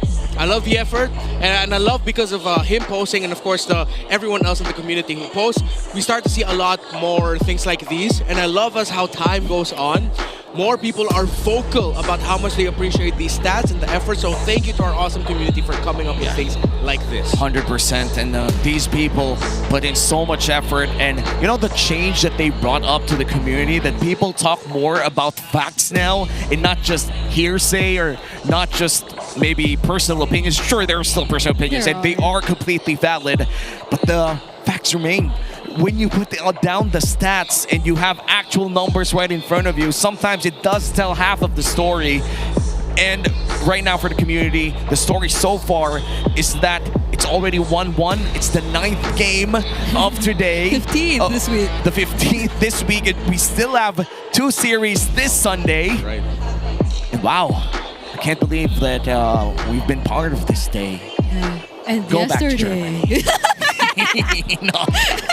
He's telling me to go away. No. We're happy that you're back, but if tomorrow, and you're not working, right? You're I'm not working tomorrow, Yeah, it's too. me, Leo, and Naisu here, and if none of the games tomorrow go to game 3, I just don't know anyone. Hey man, I'm just happy that we're being spoiled, you know. Yeah. We are. You asked for a Grand Finals 5 last series. Here we are. I did. Yeah. I did. And by the way, week 4, Gold Laner of the Week, Kelra, secures the top 1 GPM of last week. and the #1 turret damage as well, and #2 in KDA. Those are, and honestly, #2 in DPM. These are the best stats that you can have as a gold laner in this current meta. Yeah, and it feels so nice to see that he's just that guy who's always hungry to learn more and improve. And it was so inspiring to hear his story about really wanting to incorporate the name of his son in his finals MVP skin too, because he really clearly wants to make a mark and a legacy in the realm of MLBB. But look at these numbers, like he's doing more than enough. And to be honest, the part that gets me the most is that even if his son Slake right now doesn't understand what's happening, he will in the future soon, and it will be immortalized in the game forever. And speaking of immortalized, we have Carl Teasy, the GOAT, the jungler of the week for week 4, 2-time game MVP, #1 in KP, touches everything that he sees. Yeah. He's the GOAT. Yeah, That's why he's the GOAT. The GOAT. Hey, I have a sudden question. What? Is Slake, Kelra's son, the first ever child of an esports athlete who was incorporated in an in-game item? Perhaps yes.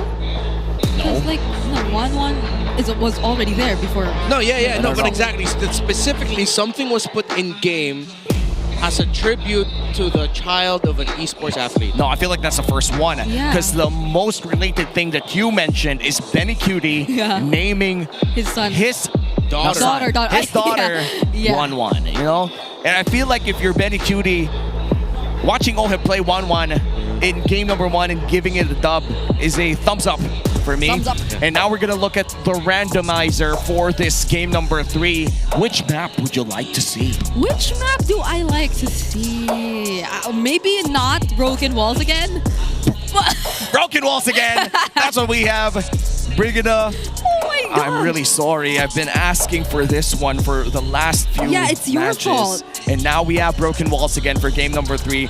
No big adjustments for both of these teams. And if I'm being honest, that's the best case scenario. You have the best teams in the world right now.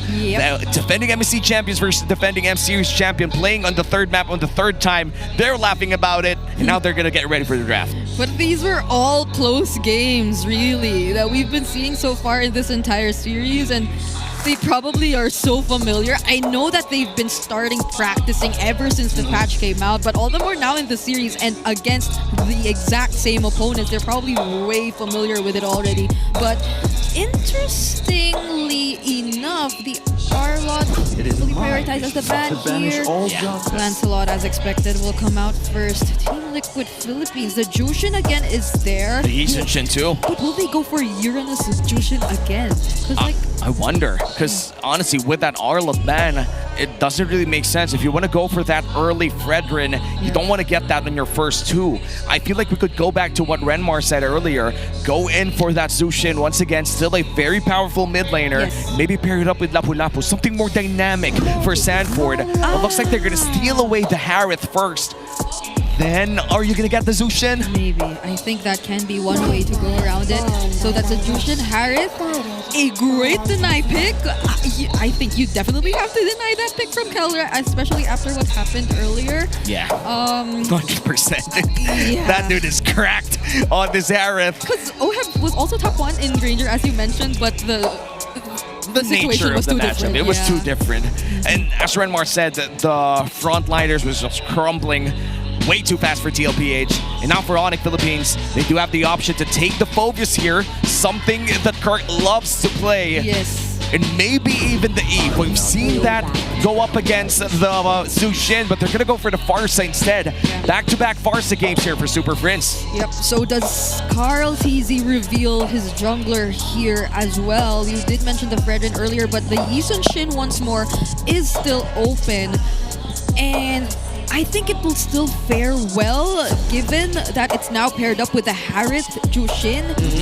And if that's the kind of setup that Team Liquid Philippines still wants to go for, like these multiple cores, they might go for that again. I wonder what the option here would be for Daddy JP. There are a lot of too. options, but they could go for their XP lane first. Maybe get that Lapu-Lapu. Yeah. And there you go, Lapu-Lapu for Sanford. We asked for this. Yes. We said that we want something more dynamic for the Apex Predator, and now we're gonna get the Lapu-Lapu pick that also gave him an M4 World Championship. Oh, wow. Lunov's ban. Great ban from TLPH. Although it did struggle earlier, I feel like it's going to suit the lineup much more now. Wow. Can't believe JP's performance in game number 1 warranted another Franco ban. 2 times in a row. Hell yeah. That's respect. I mean, it will work out considering that the burst this time won't be coming from the mid laner or the damage. It's going to be the Harith. So they still might have room to go for strong damage. Oh, no more pick off here. So we're going to be trading things, what, for Khalid? Oh, yeah. Gatot? Even the Hilda. Hilda, yeah. And there's no place for the Esmeralda unless you're going to put it in the gold lane, which means that you will have no marksman if you're ONIC Philippines. So I don't think you're going to run that. And I don't think Kelra would like to do that as well.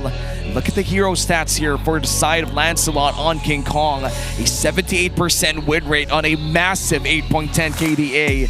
I feel like Lancelot has been played for majority of this tournament. Every game, honestly, that he's open. Especially by King Kong. Just have a request. Can someone bring out the GoPro, please? Like, please? The bouncing ball incident. Yeah. Bouncing ball, very good for whichever lineup ends up with it. Oh, they ban out the Hayabusa. Wow. So yeah, because it is broken walls, unless Carl TZ is the bravest Ling player in the world, then he's gonna do that. I think they might have to default into a tanky fighter. Oh wait, Joy, yes. Wait, no, pick it last. If ever you're gonna pick Joy, pick it last. You need to pick up your roamer first. Yeah. So JP, they've been the Khalid still there. Yeah, but Gatot, Khalid Lapu-Lapu, I would want something tankier like a Gatot, or maybe even surprising like a Badang in the roam. We did see that earlier too. Yeah. Maybe just if you're gonna go for something safe. Yeah, the Gatot maybe, or the Fredrin. Oh, they're gonna go for the Gatot. because there's a Farsa on the other side as well. It's a great answer. Okay. Oh, what would mess up the Harith and even the Juice in here? Actually, everything is, I would be okay if they go for a high loss in the room. Because you bring down the Glorious Pathway, and if JP decides to jump in at that time, or you use the Glorious Pathway as a response, you mess up the team fighting of Team Liquid, meaning that if they want to answer or help respond to what JP did, then they're going to have to fight under the Glorious Pathway. And even a Revitalize to help the survivability of this Phoveus. I feel like if you're Kelra, you would like to get something in terms of like the Claude or the Granger. Yes. I'm okay with that. If it's not going to be the Granger, something with very strong basic attack. Oh. There you go. Oh, that's a very strong basic attacker right there. They get the Bruno and the Mathilda, which honestly gives me the question of their main engage will be Kirk with a Flicker Darkwave. Yeah. We did see earlier a Mathilda and a Bruno paired up together, doing very well. So if that's going to be the case, and I don't mind. We already saw it in action earlier. Carl, this makes it even tougher for him if he decides to go for something like a Fredrin, because they're going to be putting all their eggs under the Harith basket. Oh, this is such a tough choice. Yeah. If they go for tanky fighter, it's going to be tough for the Fredrin to fight. Yisun-Shin still. Yeah. Yeah, I was wondering maybe something unique could come out, but mechanics, man. This is going to be a mechanics game. It's still going to be mechanics. Yeah. If you're Carl TZ, you wouldn't want to lose a mechanics game against King Kong.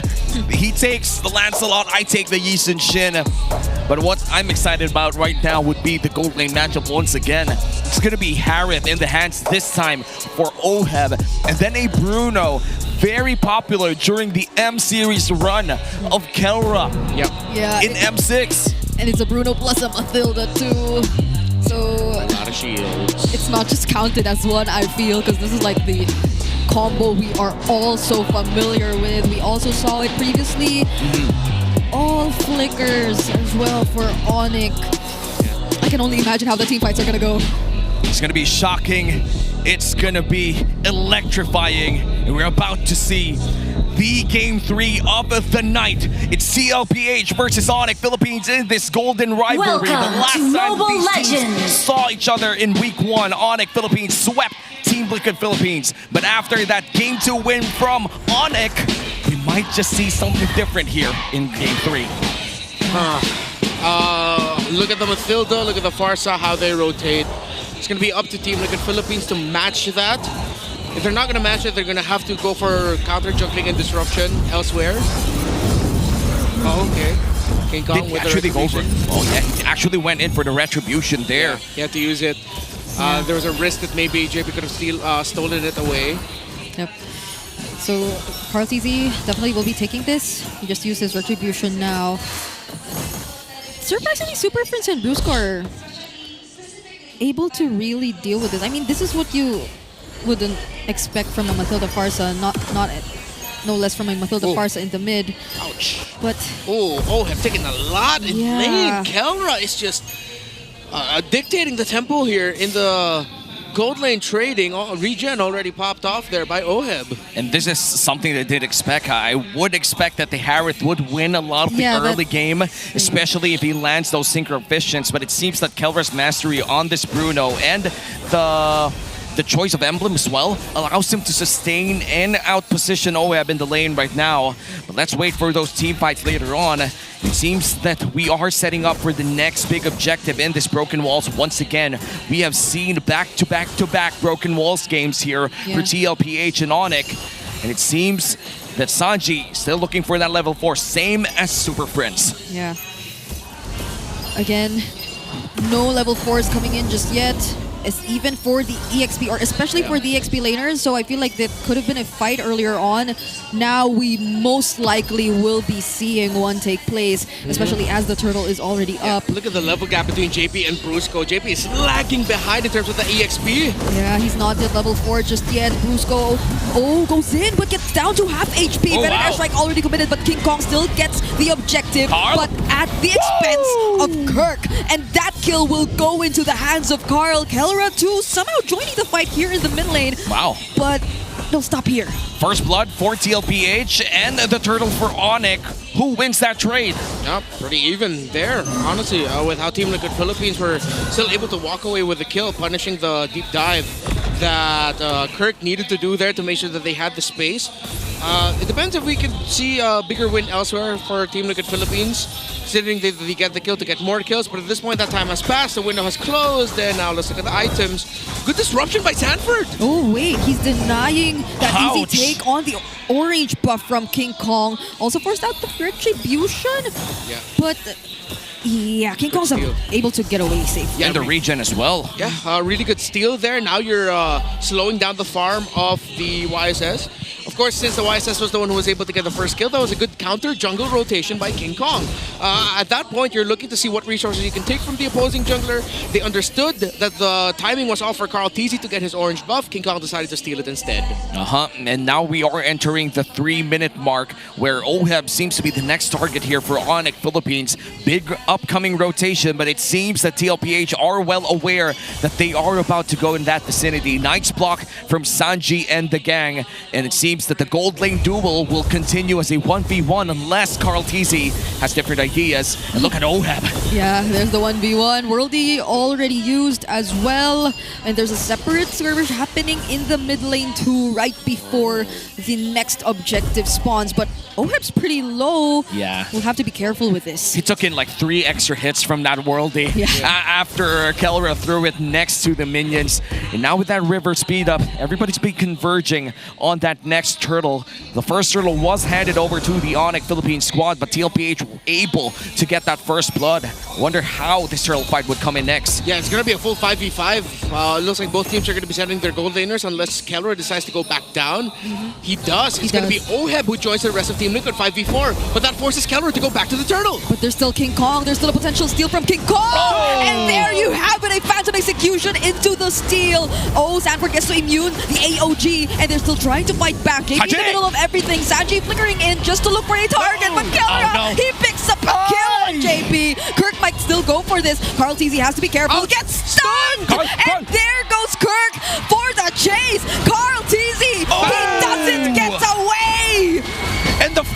continues here. Sanford tanks a bit of damage coming in from Kirk. Brave Spider used, but he's not going to flicker in. But looks like another orange buff will be stolen away here by King Kong. Thorn rolls out, baby. And he's able to take that buff. Yeah, the final hit of the Raging Slash actually just brought the orange buff really low. Quick enough for King Kong to use the Thorn Rose. Kelra is taking control of this fight, but you have to shout out Super Prince, the Monster Mage. Oh, Sanford's... Oh! The Beast for a reason! He just tried to avoid the Thorn Rose, but not even standing right in front of King Kong will do you any good because his basic attacks deal so much damage already, and this is going to be a turret that will go into the hands of Kelra. The King Kong on fire here. The Beast finds one once again, and now a 2.3k gold lead starting to build up for ONIC Philippines as they go for the invade, and it seems that Super Prince will be the one taking the purple buff as Carl Teasy tries to steal away the ONIC side purple buff. Is able to take it and stay alive in doing so. Yeah. So far, they have to be a bit more patient, I'd say, for Team Liquid Philippines. But it's not like they're the ones starting things off, too. Yeah.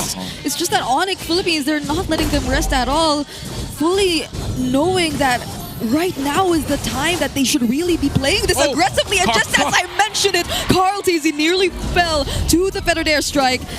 They're just not letting up. Yup, and they're looking for Kirk here. It's a 3v3 down the river, but Kirk is low on HP, able to go out with a guiding wind, and it seems that Sanji will just be giving out that suspicion as the last turtle of the game spawns, but I feel like they're not going to fight for it anymore. If none of them touches, and that's the worldie, burnt as well, but the Crimson Beacon will be used for the side of TLPH as the turtle is started here by ONIC. Yeah, luckily Sanji got to reposition there.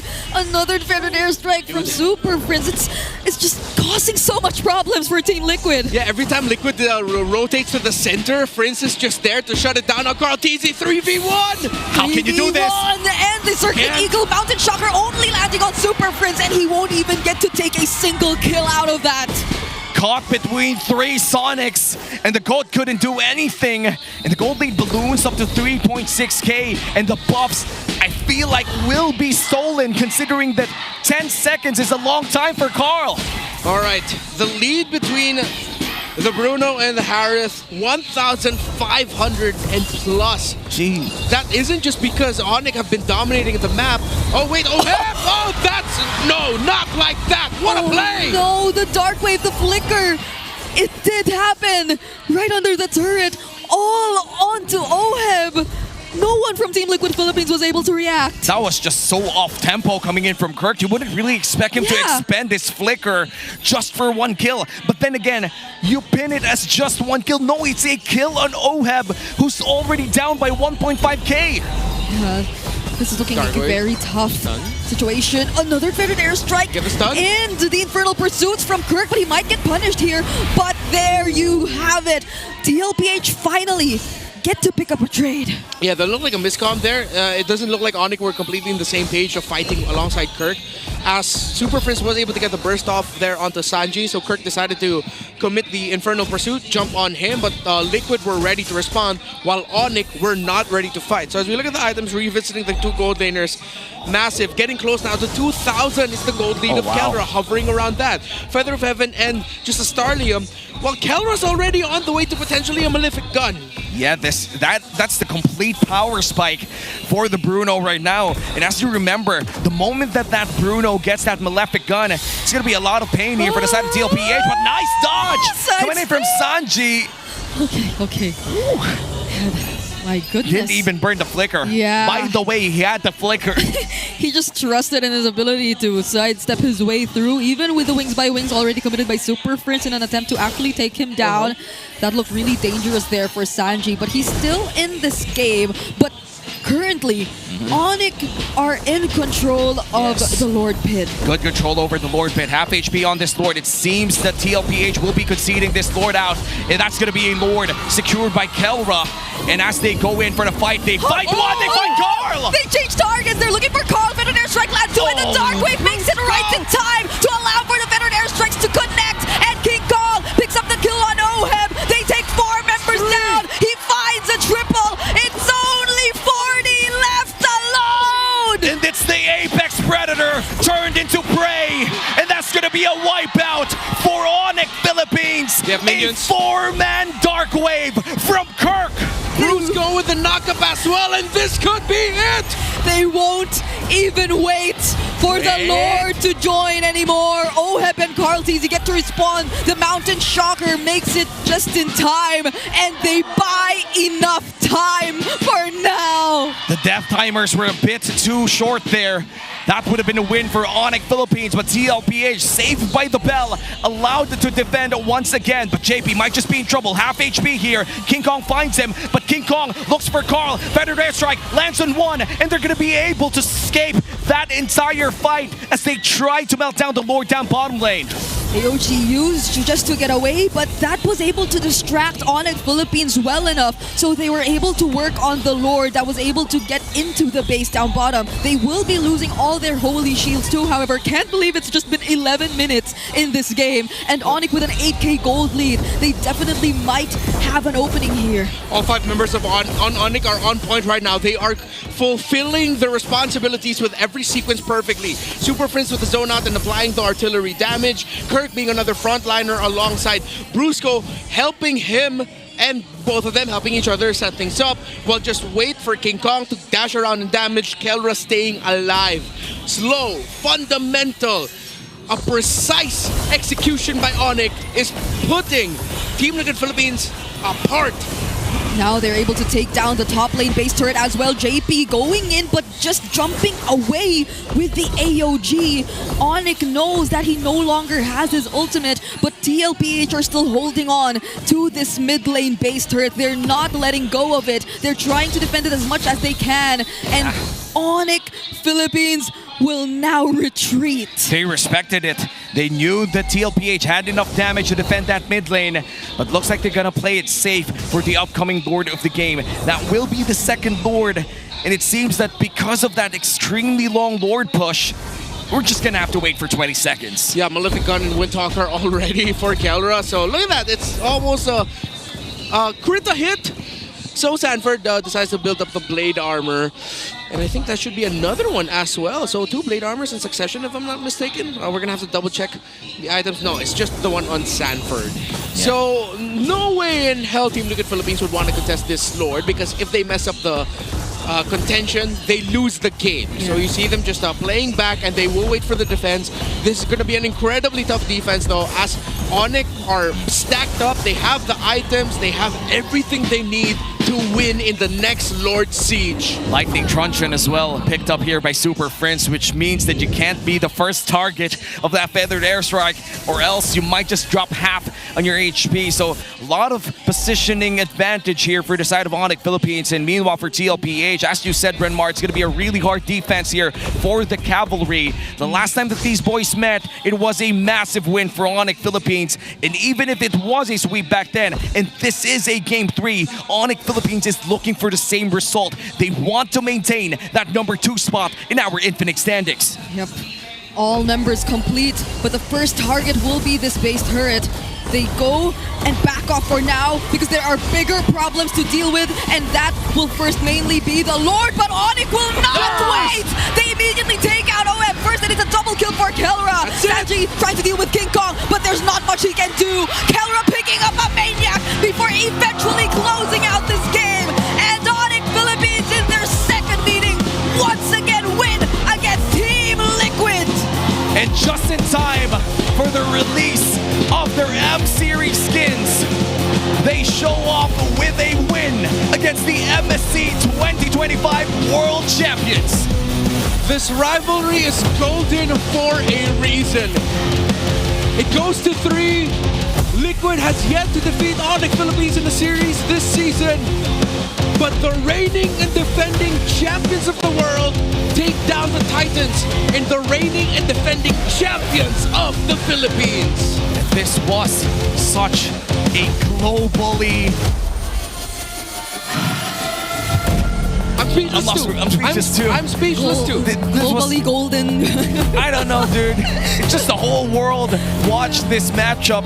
And for TLPH to lose this one, the MSC champions still showed up a great game. But that was still the better game here for ONIC PH, the victors of this golden matchup between two world champions. Now we're about to find out the thoughts of ONIC Philippines retaining their number 2 spot in the Infinix standings. We're gonna go to the main stage and talk with ONIC Philippines together with our hosts, Hans and Odin.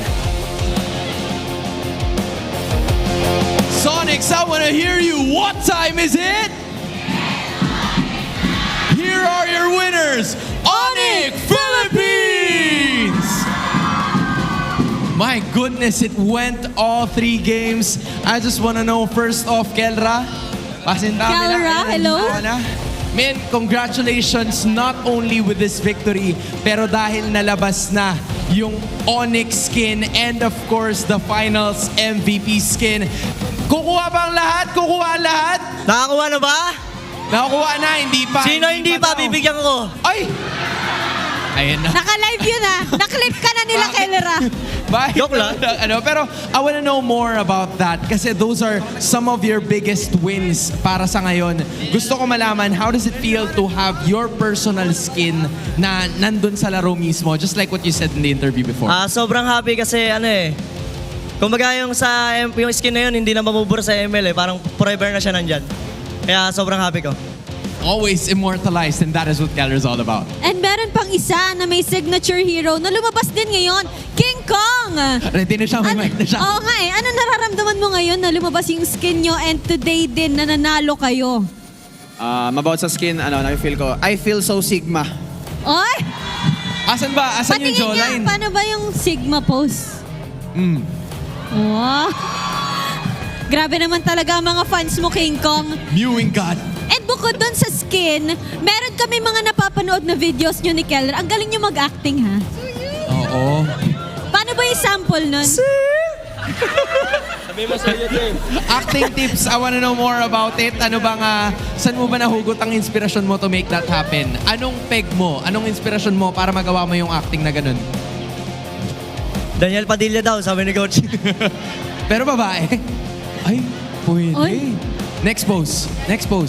Ay, pwede. Very Okay. flexible artist pala to si Keller, ha? I like it. Pero going back to this game naman tayo. Team Liquid Philippines, you guys have been, consistently battling against each other. Ano bang nag-iba sa laban nyo ngayon with TLPH dahil sa patch? Ano bang nag-iba sa laban nyo ngayon with them? Siguro mas nakapag-prepare lang siguro kami. Kaya kami nanalo this game and mas na pag-aralan siguro namin yung patch. Love the idea. And now, sobrang daming mga tao ngayon. Full house na naman ang MPL Arena. What do you wanna say sa lahat ng fans na nandito ngayon, King Kong? Sa lahat ng fans ng ONIC, tsaka fans ng Team Liquid, thank you so much sa pagpunta. Sana nag-enjoy ang lahat. And they obviously enjoyed dahil nakuha nyo ang panalo. Once again, please give it up for Team ONIC Philippines! Ano ba yan?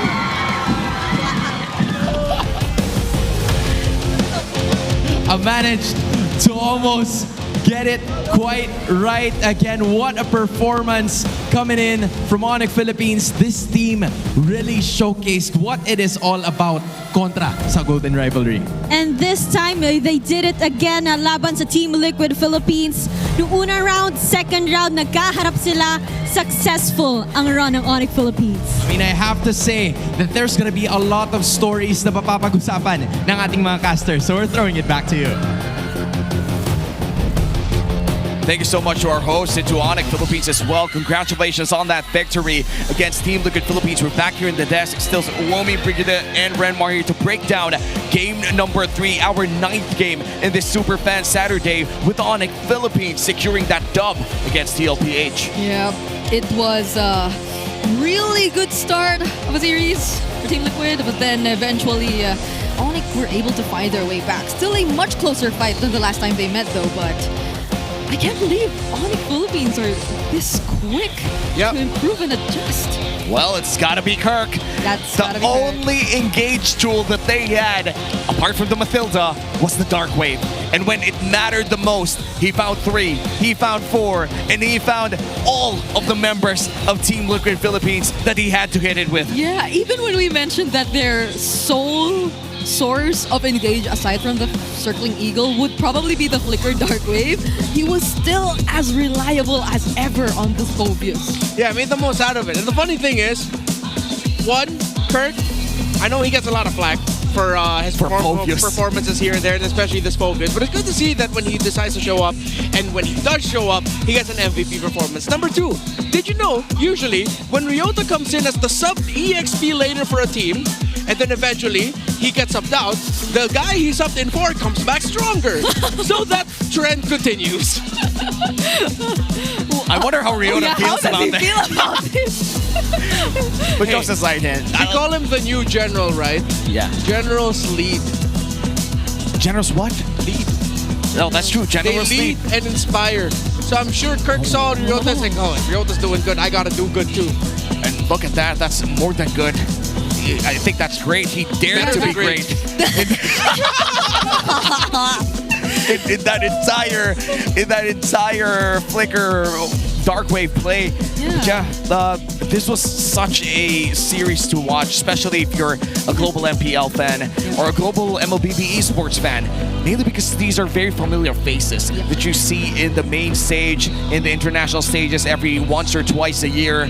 And to see them in such excellent form for both teams here, for both Team Liquid and ONIC Philippines, to be able to execute this type of MLBB and even earn a Maniac on Kelra, you just gotta love Filipino MLBB. Yeah, there seem to be so many obstacles for TLPH in their attempt to maybe get that golden roll, because ONIC Philippines, some switch has seemingly turned on for them. Whenever it's M series, they're just suddenly in this kind of form, and I appreciate the adjustments that ONIC Philippines did in the series. Game number 1, they saw that JP's Franco is a problem. They proceed to ban it out for 2 games in a row. Then they start backing up lineups that have a little bit more power to carry through one. Still, it doesn't completely shake off what people say about ONIC, that it's I wouldn't say Kelra team, but a little bit too Kelra focused. However, you have to look at this game as if the rest of ONIC Philippines didn't get to do their jobs, then even Kelra dominating a lane against OHEB would have been an afterthought. So yes, Kelra did his job in lane. OHEB struggled. 0-3-1, almost a non-factor here. But the fact that Brusco went 0-0-14, he was there for save 1 kill this entire game. He was all over the map. And Superfans doing what he did at the center of the map to stop Carl TZ and his rotations alongside Sanji as well. This was a total team effort that led to eventually Kelra being able to shine in fights because the rest of ONIC were doing their jobs perfectly. And ONIC Philippines locked in for this matchup, and Kelra talked about in the post-game interview that they came in here much more prepared, and it feels as if that's the main reason why they won against Team Liquid Philippines. And we know Carl TZ. Carl TZ hates losing, and when we look at this entire matchup, it seems like the next guy that TLPH will be facing, which is, by the way, TNC Pro Team, it's not gonna have a good time. Because after a loss like this one, TLPH usually wakes up, and for ONIC Philippines, they could already rest up for week 5.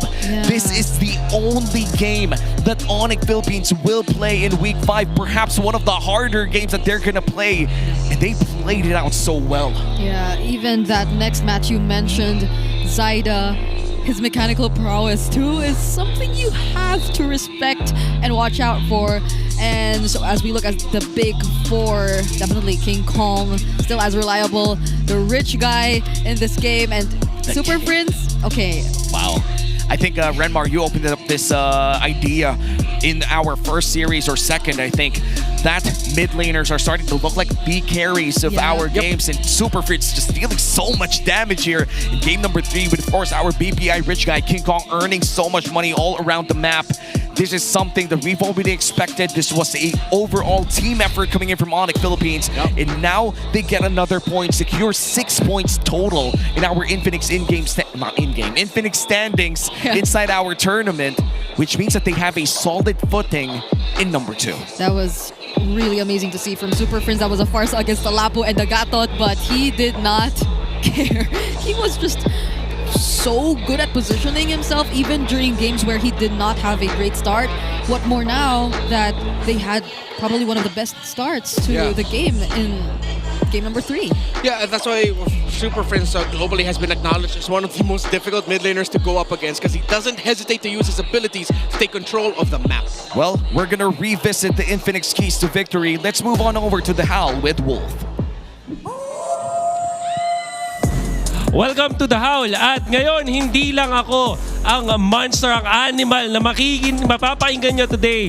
Kasi kasama ko ngayon, a King of the Beast, King Kong! What's up? What's up, what's up? What's up?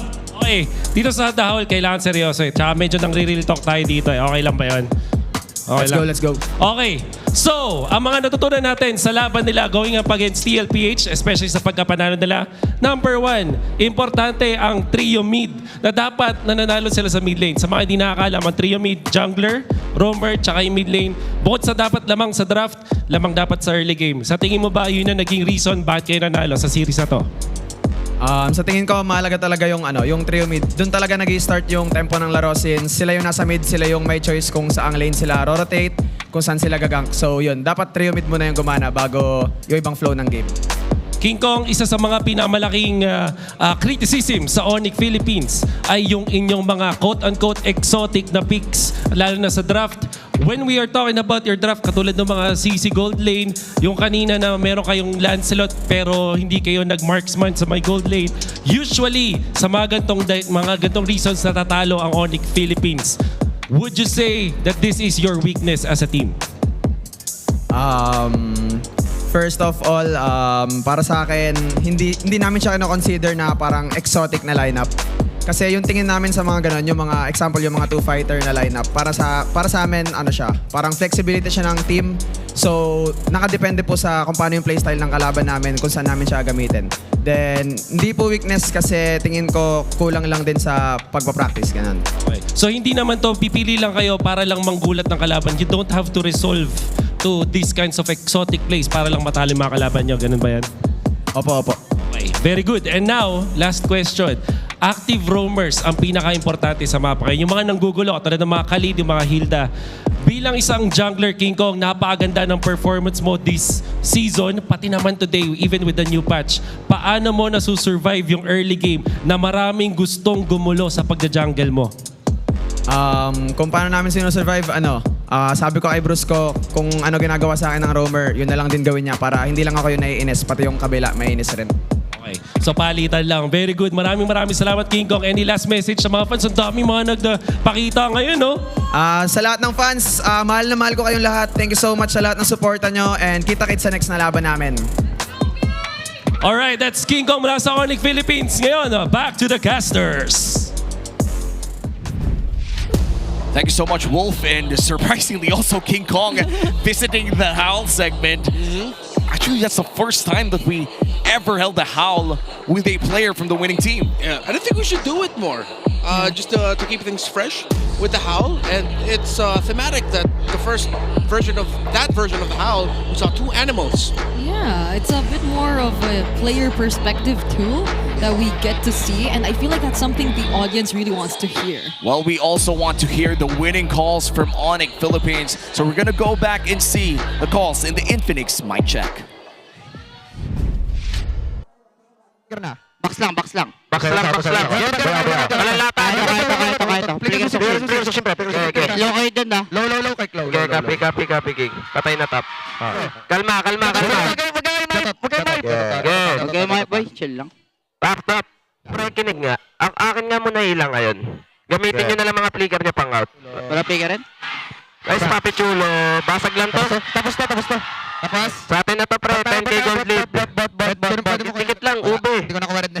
Isipin nyo yung sa akin, pre. Basag muna, pre.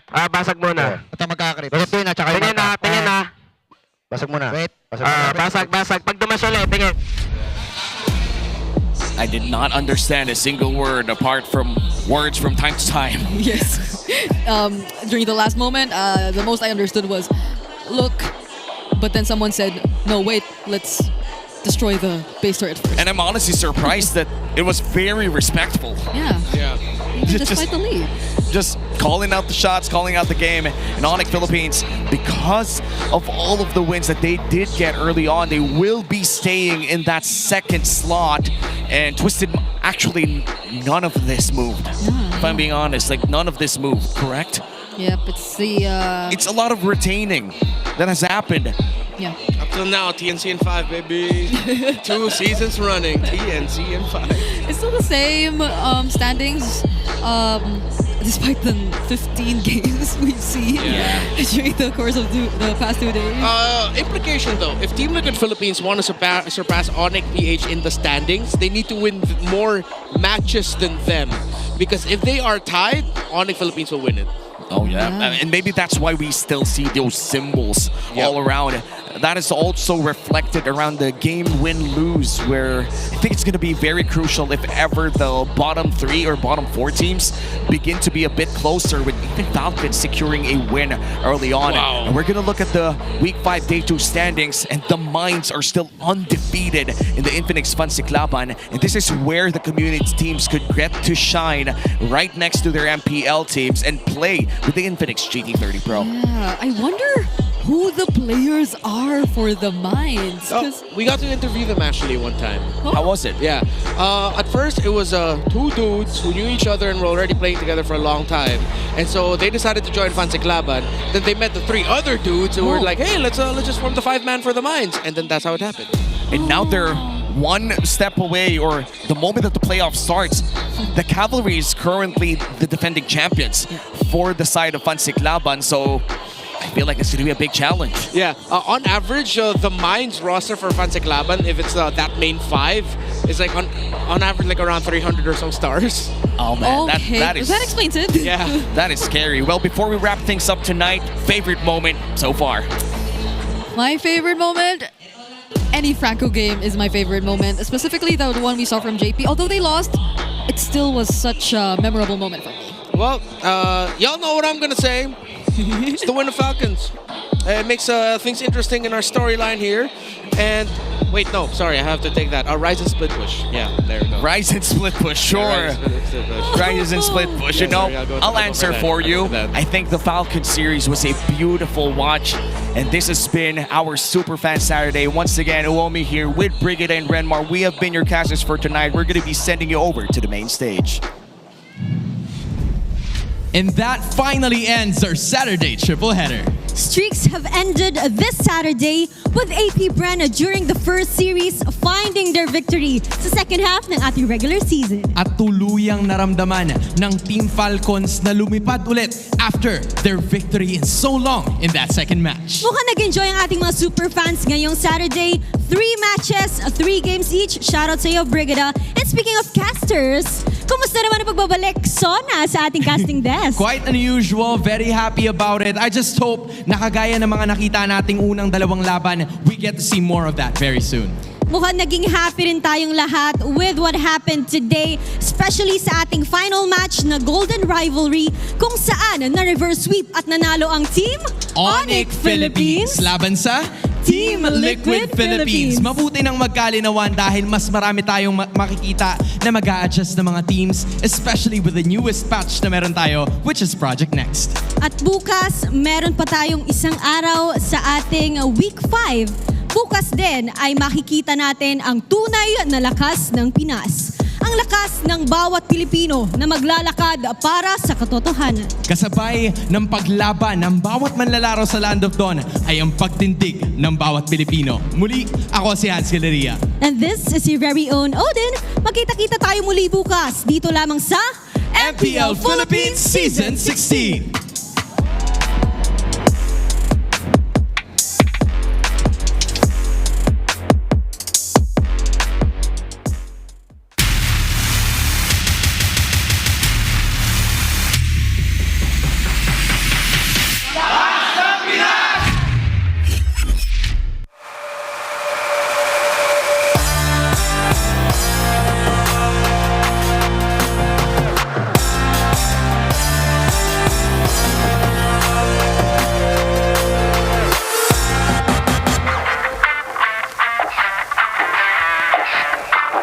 lakas ng Pinas.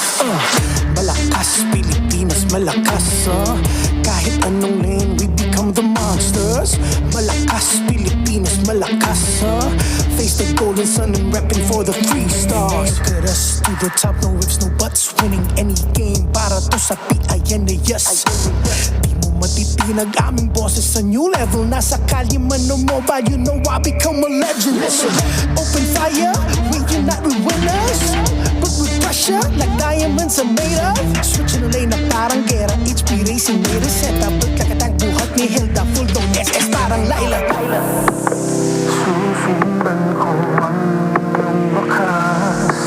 Kasama pataas, tagumpay natin to. Dahil tayo'y malakas para sa Pinas. Nasa amin ang alas, hindi to atas. Kinikilala sa taas kasi kami ang malakas para sa Pinas. Nasa amin ang alas, hindi to atas. Kinikilala sa taas, ganito kami sa Pinas.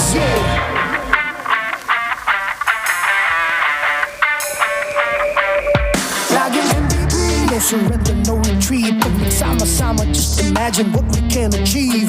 Laging MVP, no surrender, no retreat. Giving 100 on my all, cause we just cannot be defeated.